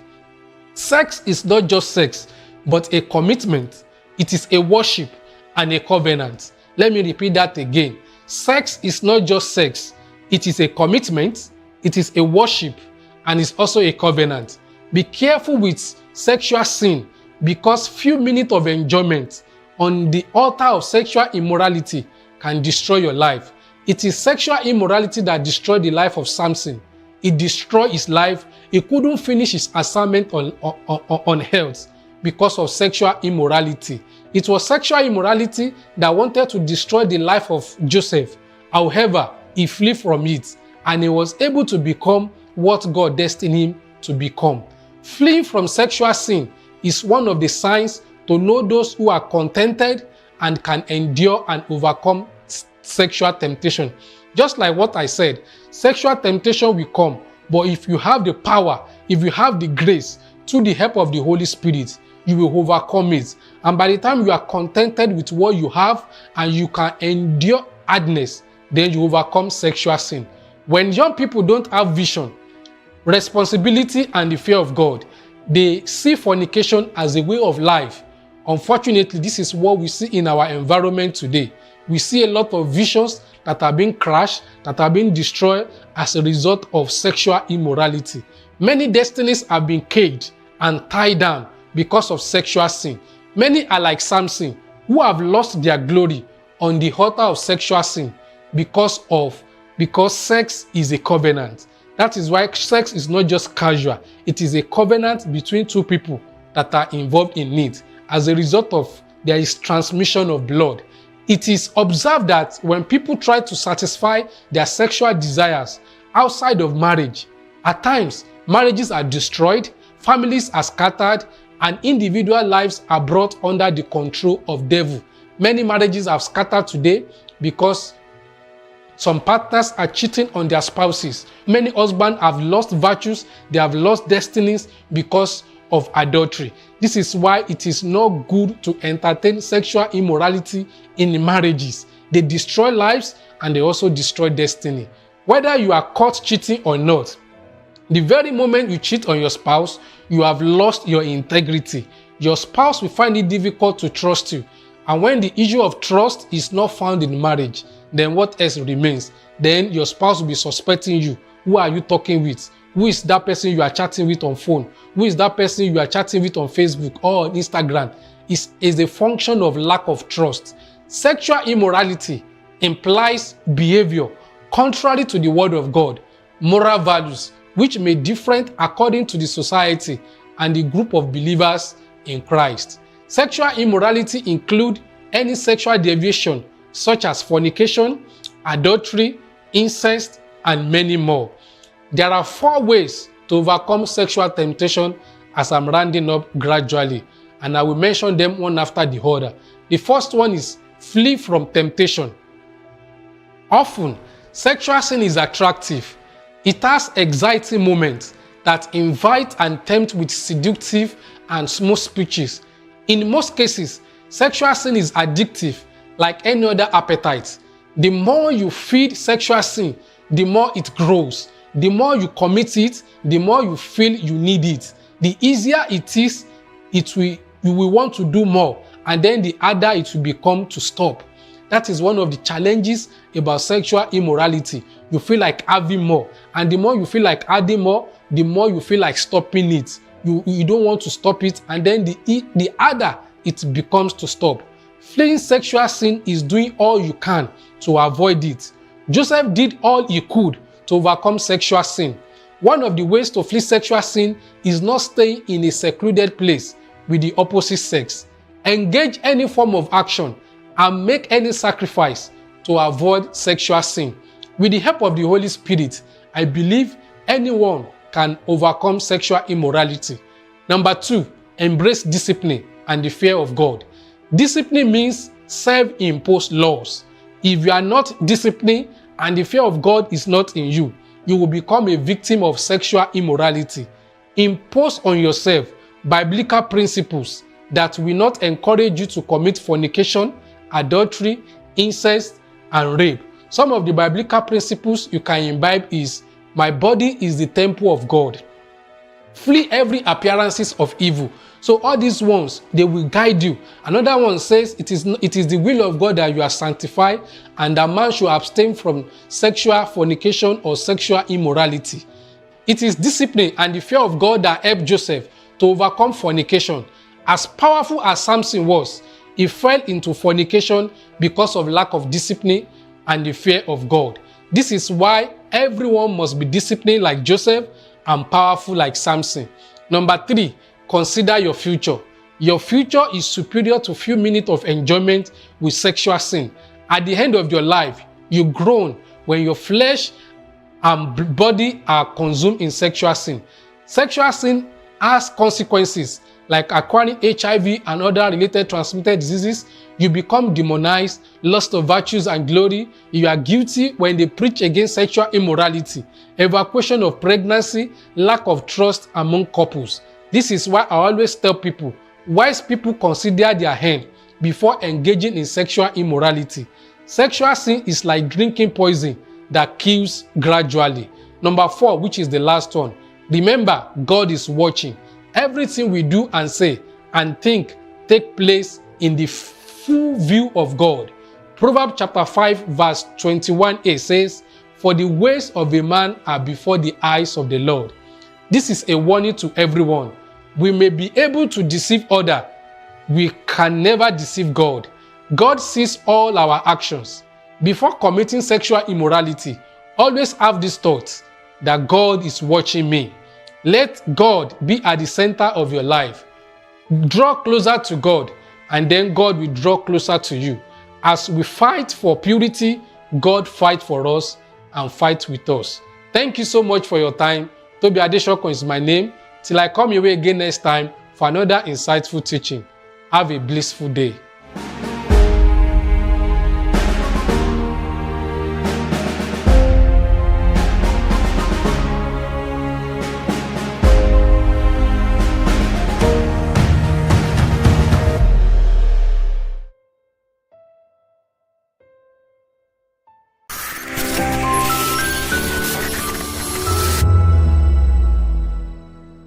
In a world where truth is the ultimate power and opinions scream the loudest, it's time to wade through the noise Hunger no get drum! Hunger no get religion! and scan the human interest and trending topics that matter. Stay tuned to The Issues, your plug to the stories making the buzz, from politics to science and technology, social justice, and more. Let's tackle the tough questions and expose the truth. The Issues on Voice of the People Television, Mondays to Fridays, 8 to 9 p.m. The Issues. Don't just react, understand. Join us as we drive into the world of politics through insightful interviews with prominent political figures, both serving and former governors, ministers, senators, legislators, party chieftains, activists, and analysts. Get first-hand information into the decision-making processes that affect our daily lives. Highly engaging one-hour program that brings political discourse into focus. I am Chukwuma Okoro. Political Lens, Monday through Friday, 6 to 7 p.m. Join us. Welcome to the locker room, the home of football talk that matters. I am Jerry Arpillon. Join us every weekday, Monday to Friday at 5 p.m. Nigerian time, as we share the hot takes and hot debates in the exciting world of football. And joining me are the usual suspects, Ikechukwu and Mayowa, as we break down all the hot takes and everything that's happening in the football. Don't just watch football, live it with us. Catch us on the locker room and Voice of the People Television at 5 p.m. Nigerian time. And like I always say, if not 20 minutes off, please discuss. When I first heard VOP, I thought they were talking about me because I'm a voiceover personality. But no, this is Voice of the People TV, and you are riveted forever because this is the place to be. Yo guys, your boy Chela. Shout out to VOP TV. I love you guys. Salut, salut tout le monde. Suspect 95. Là, on est sur VOP TV. On passe un bon temps. J'espère que vous kiffez. On est au Afrima. On est ensemble. VOP TV. Don't see me like a fool because I don't do giddy giddy giddy. VOP, you don't know Stoneware from Ghana representing live and living color. Yeah, Beam Nation President. Outside with it. Bless up. Hello, this is Milo from Ivory Coast. Keep watch Voice of the People TV. Regardez la voix du peuple, la télévision de la voix du peuple. Que Dieu vous bénisse. À très bientôt. Love you so much. Hi guys, what's up? This is Gaze Baba. I am watching VOP TV. Usually you be told to not touch the dial, but I tell you to touch the dial and increase the volume. You're like, keep it locked. It's Afro Gospel. Thank you. Hello, my name is Shego Arunze. You're watching VOP. Don't change the dial. My Joe, fine girl. My Joe, fine babe. Yes, don't touch the dial. This is me, Dr. Adewale Iba. Keep watching VOPT.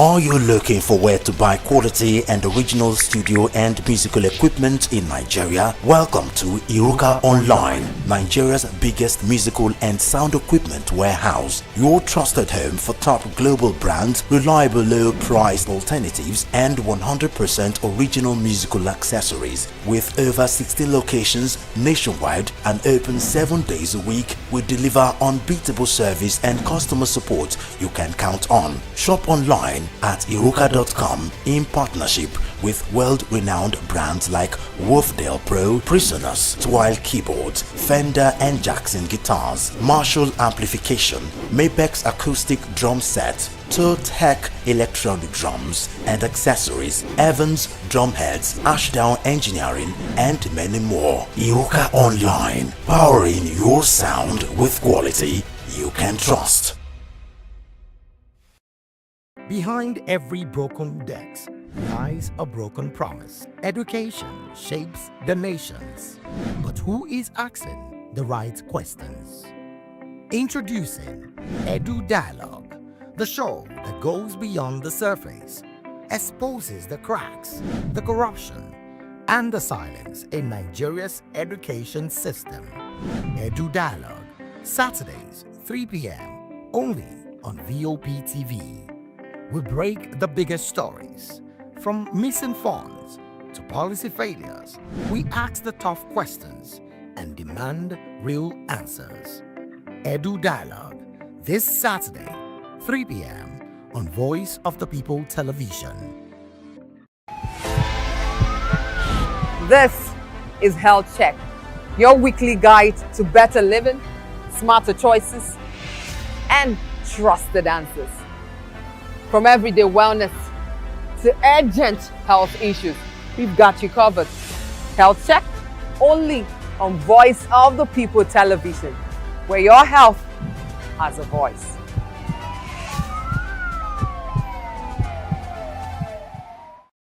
Welcome to Romeo Pizza.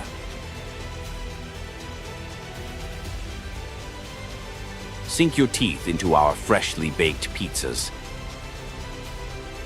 Loaded with rich sauce, melted cheese, and irresistible toppings. Where every bite is a love story. Treat yourself to our creamy, dreamy ice cream. Smooth, sweet, and made to brighten your day. Or maybe you want it hot and satisfying. Our juicy shawarma is wrapped to perfection, packed with flavor in every mouthful. Pizza, ice cream, shawarma. Why choose one when you can have it all? Romeo Pizza has exactly what your taste buds desire.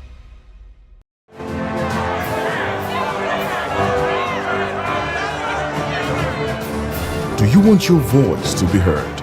Do you know that you matter in the scheme of things? The People's Voice, the show where ordinary citizens take center stage as we discuss the biggest stories that affect you and I. With you in mind, we facilitate lively discussions, debates, and interviews on the topics that matter most to you and I. From social justice to economic empowerment, education to healthcare, governance, and more. Tackling tough topics and amplifying your voice. Join the conversation and make your voice count. The People's Voice. Make your voice count.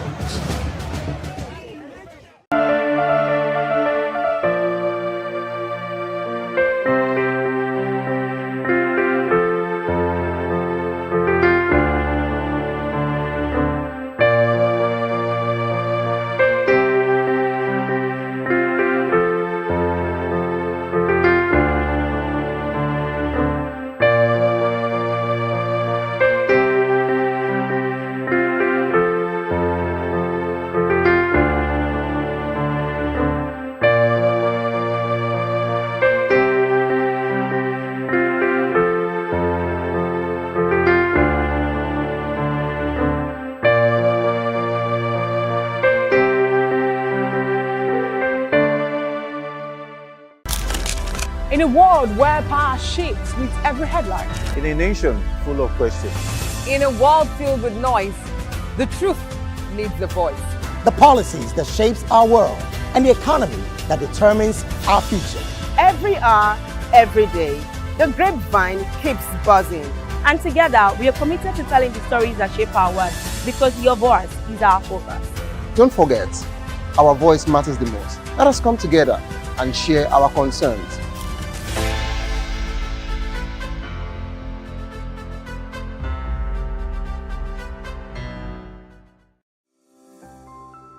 VOP TV. Now you have more than a voice.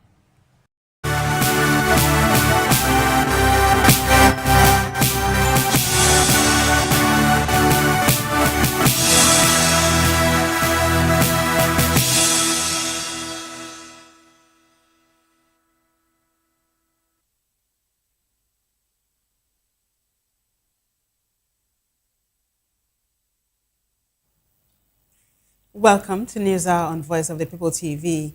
I am Vivian Oguche. And I am Nenna Ndomdioto.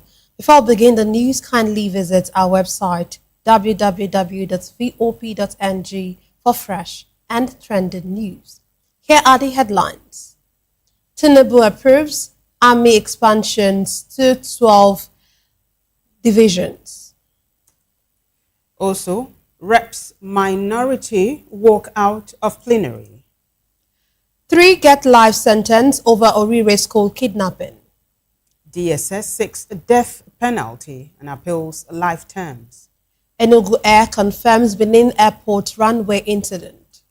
LPPC confers SAN rank on 68 lawyers. On the foreign scene, Trump links Saudi nuclear deal to Israel's recognition. Well, in business news, oil prices hit $100 mark. In sport, Norway considers complaint over Balogun's ban. The world of entertainment, Burna Boy to headline UK Reggae Festival. Now the news and details. President Bola Tinubu has approved the expansion of the Nigerian Army from 8 to 12 divisions and the recruitment of 28,000 additional personnel to boost the country's security capacity. The presidency says the move is aimed at improving military operations and strengthening the Army's response to emerging security threats. The advisor to the president on information and strategy, Bayo Ononuga, disclosed this in a statement, describing it as part of the administration's commitment to enhancing national defense capabilities. The restructuring will see the creation of new army divisions in Makurdi, Ilorin, Jalingo, and Benin City to improve coordination and response time. Implementation will take place in 2 phases. The first phase, involving the establishment of the 5th, 9th, and 10th divisions, is expected to be completed by September 2026, while the second phase, which includes the creation of the 83rd Division, will be completed by December 2026.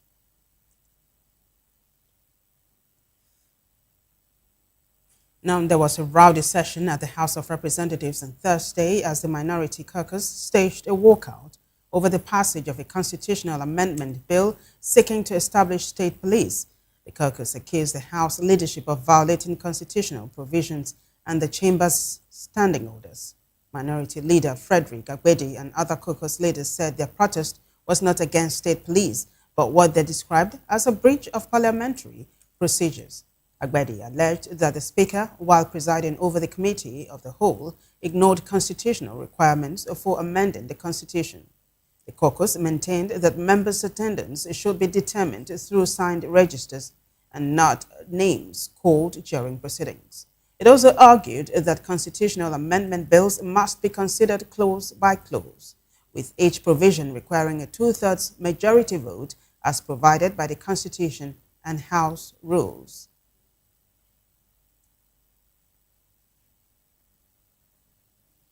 Moving on to legal matters, a federal high court in Abuja sentenced 3 men to life imprisonment over the kidnapping of students and teachers at a school in Oyo State, Orire local government area. Justice Salim Ibrahim handed down the sentence after the convicts pleaded guilty to some of the charges filed against them by the federal government. The convicts are Abdulrazak Umar, also known as Abu Khalifa or Abu Khalid, Yunusa Musa, also known as Yunusa bin Musa, and Shamsu Adam Musani, also known as Abu Itisar.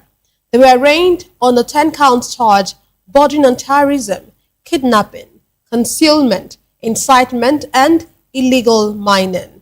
The 3 men admitted concealing information about the masterminds of the school attack and also pleaded guilty to belonging to Darussalam, which prosecutors described as an affiliate of the proscribed terrorist group Ansaru.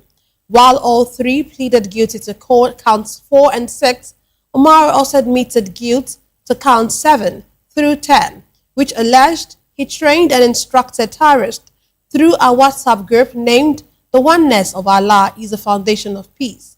They denied the remaining charges.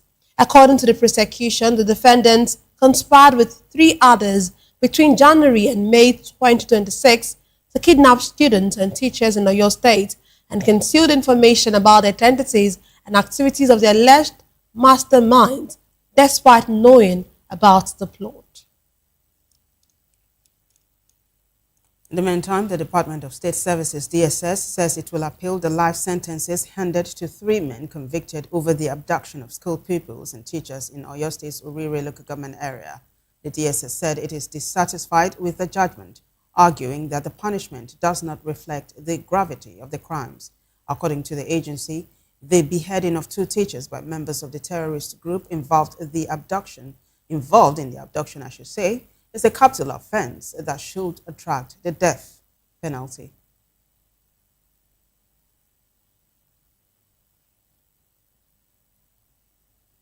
Joining us virtually on News Hour to discuss the Nigerian Army's expansion to 12 divisions by President Tinubu, the House of Representatives Minority Caucus walkout during plenary over the state police debate, the life sentencing of Orire school kidnappers, and the DSS appeal against the judgment is Professor Khalifa Dikwa, the Dean of Borno Elders Forum. Glad to have you join us, Professor. Hello, good evening to you all. Good evening. Okay, let's start. President Bola Tinubu has approved the expansion of the Nigerian Army from 8 to 12 divisions, and of course, he has also approved the recruitment of 28,000 additional personnel to boost the country's security capacity. I would like to know what you make of this new development. Would you say that this is, one thing? Would you really applaud the president for taking up for this, making these approvals? Thank you for inviting me again. The expansion ought to have taken place long time ago, because I spoke about it as soon as the face-off happened between Boko Haram and security forces. I suggested to federal government to nip it in the bud. In fact, I even said, use the shatter them, smoke them out. Otherwise, this particular Boko Haram will metamorphose into many other armed groups who will eventually terrorize everyone anytime, no matter how, as long as they do not have the security around them, just like the president, vice president, and so on. Ordinary Nigerians ought to have been given the same sense of security to be defended. And therefore, I told them that the metamorphosis will continue, just like in DRC Congo, Nigeria, from which Nigeria escaped from pairing it with DR Congo, Kinshasa. Today, Kinshasa is battling over 140 armed groups, fighting for mines, the field, for the lands to grab, and so on. Rivalry everywhere. Terrorism was the currency of them. And therefore, I also suggested that God who created us also told us that killers must be killed first. And how can our military and paramilitary succeed when the foot soldiers of the national issue, national security, were within the corridors of powers, blocking it, all the thing, until the presidency decides to purge its government and those who are within the corridors by punishing the killers with the outright killing, so that it will serve as a deterrent for others not to start. In Borno, for instance, where I was, my home state, mothers had to expose their own children. Fathers reported their own children as soon as they noticed a sort of rascality in their languages, and perhaps they did not wait for anybody. Unlike what some elite believe that killers should be given enough time to repent. What about those they killed?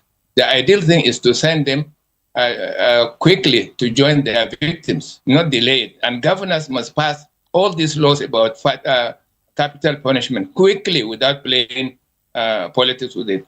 The expansion of the military into two. They didn't say military, they said the army. What about the air component that ought to have come together in order to cover the ground forces? It's not mentioned here.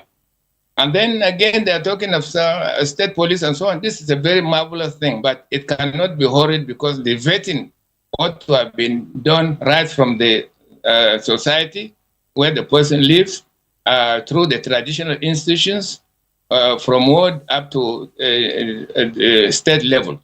And therefore, decentralizing it into 12 can only make sense when the military are given the free hand with enough releases of funds to acquire what they need.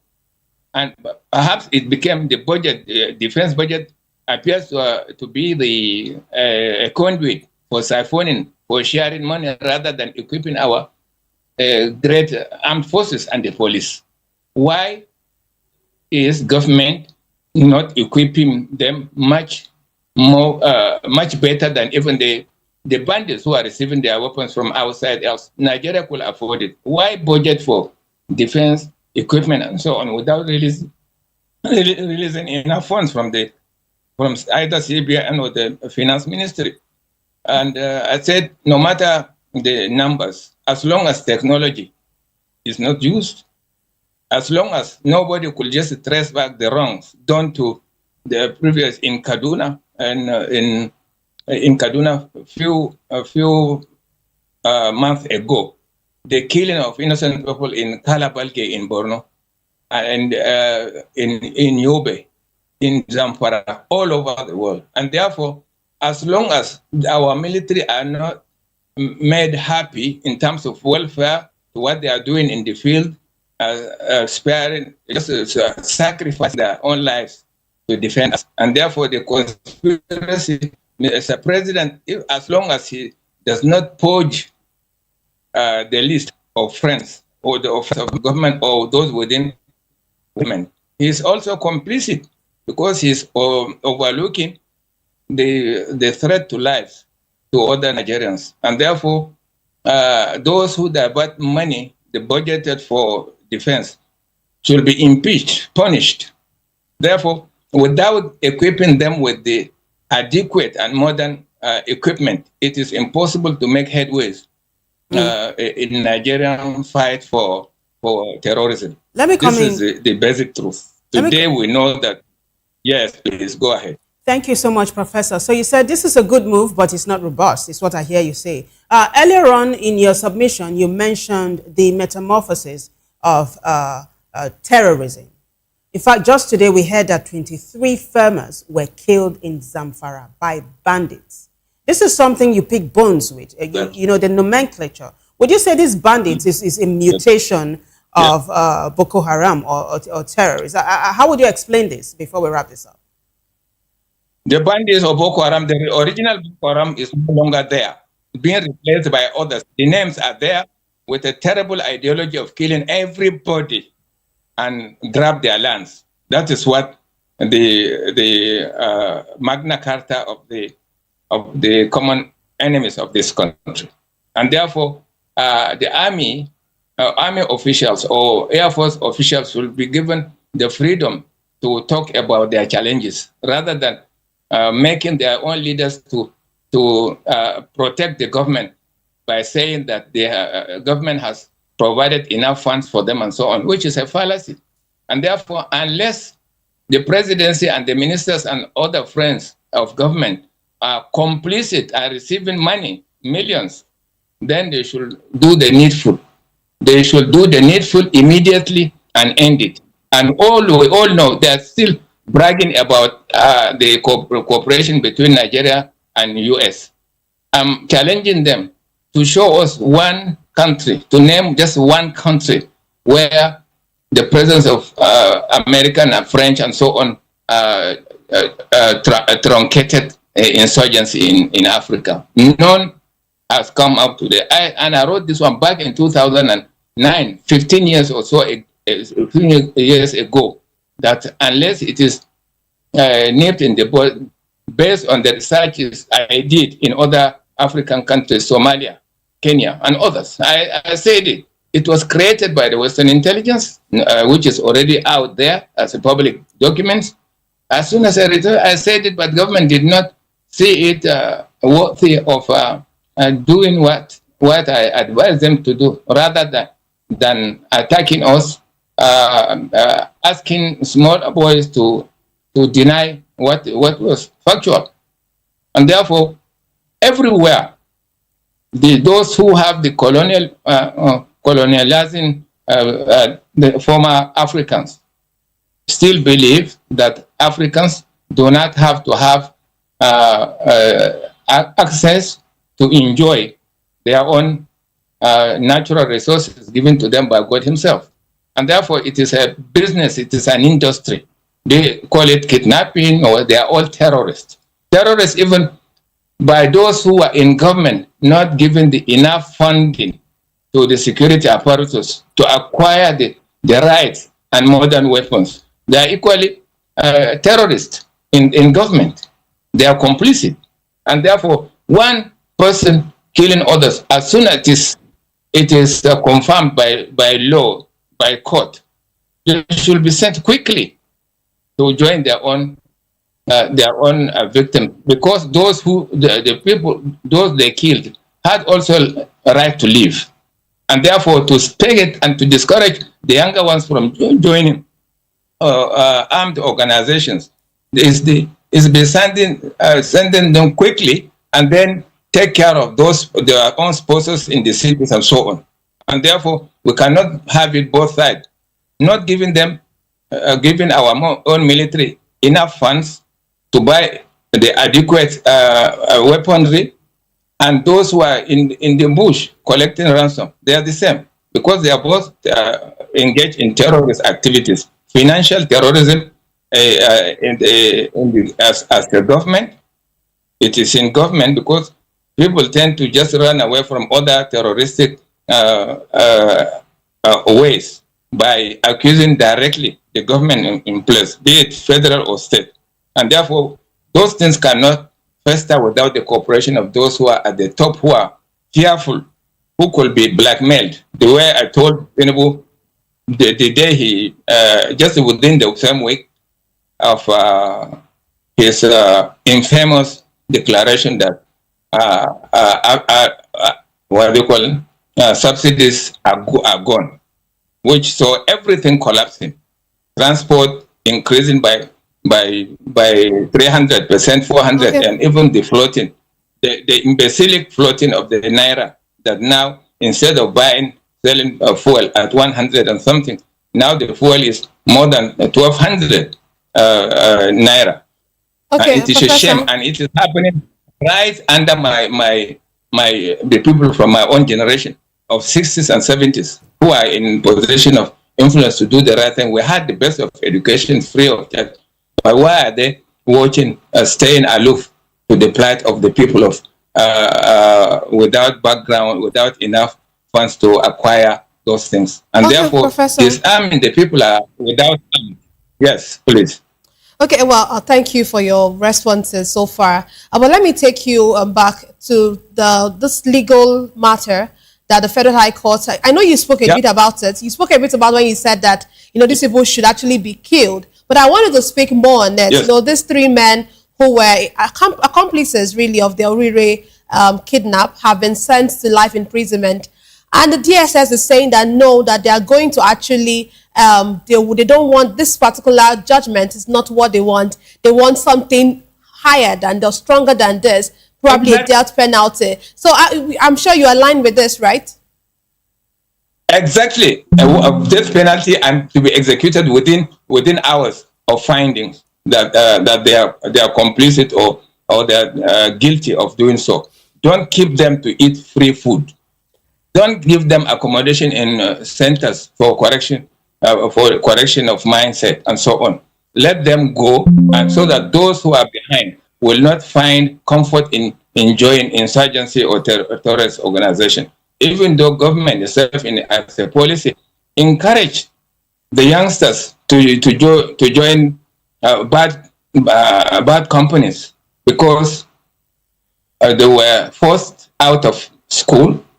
Some of them from university, like the case of Governor Rufai did, by increasing the school fees of Kaduna State University, and everywhere. And government, instead of listening to the people of this country for good advice, we have our economics, we have our securities, we have our professors, we have those that matter in order to finish with this daily issue that we don't have any other new security, except for the politicians who are thinking of 2027 election, which is unfortunate because real leaders and elders think of the next generation, whereas our politicians, most of them today, are thinking of the next election.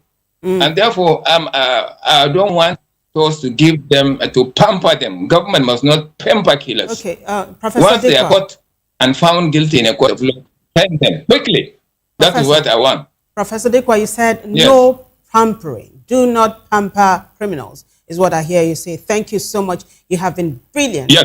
as usual. But this is the much we can take. Thank you so much, Professor, for joining us. Thank you. You're welcome. You're welcome. Thank you. Thank you. We've been speaking with Professor Khalifa Dikwa. He is the Dean Bruno Elders Forum. And now the Abuja Division of the Court of Appeal has dismissed an application by a former Federal Capital Territory Administration official, Garba Mohammed Duku, seeking his release from prison. Duku, a former Director of Finance and Administration under the Abuja Metropolitan Management Council, is serving a 24-year jail term for diverting 319 million naira in public funds. He was convicted by the Federal High Court in Abuja on charges of corruption and money laundering. Justice James Omotosho found Diku guilty on a 6-count charge filed by the Independent Corrupt Practices and Other Related Offences Commission. This next report says the Nigerian army has cleared a Niger Republic national, Abubakar Mohammed Zanu, also known as Huderi, of any links to terrorist groups, following a comprehensive investigation. In a statement, Acting Military Information Officer of the Joint Task Force Northeast Operation Hadinkai, Captain Mohammed Goni, said a clarification followed reports on July 14, 2026, about an individual intercepted by troops after the Cross-Kalwa attack. The military said Zenu was taken into custody for profiling due to security concerns and the use of border routes by terrorist groups for movement and logistics. It added that intelligence assessment and investigations found no evidence connecting him to any terrorist organization. The army said Zenu, a resident of Shatu and Guba village in Boso, Niger Republic, is a camel rearer and has now been cleared of all terrorism-related allegations.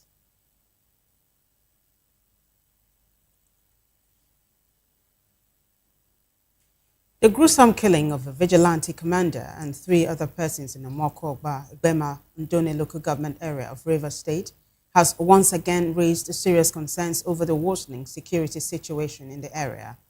The attack has sparked outrage among residents and prompted renewed calls for swift justice as security agencies intensify efforts to apprehend those responsible and restore public confidence. Ihioma Amaike reports.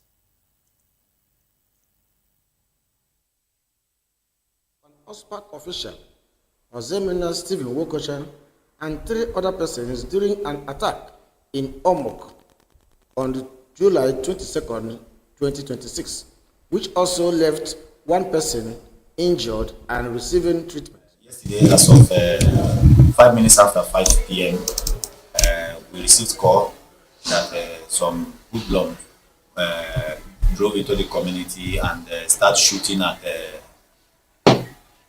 persons that they met sitting down in a joint, and immediately we rushed down. He happened to be one of our zonal commander by name Comrade Ozimela Mukocha Buski. They normally call him Buski.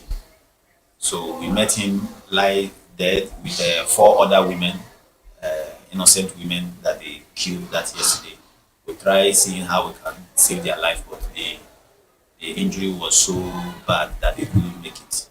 My husband left home yesterday morning in search of our daily bread. Towards evening time, afternoon, evening, I received a shocking news that unknown gunmen came to Oba Road and shot him dead. Aside with 4 other women, all of them are dead. My husband now is lying in mortuary helplessly. People should help me and find vengeance for my husband. Commissioner of Police Olubenga A. Adepoju described the incident as disturbing and a threat to the prevailing peace in the state, assuring residents that those behind the attack would be tracked down and be brought to justice. The command also urged community security groups and local vigilantes to work closely with the police under the supervision of divisional police officers and area commanders to strengthen security, coordination, and prevent further attacks. Residents were encouraged to remain calm and support ongoing investigations by providing credible information as the police reaffirmed their commitment to safeguarding lives and property across Rivers State. Amaike Ihoma Okoronko, Voice of the People Television, Port Harcourt.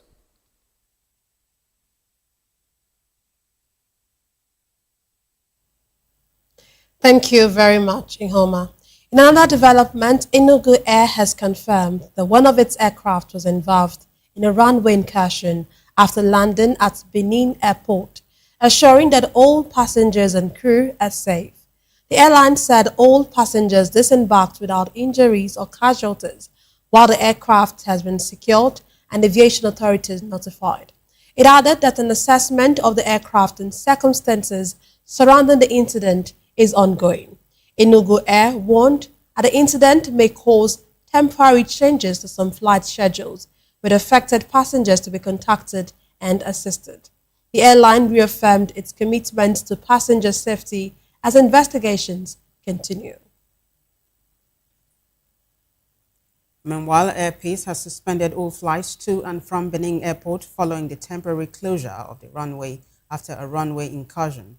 In a statement, the airline said the suspension affects all scheduled operations to the airport, citing circumstances beyond its control. Air Peace apologized for the inconvenience and assured passengers of updates as the situation develops. Also joining us on the news hour this time to provide further insight into the Enugu Air runway incursion at the Benin Airport is Ifeoma Okeke Koriocha. She is aviation editor of Business Day. Glad to have you join us, Ifeoma.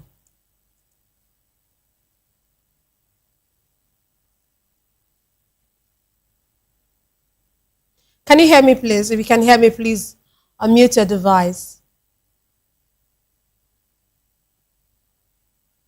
We seem to be having network connections with him. We'll take a break, and when we return, we'll try to reconnect with her to stay with us.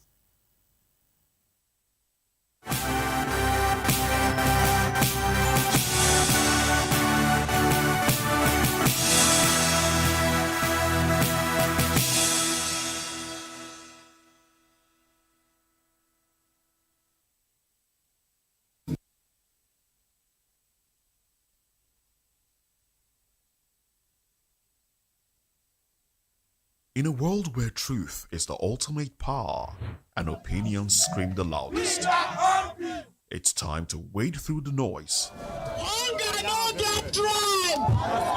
Hunger no get religion! And scan the human interest and trending topics that matter. Stay tuned to The Issues, your plug to the stories making the buzz, from politics to science and technology, social justice, and more. Let's tackle the tough questions and expose the truth. The Issues. On Voice of the People Television. Don't just react, understand. In a world where power shifts with every headline. In a nation full of questions. In a world filled with noise, the truth needs a voice. The policies that shapes our world and the economy that determines our future. Every hour, every day, the grapevine keeps buzzing. And together, we are committed to telling the stories that shape our world because your voice is our focus. Don't forget, our voice matters the most. Let us come together and share our concerns.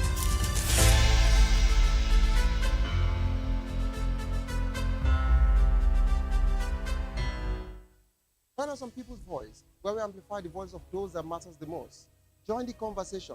Share your thoughts with me. I am Xavier Udo. Weekdays, Monday through Friday, from 4 p.m. to 5. Don't forget, our voice matters the most. Let us come together and share our concerns.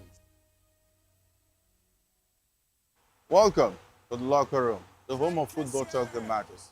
I am Jerry Arpillon. Join us every weekday, Monday to Friday at 5 p.m. Nigerian time, as we share the hot takes and hot debates in the exciting world of football.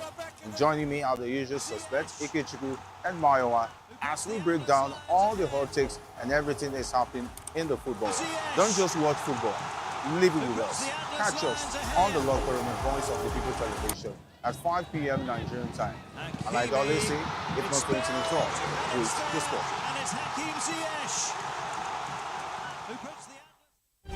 In a world where power shifts with every headlines, news breaks and events happens, we bring you unbiased and explicit information on politics, economy and state of the nation. We break down the chaos. Facts, not fluff. Truth, not spin. We discuss not just politics, but a glimpse into the future. Voice of the People Television. Now you have more than a voice.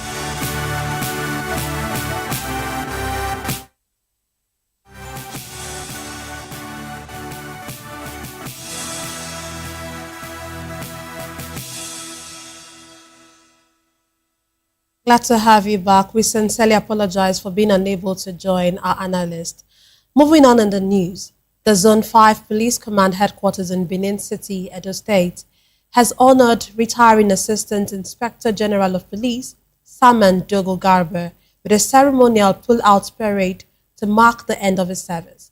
The event was attended by senior police officers, family members, traditional rulers, and other dignitaries who celebrated his contributions to the Nigeria Police Force. Correspondent Rhoda Journey reports.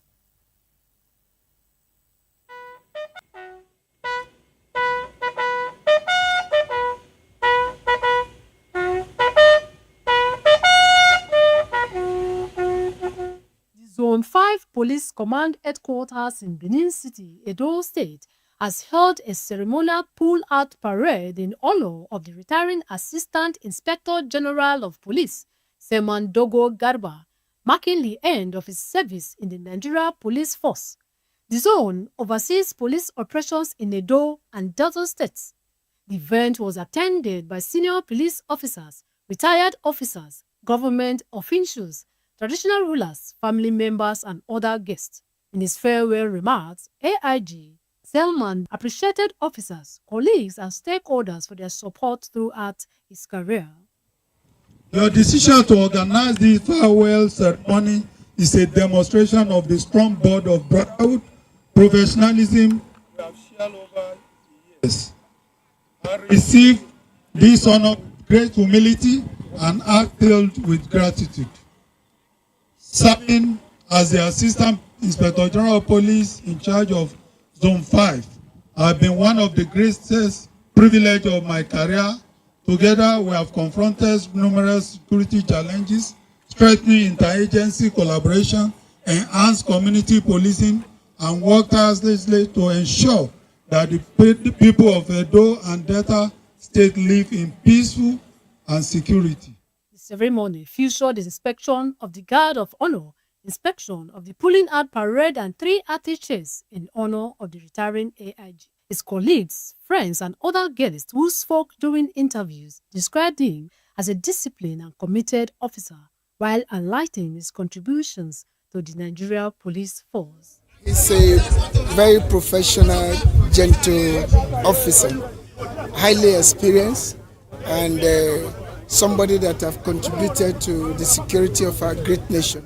He has been a wonderfully nice person that if I want to start describing him, I might take much of your time. But to the glory of God, he's a wonderful person, a highly respected father. The ceremony, which coincided with his birthday, also featured the cutting of a cake with his family and a reception held in his honor. Brother Johnny, BOP TV News.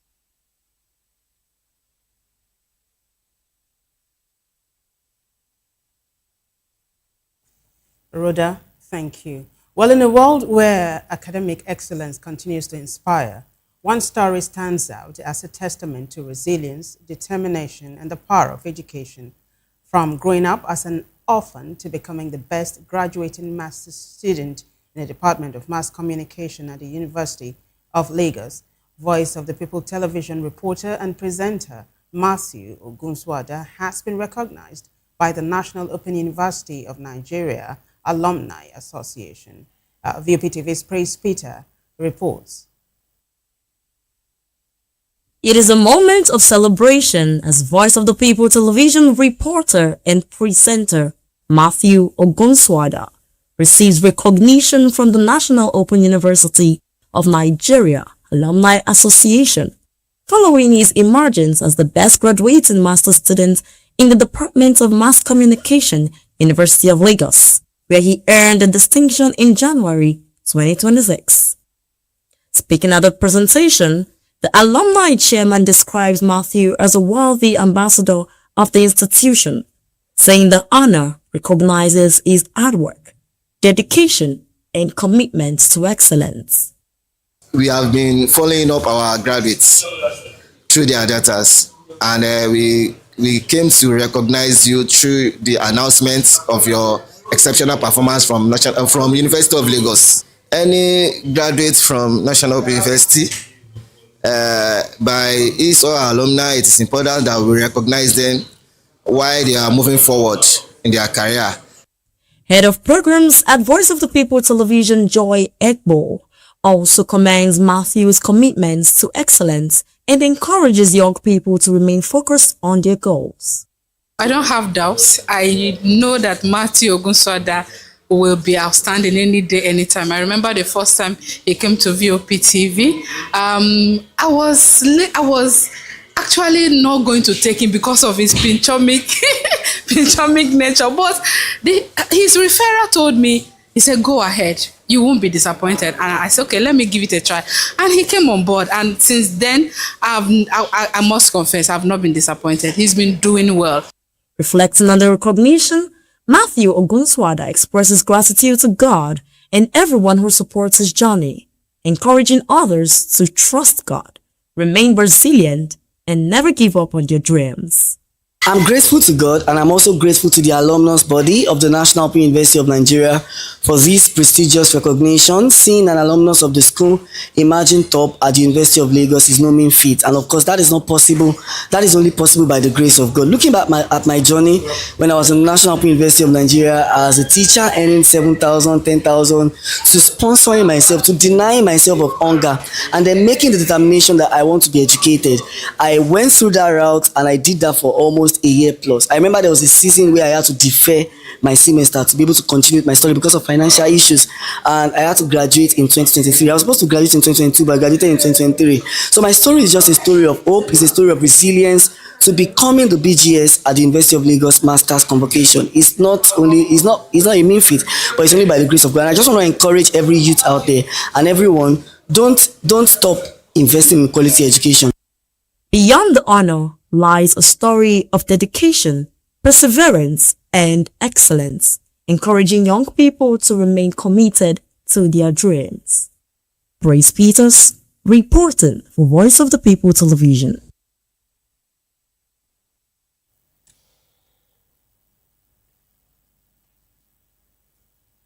Thank you very much, Matthew. And of course, congratulations once again, Matthew. Thank you, Praise, President Donald Trump says any U.S. deal to help Saudi Arabia develops civilian nuclear energy will depend on the kingdom recognizing Israel. In a post on Truth Social, Trump said the proposed civil nuclear agreement, which is strictly for non-military use, will only be approved if Saudi Arabia joins the Abraham Accords. The U.S. brokered accords have already led to 5 countries, including the United Arab Emirates and Bahrain, normalizing relations with Israel. Saudi Arabia has consistently maintained it will not recognize Israel without the establishment of an independent Palestinian state. Riyadh has yet to respond to Trump's latest remarks, which come amid concerns from experts that a proposed deal could increase the risk of nuclear proliferation in an already volatile region. Well, in another development, Yemen's Iran-backed Houthi movement says it attacked 2 Saudi oil tankers in the Red Sea, accusing them of violating its blockade of Saudi ports, as the United States carried out a 12th consecutive night of strikes on Iran. Saudi state media confirmed that one of the tankers was hit late Wednesday, triggering a fire on board.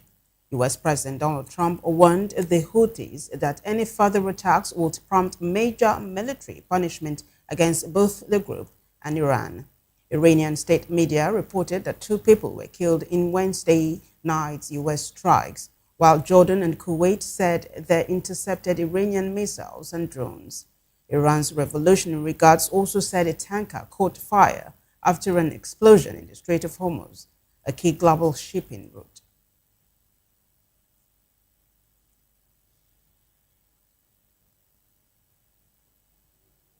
Still on the foreign scene, about 12,000 people have been evacuated from southwestern France as wildfires continue to spread across the Gironde region.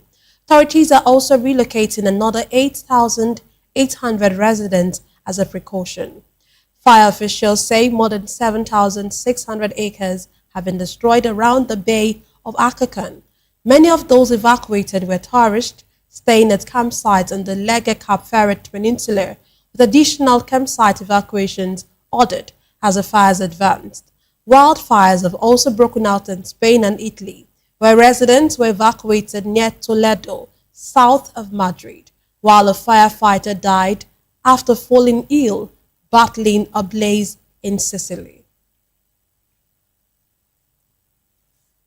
Well, in business news, oil prices have surged to $100 per barrel for the first time since May, as escalating tensions in the Middle East fuel fears of disruptions to global energy supplies.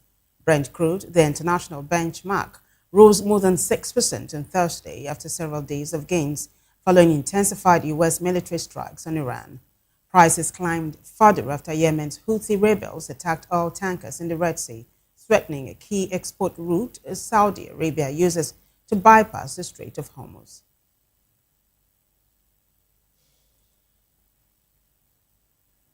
The Dangote Petroleum Refinery has completed a $2.5 billion private placement, one of the largest corporate fundraising deals by an African company. The company announced the development on Thursday, describing it as a major milestone in its growth strategy and efforts to strengthen its capital base. It said the oversubscribed transaction will support the expansion of the Dangote Petroleum Refinery and Petrochemicals Complex. The refinery's managing director and chief executive officer, David Bird, said the strong investor response reflects confidence in the company's leadership and operations. Well, in sports news, the Norwegian Football Federation is considering filing a formal complaint with FIFA's Ethics Committee over the suspension of Folarin Balogun's automatic one-match ban during the World Cup. The United States forward was expected to miss the last 16 clash against Belgium after receiving a straight red card in the 2-0 win over Bosnia and Herzegovina. However, following an intervention by U.S. President Donald Trump, the ban was suspended for 12 months, allowing Balogun to feature in the match, which Belgium won 4-1. FIFA cited a rule allowing disciplinary sanctions to be suspended, but gave no further explanation. NFF President Laissez Eclaveness said the federation reacted with strong concern and would decide whether to proceed with a complaint at its next board meeting. The Federation has also protested FIFA's decision to award its first peace prize to President Trump amid reports that the International Olympic Committee could investigate a FIFA president, Gianni Infantino. Still in sports, Barcelona have signed German winger Karim Adeyemi from Borussia Dortmund on a deal running until 2031. Financial details were not disclosed. The reports puts the transfer fee at around $25.1 million plus add-ons and a sell-on clause. Adeyemi joined Dortmund from Austrian club Red Bull Salzburg in 2022, making 146 appearances and scoring 36 goals across all competitions. 24-year-old reunites with Barcelona coach Hansi Flick, who handed him his senior Germany debut during his time as national team manager. Adeyemi becomes Barcelona's second attacking signing of the transfer window, following the arrival of Anthony Gordon from Newcastle United. In entertainment news, Grammy-winning Nigerian Afrofusion star Burna Boy has been announced as the headline act for the opening day of the 2026 Reggaeland Festival. The Ye hitmaker will perform on July 31 at the Milton Keynes National Ball, marking his debut as one of the United Kingdom's biggest reggae and dancehall festivals. Organizers expanded the event to 3 days after the original August 1 to 2 dates sold out quickly due to high demand. Burna Boy joins a star-studded lineup featuring Vibes Cartel, Shensi, Benny Man, Shaggy, Morgan Heritage, Tyrus Riley, Masika, Christopher Martin, and Julian Marley. The announcement follows the recent performance at the inaugural FIFA World Cup final halftime show.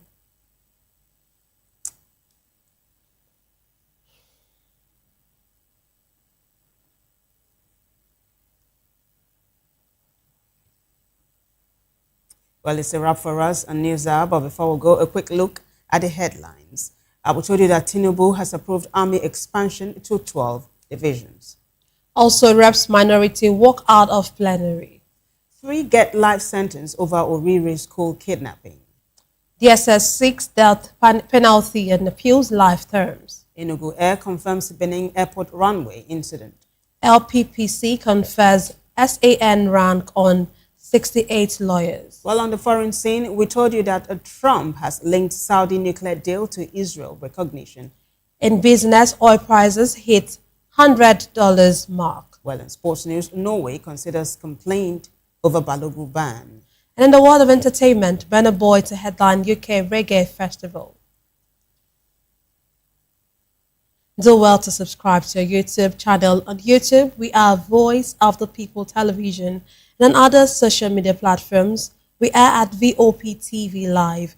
If you witness news happening near you, we want to hear from you. Send your eyewitness report, event coverage request, photos or videos directly via WhatsApp to 0814-606-4057. You can also reach our newsroom by email at news@vop.ng. I am Nenna Ndomdioto. And I am Vivian Oguche. Thank you for watching.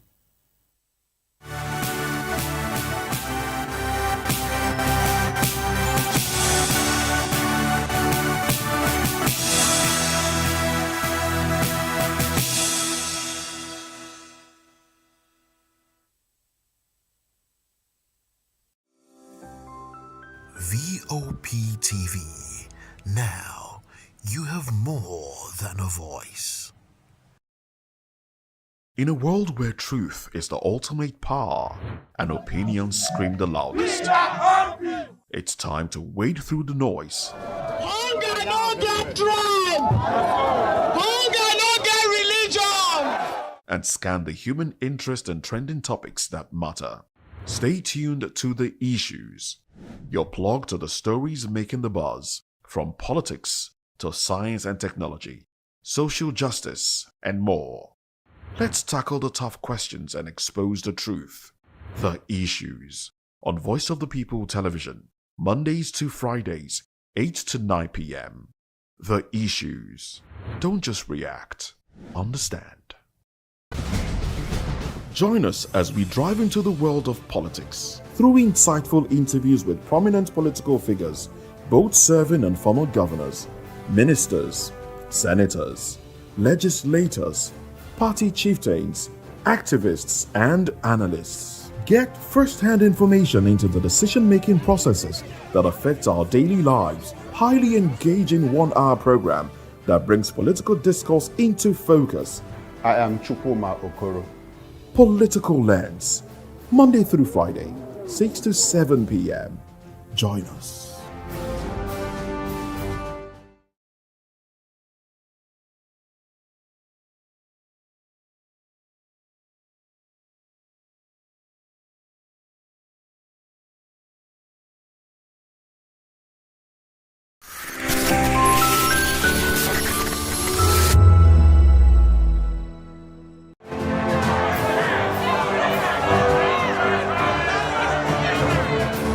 Do you want your voice to be heard?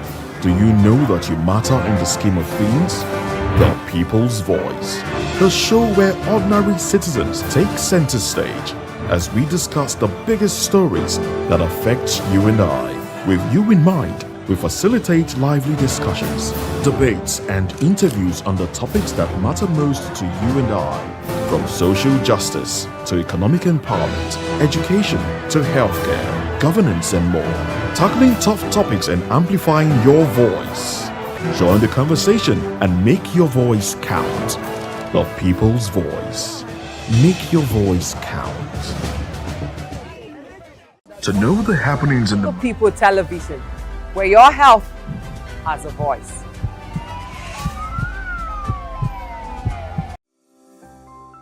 VOP TV now. Healthcare professionals, researchers, and innovators gathered at the Landmark Center in Lagos for the World Health Expo 2026, showcasing technologies aimed at improving healthcare delivery. Among the innovations on display were advanced diagnostic and scanning systems, automated laboratory equipment, oxygen delivery devices, and medical training mannequins. Exhibitors also showcased infection control solutions, including hospital-grade disinfectants, sterilization products, and many others designed to improve patient safety. We provide support services. We import equipment, medical equipment, to meet the yearning needs of Nigerians and meet all their needs in the hospitals and medical places and the laboratory as well. I think Nigeria is the big demand for the medical equipment. Yeah, so we visit many hospitals in Nigeria, more than 100. So we see the basic medical equipment is not enough, such as our digital X-ray machine. Many bigger hospitals still don't have. They use the analog one. So we think they need the digital X-ray machine. This is the ultrasound acoustic Sequoia. It's the latest from Siemens 2026. It comes with upgraded features and AI features specifically. For this machine, it measures for you automatically. Yeah. So, and also it tells you the organs you are measuring. So if you are the liver section, it tells you are the liver, the sagittal aspect, transverse aspect. If you are in the spleen, the kidney, to tell you this is the right kidney, this is the left kidney. For the cardiology, it measures for you your LAA, RAA automatically. This machine is able to do ENA panel. You know, in the past, if you have systemic lupus, ENA issues or ANA issues, the samples are sent to Turkey, they're sent to UK. They were never done in Nigeria until recently that we introduced the autoimmune device. So right now, if you have a case of autoimmune, you can be diagnosed in Nigeria and get treatment. What these have successfully achieved is that it has reduced patient waiting time. So in place of waiting for 3 weeks, 4 weeks, 5 weeks to get results for a sample that be sent abroad, labs now do this in Nigeria.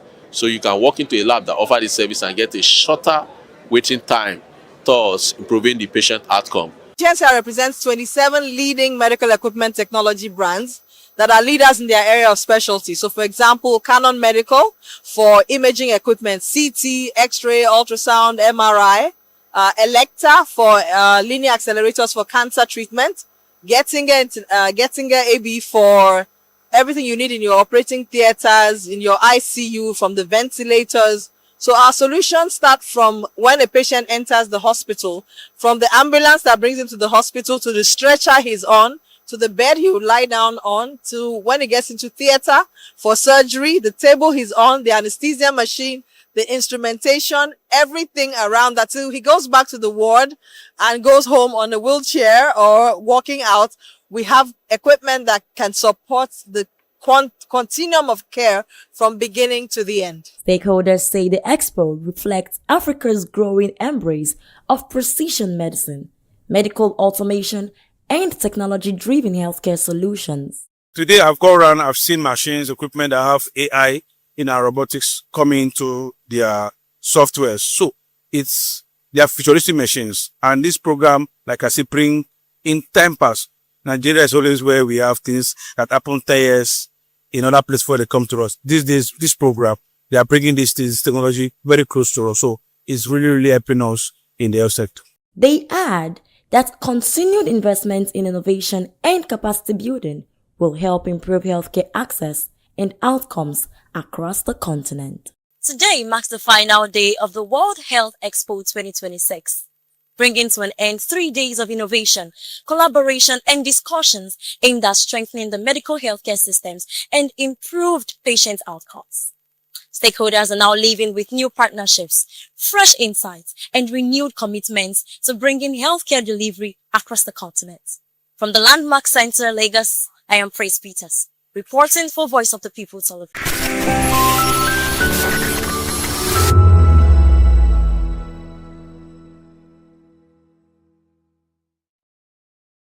This is African News on Voice of the People Television, where we don't just bring you the news, we bring you Africa's heartbeats, the policies that shapes our world, and the economy that determines our future. African News on Voice of the People Television. Stay with us. That 10 seconds you save by crossing the road could cost you your life. Pedestrian bridges are built for one reason: to keep you safe. They are free, they are strong, and they are there to protect you. Dashing across expressways leads to injuries, loss, and grief that last forever. Using the bridge takes less than 1 minute. Losing a loved one lasts a lifetime. Parents, teach your children. Drivers, slow down near bridges. Everyone, please use the pedestrian bridge every time. Your life is worth the climb. This message is from Voice of the People's Television. Welcome to the locker room, the home of football talk that matters. I am Jerry Arpillon. Join us every weekday, Monday to Friday at 5 p.m. Nigerian time, as we share the hot takes and hot debates in the exciting world of football. And joining me are the usual suspects, Ikechukwu and Mayowa, as we break down all the hot takes and everything that's happening in the football. Don't just watch football, live it with us. Catch us on the locker room and Voice of the People Television at 5 p.m. Nigerian time. And like I always say, if not 20 minutes off, please the sport. And it's Hakim Ziyech who puts the...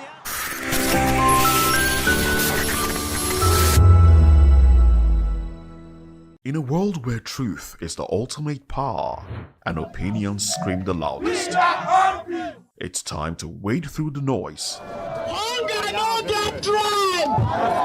Hunger no get religion! And scan the human interest and trending topics that matter. Stay tuned to The Issues, your plug to the stories making the buzz, from politics to science and technology, social justice, and more. Let's tackle the tough questions and expose the truth. The Issues, on Voice of the People Television, Mondays to Fridays, 8 to 9 p.m. The Issues.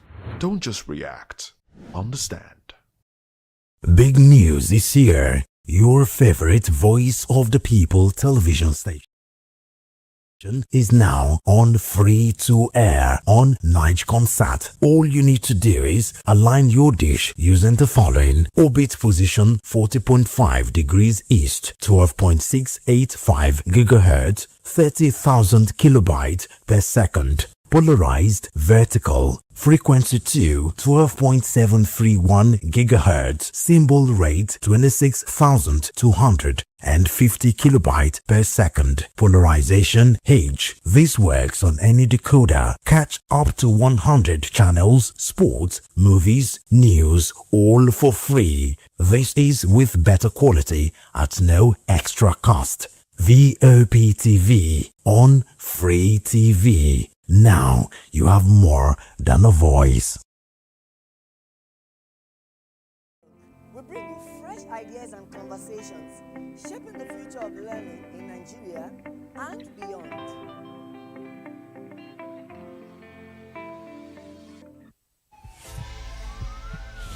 This is Health Check, your weekly guide to better living, smarter choices, and trusted answers. From everyday wellness to urgent health issues, we've got you covered. Health Check, only on Voice of the People television, where your health has a voice.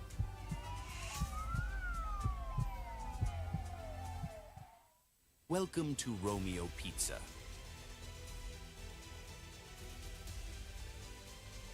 Sink your teeth into our freshly baked pizzas.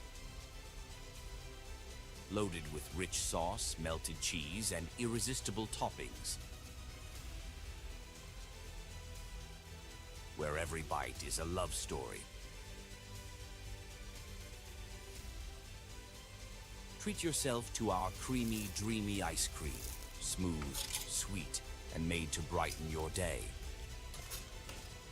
Or maybe you want it hot and satisfying. Our juicy shawarma is wrapped to perfection, packed with flavor in every mouthful. Pizza, ice cream, shawarma. Why choose one when you can have it all? Romeo Pizza has exactly what your taste buds desire. The red carpets, awards, the razzmatazz, music, fashion, interviews, and more. Spotlight on Voice of the People television. Let's feed you with all the juicy stories in the global entertainment space, bringing you the glitz and glamour as it is hot. Stay tuned to Spotlight, 1 p.m. Monday to Friday. Spotlight on VOP TV. Entertainment like never before.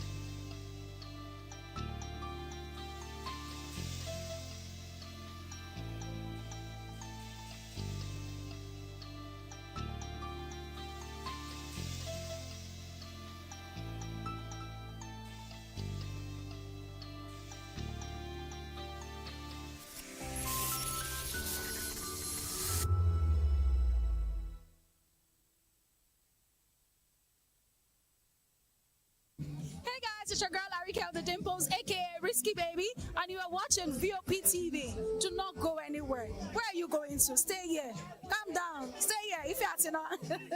What's up, everybody? Who's Arco here, and I'm hanging out on VOP TV. Keep it locked, don't go nowhere. Let's go. Hi everyone, my name is Yvonne Jagade. You are watching VOP TV, and don't change the dial, because I said so. Who's happy to post them and who's happy the most? Because when shit goes south, y'all be happy to ghost. When you make a wrong move, they be happy to roast. But be careful when you win, who's not happy to toast. I am VJ Adams, and you rock with VOP TV. Don't move. Hi, people. Bisola here, and you are watching VOP TV. Mwah. Shout out to VOP TV. It's so good to have you on the red carpet of AV. Love you all. Wishing you all the best. Here's a shout out to VOP TV. It's your girl April Oshidikwe at the AV premiere. You know what it is. Hi everyone, my name is Linda Ejiofor Suleiman, and I'm live at the EV premiere. Keep watching VOP TV. I want to say hello to my Italian friends. I want to say them that Nigeria is the best country in the world, and I'm so happy to be here. Thank you so much. Hi guys, my name is Tomo Watebe. I'm an actor, and you guys are live on VOP TV. Keep it locked, because I said so. Ladies and gentlemen, boys and girls, this is your girl Phil Storms out here, and this is a big shout out to VOP TV. Hi guys, my name is Charles Bourne. My name is Lydia Lawrence Nze, Please and keep watching Voice of the People Television. Love ya. Hello, my name is Inedo. Keep watching VOP TV. What up? My name is Usimachiku. You are watching VOP TV. Big news is here. Your favorite Voice of the People television station is now on free to air on Nigecomsat. All you need to do is align your dish using the following: orbit position 40.5 degrees east, 12.685 gigahertz, 30,000 kilobytes per second. Polarized vertical. Frequency 2, 12.731 gigahertz. Symbol rate 26,250 kilobytes per second. Polarization H. This works on any decoder. Catch up to 100 channels, sports, movies, news, all for free. This is with better quality at no extra cost. VOP TV on Free TV. Now you have more than a voice.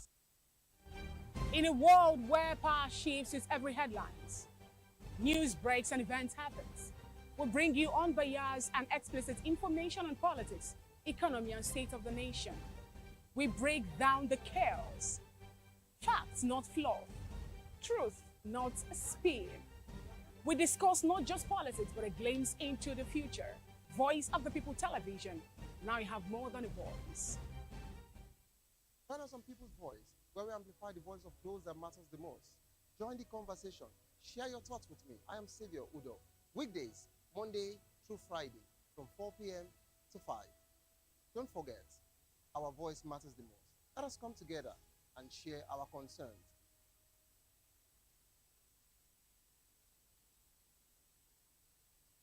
Big news is here. Your favorite Voice of the People television station is now on free to air on Nigecomsat. All you need to do is align your dish using the following: orbit position 40.5 degrees east, 12.685 gigahertz, 30,000 kilobytes per second. Polarized vertical. Frequency 2, 12.731 gigahertz. Symbol rate 26,250 kilobytes per second. Polarization H. This works on any decoder. Catch up to 100 channels, sports, movies, news, all for free. This is with better quality at no extra cost.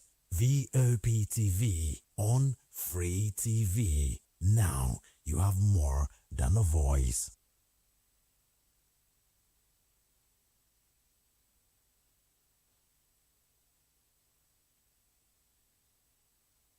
Big news is here. Your favorite. That 10 seconds you save by crossing the road could cost you your life. Pedestrian bridges are built for one reason: to keep you safe. They are free, they are strong, and they are there to protect you. Dashing across expressways leads to injuries, loss, and grief that last forever. Using the bridge takes less than 1 minute. Losing a loved one lasts a lifetime. Parents, teach your children. Drivers, slow down near bridges. Everyone, please use the pedestrian bridge every time. Your life is worth the climb. This message is from Voice of the People's Television.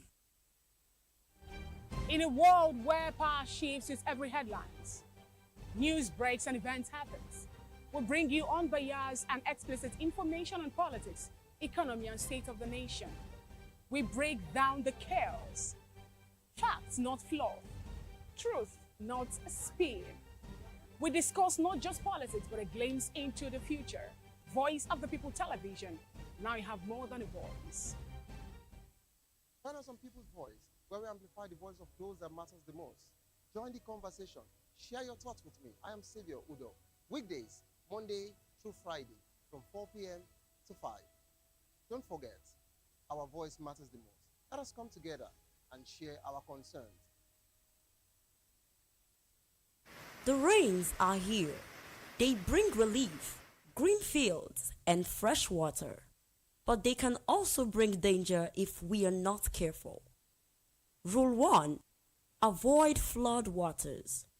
Never walk, wade, or drive through moving flood water.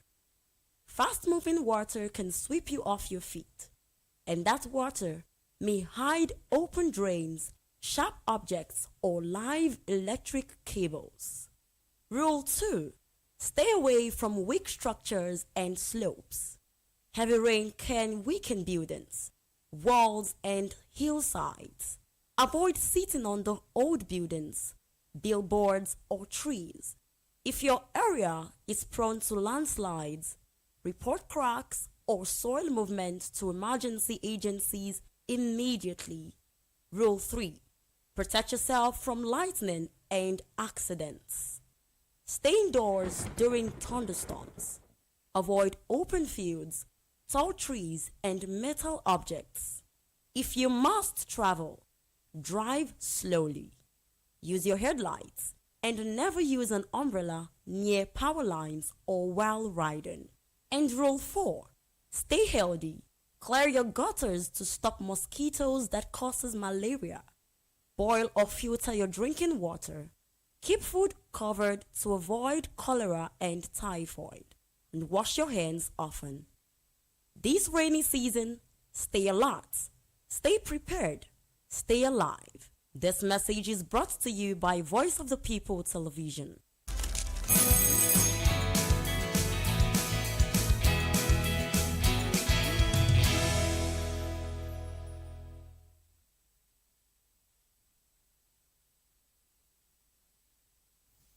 It's another beautiful day. Good morning and welcome to VOP this morning. I am Chukuma Okoro. Now, in the next 2 hours, we'll take you through very interesting trending stories in Nigeria. And we'll start from the state of the nation.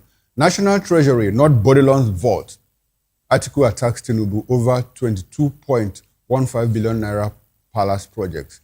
And in the world of insecurity, stop the PR campaign and get to work. U.S. Senator Ted Cruz to President Tinubu as court gives life sentence. Well, state police opposition reps walk out over violation of due process as House passes bills. Now, these are the major topics of conversation this morning, but we also have other interesting trending stories that we'll talk about in the course of the show. Please come along with us as we take you into our world of interesting stories. I really can't wait to hear what our guest will say. You're looking at the Ted Cruz statement, stop the PR campaign, get to work, days after a letter was put out there coming from Donald Trump congratulating the president of Nigeria for good work done. Well, we'll get to all of that. I am Moses Humphrey, and let's take you into what some Nigerians are talking about, other stories away from the major topics that we have for you.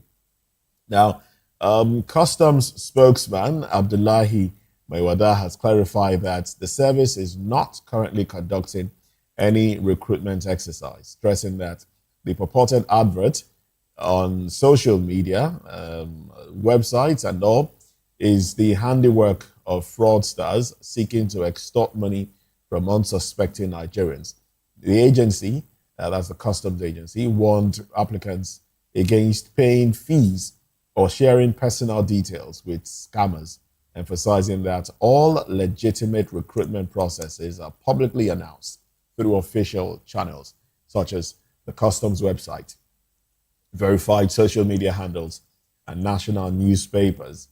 The service urged Nigerians to remain vigilant, report suspicious activities, and resist the urge to be lured by fake job offers that promise quick employment. Officials reminded the public that recruitment into customs is free of charge, transparent, they say, and strictly merit-based, with no room for middlemen or backdoor dealings. Well, I don't know how true that is, but I like the word transparent, they say, according to you. Transparent, they say. But anyway, you see, these things, it's not the first time we are hearing such things. A government establishment comes to cry out that, oh, beware of fraudsters. The website that is put out there is not official website and all. You know, it's not new. But I think we should be doing now. If government itself, if the agencies of government do not create room for fraudsters to tap into, I mean, we will not have all of this. When you want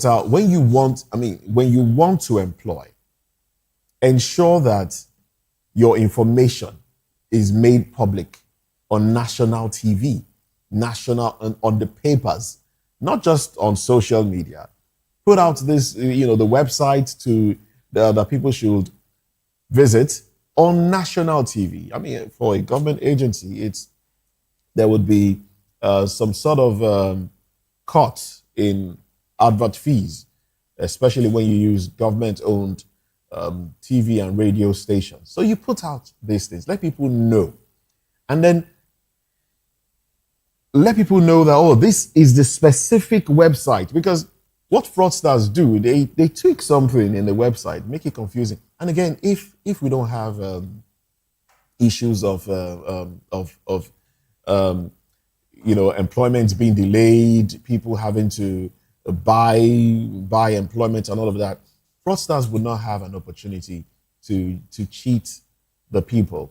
So let's be very direct, very specific with the information that we're putting out there. And it's also heartbreaking that we seem to have a gap in the security, the online security aspect of most government agencies. They seem to be hacked very easily. They seem to be imitated very easily. So a lot more needs to be done on the side of the agencies themselves to ensure that whatever information they're putting out there is, explicit enough and difficult to imitate. And then I think the issue of customs, people applied for this 2 years ago. If I'm not mistaken, yes. I think there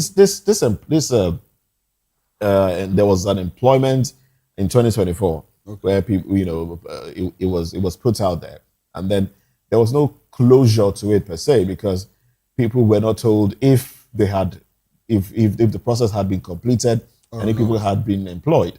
So you leave people hanging. I know someone who attended an interview for this customs thing in 2024. Attended an interview and the person, you didn't get a report that you were not taking or that you were taking. Nothing. The organization just went quiet. So when you now see another message purportedly from the same organization, of course it will interest you to want to know what they're asking for now. And again, I think when I went through this, they were a lot more specific. They talked about dress code. They talked about timing for the interview. They talked about location and all of that. But even government itself doesn't even put out that much information when they put out employment information. So we should be a lot more very, very specific with things that we put out there. Okay, let me talk about the specificity. When something like this gets too detailed, too good to be true, that is when it should raise your suspicion. Yes, when something looks too good to be real, because that is how scammers do. They work on your psychic. They throw in something. It's like scammers. If people say if you are not greedy, you can't be scammed. I tend to believe that. I probably will not lay all the blame on government because despite this news that has been put out now by the customs spokesperson, that agency and all of that, unfortunately, people will still fall victim. I don't know. Maybe because of lapses, in like you said, in the recruitment process. If you recruit at a particular time, why don't you just put a closure to it? People that were employed, you send out letters to them. People that were not employed, you send out letters to them. Sorry, you couldn't make it. Probably you'll try next time. It could be a way to. But even if they do that and there's a fresh one, People might just go back and say, okay, since I didn't get it the first time, let me try the second time. So people need to be very, very careful, especially when it has to do with online applications and all of this. Majority of them are not real.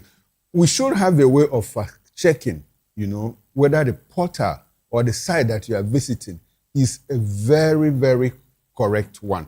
But unfortunately, why people get it wrong is that in customs, immigration, in government recruitment agencies, directly, you don't pay monies to any agency of government to get recruited, except you are going through middlemen. And when it gets to, okay, I have somebody there, I know somebody that can help me to help you.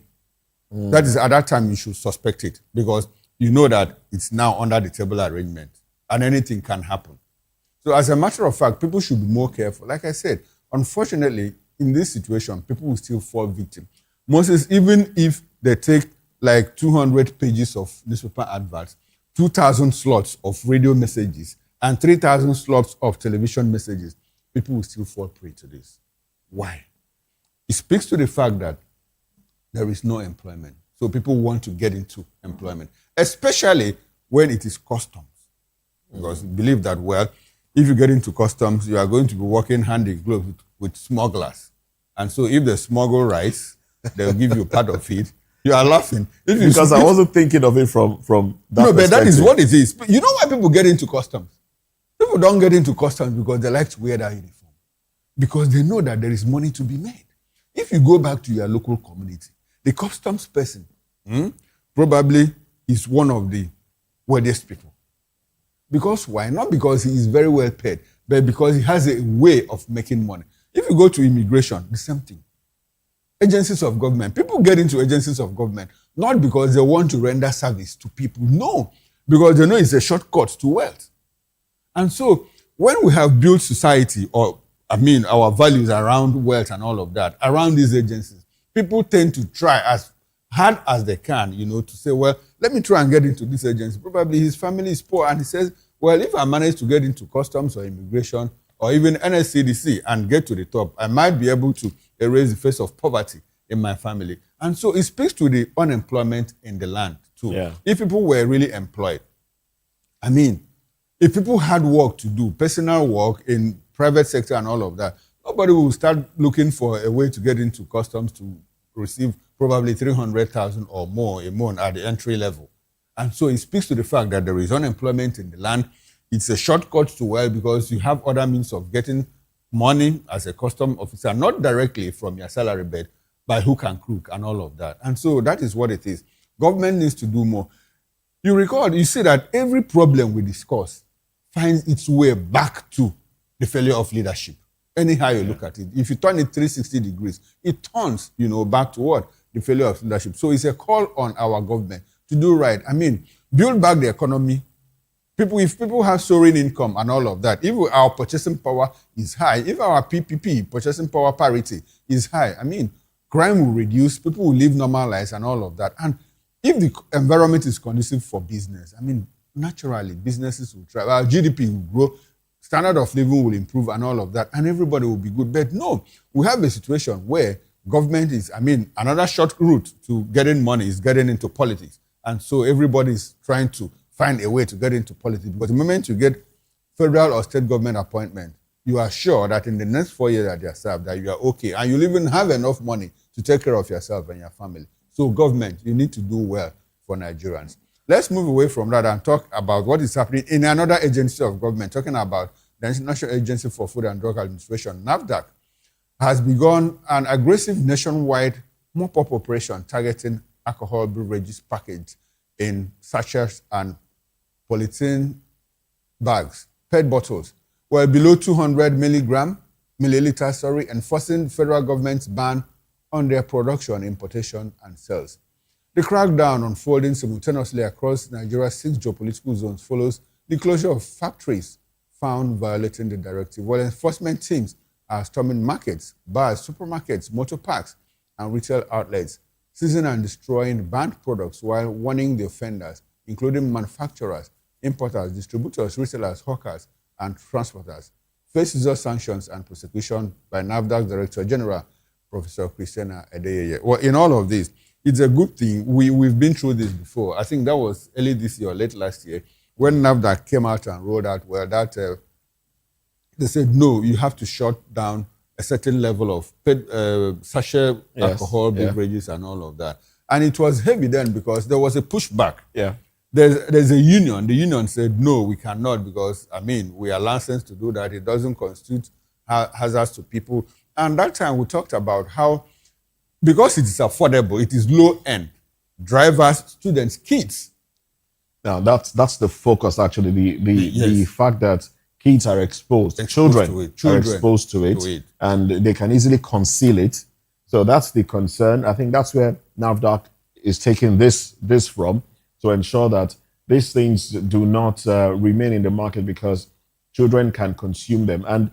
And the way these things are produced, the materials, you can't say they are top notch. They have an effect on the health of the people as well. Yes. So when children consume them in large numbers, we will not have a situation where health issues develop in the society. So alcohol in sachets, PET bottles, and all of that, they've been talking about it. The National Assembly, did something about it. NAFDAC came up. There was a pushback. There was a protest, and all of that. But now they are mopping them up. It's a good thing. I am for this, really. I'm for this. And but the concern here, like we said, when this issue came up, we did a bit of a coverage on it, and then jobs would be affected. I think about 5,000, over 5,000 jobs. No, 5 million. 5 million 5 people, million about 5 million people will be affected, and to have a ripple effect because these people will be out of work. Those that produce these things, but is government creating something else that people can fall back to? Well, that's the problem. Now, styrofoams have been taken off the market, and what has replaced styrofoams? There are plastics too. All right, I see those who hawk and who sell some of these things because Lagos State government has, I think it's nationwide. It's nationwide. Nationwide. So they've phased out the use of styrofoams because they clog our drainages and all of that. But what has been used in replacing it is not even going to help. These things will still clog drainages, except there's a collection center where they could mop these things up from the drainages and maybe burn them or recycle them. That's the only way. So it's not enough to say, you want to take these things out of circulation for whatever reason. There should be a way to cushion the effects on the people because people will lose jobs. A lot of women use these things to fend for themselves because they are low end. Yeah, they are low end. Yeah, exactly. So it's easy to just purchase, hang somewhere, sell, make a living, and feed.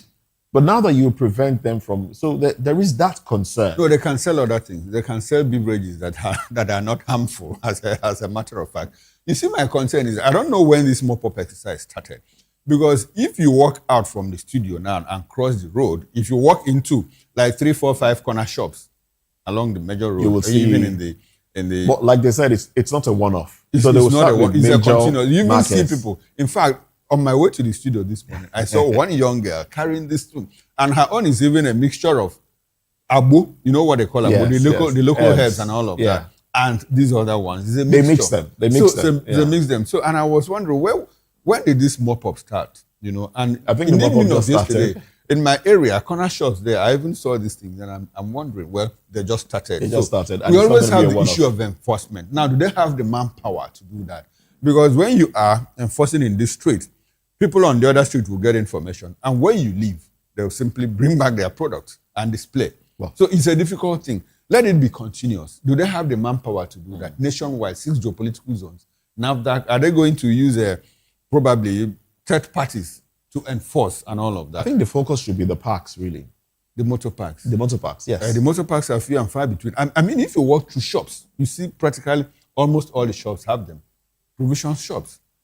So the enforcement is going to be a very huge task for them. It shouldn't be one-off, like they said, and it should be a continuous exercise. It will take a while, for them to succeed in this effort. But in the meantime, I still see these things everywhere. All right, let's run to the papers now. Let's see what the dailies have for us this morning. Nigerian Tribune has these headlines. Tinubu approves expansion of Nigerian Army to 12 divisions. Okay. OK's recruitment of 28,000 personnel to strengthen national security. 3 Orire kidnappers plead guilty, sentenced to life imprisonment. OBJ tackles Oshoba on 2003 election, denies deceiving AD governors, says ex-Ogun governor unaware of several political undercurrents. And then we have ADC, that's the African Democratic Congress, to Tinubu. Trump's letter won't save you from defeat. APC chieftain warned me not to contest against Tinubu in 2027. Makinde. All right. At Euromoney Awards, okay, that's, we have NSIB begins investigation into Enugu air mishap at Benin Airport. All passengers safely disembarked. That's coming from the airline. Police confirm 15 dead as bandits attack Zamfara community. We also have 311 reps support passage of state police bill as 15 lawmakers differ. Mixed reactions over redistribution pattern as Southwest leads VAT contribution. And you see the breakdown of, those are the headlines from Nigerian Tribune. And quickly from the Vanguard newspaper, higher fuel, transport, food prices on the way as crude oil hits $100 per barrel. I think that's per barrel. Tinubu OK's expansion of army divisions from 8 to 12. 2027, credible polls, Foundation for Legitimate Governance, ACAN, NGA. The big story, Christian killings, Nigeria hiring lobbyists to mask insecurity, Ted Cruz. That's a United States House of Representatives member, or is it a senator, Ted Cruz from United States. Officials have created environment that facilitates violence against Christians. Says Nigerian officials waged public relations campaign against critics. Tinubu's government deceiving Nigerians over Trump's letter, Timi Frank alleges. Obasanjo to Oshoba, I didn't deceive AD leaders in 2003. More stories from the Vanguard newspaper. Court sentences 3 to life in prison over Orire school kidnapping. With the rider DSS to appeal judgment, says sentence not commensurate with crimes committed. Life expectancy challenge. Nigerians are dying too soon. Experts. What life expectancy really means and why it is low. Economic pressure, worsening situation. The rise of chronic diseases. A health system under pressure. Dangote refinery raises $2.5 billion in Africa's biggest private placement. State police bill, race minority caucus walk out of plenary over alleged breach of due process. 311 reps vote to pass bill. Article CUPP to Tinubu, you have no business building 22.15 billion palaces for monarchs. That's it from the Vanguard newspaper. Pretty much how far we can go on newspaper headlines this morning. We'll get deeper into these headlines much later during newspaper review. So let's take a break now. When we come back, we'll be getting into the major conversation for this morning, the very first on our table this morning. Join us again right after this break.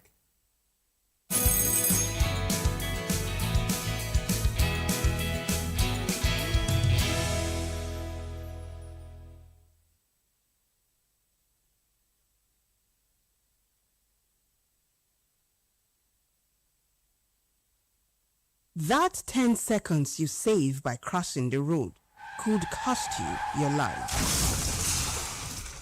Pedestrian bridges are built for one reason, to keep you safe.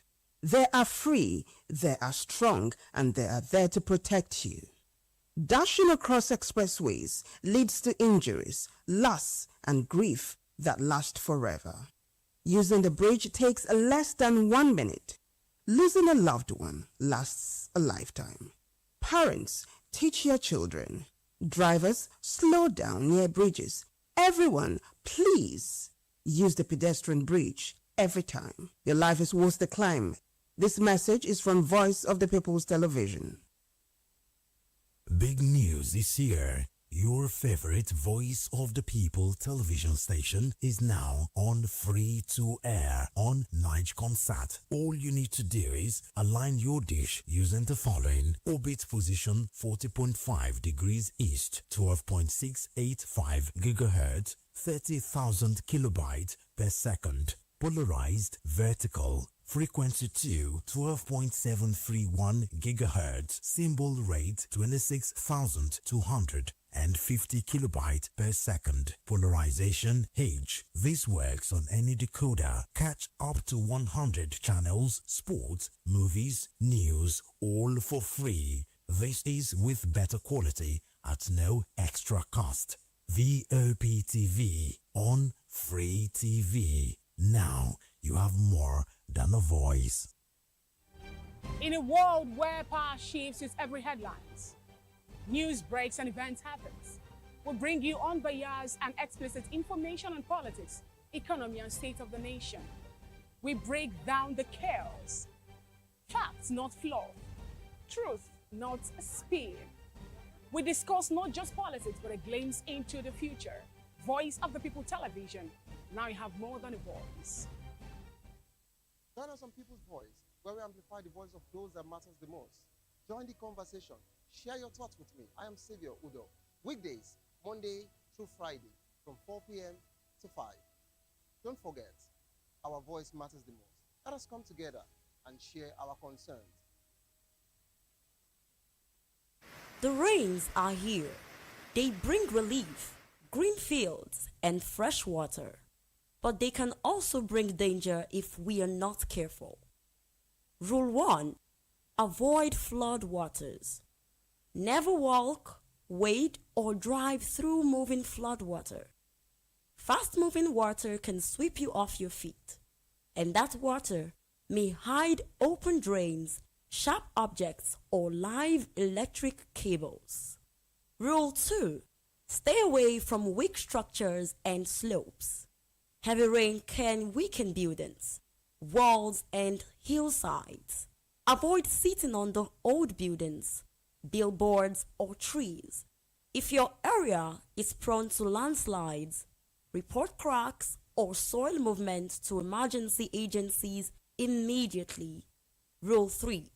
Protect yourself from lightning and accidents. Stay indoors during thunderstorms. Avoid open fields, tall trees, and metal objects. If you must travel, drive slowly. Use your headlights and never use an umbrella near power lines or while riding. And rule 4. Stay healthy. Clear your...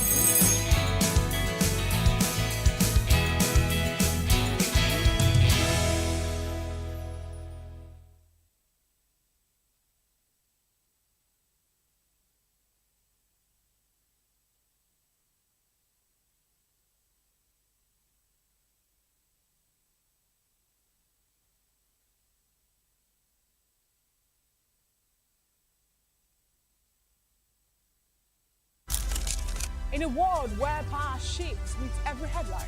In a nation.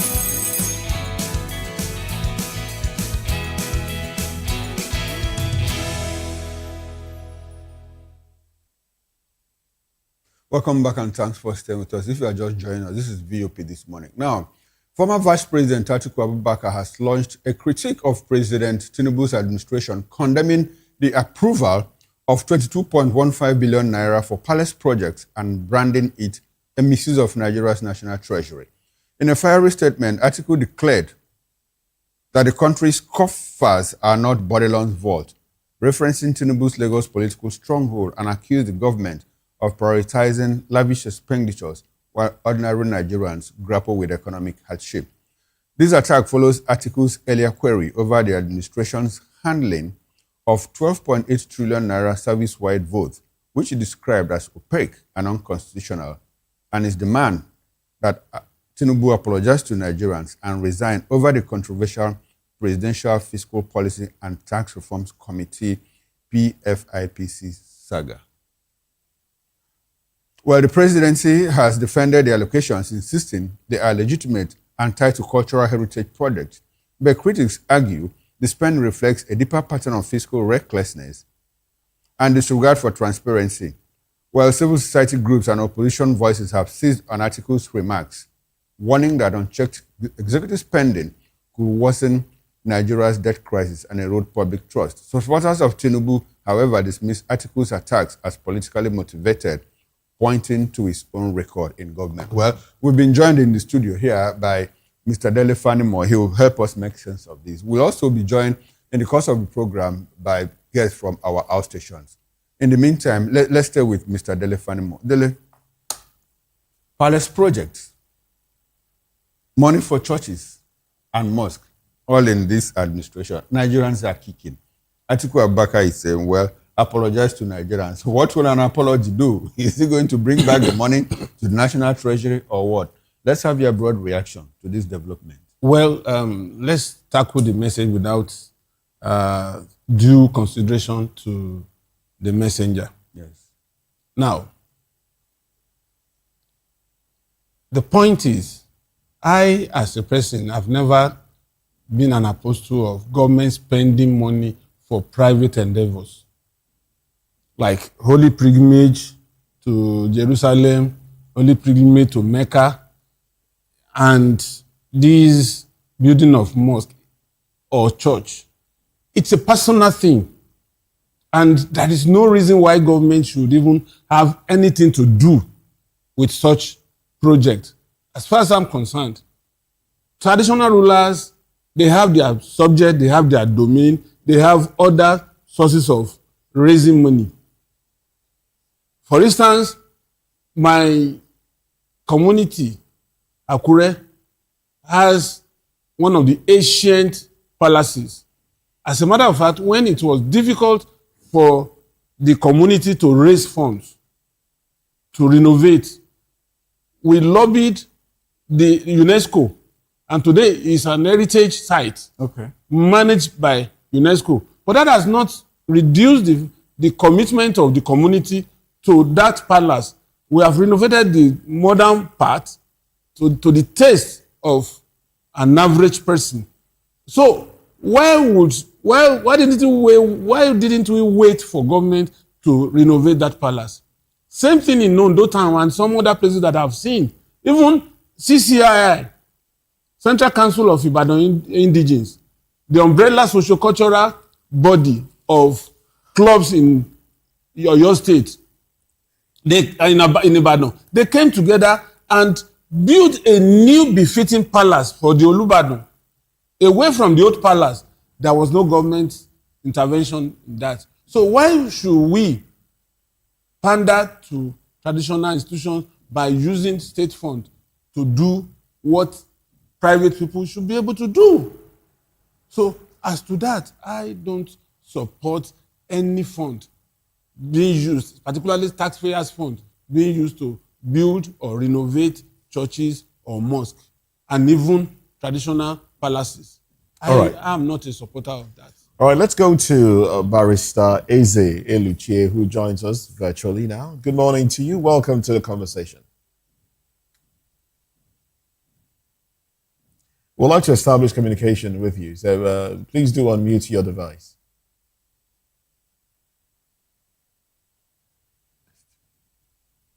Yeah, good morning and thank you for the invite. All right, then. Thank you very much. Well, we welcome the audio and get to hear you clearly. Yes, I'm muted. I'm hearing you very well. All right, great.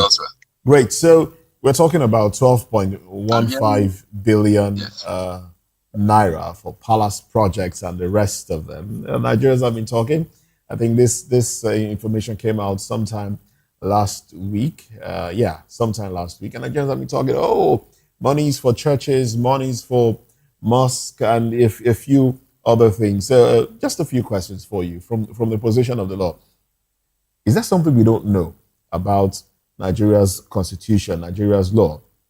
Is this a constitutional function of government to build religious houses? Educate me, please. Is it a constitutional function of government? That's one. And secondly, Is this the best use Well, of taxpayers' money?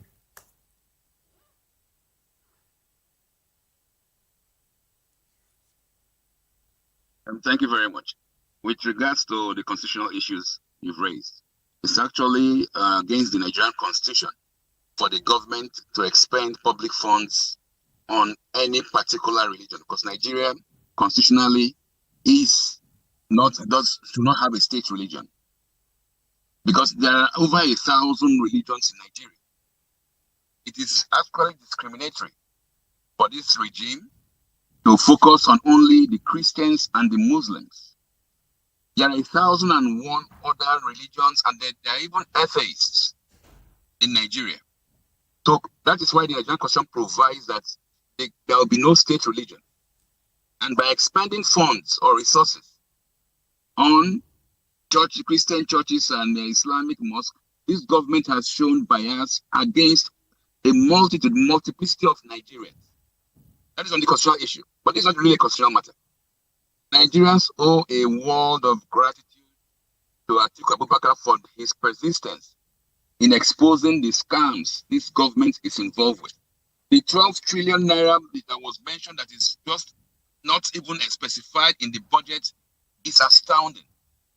It only proves that what this government is doing, whether the money spent on traditional rulers or the one spent on for churches, is just a means to bribe some Nigerians, some so-called influential Nigerians. Because by spending these funds on traditional palaces, the APC wants to bribe traditional rulers, thinking that they now have a sway over their populations. By expending monies on churches and mosques, the APC also wants to use that means to bribe the congregation. Does this government, does the Bola Tinubu regime have an apathy for Nigerians? Why can't this regime approach Nigerians directly, either by mass public houses, mass public transportation? I mean, this is how you impact on the populace. Why use this divide and rule mindset, this feudal mentality of let me only take care of or pamper the leaders or the ruling class, and then leave over 95% of Nigerians to cater for themselves? Why only spend money on building palaces? What of the houses of other ordinary Nigerians? Why just spend it on churches? What of the spirit of Nigerians, which is dampened by the high level of profligacy this government is exhibiting? But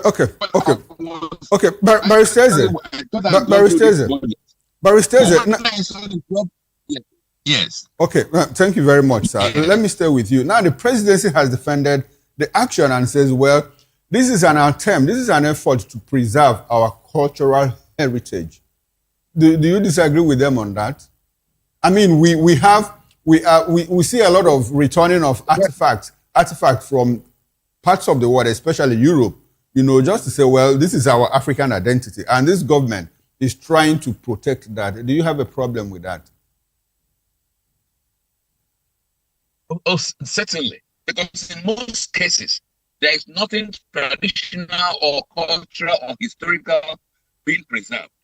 Most of these traditional rulers have built mansions. I mean, they are living in mansions that date back just the past 5-10 years. In across the southeast, there are over 600 traditional rulers in some states. I mean, in the north, the emir's palaces, apart from maybe Kano or one or two other places, are just modern houses because they have been created in the course of the past 5-10 years.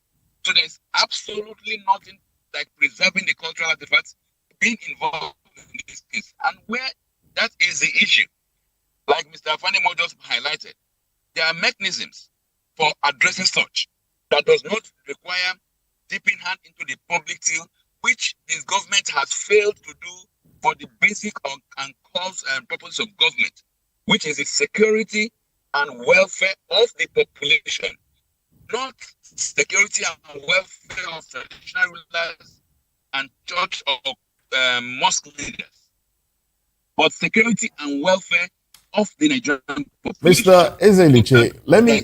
Using that truth is just playing to the gallery. All right. Accusing Mr. Siko of being political. All right. Allow me to interrupt you for a bit. Is there a difference? Is there a difference between what the government is doing now for traditional rulers and what is in our budget for pilgrimage? In the 2026 budget, we have NACOM, that's the National Hajj Commission of Nigeria, got about 5.99 billion naira. Nigeria Christian Pilgrim Commission, NCPC, got 5.57 billion naira. I think in total, in the 2026 budget, we have about 11.5 billion naira for pilgrimage. Is there a difference between pilgrimage, which is in our budget, and providing houses for traditional rulers and the rest?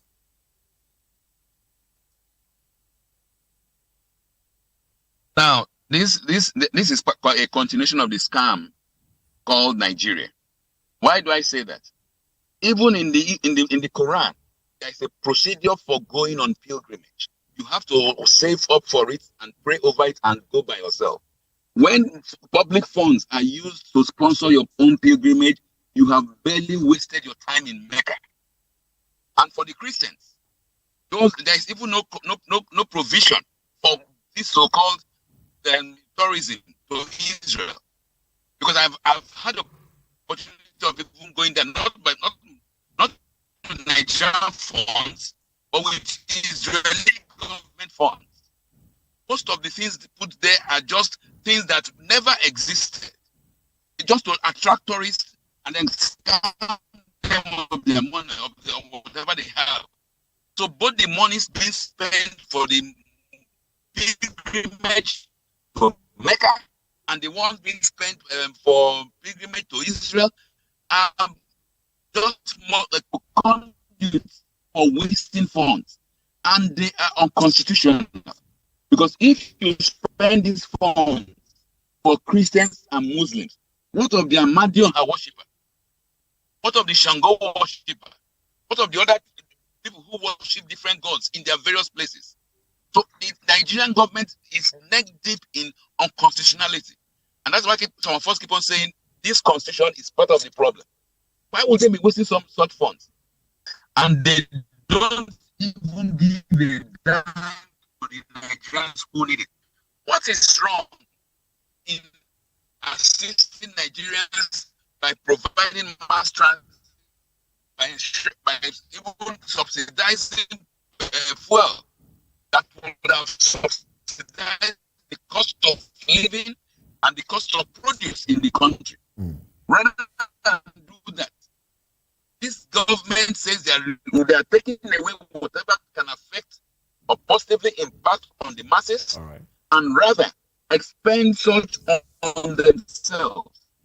When I saw the breakdown for the Speaker of the House, the amount he claimed to be given to churches, in fact, he was heaping costs on whichever church that collects that money, because all those institutions that collect that money are a disgrace and a shame to the religion, and this applies equally.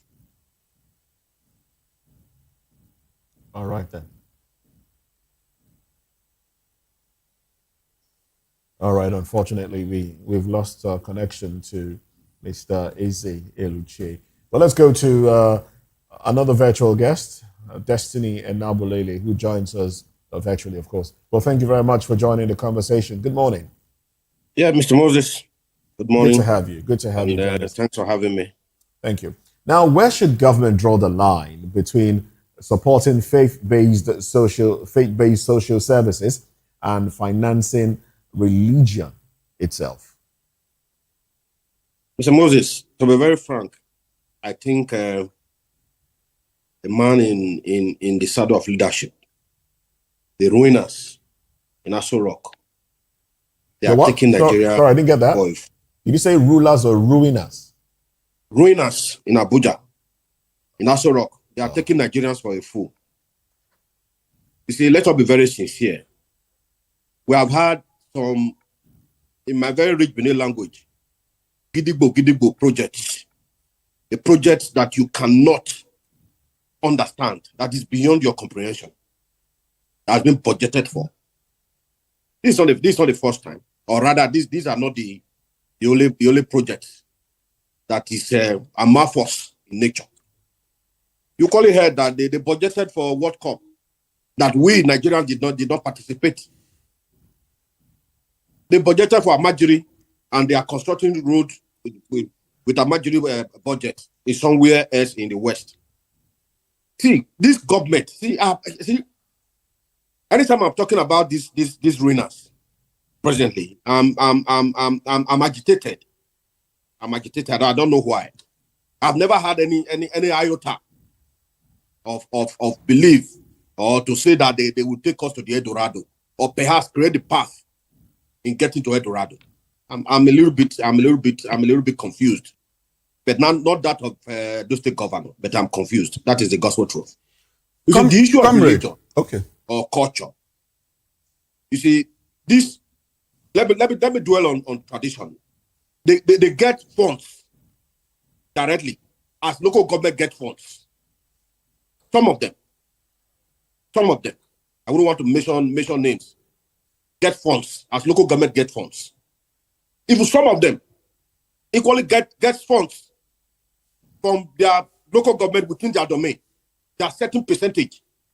The percentage from local government as it accrued to them in that month. There's a certain percentage of that, allocation that goes to the traditional institution. So for me, see Tinubu, I don't know. Comrade. I told you. I think in the last service, I told you that this is a Abacha in Agbada uniform. Comrade Destiny. Comrade Destiny. Now you have raised a lot of issues here. The palace project, the religious project, the out of budget expenditures and all of that, as highlighted by the IMF. We see these things happen to us every day. We'll talk about these things. What should the Nigerian people do to change this narrative? If we feel sincerely that, well, the government is not doing well, that the government is not taking care of us, that the government is not prioritizing, what should we do as a people to change this narrative? Mr. Okoro, I said in the last interface that as a citizen of this country, as Nigerians, we are not doing enough. And I use the word of docility, that some of us have been docile. You can still recall. And that is the gospel truth.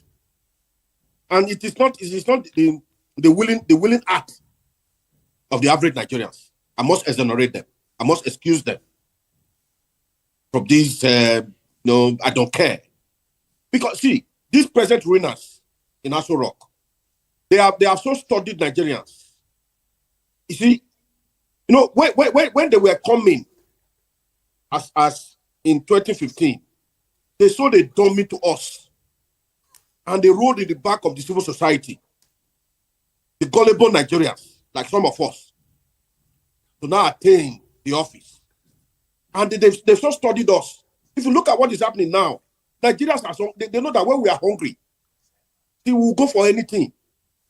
So they know that when you start these people, look at what is happening to the NGOs. To the NGOs before they are coming on board. Before they come on board, I was an active participant. I still run an NGO. But if you compare it before they came and now, my brother, so what happened? So what happened to the NGOs? It's a non-existence. No, what happened to the NGOs? I mean, you were part of one. Decimated. How? It's not balkanized. Should we blame the government? Them, a kind of a vegetable. I don't know. They book into the rank and file of the NGO. And I see these people, indeed, they are evil genius. Indeed, they are evil genius. It's laughable that you're blaming the government for the inactivity of the NGOs. You're saying government broke into the rank and file. Does that not mean that the NGOs themselves don't have principles that they stand on? Mr. Moses, is equally laughable that we are blaming the imbroglio, the crisis in the opposition. in the opposition political parties is equally laughable. If what is happening to the NGO is laughable, then it's equally laughable. We must exonerate the ruiners in National Rock. You see, we must let to tell ourselves the basic truth. No, truth are very stubborn. Past are sacred. These persons, they've so mastered the craft. They have so mastered the craft. The point I'm trying to make. Even when you have the third eye, the point I'm trying to make. You cannot say that indeed they are responsible. The point I'm trying to make is, if the NGOs and the organizers, if they have principles that they stand on, will it be easy to decimate them?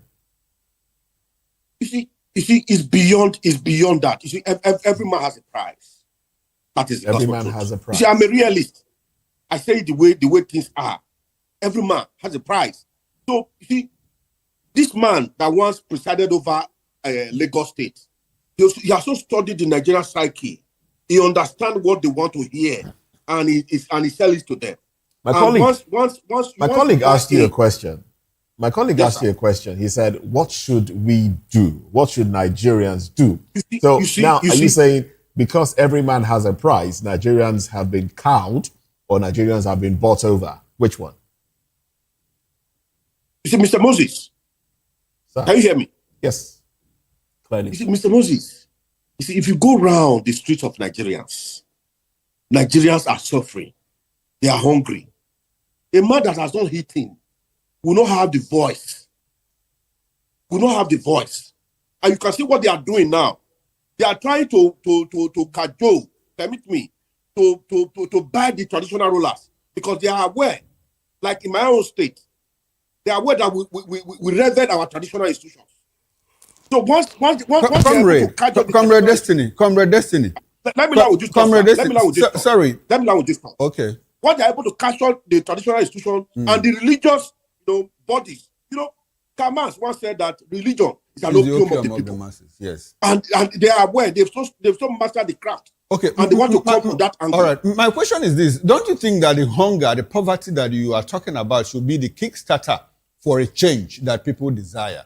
The kind of change that will say, well, elections are approaching. Now, if I don't like what this government is doing, the only way I can change it is to go to the polling unit and then say, well, I'm voting you out. Hunger should be a kickstarter, shouldn't it be? Definitely. Indeed, you are right, sir. You see, there's another twist to it. In this part of this world, we live in a communal lifestyle. Like if I, Destiny, or Gayero and Abule don't have anything to eat, I can decide just to take a stroll to Koro's house or Moses' house. I say, my man, please, what you not get? I need something to eat, and I will get to eat. And you, your own, out of your own magnanimity, if you have, you will definitely give me enough. So who should take the responsibility for our laxity, for our docility? Should we blame the government or should we blame ourselves? We should blame ourselves. Okay. Ourselves. You see, Mr. Okoro, I'm a little bit not very comfortable at times when I say we should blame ourselves. Because these persons, they hold the yam and they hold the knife. So they determine who gets what, when, and how. As I have said earlier, like what is currently happening in some states, they are using some traditional institutions.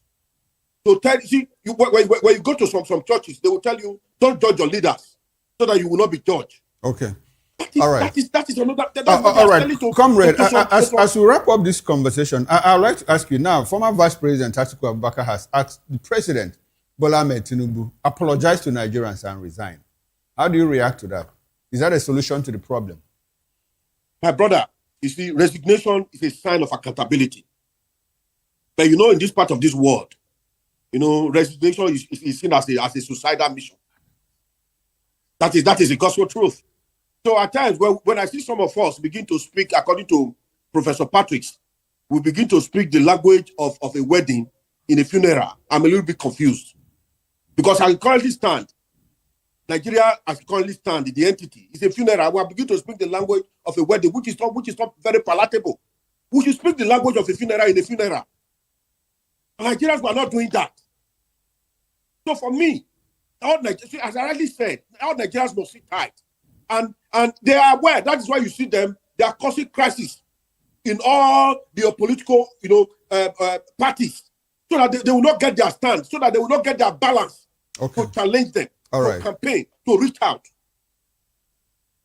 All right, then. Thank you very much, Comrade Destiny Enambele. I'd like for you to stay with us as we get into another conversation. In the meantime, let's take this conversation, this particular one, to Chief Barrister Asim Adams, who joined us from our Port Harcourt station. Good morning to you, Barrister Adams, and thanks for being part of VOP this morning. We appreciate your presence. Yes, good morning. Good morning to you, Mr. Kura, and everybody. Good morning. Good morning, sir. How is Port Harcourt? Well, Port Harcourt is fine. It's just that it's drizzling every minute of the day. Okay, it's drizzling. It's Port Harcourt is a coastal city, so you expect that in the rainy seasons it will always be rainy there. Well, let's quickly run into this conversation. Now, we hear Atiku Abubakar say, well, Bola Ahmed Tinubu, Nigeria's sitting president, Nigeria's coffers is not your borderline vault. You have followed the conversation, I'm sure.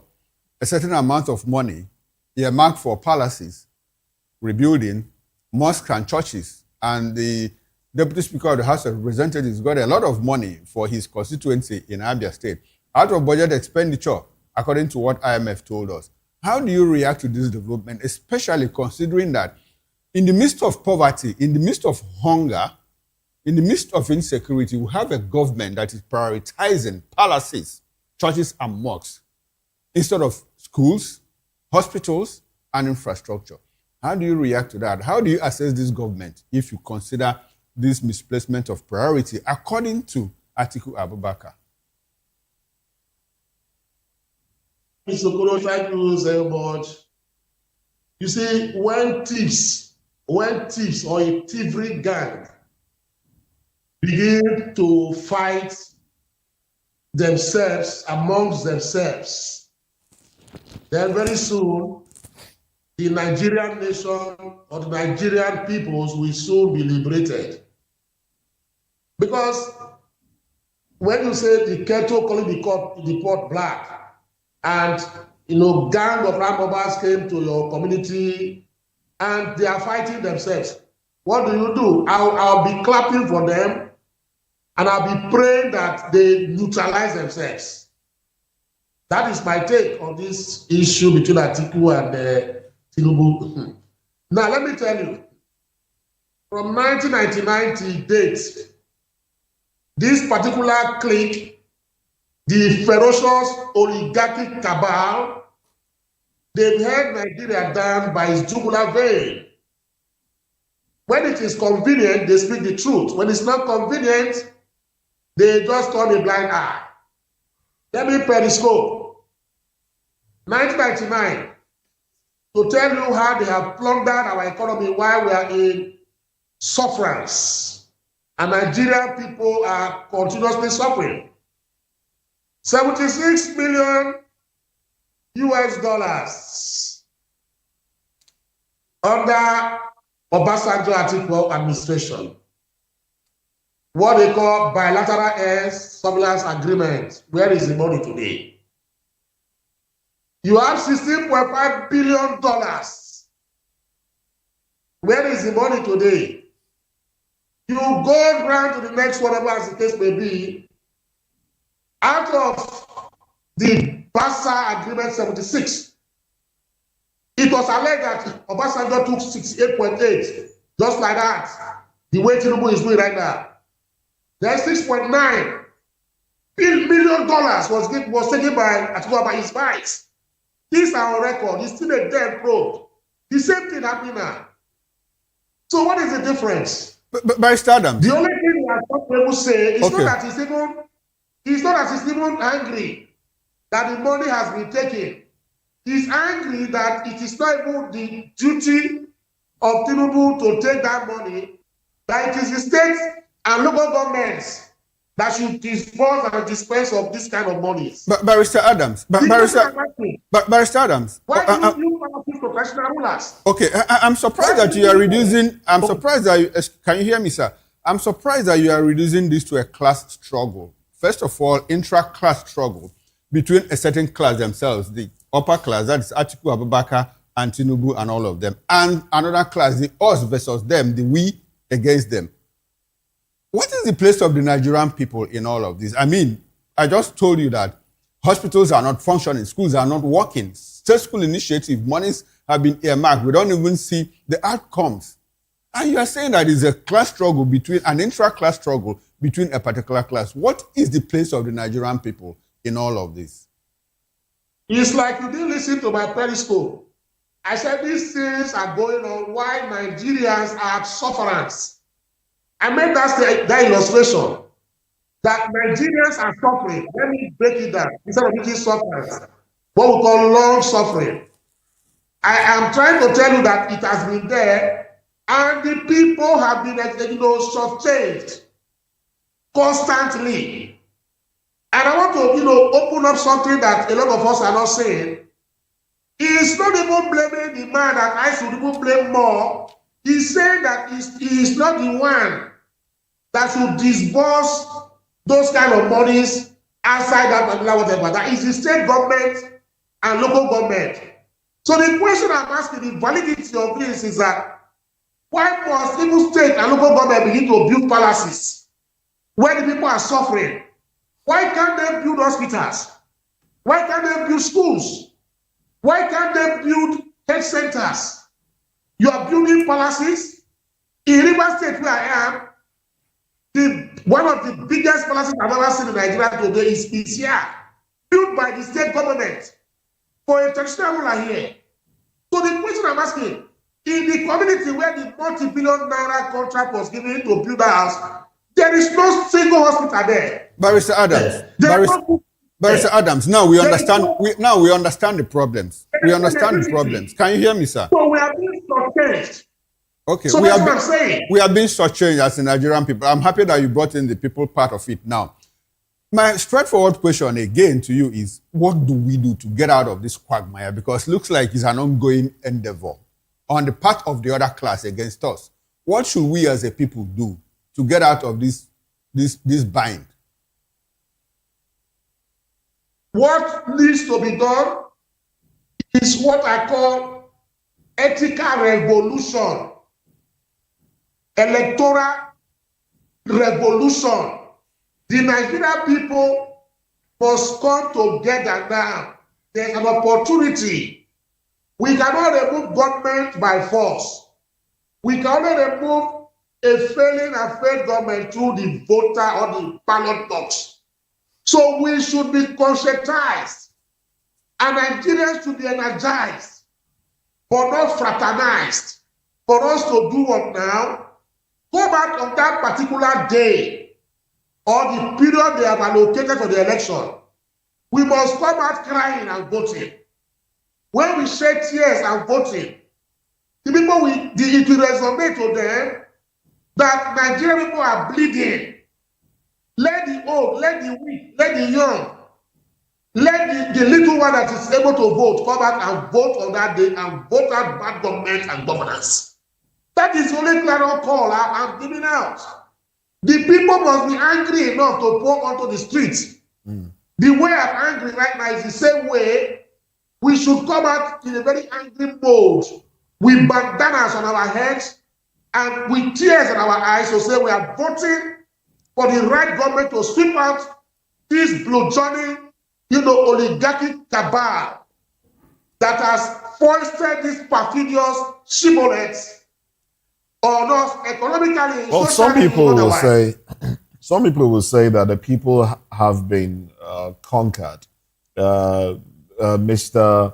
Enabulele pointed to the fact that, even civil society organizations are not speaking up like they ordinarily would, because everybody has a price, and some people have been bought over, and so how do you relate that to the call for the people to come out with bandanas and the rest, and demand what is due unto them?